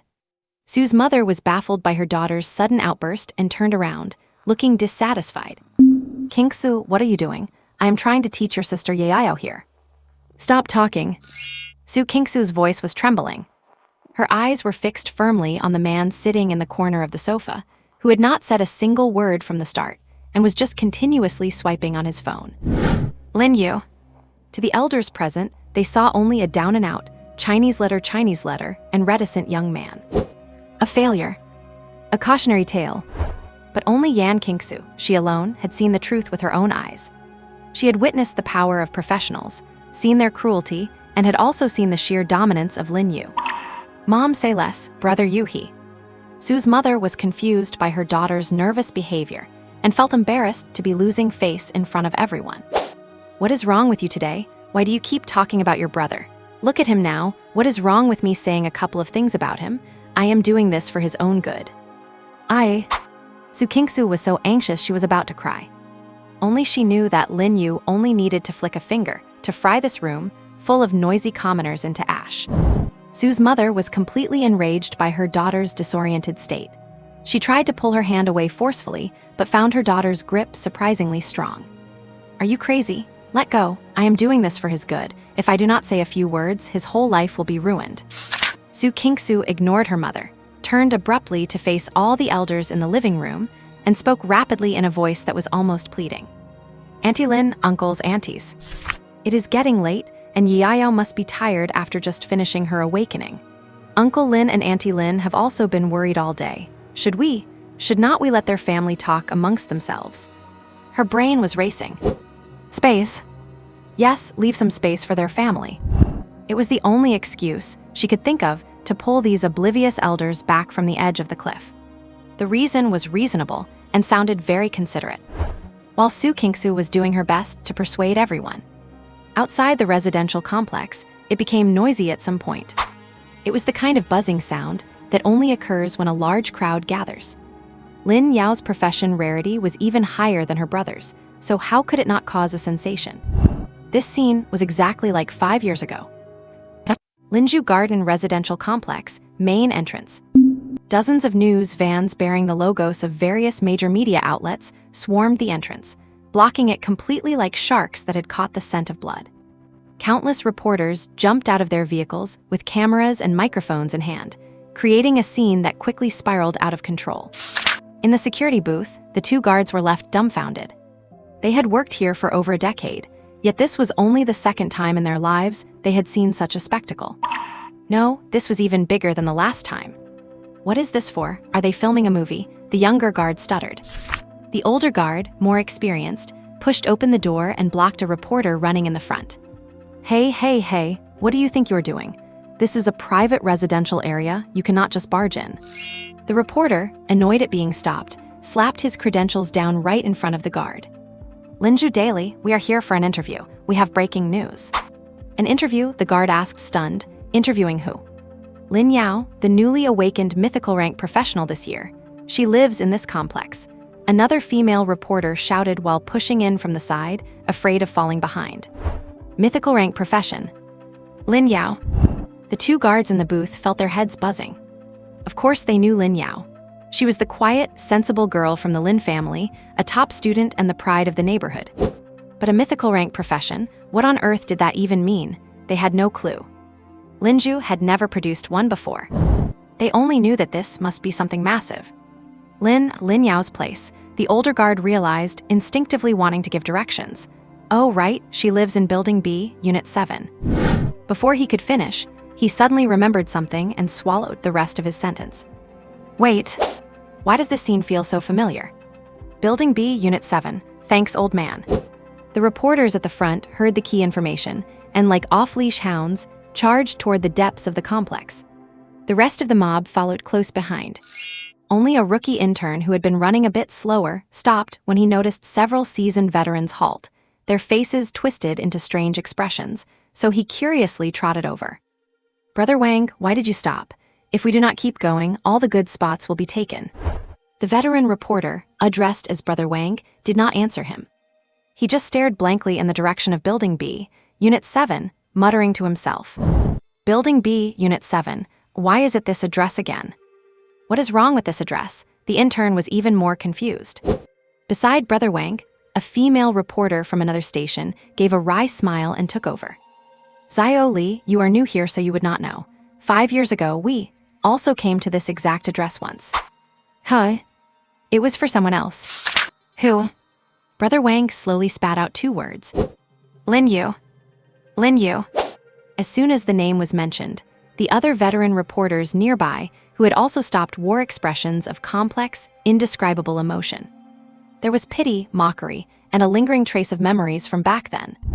The intern Xiao Li was completely lost. Who is Lin Yu? Is he famous? Famous? More than just famous. Brother Wang lit a cigarette, took a deep drag, and his eyes grew distant. 5 years ago, he was the brightest genius in Lin Yu, a superstar who awakened the golden epicrank profession, card creator of myriad forms. When we came to interview him, the scene was no less chaotic than today. Epicrank profession, so what happened later? Xiao Li asked. Later, Brother Wang blew a smoke ring and scoffed. Later, the genius turned into a madman. He became obsessed with some nonsense card game, postponed his exams for 5 years, broke away from his family, and became the laughingstock of all Lin Yu. This. The story of a fallen genius was always so lamentable. Wait, the female reporter suddenly thought of something, her expression freezing instantly. Lin Yu, Lin Yao. The cigarette butt fell from Brother Wang's hand onto the ground. Damn, they are brother and sister. I remember now, when we interviewed Lin Yu 5 years ago, his little sister was right there. She was so timid and terrified she did not dare say a word. That is right, it is her, who would have thought. 5 years later, she has actually awakened a mythical rank. This discovery was perhaps even more explosive than the mythical rank profession itself. In one family, the older brother was once an epicrank genius in the spotlight, now a ruined madman. And the younger sister, 5 years later, has soared to the heavens, awakening a rank even above epic, a mythical rank. What a dramatic twist of fate. The potential news angles here were just explosive. Let us go, hurry. Brother Wang stomped out a cigarette, his energy renewed as if he had been injected with adrenaline. The Zhao family of the other mythical rank, the Shura, turned out to be empty-handed. Everyone is gone. Now all our bets are on Lin Yao. This is the scoop of the century. All the reporters were driven into a frenzy. They no longer hesitated and charged toward Building B, Unit 7. And Linju City, top floor of the Global Financial Center. In a meeting room overlooking the entire city, thick smoke filled the air, and the atmosphere was so oppressive it felt like it could wring out water. Bang! A test report was slammed hard onto the rosewood conference table, making the expensive bone china teacups rattle. Wang Teng, the CEO of Great Strength Group, a bulky middle-aged man, had his chest heaving, his neck veins popping out. Authentic, the test results prove it is authentic. The potency, the ingredients, the molecular structure, there is not a single difference from the great strength serum our company produces. His eyes bloodshot, he scanned the other 3 people sitting there. Who can tell me what the hell is going on? Sitting opposite him was Feng Rui, the vice president of Yantech. He pushed up his glasses and pointed at the green curve on the virtual screen in front of him, which showed a precipitous, cliff-like drop. 3 days. In just 3 days, 30% of our stock value has evaporated. Those mysterious breath of the Windwalker products in the black market have already taken nearly 40% of our market share. It is terrifying. And the number is still growing crazily. Our distributors are flooding our phones, all demanding to know why our competitor can slash prices to 30% of ours. 30%, they cannot even cover their costs. This is suicide-style dumping. In the corner, CEO Shi of Rock Solid Biotech was wiping cold sweat from his forehead. He was obese and trembling uncontrollably. It is not just dumping. The wolves that smelled blood are already preparing to enter. They are shorting our stocks like crazy.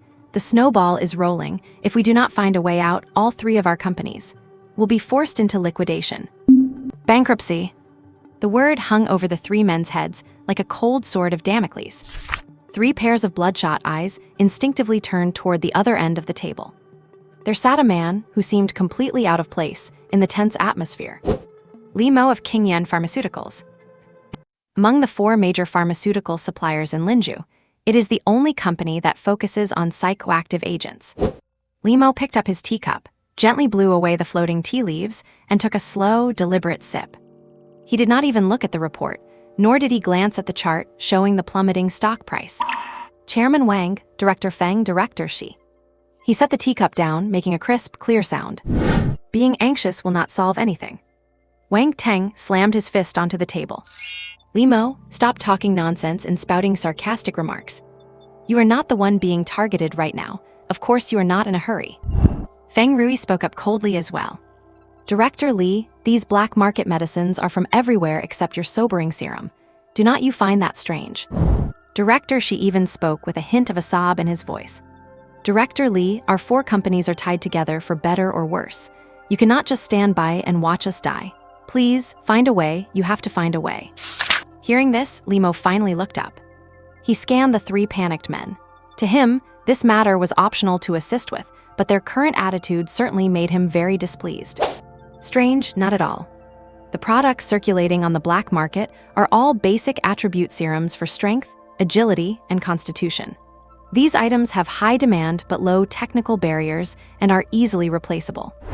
Meanwhile, my sobering serum targets the mental attribute. Most people have no use for it. Only magic class professionals trying to break through bottlenecks or research scholars would buy it. The market is small and the audience is niche, so naturally, no one wants to touch it. He paused and then added another point. Furthermore, because your 3 companies lowered your prices, many professionals have more disposable income, which they are now using to buy my sobering serum to boost their mental power. In these past 3 days, our sales volume has actually increased by 5%. Boom! This statement was like throwing a lit match into a powder keg. Wang Teng stood up abruptly, a wave of immense pressure radiating from him. You Li bastard, what do you mean by that? Are you saying you have profited from our 3 companies' misfortune? Do not forget, we share the same group of shareholders. We prosper together and we suffer together. Limo smiled. He leaned back in his chair and spread his hands. Chairman Wang, do not get excited. Shareholders are shareholders and business is business. Prospering together is fine, but when it comes to suffering, it is every man for himself. Besides, it is obvious someone is targeting your 3 companies. What would I gain by getting involved? Should I invite trouble upon myself? Ruthless. Cold-blooded. The naked face of a businessman. A cold glint flashed behind Feng Rui's glasses. Limo, are you intending to tear up our alliance and betray us? Hardly a betrayal, Limo shook his head. It is just avoiding unprofitable deals. You handle your own troubles. I, King Yun Pharmaceuticals, will not be participating. With that, he stood up, straightened his suit lapels, and prepared to leave. Do not you dare walk away, Wang Teng roared. Just watch me, Limo replied without turning his head. Is there really no other way? Feng Rui's voice turned shrill with agitation. He pressed both hands against the table, staring fixedly at Wang Teng and Director Shi. Director Shi felt irritated under his gaze, a surge of pent-up anger rising to his head. What good does it do to yell at me? He acted like a cat whose tail had been stepped on, instantly exploding and barking incoherently. If you have the guts, go find Chen Ao. Is not Chen Ao known as the king of the Lin Yu underworld? Cannot he handle a small matter like this? Chen Ao. As soon as this name was uttered, the entire meeting room fell silent. Even Limo, who was about to open the door and leave, had his hand frozen on the handle.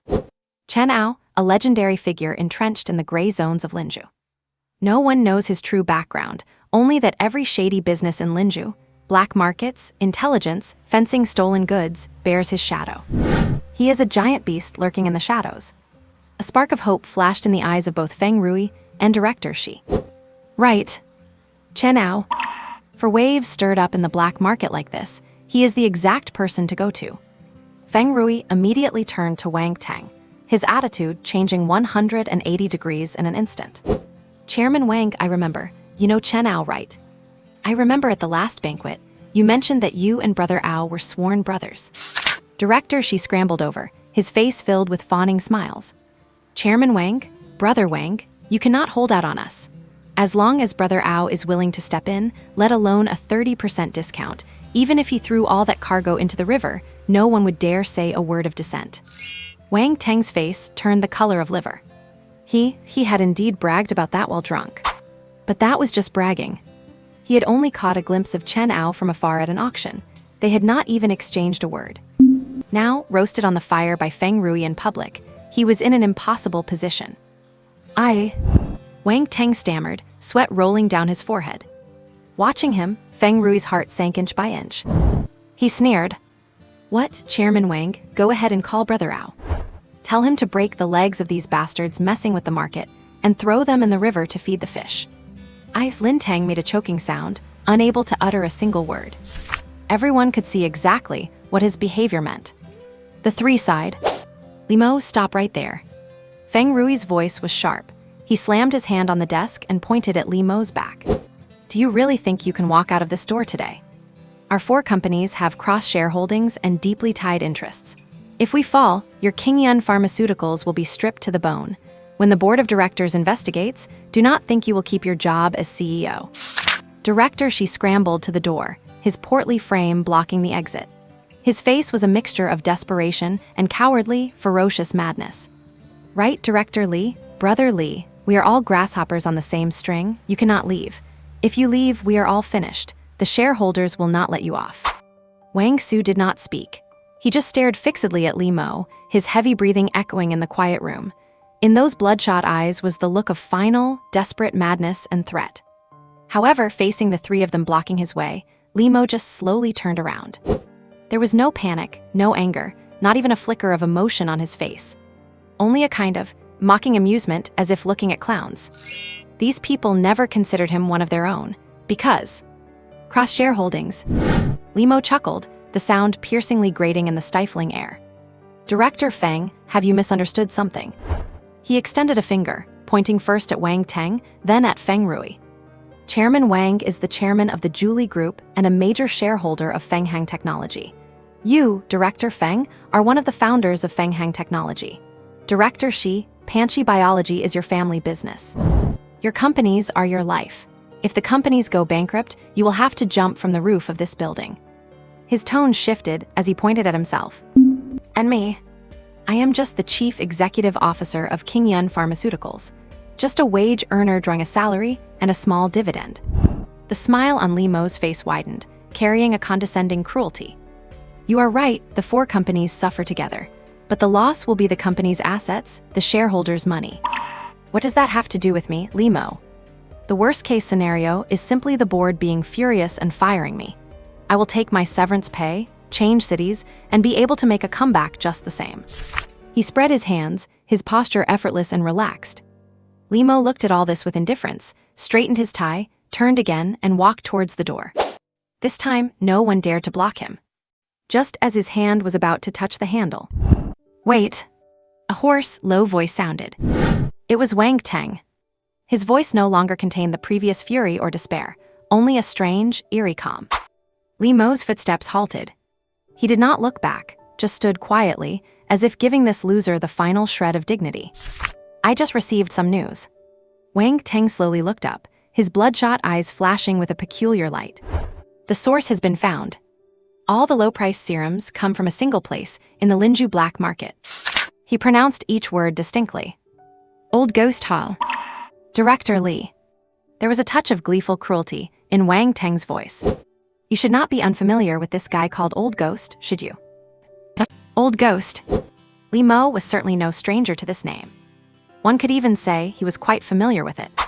For Qingyun Pharmaceuticals to reach its current heights, rising from countless small workshops back in the day to become one of Lin Yu's 4 major pharmaceutical suppliers, this man known as Old Ghost had played an indispensable role. No, back then he was not Old Ghost. He was Little Ghost, a high-spirited technical genius who lived in the lab, sported dark circles under his eyes, and could extract gold from a pile of discarded data. He was different from the other 3 companies. Cayenne, Fengxing, and Panchi, those 3 made their fortunes through monopoly. They monopolized the material drops from specific monsters. Without those core materials, no one else stood a chance of producing their flagship potions. That was their barrier to entry and their lifeline. As for Qingyun Pharmaceuticals' Clarity Potion, the raw materials were incredibly difficult to obtain, production was perpetually stagnant, and the company hovered on the brink of bankruptcy. It was Little Ghost who took the lead in improving the formula. He pulled countless all-nighters, lost handfuls of hair, and saw his health deteriorate day by day until he finally forced out a weakened version of the Clarity Potion. Although the effectiveness was slightly reduced, the most critical part was that it completely shed its dependence on rare materials. Production went up, and Qingyun Pharmaceuticals came back to life. Back then, life for Little Ghost at the company was decent. He was a technical backbone that everyone respected. Until Lin Yu took charge. As the new CEO, Lin Yu's goal was clear: optimize corporate revenue, cut costs, and increase efficiency. He opened the personnel file, and the name Little Ghost popped up. Oh wait, he was already Old Ghost by then. Hair balding, body falling apart, relying on meds just to get through the day. Unable to produce any new results in the lab, he had become a pure cost center. Why keep an old guy around who was half dead and ready to collapse at any moment? Waiting to pay out his retirement and pension. Lin Yu used some methods, legal though heartless. Soon enough, Old Ghost was optimized out. I heard that later on, his wife left him and his kids would not acknowledge him either. Abandoned by all, he became a laughingstock. Lin Yu felt nothing about this. He was just a corporate employee. He was just completing his KPIs. And facts proved that his decision was absolutely correct. For all these years after being driven out, Old Ghost had not caused a single ripple worth mentioning. At most, he was hanging on by a thread, selling bootleg potions he concocted in the corners of the black market. That pathetic level of production was not even worth scratching an itch for Qingyun Pharmaceuticals. But now, Wang Tang says these 3 potions, which have turned everything upside down, all came from Old Ghost Hall. Interesting. Lin Yu's movements froze. He slowly took his hand off the doorknob. Did this old ghost have an epiphany, or was he enlightened by the gods? How could he possibly have decoded the potion formulas of the other 3 companies? That is not scientific. It is not even mystical. He knew for a fact that those 3 companies' formulas were impossible to unlock. Without the raw materials, it was simply impossible to produce. As for how he knew, do not ask. Lin Yu's curiosity was truly piqued for the first time. This news from Wang Tang had indeed made him stay. He turned around, and the mocking look of watching a clown had vanished. Replacing it was a look of pure, cold-blooded scrutiny from a technocrat. Old Ghost Hall. He repeated the name, as if savoring a strange dish. By himself. Seeing Lin Yu's reaction, a surge of morbid pleasure welled up in Wang Tang's heart. He knew he would bet correctly. There must be some history between Lin Yu and this old ghost. Lin Yu was thinking as well. These 3 idiots thought they had caught him by the throat. They could claim Old Ghost was acting out of revenge against Qingyun. They could even go further and say it was a scheme by Qingyun to have Old Ghost endure humiliation just to plan this attack. They assumed that since Old Ghost came from Qingyun, this would inevitably drag Lin Yu down with him. Even if they eventually found no connection, this bucket of dirty water would be enough to cause him endless trouble and trigger an inquiry from the board of directors. Laughable. They did not understand at all. This was not trouble for him. It was an opportunity. A business opportunity. The only thing he wanted to do now was reach out to that old ghost and figure out why. And maybe see if they could cooperate. In a personal capacity, of course. As for old grudges in front of money, what do grudges even matter? Watching Lin Yu's reaction, Feng Rui thought his guess had been confirmed. He stepped forward, his voice sharp. Lin Yu, Old Ghost is someone who came out of your Qingyun Pharmaceuticals. Now that he has caused such a massive disaster, targeting only us 3 while letting you off the hook, you say this has nothing to do with you? Who would believe that? Do you think the board will believe it? Mr. Shi, having found his backbone, scrambled to chime in. Exactly, Director Li, you must give us an explanation. Otherwise, we will have no choice but to report the entire situation to the board exactly as it is. With our cross-shareholding, we will not go down alone, and you will not get away unscathed. Threats. Empty, cowardly threats. Lin Yu actually found it a bit funny. Because, bluntly speaking, these 3 fools could not beat him even if they worked together. They were out of options. In terms of time, efficiency, vision, and that pathetic sense of superiority they held as elites. They could not possibly go to anyone else for advice, and they would never lower themselves to contact some black market old ghost. So they had to cling desperately to him. The only person who could help them, and the only one they thought they had caught some leverage over. It seems, even if just to stall for time, it is necessary to help them analyze the situation.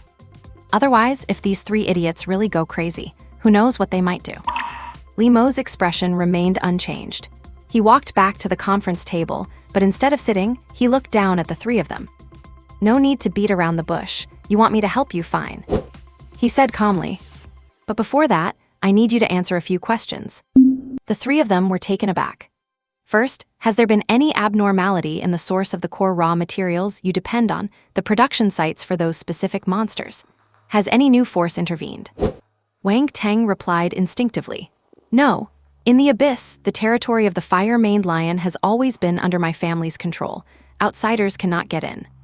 Second, have you received any warnings or hints from higher-ups, whether from officials or the military? Feng Rui immediately shook his head. "No. Fengsing Tech is cooperation with the military has always been stable. My brother is in the procurement department. I would know if something happened." Third, have you offended anyone you should not have recently? Mr. Shi forced a smile on his chubby face that looked even worse than crying.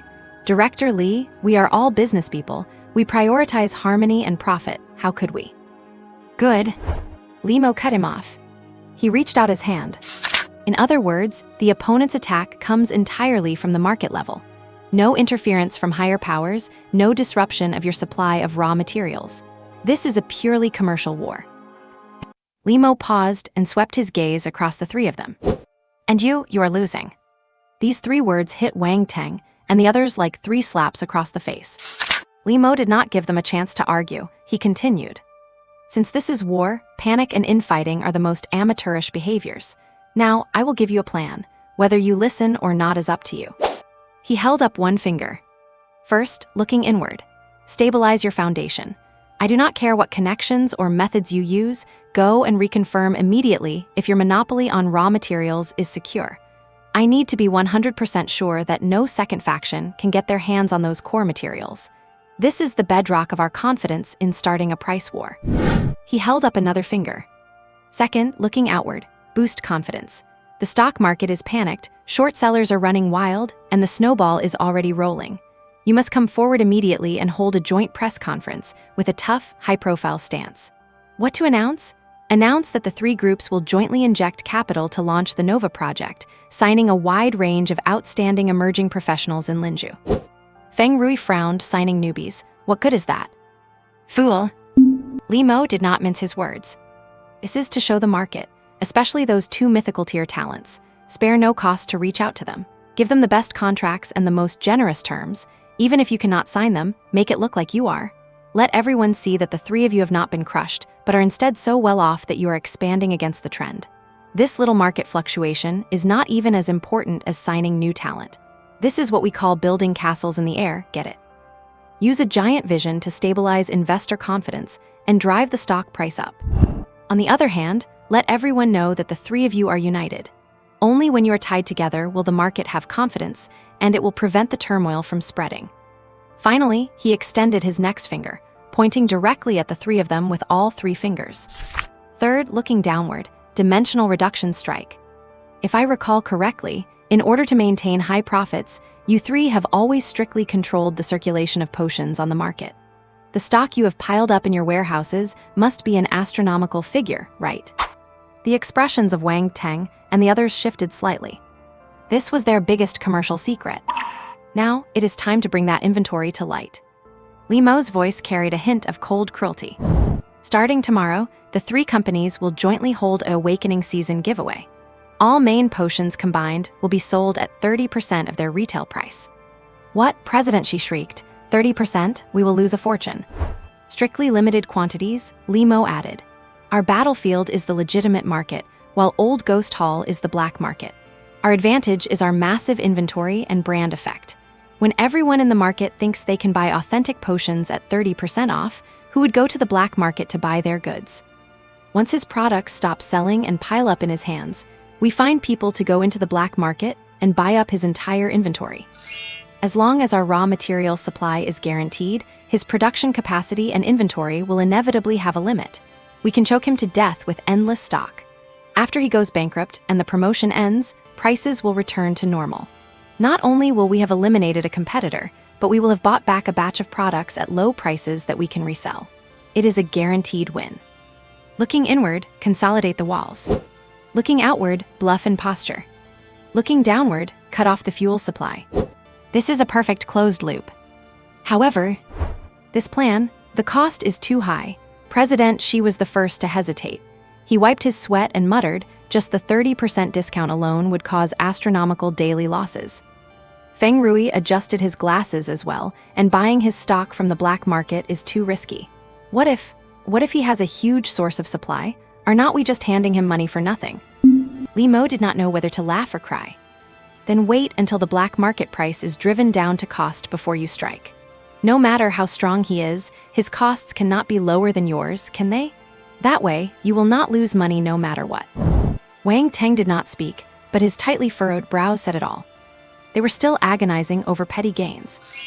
Li Mo was genuinely amused to the point of anger.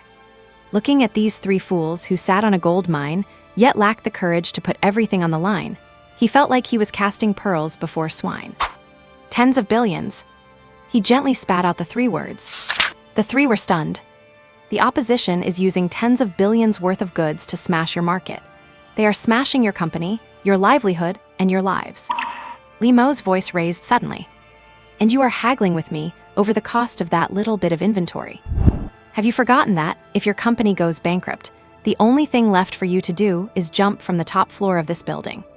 He deliberately made it sound terrifying, just to keep these three focused on fighting instead of thinking about approaching the old ghost to reconcile. Although that was impossible for them, how would such a reconciliation be any different from begging for mercy? But he did not mind guiding them slightly, just in case. The door was closed by Li Mo behind him. Bang! A soft sound, yet in the dead silent conference room, it echoed 1,000 times over. Li Mo was gone. He left with that high and mighty posture, decisive and clean. He left behind a plan. A plan that sounded perfect, but was soaked in the scent of blood. 30%, 30%. President Xi's lips trembled, his fat face devoid of any blood, and he repeated the number like a curse. Is not that slicing off our own flesh? That is taking a knife and stabbing it into our hearts. Every day, how much money will we lose every day? Oh my God. Feng Rui pushed up his glasses, his fingers rubbing his aching temples behind the lenses. It is not just the money. This plan is too risky. Once it starts, there is no turning back. Whether our cash flow can hold out until Old Ghost Hall is drained dry is an unknown. How can that be? If our three companies work together with all our might, even Chen Ao would have to weigh it. Why should his little Old Ghost Hall be a match for us? His potions cannot be infinite, right? Enough. Wang Teng let out a roar, his large, fan-like hand slamming onto the conference table. Clang. Li Mo is right, do it. The entire mahogany table shook, and the teacups on it jumped up, fell to the floor, and shattered. Feng Rui's breathing became rapid. He adjusted his glasses, the remaining hesitation completely crushed by his survival instinct. Do it. He squeezed the word out through his teeth. Seeing the desperate madness on Wang Teng and Feng Rui's faces, President Xi knew he had nowhere left to turn. He slumped into his chair, gray-faced, and muttered, let us do it. Better than jumping off a building. Good. Wang Teng sat down heavily, and the atmosphere in the conference room finally shifted from desperate silence to the frantic energy of a desperate man. Since we are going to do it, we are going to do it thoroughly. Feng Rui's mind raced, and he quickly found a blind spot in Li Mo's plan. Old Wang, Li Mo's plan is a bright strategy. It is about using our scale advantage to crush him in the legitimate market. However, Old Ghost Hall is in the shadows, in the black market. We cannot only fight in the light. Wang Teng understood immediately. You mean Chen Ao? Yes, Feng Rui nodded. We were pushed to the edge earlier and thought about going to fight Chen Ao to the death. But now that we have a plan, our goal in approaching him is different. Expecting him to step in and take down Old Ghost Hall is unrealistic. We do not have that much pull, and he would not break the rules of the black market just for our sake. But Feng Rui lowered his voice. Spending some money to buy a piece of information is always an option, right? What is the background of that old ghost? Does he have anyone behind him? Where exactly do his goods come from? Chen Ao must know these things, right? President Xi also leaned in, hope reigniting in his eyes. Exactly. Know your enemy and know yourself, and you will win every battle. As long as we figure out his details, we will not have to be like we are now, acting like we are blind. Wang Teng pondered for a moment and slapped his thigh. It is not just about buying information. Do not we eventually need to go to the black market to buy up old ghosts' inventory at a low price? We cannot avoid Chen Ao on this. No matter what, we have to pay a visit first and get his nod. All right, it is settled. Wang Teng stood up and started assigning tasks, his authority as a group chairman finally returning. I will find a way to deal with Chen Ao. Even if I cannot reach him personally, I can definitely talk to his subordinates. Spend money, keep tossing money at them until they open their mouths. He turned his gaze to Feng Rui. Old Feng, you are in charge of the Nova project that Limo mentioned. Now, immediately. Those bandwagon-jumping reporters should not have dispersed yet. Perfect. We have even saved on publicity costs. Get the momentum going. The bigger, the better. Let everyone in Lin Yu know that our 3 companies are not only fine, but are about to make a major move. Old Yu, return to the company immediately. Take inventory of the warehouses. Coordinate with all distribution channels. Have the operations department work overnight to come up with a campaign. Tomorrow morning, on our website and at all offline stores, the 3 companies' main potions will be 30% off. Limited supply. Remember, the posture must be strong, but do not open the gates too wide. The goal is to draw customers back from the black market and choke the old ghost's goods to death in his own hands. Understood. 2 spoke and 3 went to work. The Lin household. Su Kingsu's suggestion put a crack in the suffocating atmosphere of care that filled the living room. Indeed, it is getting late. Lin Yao is physically and mentally exhausted after her awakening. She really should get some rest. The eldest aunt and the second uncle exchanged a glance. They had already achieved their goal for the day. Having confirmed with their own eyes that Lin Yao's awakening failed and having personally comforted Lin family, they had fulfilled their duty as elders, and their sense of superiority was greatly satisfied. It was time to take their leave and share this bad news with the rest of the relatives. Yes, look at us, we got too caught up in talking. The eldest aunt was the first to stand up, wearing a hypocritical smile. Yiao is exhausted, so we should not bother you any further. Old Lin, sister-in-law, do not be too sad, the child did her best. The second uncle stood up as well, adjusting his collar. Zioyu, you two, stop making your parents worry. Find yourself a decent job. He did not forget to take a jab at Lin Yu in his capacity as an elder before leaving. Mother Su also pulled Su Kingsu, preparing to leave. Sister, we are heading off now. We will come to see you another day. As for Yao's situation, try to look on the bright side. Just then, the faint buzzing sound from outside the window suddenly grew louder. It was no longer just vague background noise, but a clearly distinguishable roar of a crowd, mixed with a few sharp shouts, though the specific words remained unclear. What is going on outside? Why is it so noisy? The eldest aunt, who was just about to head to the door, stopped and peered curiously toward the window. Public order in Linju has always been excellent, and their old residential complex had not seen any major incidents in decades. This scene looked as if some big shot had arrived. Could something have happened? The second uncle walked over too. Being more anxious than the aunt, he pulled back the curtain to look downstairs. He froze the moment he took a look. The garden downstairs was packed with a sea of people. Large professional cameras, microphones bearing major media logos, and countless flickering phone screens completely blocked the entrance to the building. Reporters? Why are there so many reporters? The second uncle voiced his confusion. Reporters? Everyone in the living room was drawn over. Lin's parents briefly set aside their sorrow and crowded to the window with bewildered expressions. Mother Su pushed her way to the very front. My goodness, there must be 100 people down there, right? Did every media outlet in Linju come? Whose child scored top in the exams? Mother Su exclaimed in wonder. That is not right. Even for a top exam scorer, this seems like overkill, right? The eldest aunt muttered. In their experience, only a city-shaking major crime or the arrival of a top-tier dignitary would attract such a massive press presence. Su Kingsu's heart skipped a beat. Seeing the familiar media logos outside the window, a terrifying thought flooded her mind. It cannot be. Could it be? As long as it has nothing to do with us, let us go. The second uncle pulled his head back, put on his dismissive elder persona again, and headed for the door. Exactly, stop concerning ourselves with other people's business. The aunt echoed, urging everyone to leave. Lin's parents were in too much distress to bother seeing them off. Lin Yao was still lost in her own emotions. Lin Yu remained in the corner, the light of his phone screen reflecting on his calm and expressionless face. The relatives left one by one. Mother Su took one last look at the Lin family before leaving. Her expression was complicated, filled with both pity and a sense of relief. Su Kingsu, being dragged by her mother, paused at the doorway. Her lips moved toward Lin Yu, but ultimately she said nothing and was pulled away forcefully. The door clicked shut. The world fell quiet. But the world outside, the door had only just begun to boil. And downstairs, the reporters were blocked at the entrance of the building by a few property management staff, but they could not be stopped. The security guards had let them in, but they could not just let them all swarm up there.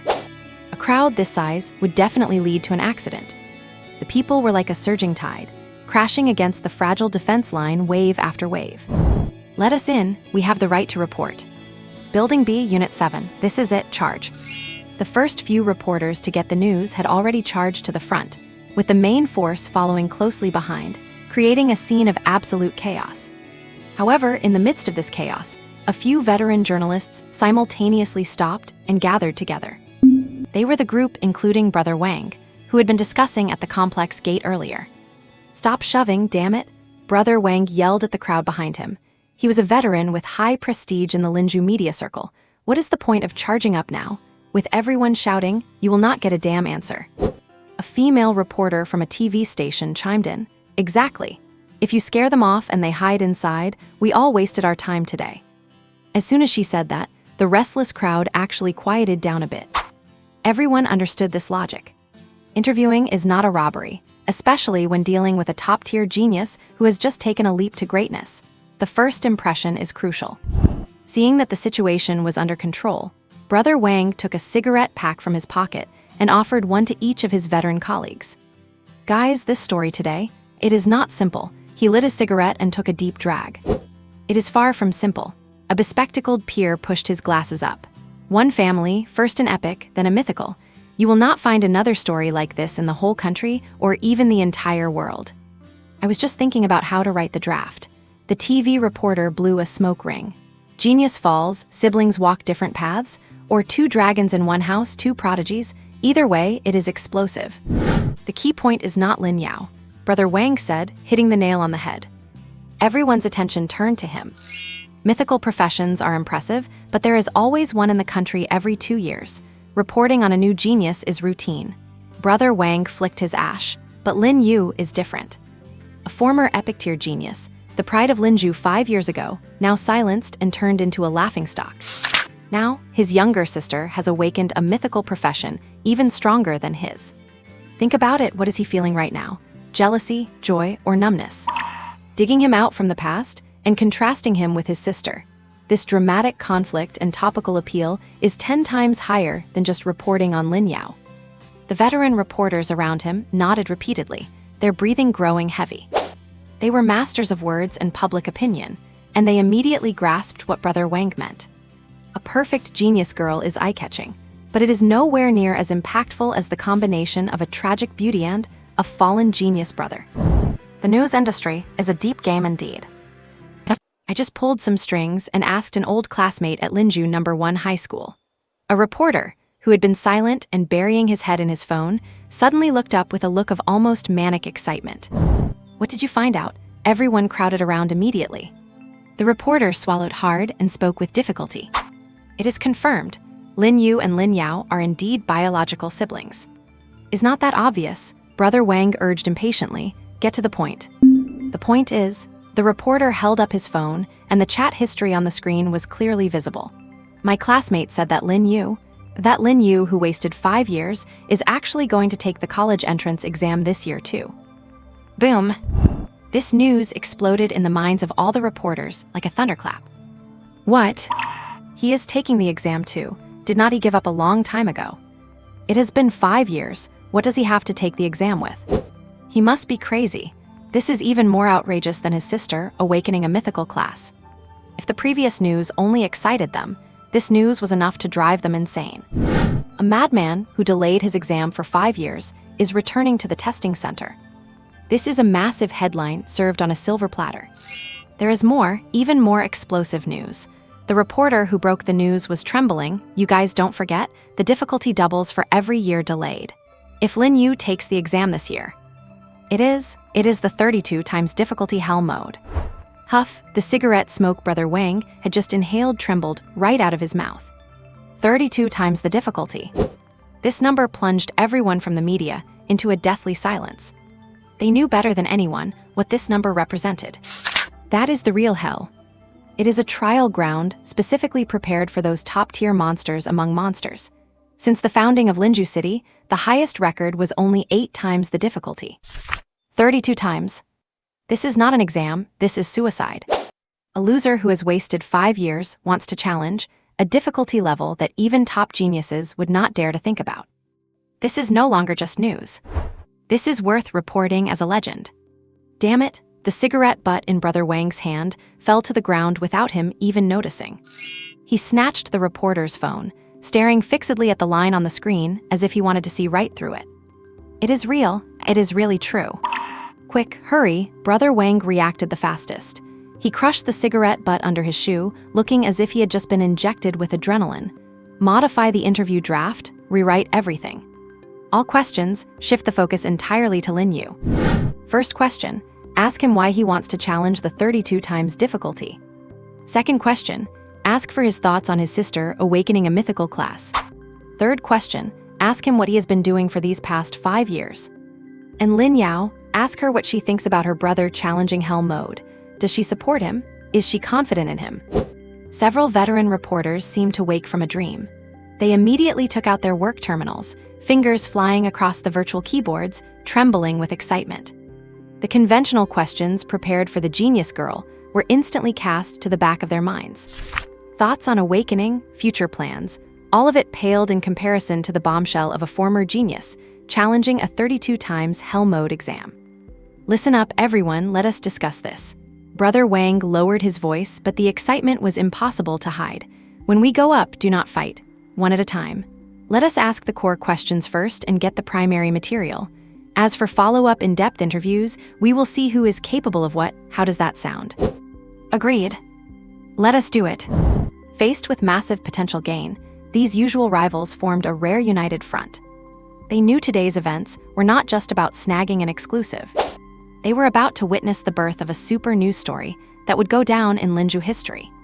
After modifying the interview outlines, the veteran reporters exchanged knowing glances. They adjusted their collars and equipment, like generals about to head to the battlefield. Brother Wang took the lead and headed toward the stairwell of the apartment building. Behind him were senior reporters from Lin Yu's biggest media outlets, each well-equipped and composed. Fellow journalists, quiet down. Brother Wang's voice was not particularly loud, but it carried an undeniable weight that clearly traveled across the noisy garden. The restless crowd actually began to quiet down. The smaller media reporters pushing forward with their equipment, and the self-media bloggers streaming on their phones, all stopped and looked at Brother Wang. What is happening today is a big event for Lin Yu and a grand occasion for us in the news industry.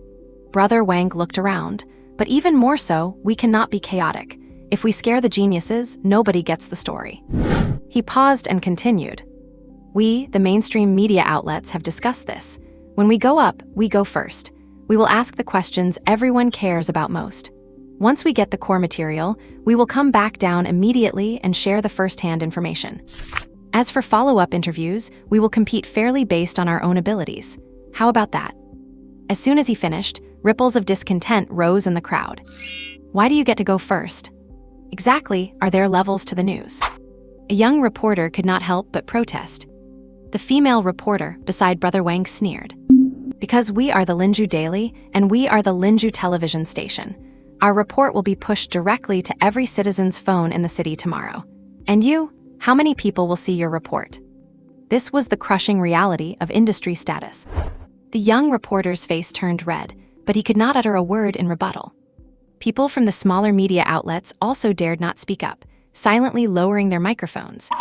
In the face of absolute channel dominance, all resentment seemed weak and ineffective. Seeing that order had been forcibly restored, the property managers, who had been frantic, finally breathed a huge sigh of relief. They wiped the sweat from their foreheads and looked at Brother Wang with gratitude.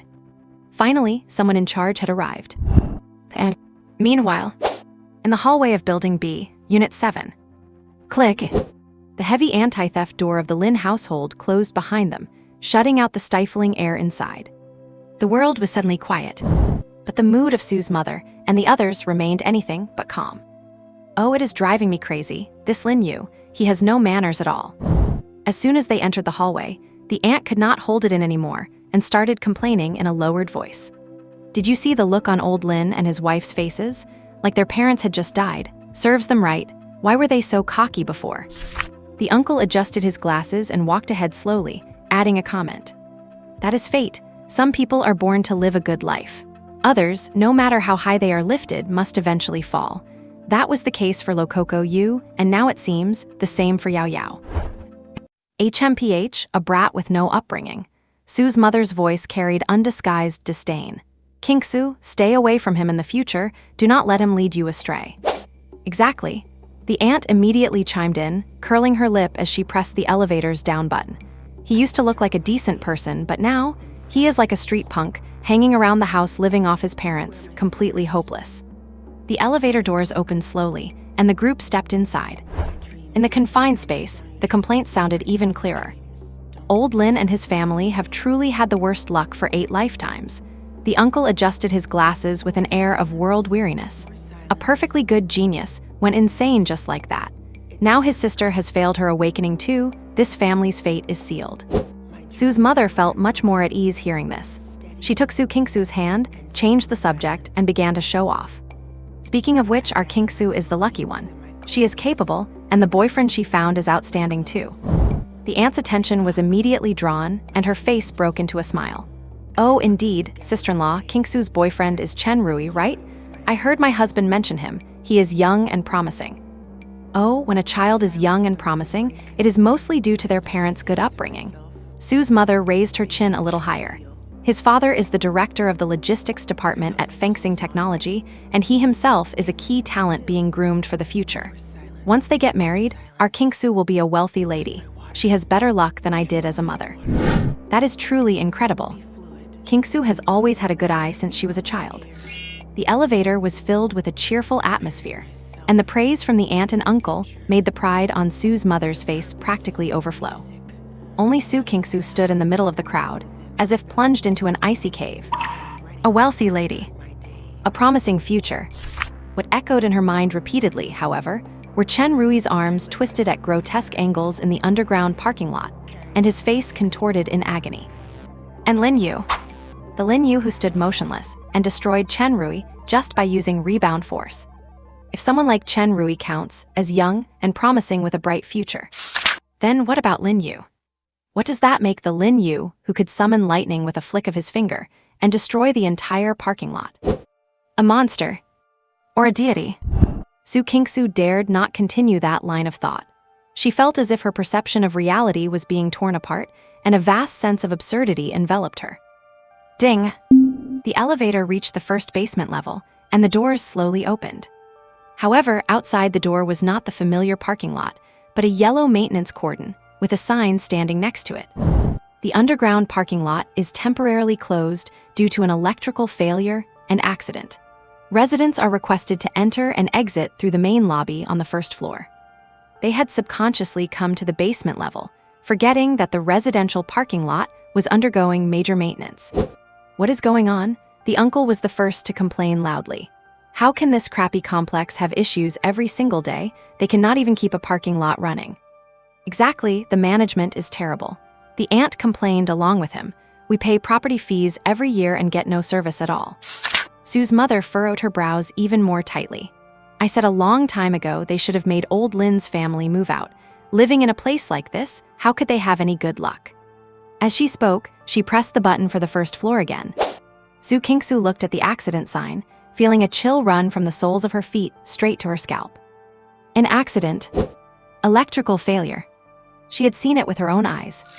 That was not any malfunction. That was the sky filled with lightning brought down by a single flick of Lin Yu's finger. It was the terrifying sight of purple lightning serpents instantly consuming the entire parking lot. He used only one move, and it caused destruction that officials had to cover up as an accident. This man, After 5 years, what has he actually become? Su Kingsu's heart was pounding wildly. She did not even dare to look in the direction of Lin Yu's house, as if a prehistoric beast that devours people lived there. When all is said and done, it is still Lin Yu's fault. On the way up, the aunt circled back to the topic. If he had not gone crazy, based on his epic-level profession back then, the Lin family would have bought a large apartment in the central rich district long ago, so why would they need to huddle in this dump? Who is to say otherwise? The uncle sighed and shook his head. One wrong step leads to another. Even if he is back now, look at his half-dead state. His life is just like this now. What kind of future could he possibly have? It is a pity for that girl Yayo. She used to be quite good, but now she is also. Su's mother did not finish her sentence, but the meaning was already clear. In her view, the Lin family was finished. The older brother is a loser who has been insane for 5 years, and the younger sister's awakening failed. Their parents are aging, and the family savings have likely long been squandered by Lin Yu. Even if Lin Yu is back now, what can he do? A young man who wasted 5 years and has long been disconnected from society. What use can he be other than adding a burden to this already shaky family? Su Kingsu listened to the discussions of her mother and relatives, her lips moving as she wanted to retort, but she could not say a single word. What should she say? Say that the loser in your eyes just crippled my boyfriend who has a bright future. Say that the accident in this dump was caused by his single move. Who would believe it if she said it? They would only think she had gone crazy, just like Lin Yu. An unprecedented feeling of powerlessness gripped Su Kingsu. For the first time, she realized that she and her mother, and these relatives, seemed to be living in two completely different worlds. All right, enough talking. The uncle waved his hand, providing the final concluding statement. Everyone has their own fate, you cannot force it. The only thing that is certain is, the Lin family has reached its end. Ding! The elevator reached the first floor. The metal doors slid slowly to both sides. HMPH, the whole family is a bunch of useless cowards. The uncle adjusted his glasses, summarizing the elevator chat, and stepped out first. Exactly their luck is spent. The aunt followed closely behind. Su's mother held Su Kingsu, still muttering, Kingsu, you must remember, do not think I am nagging. Stay away from their family in the future. They are bad luck. However, in the next second, the footsteps of all 3 people froze at the elevator entrance in unison. The entire lobby on the first floor was brightly lit, as bright as day. But the light did not come from the ceiling lights, but from the fill lights of countless cameras and the flashes that were flickering wildly. A dense crowd packed the small lobby to the brim. Lenses of all sizes, microphones with various media logos, and countless raised mobile phones looked like an impenetrable steel jungle. A wave of noise mixed with sweat, dust, and the heat of electronic equipment rushed toward them. Oh my God! The aunt was the first to let out a short scream, instinctively taking a step back and almost crashing back into the elevator. What is this for? The uncle was also stunned. His hand, which was adjusting his glasses, stopped in midair. Su's mother was so shocked that her mouth hung open, and she could not say a word for a long time.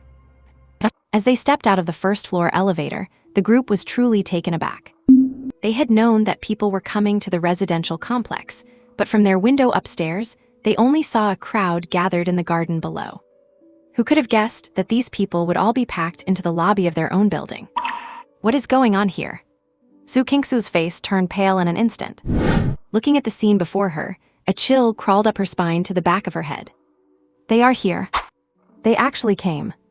Against her will, the image of the sky filled with electric arcs in the parking lot flashed through her mind, along with Lin Yu's expressionless face. What the heck, where is the property management? How did they let all these people in? Su's mother snapped out of it and was the first to complain. What if there is a stampede? They have no sense of safety at all. Something is wrong. Her second uncle pushed up his glasses, the light reflecting off the lenses. Look at them, why are not they going upstairs or leaving? The group looked closer and noticed something even stranger. This group of reporters really had no intention of going upstairs. And they showed no signs of leaving either. They were just blocking the middle of the lobby, huddled in a circle as if they were holding a meeting. In the center of the circle, several senior-looking reporters were gesturing wildly, arguing intensely about something. On the periphery, the junior reporters and social media bloggers carrying equipment stretched their necks and pricked up their ears, looking frustrated and indignant, yet afraid to step forward. What are they doing? Infighting before they even start the interview. Her aunt looked completely baffled. Let us go, let us take a look. The second uncle's curiosity was fully piqued. He crouched slightly, trying to squeeze through the gaps in the crowd. Hey, be careful, do not bump into their equipment, we cannot afford the damages. The aunt warned from behind in a low voice. Sue's mother also pulled Su Kingsu along, following with curiosity. Only Su Kingsu had feet as heavy as lead. She did not want to go over. She had a strong premonition that once she got close to that circle, she would hear exactly what she did not want to hear. But her mother's grip was so tight that she had no strength to resist. Why, Brother Wang, we are a legitimate media outlet too. Why do you get to ask first? A young reporter's defiant voice came from the crowd, filled with suppressed anger. Just because we are from the Lin Yu Daily, another sharp female voice immediately retorted. Our story will be on the front page tomorrow morning. What about yours? How many people can actually see your story? Everyone is equal in front of the news. For a story this big, whoever grabs it first is the one with the skill. Equal? Then go tell your editor about equality. We are currently conducting a joint interview with several mainstream media outlets to ensure maximum exposure. This is the optimal solution. Stop making a mess here. The group squeezed to the edge of the crowd, just in time to hear the argument clearly. The aunt and the second uncle looked at each other, seeing both shock and excitement in each other's eyes. A big story, the second uncle's breathing grew heavy. A joint interview? Could it be that some reclusive big shot lives in our building? It has to be. The aunt lowered her voice, guessing excitedly. Could it be the retired senior official upstairs, and he has been caught embezzling hundreds of millions? What nonsense are you talking about? Sue's mother rolled her eyes at her, but her expression was equally dramatic. I think it is a good thing. Did not you hear what they said? They want to build momentum. It must be that some neighbor's child has succeeded and really made it big. When she said made it big, she subconsciously puffed out her chest, as if she were talking about her own child, Chen Rui. Everyone quiet down. The middle-aged reporter known as Brother Wang finally lost his patience. He bellowed, forcibly drowning out all the noise. I have already stated the rules. We go first, get the core material, and share it afterward. Anyone who dares to break the rules and act on their own, do not blame us for teaming up to make sure you cannot survive in the Lin Yu media circle anymore. The words were extremely harsh, carrying an overt threat. The young reporters who were shouting just a moment ago went silent instantly, their faces full of humiliation and unwillingness. All right, now let us align on the final draft. Brother Wang ignored them and turned to his veteran colleagues. Keep the questions concise, do not ask any useless fluff. And they could not hear the rest very clearly. But by the looks of it, they were getting ready to move. Brother Wang waved his hand, and the matter was settled. Let us go upstairs.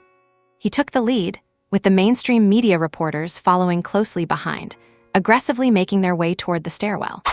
The rest of the people in the lobby could only look on longingly. Sue's mother, the aunt, and the second uncle finally understood. Turns out this group was not infighting. They were carving up interests and discussing how to divide the scoop. What kind of big shot is this, such a huge setup? The aunt clicked her tongue. Never mind that, it has nothing to do with us. Sue's mother pulled Su Kingsu. Let us leave quickly, do not join in the fun, it is just trouble. The second uncle nodded in agreement. That is right, better to avoid trouble. We cannot afford to mess with the people in this building. The group reached a consensus, deciding not to crowd into the throng, but instead choosing to hug the wall and cautiously inch their way toward the front door through the gap between the crowd and the wall. The crowd was just too dense. They were practically being pushed along by the current of people. The metal edges of various camera equipment bumped into them from time to time, and the smell of sweat mixed with the heat radiating from electronic devices made them feel dizzy. Ouch, my clothes! The aunt cried out in distress as she was grazed by a camera lens. Hurry up, hurry up! Sue's mother urged impatiently, protecting her designer bag with one hand and clutching Su Kingsu tightly with the other. Su Kingsu followed passively, her face growing even paler. All she wanted now was to get away from this place as quickly as possible. Speaking of which, this setup is way bigger than when they interviewed Lin Yu 5 years ago, the second uncle said as he struggled to push forward and adjusted his glasses. His voice was not loud, but in the noisy environment, it was still clear. You can say that again? The aunt immediately chimed in, her voice full of malicious glee. Back then, Lin Yu was so glorious, a genius of Lin Yu. And what happened? Is not he still a loser now? I think today's business will definitely be much more explosive than his was back then." They chatted on, completely oblivious to a young reporter carrying a camera beside them who suddenly froze when he heard the name Lin Yu. That young reporter had been feeling miserable about being sidelined by the mainstream media and was pricking up his ears to eavesdrop on inside information, only to accidentally catch a keyword. "Lin Yu." He turned his head suspiciously to look at the few people struggling through the crowd, complaining loudly. Their dress and appearance were quite decent, not like typical residents of this building. And they had just mentioned Lin Yu. Could it be? Wait a second. The young reporter spoke up on a hunch, grabbing the second uncle who was walking at the back. "Hey, what are you doing?" The second uncle was startled and nearly fell over. He turned back and glared angrily. Did you guys just say Lin Yu?" The young reporter was a bit nervous, but more than that, excited. This inquiry, though not loud, sounded particularly abrupt next to the reporter team that was about to set off. Brother Wang and the others, who were preparing to go upstairs, all paused. Everyone stopped what they were doing. "Yeah, so what?" The second uncle frowned, looking displeased. "Who we talk about is none of your business, is it?" He had not realized the severity of the situation yet. "Do you guys know Lin Yu?" The young reporter's breathing began to quicken. "Yes, we just came from his house." The aunt rushed to answer, feeling inexplicably excited to be facing a camera. "His house? Right, Lin Yu is my nephew. Is it strange that we came from his house?" Boom! The journalists instantly transformed into a pack of hungry wolves and swarmed over. The moment those words were spoken, it was as if a depth charge had detonated in the crowded lobby. "What? His place?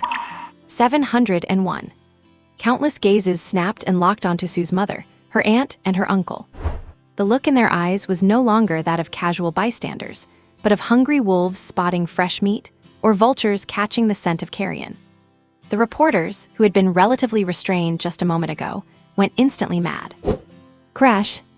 The crowd that Brother Wang had been holding back surged forward like a burst dam, smashing through the invisible barrier and flooding the small square of space near the elevator. "Move aside, make way. Do not push, watch my equipment." Cameras, microphones, and countless raised phones swarmed toward them like frenzied piranhas. "Ah!" The aunt let out a sharp scream as she was bumped into by a cameraman rushing forward, nearly losing her footing. "What are you doing? Have you gone crazy?" Sue's mother instinctively shielded Sue Kinksu behind her, screaming at the top of her lungs, but her voice was instantly drowned out by the clamoring crowd. Her uncle adjusted his glasses, his face deathly pale. In all his years, he had never seen such a scene. He stood frozen, unable to even move.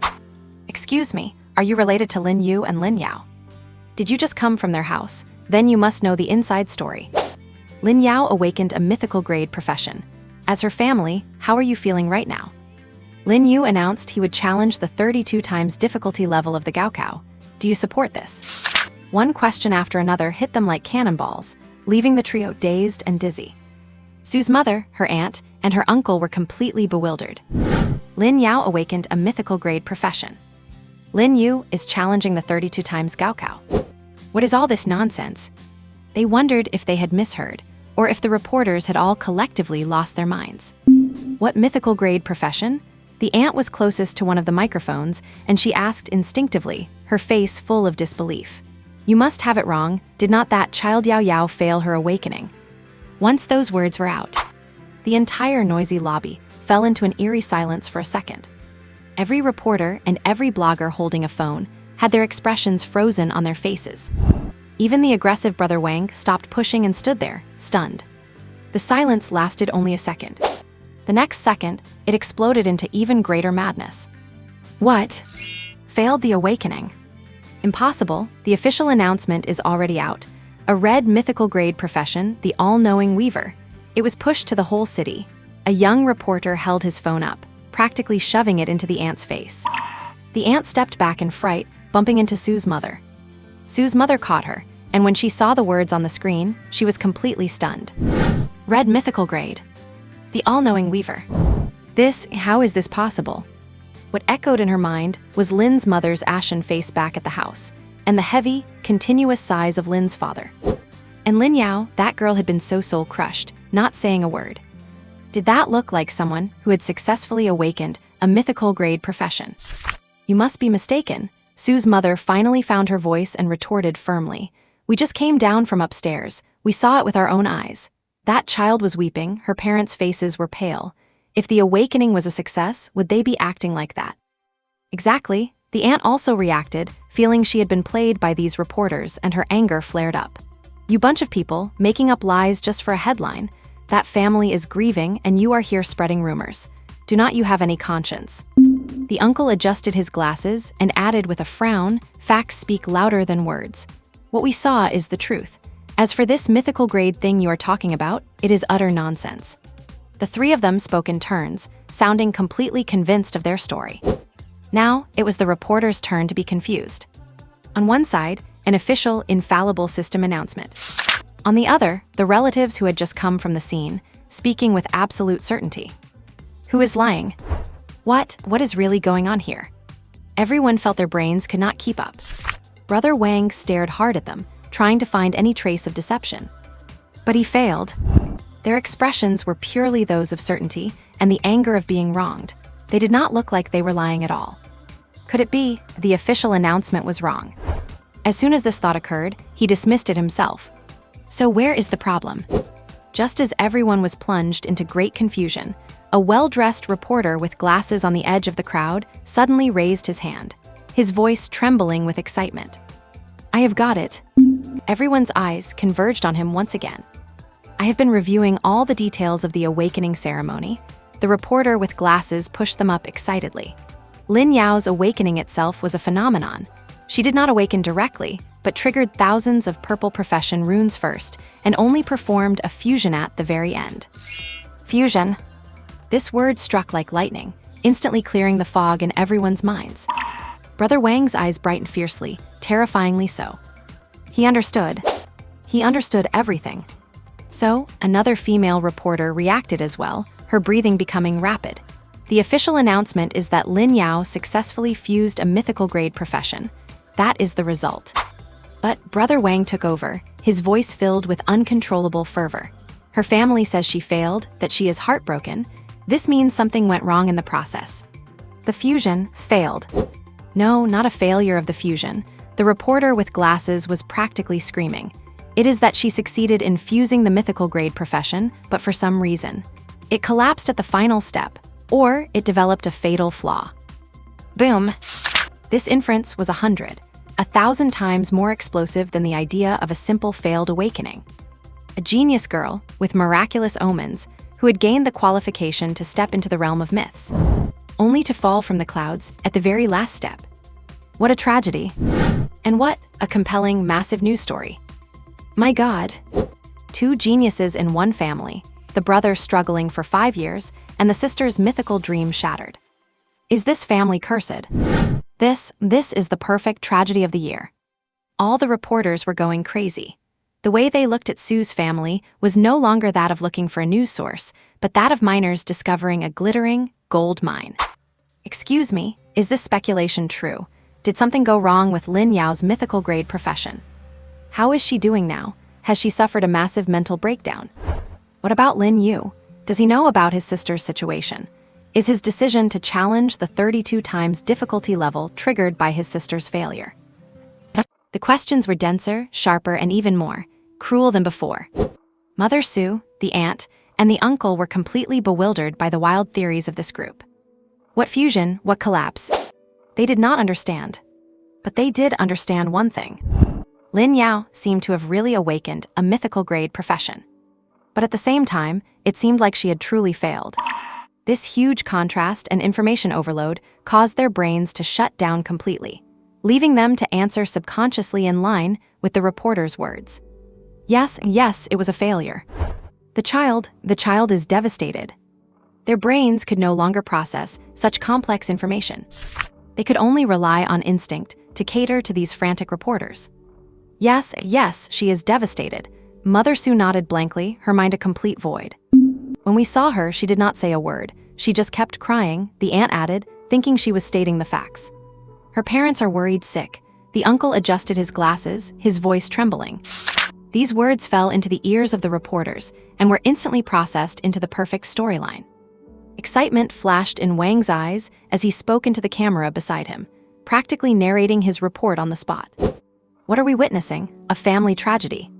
The genius girl Lin Yu, under the eyes of the world, triggered a mythical phenomenon, only to fail at the final step of fusion and fall from the clouds. Her family, her parents, are currently drowning in immense grief. The female reporter beside him immediately followed up, addressing another lens, and even more heartbreaking is her brother, Lin Yu. The former genius, the card creator who wasted 5 whole years. After witnessing his sister's tragedy, the shackles in his heart seemed to have broken. He turned grief into strength and resolutely announced he would challenge the unprecedented hellish.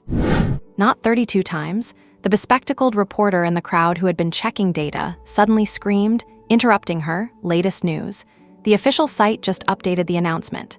Lin Yu's assessment difficulty is based on this year's standards and calculated overall. It is 160 times the difficulty of his year. Journalists and media people are naturally more sensitive to higher numbers. 160 times. Boom! If the previous news was a bomb, this number was a precision-guided nuclear missile that detonated in everyone's mind. 32 times was already a forbidden zone no human had ever set foot in. 160 times. What kind of concept is that? He is crazy. He has absolutely lost his mind. For his sister's sake, he is gambling his life on a future. What tragedy, what determination. The depth of their sibling bond is clear for all to see. The reporters were completely crazed. A perfect story filled with tragedy, plot twists, struggle, and sacrifice was being woven right before their eyes, by their own hands. 2 geniuses in one family. The brother fell, the sister rose and fell. The brother, on the ruins of his sister's fall, is burning himself to illuminate the future of the entire family. It is heating up. Mother Sue, the aunt, and the uncle were completely swept up by this fervent atmosphere. Listening to the words of tragedy, resolution, and sibling bond, and picturing Lin Yu's cold face and Lin Yu's devastated look, they even began to think that maybe it really was like that. An absurd sense of agreement rose within them. Yes, that child Lin Yu must have been triggered. Yao is so pitiful. As her brother, he must do something. Although 160 times sounds like suicide, this spirit is commendable. Just as the atmosphere in the hall reached its peak, and everyone was immersed in the tragic epic they had woven themselves. Move aside. A cold, firm reprimand came from the entrance. The voice was not loud, but it carried an unquestionable, penetrating power. The crowded mob seemed to be pushed aside by an invisible force, automatically clearing a path. Everyone turned their heads. Outside the door, a few bodyguards in black suits and sunglasses cleared the way, and a middle-aged man in a silver-gray haute couture suit with meticulously groomed hair walked in slowly, surrounded by a group of assistants. The man had a powerful presence, each step steady and firm. He scanned the chaotic hall, his brow furrowed slightly, but he showed no impatience. The reporters were stunned. Who is this? What a grand entrance. It is Feng Rui from Wintech. Vice President Feng, a financial reporter in the crowd, blurted out. Wintech, Feng Rui. As these 2 names were uttered, the breathing of every media person stalled for a second. In Lin Yu, who does not know Wintech? It is one of the commercial giants covering energy, materials, pharmaceuticals, and many other fields. Primarily pharmaceuticals. And Feng Rui, although holding the title of vice president, those in the circle knew that while the directors of Wintech held multiple roles and retreated to the second line, this vice president was the true helmsman of Wintech. How could such a big shot, who could shake the Lin Yu business world with a single stomp, come personally to this dilapidated residential area? The reporters' minds raced. Could it be? Is he here for the Lin family matter, too? Other than that, there did not seem to be any other possibility. Everyone's heart began to beat wildly. They felt that the biggest news of the night might have only just begun. Feng Rui ignored the commotion, and under the protection of his bodyguards, he walked straight to the center of the hall, to the circle spontaneously cleared by the reporters. He stopped, and his eyes swept over faces distorted by excitement and confusion. Finally, he revealed a formulaic, yet powerfully confident smile. Good evening, friends of the media. His voice, carried by some amplification device, clearly filled the hall, instantly suppressing all the noise. I have come here today for only one thing. Feng Rui paused, enjoying the breathless attention of everyone. Wintech is officially launching a talent strategy called the New Star Project. We will spare no cost, using all of the group's resources to cultivate the most top-tier and promising young people of this era. And tonight, we are very honored to have found here the first and most important member of the new star project. His words were like boulders cast into a lake, stirring up thousands of waves. The reporters were driven mad. They pushed forward desperately, aiming their microphones and lenses at Feng Rui. The first member. Here, could it be Lin Yu? But was not she a failure? Amidst the frenzied speculations of the crowd, Feng Rui slowly raised his hand and pointed toward the floor above. This genius is none other than the one who just awakened the red mythic class, the omniscient mage. Miss Lin Yu. The moment the name was dropped, the entire hall fell into a dead silence. Everyone was dumbfounded. Reporters looked at each other, their faces filled with disbelief. What is going on? The head of fencing technology came here in person, just to sign a genius who failed her awakening. Is this a business investment or a charity mission?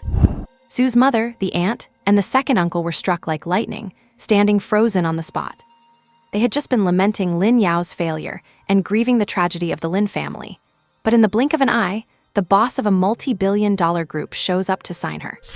What on earth is happening to this world? However, it was Feng Rui's next words that truly made them understand what craziness really is. We believe in Miss Lin Yu's potential and are convinced that her future is limitless. Feng Rui's voice was filled with a seductive, persuasive power. Therefore, the board of directors of fencing technology has unanimously decided to provide Miss Lin Yu with a special, top-tier contract. He held up one finger. This includes a one-time signing bonus of 80 million. 80 million. Boom. Sue's mother's brain exploded. She felt the world spinning and could barely stand. The aunt's mouth hung wide open, unable to make a sound. The second uncle's glasses slid off his nose and hit the floor with a crash, shattering into pieces. The entire hall, all the reporters, and all the onlookers lost the ability to think at that very moment. 80 million. That is not 800,000, not 8 million. That is 80 million in cash. For someone they had just defined as a fallen genius. Furthermore, Feng Rui, seemingly satisfied with this shocking effect, smiled and dropped his final, most massive bombshell. The contract will include 50 times the resource allocation compared to a traditional S-rank contract. This is the highest specification fencing technology has ever offered since its inception. 50 times. If 80 million was a shock of money, then 50 times the resources is an absolute affirmation of her future potential. Is this signing a newcomer? This is clearly welcoming a future god. All the reporters were stunned. They were just weaving a tragic story about a fallen genius and the bond between siblings. But before the story was even finished, the helm of a multi-billion-dollar group jumped out and tore their script to shreds with an unprecedented, sky-high contract. What on earth is going on? In the confusion, a young reporter, likely new to the industry, raised his microphone and tremblingly asked the question on everyone's mind. Mr. Feng, are you sure it is Miss Lin Yu? His voice was not loud, but it was exceptionally clear in the dead silence of the hall. Do you know the situation of her family? This was a very skillful question. He did not say directly that Lin Yu failed her awakening, but used the vague term family situation. This was both a probe and a way to leave himself an out. Feng Rui's smile dimmed slightly as he glanced at the reporter. Of course I am sure. Before making any decisions, fencing technology conducts the most thorough investigations. His response was watertight, full of the confidence of a man in power. As for her family situation, does that have anything to do with us signing a genius with mythic potential? Boom! The last bit of hope in the reporters' minds was shattered. He does not know. Feng Rui really does not know. He does not know that Lin Yu failed her awakening. He does not know that the family upstairs is currently engulfed in deep grief. Once they grasped this, the blood of every media person was ignited in an instant. A group of relatives who just came from the scene insisted that she failed her awakening and was heartbroken. An incredibly influential business giant shows up to sign her in person with 80 million and a top-tier contract with 50 times the resources. If these two things collide, what an earth-shattering scene that would be. A timid reporter instinctively wanted to blurt out a warning. Mr. Feng actually. He had only said 4 words when a colleague next to him slammed an elbow into him and blocked him with their body. The look in those eyes was cold and sharp. "Shut up." The reporter who wanted to speak understood instantly. He looked around and realized all his colleagues, whether they were the veterans from mainstream media or those from small outlets, had reached a strange tacit understanding. Everyone kept their mouths shut. Their faces were full of a nearly cruel excitement. Do not say it. Absolutely do not tell Feng Rui. If this news were told by them, its news value would be cut in half. But if Feng Rui went up there himself, full of sincerity and carrying that astronomical contract to face that grieving family, what kind of expression will be on the faces of the Lin family when they realize they missed out on 80 million in cash and a life-changing contract? What kind of expression will be on Feng Rui's face when he finds out that the star he personally went after is actually a failure? This is no longer just news. This is top-tier material, worthy of being recorded in the history of Lin Yu's annual news. It is a god-tier plot twist. It is an earth-shattering exclusive. Once he processed this, the veteran reporter was the first to react. He immediately put on an enthusiastic smile and pushed his microphone forward. "Mr. Feng has great vision. You truly deserve to be the helmsman of fencing technology." Exactly, heroes do not look at their origins. How can family status be a standard for measuring a genius? "Mr. Feng, could you talk more about this new star project? Why choose Miss Lin Yu as the first candidate? Which quality of the omniscient mage caught your eye?" The reporters changed their demeanor in an instant, with questions pouring in like a tide, all tacitly avoiding the topic of the failed awakening and instead frantically praising Feng Rui's plan. All they had to do was raise Feng Rui as high as possible and inflate the value of this contract. The higher they lift him, the louder the crash when he falls. Feng Rui was clearly enjoying this scene. He loved being chased by the media and being the center of attention. He cleared his throat and began to speak eloquently. "The new STAR project is our core strategy for the next 10 years at fencing technology. Our goal is to find and cultivate the top geniuses of this era to build up strength for the future of humanity." As for why we chose Miss Lin Yu, a confident smile appeared on Feng Rui's face. Because the potential of the omniscient mage class is beyond anything you all could imagine. It represents infinite possibilities. Feng Rui's words were filled with incitement. Reporters scribbled furiously, and the camera flashes never stopped. Sue's mother, her aunt, and her uncle were completely bewildered by this fanatical atmosphere. They did not understand what this talk about infinite possibilities meant. They only knew that Lin Yu, the failure in their eyes, had now become a hot commodity in the eyes of others. A hot commodity worth 80 million. Sue's mother felt as if her heart had been gripped by an invisible hand, with every beat bringing a sharp pain. 80 million. If they had treated her a bit better upstairs just now. Just then, the bespectacled reporter who had earlier pointed out that Lin Yu's assessment difficulty was 160 times the norm asked another question. His question was even sharper than the others. "Mr. Feng, we have noticed that fencing technology stock has been quite volatile recently, and there are rumors about internal problems in the group.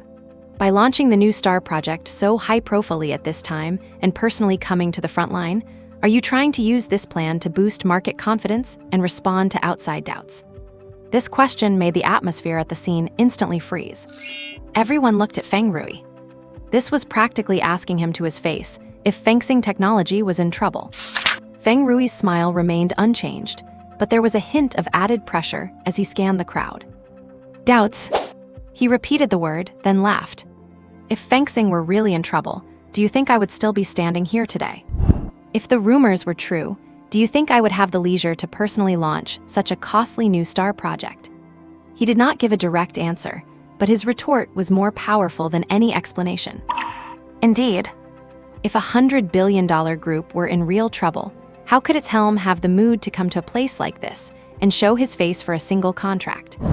His appearance right now was the most powerful rebuttal to all the rumors. "Ladies and gentlemen," Feng Rui said, raising his voice to capture everyone's attention, "I can make you all a promise here. To give back to society, and to celebrate the launch of the new STAR project, fencing technology will soon join forces with 2 other pharmaceutical giants to launch an unprecedented promotional campaign. As for the details, you will find out in a couple of days." Another bombshell. The 3 major pharmaceutical giants collaborating on a campaign. Just how big of a move was this? The reporters went completely wild. They knew that tonight's headlines were coming one after another, and they could not possibly write them all.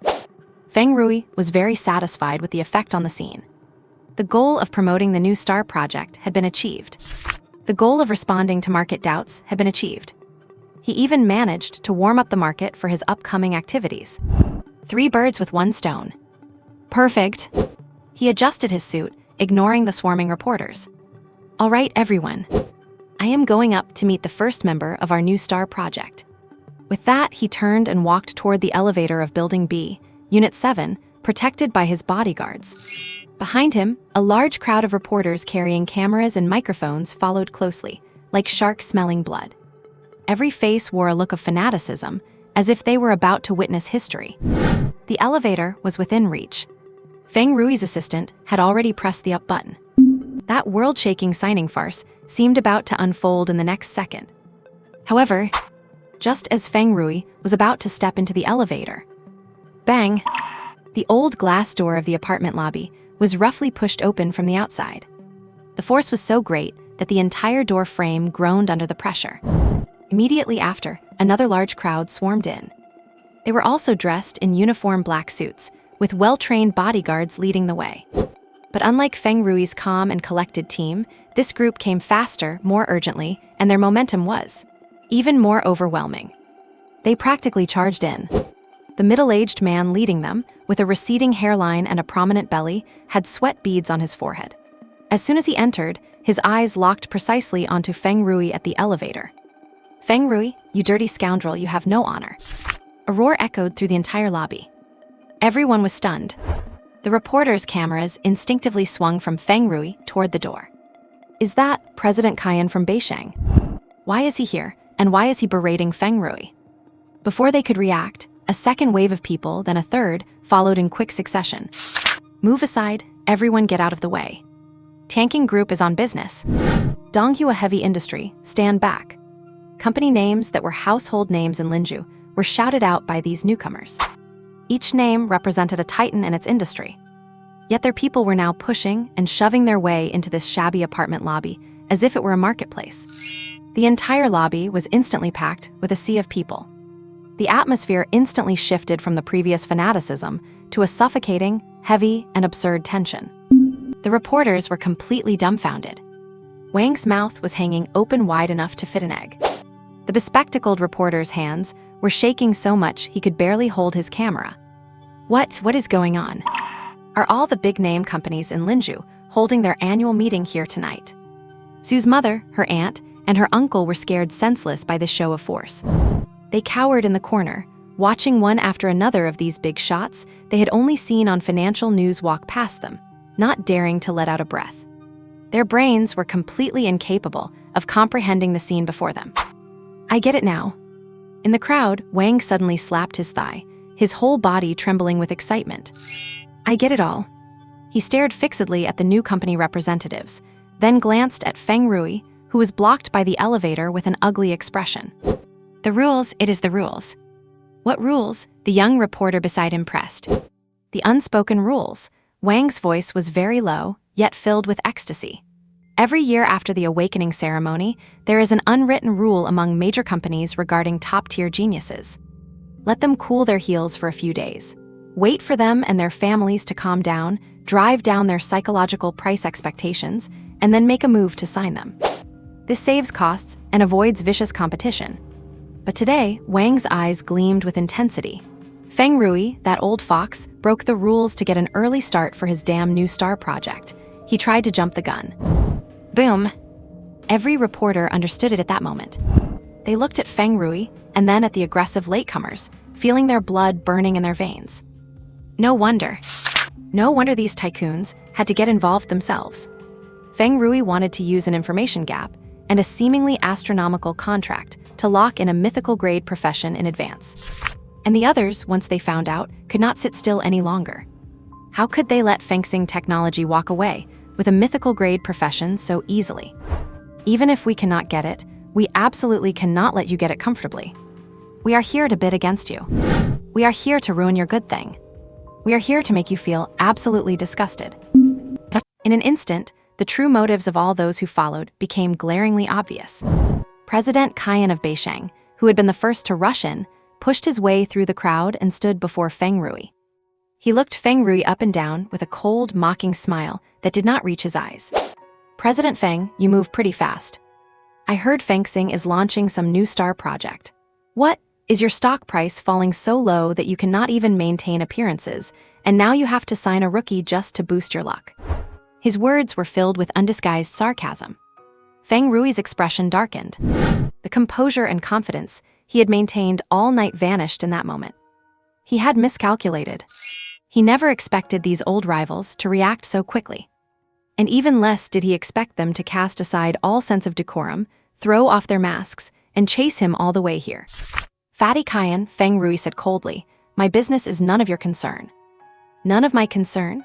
President Qian laughed, and the representatives from Tianqing Group and Donghua Heavy Industry behind him also crowded around, forming a circle. Miss Lin Yu awakened a mythical class. "Mythical? Do you even understand what that means? This is a treasure belonging to all of Lingzhou? No, to the entire world. It is not private property for your Fengxing tech alone," a man in gold-rimmed glasses said righteously. "That is right. If you want to sign her, everyone should compete fairly. To the highest bidder." "President Feng, is not that 80 million a bit too pathetic?" "My Beisheng Pharmaceuticals is willing to offer 90 million, President Qian shouted out. "We at Tianqing Group offer 100 million. 100 million, plus a 60-fold increase in S-level contract resources." The bidding calls came one after another. Each one higher, each one more ruthless. The reporters were already numb. They mechanically pointed their cameras at these big shots, people whose mere footsteps could make Lingzhou tremble, watching them bicker like street vendors over a commodity they did not even understand.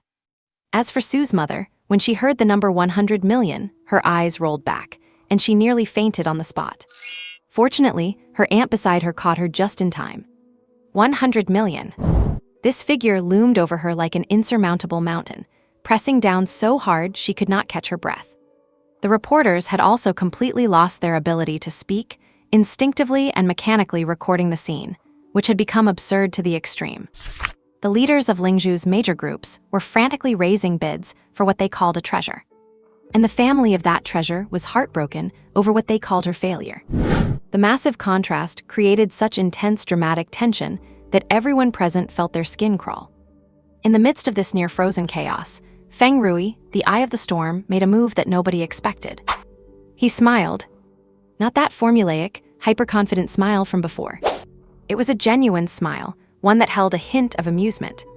He realized that the key was not how his peers saw this, but how the public, the shareholders, and the capital market would see it. He pulled his foot back from the elevator entrance, turned around, and calmly straightened his expensive suit jacket with measured movements. Then he scanned the faces twisted by shock, greed, and anger. President Qian, 100 million. President Li of Tianqing, 100 million plus 60 times the resources. He repeated the bids slowly, as if he were simply confirming items on a menu. "Who else?" he asked politely, his posture humble, almost as if he were encouraging them. Everyone was stunned. The mocking expression on President Qian's fleshy face froze instantly. President Li of Tianqing, the man with the gold-rimmed glasses, also frowned. Something was wrong.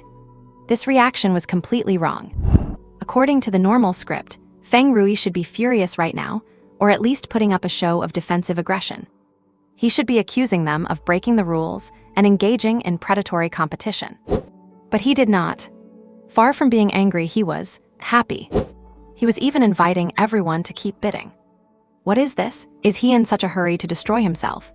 Feng Rui, what the hell are you playing at? President Qian finally could not hold back. He took a step forward, nearly pressing his face against Feng Rui's. Feng Rui just looked at him calmly, and then turned his gaze to everyone behind him. "Everyone stay calm. We are all here for the future of Lingzhou, and for our shared treasure, Miss Lin Yu." He enunciated the word treasure with extra weight, as if to remind them of something. Since everyone has such sincerity, I, Feng Rui, certainly cannot be the greedy villain who keeps everything for himself. He paused and wore a smile that could be described as nothing less than kind. "I suggest we compete fairly. A genius like Miss Lin Yu deserves the best contract, and deserves for all of us to strive for her with the utmost sincerity. To the highest bidder, that is only natural. His words were flawless and sounded perfectly reasonable. But to President Cayenne, President Li, and the others, it was like a thunderclap on a clear day. Their hearts skipped a beat simultaneously. It is a trap. That old fox Feng Rui is definitely up to something. Their purpose in coming here today was never really to spend 100 million to sign a newly awakened rookie. Even for a mythical class, there is a limit to initial investment. 100 million is not much, but as a signing bonus, that price is outrageous. Their goal was to drive up the price, to irritate Feng Rui, and to spoil his successful steal.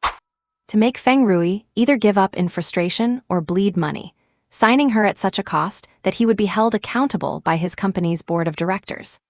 But now, Feng Rui had actually handed them the dagger and was smiling, asking them to cut deeper. If something goes against the norm, there must be a secret demon involved.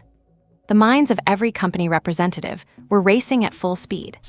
They were wondering, where exactly does Feng Rui's confidence come from? Is Fengxing Tech's financial situation actually far better than rumors suggest, such that 100 million plus signing bonus is nothing to him? Impossible. The financial statements of a listed company are there for all to see. Fengxing has definitely been having a hard time lately. Then, where is the issue? In the crowd, President Li of Tianqing, the man in the gold-rimmed glasses, adjusted his frames. His mind was flashing through all the reports he had received this afternoon about the awakening ceremony. Thousands of purple class runes soared into the sky. The anomaly enveloped the entire city of Lingzhou. All the purple runes eventually flowed into Lin Yu's body. And finally, she awakened as the red mythical class, the all-knowledgeable. Wait! A spark of lightning flashed through President Li's mind. He finally grasped the key point that everyone else had ignored. Fusion. Lin Yu's awakening did not just appear out of thin air. It was the result of fusing over 1,000 purple classes. According to the properties of class fusion, the new class would inherit the strengths of all the base classes and undergo a qualitative change. What does that mean? It means Lin Yu's all-knowledgeable class has infinite plasticity. She is not a fixed-type mythical, awakened person. There is a high possibility. She is still a perfect blank slate who can adjust her abilities based on training direction and, theoretically, master all systems.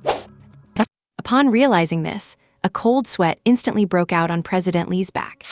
He jerked his head up and looked at Feng Rui. He finally understood. He finally understood why Feng Rui was willing to burn bridges and break the rules just to snatch someone in advance. Because Feng Rui, that old fox, was not just signing a myth-level genius at all. He was snatching up a potential that could define the future. Everything he said before, about unimaginable potential and infinite possibilities, what if that was not just hype, but the truth? This piece of intel was definitely exclusive to Fengxing technology. He wanted to use this information gap to secure this future all-rounder with a contract that looked like a fortune, but was actually a huge bargain. You really are something, Feng Rui. President Li stared intensely at Feng Rui, squeezing the words through his gritted teeth. Seeing President Li's reaction, President Cayenne and the others, while not fully grasping the details, immediately realized that the situation was far more serious than they had imagined. President Li, what is it? What is so special about this Lin Yu? President Li did not answer. He just looked at Feng Rui's calm face and spoke word by word. Tianqing Group offers 150 million. Also, we will increase the S-level contract resources by 80 times. Furthermore, we are willing to build a top-tier exclusive logistics team for Miss Lin Yu to meet all her growth needs in the future. Boom! If the 100 million before was crazy, then the 150 million now was pure hysteria. This was no longer just a bidding war. This was betting the company's future. The most critical part was President Li's attitude. He was serious. President Cayenne and the other company representatives were stunned at first by President Li's offer, but then they realized what was happening. If someone as famously cautious as President Li was willing to pay this much, it could only mean one thing. Lin Yu's value was even more terrifying than any of them had imagined. I Beisheng offer 160 million, President Cayenne shouted, gritting his teeth. We at Donghua Heavy Industry can provide the highest level of clearance to all our group's material laboratories. The bidding shouts rang out once again. But this time, the atmosphere had completely changed. It was no longer just the jeering of people looking for a show. It was a blood-soaked, genuine cutthroat slaughter. The reporters were completely stunned. Brother Wang's hand, holding the microphone, was trembling. The bespectacled reporter's camera lens was aimed directly at Feng Rui in the center of the crowd. He stood there just as before, with that unfathomable smile on his face. He watched these old rivals whom he had played in the palm of his hand, watching them go from sarcasm to shock, and now to this frenzy. His heart remained ice cold. Come on. All of you, come on. Drive it even higher. The higher you drive it, the better it will be for me to explain when I return. The crazier you make the atmosphere, the more natural my pre-prepared, group-wide massive contract will seem. He wanted to sign Lin Yu, not because of her value, but to boost the market. For that, he was willing to pay any price. For the sake of promotion, the bigger the gesture, the better the effect. Lin Yu was just a piece in his game to show off his strength, and he had plenty prepared. Li Mo was right.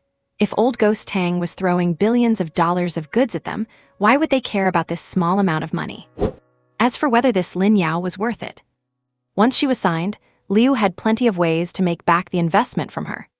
Sue's mother, her aunt, and her uncle were completely numb. They huddled in the corner, listening to those astronomical figures popping out of the mouths of these big shots, their brains blank. 150 million, 160 million. They had never even dared to dream of such money. Right in the middle of this near uncontrollable frenzy, a voice rang out abruptly. Gentlemen, executives. It was the very active reporter, Brother Wang. He squeezed through the crowd, holding his microphone with a fawning smile on his face. I understand everyone's excitement. It is for the treasure of Lin Yu, after all. But shouting out bids here in the lobby is not that a bit inappropriate. His words brought the frenzied bidding to a slight pause. Everyone looked at him. Brother Wang cleared his throat and continued. After all, signing a contract is a big deal. Ultimately, it depends on Miss Lin Yu's own wishes and her family's input. What does it look like, all of us blocking the way here? In my opinion, why do not you all go upstairs and present your sincerity directly to Miss Lin Yu and her family? Let Miss Lin Yu choose for herself. That is what you call fair competition and showing respect for a genius, right? As soon as he said this, the scene went quiet instantly. All the company representatives were stunned. That is right. They were shouting until they were red in the face, but what if the people upstairs did not agree? What if Lin Yu had already made a private deal with someone else? While unlikely, it was not impossible. Most importantly, Brother Wang's words gave them an out. The bidding had reached an absurd level. No one could afford to go higher. Going up to talk in person and returning the decision-making power to the object of the bid itself was undoubtedly the best option at the moment. That is right, reporter Wang is correct. Beisheng's President Qian was the first to react, wiping the sweat from his forehead. We should go up and let Miss Lin Yu see our sincerity for herself. Yes, let us go up and talk. Tanking's President Li immediately followed suit, pushing up his gold-rimmed glasses and regaining some composure. He needed time. He needed to contact headquarters immediately to reevaluate the risks and the maximum bid for this signing. Let us go upstairs. Do not crowd. Let President Feng and President Qian go first. The crowd's frenzy instantly found a new vent. Feng Rui, President Qian, President Li, and others. These men standing at the top of the pyramid, surrounded by bodyguards, headed toward the only old elevator. Their expressions were mixed. Feng Rui still wore that confident smile, as if everything was under control. President Qian and President Li looked grave, whispering into their microcommunicators to contact headquarters urgently, clearly asking for higher clearance and bidding amounts. The elevator doors opened slowly, and they filed in. The door closed slowly before everyone's eyes. The rest were completely locked out. There was a second of dead silence in the lobby. The next second, damn, they took the elevator. What do we do? Wait for the next round. The ship will have sailed by then. To hell with waiting, take the stairs. It is only 7 floors. Someone shouted. Boom! The entire crowd in the lobby, like a bursting dam, suddenly turned and surged frantically toward the narrow, dim stairwell. Charge! Do not push me. This camera cost millions. Get out of the way. Let the reporters go first. Chaos. Utter chaos. The company representatives and media reporters, who looked so suave in their suits just a moment ago, now tore off their masks, revealing their most primitive impulses. They shoved, cursed, and scrambled to crowd into that dark stairwell. Sue's mother, her aunt, her uncle, and Su Kingsu also hurriedly climbed up, still half dreaming.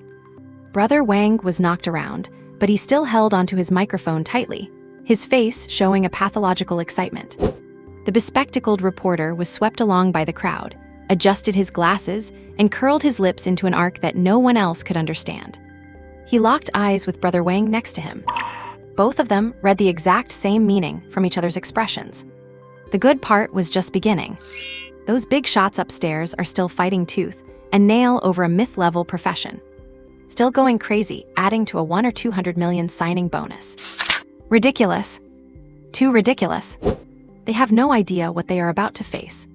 The bespectacled reporter adjusted the angle of the miniature camera on his chest to ensure he could capture the clearest footage. What they wanted to see was never the birth of a high-priced contract. What they wanted to see was how this carnival would turn into a massive joke in an instant. The incredibly brilliant expressions of these arrogant big shots once they realized they had been played. The heart-wrenching despair of the Lin family after experiencing such highs and lows, falling from the clouds into hell. Lin Yu did not fail, did she? That is the real big news. The elevator door opened on the 7th floor with a ding. Feng Rui, President Qian, President Li, and several other men powerful enough to command the Lin Yu business world stepped out, each followed by their elite assistants and bodyguards. They arrived at the doorway almost simultaneously. To them, the old, weathered security door seemed like the entrance to an endless treasure vault. From the stairwell came a thunderous sound of footsteps and heavy breathing. Hurry, faster, it is on the 7th floor. Damn it, who stepped on my foot? Stop pushing, let me through first. A dense, dark crowd swarmed out from the stairwell, heading straight for the Lin family's door. The entire 7th floor hallway was instantly packed tight. Meanwhile, inside the apartment, the atmosphere was suffocatingly heavy.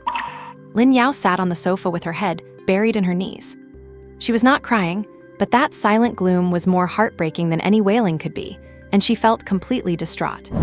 Her parents sat nearby, at a total loss for what to do. They assumed she was in such pain because she had failed her awakening and could not accept the blow of reality. Yayo, it is all right, it is just one profession, is not it? Let us go home, Mom and Dad will support you for the rest of your life. Lin's mother's eyes turned red, and she gently patted her daughter's back, her voice choked with sobs. Lin's father sighed, pulled a pack of cigarettes from his pocket, thought about smoking, but glanced at his daughter and tucked them back away. His gaze shifted toward his son in the corner, who had been silent from the beginning to the end. Lin Yu sat quietly on a single-seat sofa, calmly watching everything unfolding before him. He certainly knew why his sister was sad. It was not because of the failure.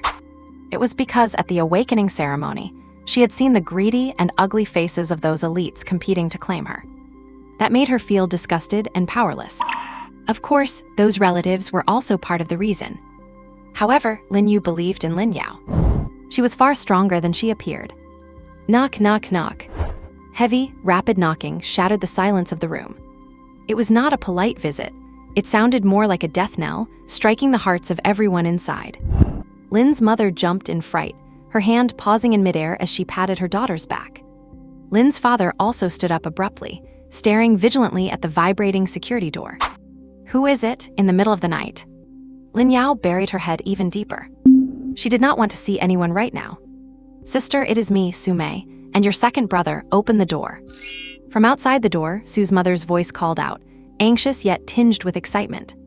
Lin's parents exchanged a look and breathed a sigh of relief. It is them, why have they come back? Lin's father walked over, grumbling as he unlocked the door. What is wrong, did you forget to take something? The door opened. His grumbling stopped abruptly. Lin's father froze in the doorway. Outside the door, there were people. A sea of people. Stranger after stranger filled the entire hallway, stretching all the way back to the stairwell, where countless heads were still bobbing. At the front were faces only seen on financial news programs. Feng Rui, Vice President of Fengheng Technology, President Qian of Beisheng Pharma, President Li of Tianqing Group. They were all staring at him, or rather at the room behind him, with a near-manic look. Countless camera flashes went off madly in the crowd, the sound of shutters clicking incessantly.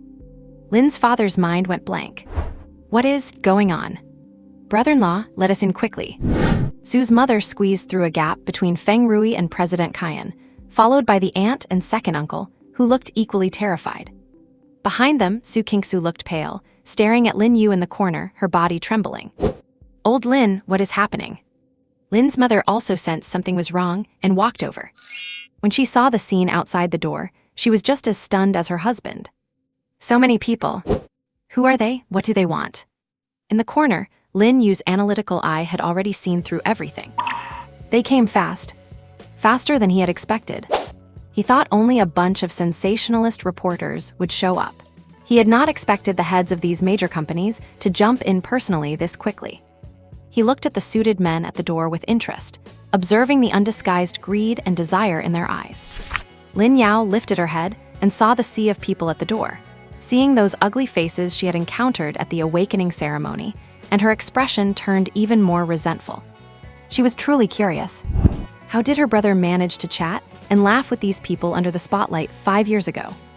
She could not do it. She only felt disgusted. The reporters would not miss such a detail. Wang's cameraman immediately gave Lin Yao a close-up. That beautiful little face was filled with pain and despair. Looking again at the lost and bewildered parents standing nearby, Wang was overjoyed. It worked. It is confirmed. What those Su family relatives said was all true. The mythical grade profession, the awakening, failed. Look at the reaction of this family, this heavy, oppressive atmosphere. Where is the joy of awakening a mythical profession? Thinking of this, the reporters looked at Feng Rui and the others with pity and schadenfreude. A bunch of poor fools. Still fighting tooth and nail here, prepared to offer a sky-high contract of 100 million. They have no idea that what they are about to face is a giant joke. Mr. Lin, Mrs. Lin, greetings. Feng Rui could not wait any longer. He shoved Su's mother aside, his face beaming with the warmest smile. I am the vice president of Fengheng Technology, Feng Rui. On behalf of Fengheng Technology, I present Miss Kingsu Yao with an offer. Get out of the way, Feng Rui. President Kaiyan of Beisheng shoved him aside, his round face plastered with a smile. Mr. Lin, do not listen to him. Our Beisheng Pharma is willing to offer 160 million, as long as Miss Lin Yao agrees. Our tanking group adds 10 million more, and we will provide a dedicated logistics team. President Li followed up immediately. The doorway instantly turned into an auction house. Bids flew back and forth. Lin's parents were completely stunned. 160 million. What are they saying? Su's mother, the aunt, and the second uncle remained in a state of shock and jealousy. Why? Why does this girl from the Lin family have such good luck? Everyone presidents. Seeing that the situation was spiraling out of control, Su's mother stepped forward, putting on the air of a person in charge. Do not be impatient, take it easy. She cleared her throat and grabbed Lin's mother's hand, looking heartbroken. I know you all mean well for our Yaya.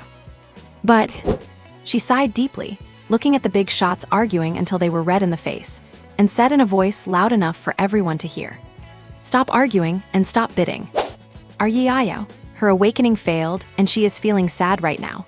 Are not you just rubbing salt into her wounds? As the words fell, the entire 7th floor hallway went dead silent. At this moment, everyone froze in place. The fawning smile on Mr. Kaiyan of Beisheng's face, which had just been pushing Feng Rui aside, had not yet faded before it stiffened into a comical mask. The bid just offered by Mr. Li of Tianqing was still echoing in the corridor, his hand, caught in the middle of pushing up his glasses, hanging suspended in midair. The group of company representatives behind them stood with their mouths agape, like ducks caught by the throat. Failed. This word echoed madly in their minds, like a demonic curse. Click. Click, click. In the deathly silence, the only sound left was the frantic clicking of the reporters' camera shutters. Flash bulbs illuminated their faces, contorted with extreme shock, turning them deathly pale. Brother Wang's cameraman was the quickest to react. He abruptly turned his lens away from the big shots and onto the Lin parents inside the room. The flicker of hope and bewilderment that had just risen in Lin's father at those sky-high bids was completely shattered upon hearing Miss Su's words. He slumped as if his spine had been pulled out. The posture he had just straightened collapsed once again, and he leaned against the doorframe, unable to utter a single word. Lin's mother covered her mouth with both hands. Yet the uncontrollable, heart-wrenching sobs still leaked out from between her fingers, bit by bit. She watched her daughter, who had her head buried in her knees, her shoulders trembling slightly. In the throng of reporters, Brother Wang and the reporter in glasses exchanged a look, both seeing extreme excitement in the other's eyes. This was exactly what they wanted. A fallen genius, hopes extinguished. A tragic script of plummeting from the clouds to hell. This was 100 times more thrilling than any massive contract signing. Damn it! Mr. Kaiyan of Beisheng finally snapped out of his petrified state. His chubby face turned, with visible speed, from stiff to livid, and finally bloated to the color of a pig's liver. He grabbed Miss Su by the collar and practically hauled her off her feet. What did you say? Say that again, damn it. Who failed? His voice was no longer the fawning tone from moments ago, but a roar like a wild beast. 160 million. He had just shouted 160 million. Now, you tell me that this gem he was prepared to buy for 160 million is a failure. Mr. Li of Tianking's face also darkened so much it could drip water. He stared intensely at the despairing reactions of the Lin parents, then glanced at the girl on the sofa who had not moved a muscle. It is over. We have been played. All of them, they had all been played. Feng Rui. Mr. Li whipped his head around to look at the only man in the crowd who remained calm. Feng Rui was still standing there, his face even still wearing that genial smile. He did not look at the furious Mr. Kaiyan, nor did he pay any mind to Mr. Li's questioning. His attention had been focused on the room from the very beginning. Focused on the young man in the corner, who had remained an outsider the entire time. Lin Yu. At this moment, Lin Yu was also looking at him. Their gazes met in the air for a brief instant. Brother-in-law, stop him, he's going to hit someone. Being hauled by Mr. Kaiyan, Miss Su was terrified out of her wits and pleaded desperately for Lin's father to help. Lin's father was so lost in his misery that he did not hear a word. Everyone, calm down, everyone just calm down. Seeing this, Brother Wang the reporter immediately rushed up with his microphone, playing the peacemaker. Mr. Kaiyan, Mr. Li, you are all men of status, do not be rash. We do not even know what is going on yet. While he urged them on, he did not forget to push the microphone toward Miss Su's mouth. Madam, do not be afraid. Can you tell us in detail? Miss Lin Yao, how exactly did she fail? Did some fatal flaw occur at the final step of the fusion? His question was exceptionally sharp. It both gave the witness a plausible explanation to lean on and pushed the dramatic climax of the fallen genius story to the peak. Miss Su seized the chance to break free from Mr. Kaiyan's hand, hid behind the reporter, and gasped for breath. She looked at the room full of big shots and their predatory expressions, feeling a wave of panic. But things had gone too far. She could only bite the bullet and continue. I do not know either. When we got back, Yao Yao just kept crying, and she would not say a word no matter what we asked. She pointed to Lin's mother, as if looking for a witness. She could not be happy at all. Does not that make it obvious that something went wrong? These words sounded logical. Coupled with the heart-wrenching reaction from Lin's parents, it effectively nailed the coffin shut on the awakening failure. Mr. Kaiyan swayed, nearly losing his footing. Mr. Li closed his eyes, as if he could no longer bear to watch this farce. The other company representatives were either cursing loudly, stomping their feet in frustration, or already calling their offices to report this blunder. The entire corridor had turned into a colossal joke. The reporters' cameras recorded it all. They recorded the entire process of these top leaders in Lin Yu moving from fanaticism to dullness, and then to anger and despair. This would be the most monumental piece of their careers. Just as this farce, woven from misunderstanding, greed, and stupidity, was about to reach its peak. The girl who had kept her head buried finally moved. Lin Yao slowly raised her head. There were still undried tear stains on her face. Her beautiful eyes were somewhat swollen from crying. But within them, there was none of the despair or pain everyone had imagined. There was only pure, blank confusion. She looked at her mother, then at the big shots and reporters acting like maniacs. Finally, her gaze landed on Miss Su, who was still rambling on, smug about her discovery. Auntie Su. Her voice was not loud, carrying a hoarseness from her recent crying. But in the midst of the noise, it reached everyone's ears with perfect clarity. All the commotion came to an abrupt halt. Everyone's attention was once again focused on her. Yan Yao sniffed and asked in a tone that was almost naive. "What are you talking about? What failure?" She tilted her head as if she truly could not understand. "I have not failed at all. I just felt a bit nauseous and did not want to talk." Lin Yao's almost naive rhetorical question was like a bucket of ice water, dumped over the heads of everyone in the 7th floor corridor. "No failure. Just felt nauseous. What kind of answer is that?" Mr. Kaiyan of Beisheng, Mr. Li of Tianqing, and the representatives who were engaged in a bloody battle just moments ago were all stunned. The fawning smile on Brother Wang, the reporter's face stiffened into a comical mask. The cameraman behind him subconsciously kept his lens locked on Lin Yao's tear-stained, yet profoundly confused face. This is not how the script goes. Is not this supposed to be a story about a fallen genius and a grieving family? Mother Sue's expression was the most dramatic of them all. Her mouth hung open, and her finger, pointed at Lin Yao, trembled in midair, leaving her momentarily speechless. She had just confidently announced Lin Yao's failure, only for the girl herself to stand up and say, "I have not failed." How was she supposed to save face after that? You child, what nonsense are you spouting?"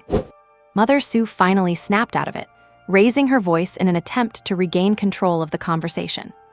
"Not a failure? If you did not fail, why are you crying? If you did not fail, why do your parents look like that?" Her words were like a key, instantly unlocking the chaotic thoughts of everyone present. That is right. If she truly had not failed and had awakened a mythical level class, they should be celebrating as a family, full of joy. But look at things now. The oppressive atmosphere in the room, the desperate reaction of Lin's parents, and the tear stains on Lin Yao's own face. Does this look anything like someone who awakened a mythical class? A terrifying thought sprouted in everyone's mind simultaneously. "She is crazy," someone in the crowd murmured in an incredibly low voice. "She has lost her mind." This thought spread to everyone like a virus. They remembered now. 5 years ago, in this same neighborhood, at the Lin family home, that even more dazzling genius, Lin Yu, hailed as the once-in-a-century prodigy of Linju, did not he also start behaving strangely after awakening his golden epic class, eventually becoming a laughingstock and a madman in everyone's eyes? Like brother, like sister. The brother went mad. And now, the sister has also suffered a mental breakdown from the crushing blow of a failed awakening. This explanation was just too logical. It perfectly connected all the contradictory phenomena before them. Brother Wang, the reporter, had his eyes light up with intense excitement. "She is insane. A mythical-level genius failed at the final step of awakening and went crazy on the spot. This is even more explosive than a simple failure, and even more tragic. A brother and sister, 2 former geniuses, one dormant for 5 years as a reject, the other broken and insane under the spotlight. What a perfect tragic script for a pair of fallen stars." So that is it. President Kaiyan of Beisheng saw his liver-colored face slowly lose its blood, turning into a shade of pale mixed with anger, relief, and disdain. He had not lost over 100 million, but he felt played by a lunatic. Damn it, what a waste of my time. President Li of Tianqing adjusted his gold-rimmed glasses, now completely calm. He looked at the people in the Lin family's house as if he were watching a pathetic circus. "Mr. Lin." President Kaiyan roughly pushed past the reporter standing in his way, pointing at Lin Yao and shouting at the devastated father. "Make her show her class panel. Crazy or not, failed or not, let everyone see for themselves. Yes, show it to us. Let us see, what exactly does a mythical level class look like?" The crowd began to clamor once again. What they wanted to see now was no longer a signing contract. They wanted to see the final judgment, to witness firsthand how a genius turned into a joke. Mr. Lin shuddered at the shouting. He looked at his daughter, then at the mob outside, his lips trembling, unable to say a single word. Mrs. Lin instinctively shielded Lin Yao behind her. What do you people think you're doing? Get out, everyone get out." Lin Yao looked at the ugly faces in front of her and listened to their piercing jeers, the nausea in her chest reaching its peak. She did not want to explain anything to these people. "Get out." A single word escaped her lips, carrying a coldness and disgust like never before. That word lit the powder keg. "Get out?" President Kaiyan laughed in anger. "Who are you telling to get out, you failed lunatic? I think you are just putting on a brave face because you are too scared to show it." There must be some shameful, fatal flaw. Mother Su joined in to stir the fire. That is right. Yiao, do not be afraid. Just say what the problem is and everyone can help you. Hiding it like this is not the way. The situation was about to spiral completely out of control. In the corner, Lin Yu slowly uncrossed his legs. He was getting ready to stand up. However, just at that moment, a steady voice with a hint of a smile cut through all the noise. That is enough. It was Feng Rui. The vice president of fencing technology had maintained that inscrutable smile from the very beginning. He walked out from the crowd unhurriedly and came to the front. He did not look at the furious President Kaiyan, nor did he pay any attention to Mother Su, who was stirring up trouble. He only looked at Lin Yu, his deep eyes showing no doubt or disdain, only calmness. President Kaiyan, President Li, and media friends. Feng Rui looked around at everyone and spoke slowly. It is just an interview, why turn it into a public trial? I believe Ms. Lin Yu has no need to lie to us. His words left everyone stunned. Believe her? Believe someone who is already accepted as having had a mental breakdown. What is Feng Rui up to? President Kaiyan frowned. Feng Rui, what is the meaning of this? You want to take over this mess? Feng Rui smiled. A mess, President Kaiyan, that is a bit of an exaggeration. He turned to Lin Yu, his attitude still respectful and gentle. Ms. Lin Yu, I apologize to you and your family for the disturbance just now. Our fencing technology does not require any inspection, nor do we need any proof. We trust you. Having said that, he took a prepared, beautifully bound physical contract from his assistant. Under the incredulous gaze of everyone present, he handed the contract to Lin Yu. This is the S-rank contract we have prepared for you. Signing bonus, 80 million. 50 times the allocation of all future resources. All terms remain in effect. Feng Rui's voice was not loud, but every word felt like a heavy hammer, striking everyone's heart. The entire hallway fell into a deathly silence once again. Everyone looked at Feng Rui as if he were the crazy one. President Kaiyan and President Li exchanged glances, both seeing nothing but absurdity and confusion in the other's eyes. They had no idea what Feng Rui was playing at. Only Lin Yu in the corner had already seen through the cold calculations behind Feng Rui's smile with his analytical eye. Class failed. Mental breakdown. These things did not matter at all to Feng Rui. What mattered was that the name Lin Yu was already tied to the term mythical level class. As long as there was no official retraction, and as long as Lin Yu herself did not admit failure, she remained the second mythical level professional in Lin Yu's history. Her commercial value, her news effect, and her promotional impact were all still there. In fact, a mythical genius who is suspected of failing or suspected of being crazy is more topical and offers more room for manipulation than a flawless one. What Feng Rui wants is not a genius. He wants the news that Fengheng Technology has signed a mythical level professional to be reported by every media outlet. This 80 million contract is not for Lin Yu. It is for the market, for the shareholders, and for Fengheng Technology's precarious stock price. Madman! Mr. Kaiyan from Beisheng stared fixedly at Feng Rui, finally squeezing these two words out through his teeth. He was not cursing Lin Yu, he was cursing Feng Rui. But he reacted quickly. Feng Rui is no madman, he is a gambler. He knew what Feng Rui's goal was. Feng Rui is betting on the future of Fengheng Technology. Mr. Kaiyan's brain whirred at high speed. He cannot let Feng Rui win this bet. Even if Lin Yu is truly finished, he must not let Fengheng Technology use this gimmick to escape their crisis. Mr. Feng, you certainly have a lot of nerve. Mr. Kaiyan squeezed a smile back onto his chubby face, but it looked worse than crying. Since Mr. Feng thinks so highly of Miss Lin Yu, Beisheng Pharmaceuticals certainly cannot fall behind. We bid 100 million. He held one finger up high. But he changed his tone, looked at Lin Yu's parents, and put on a bureaucratic face.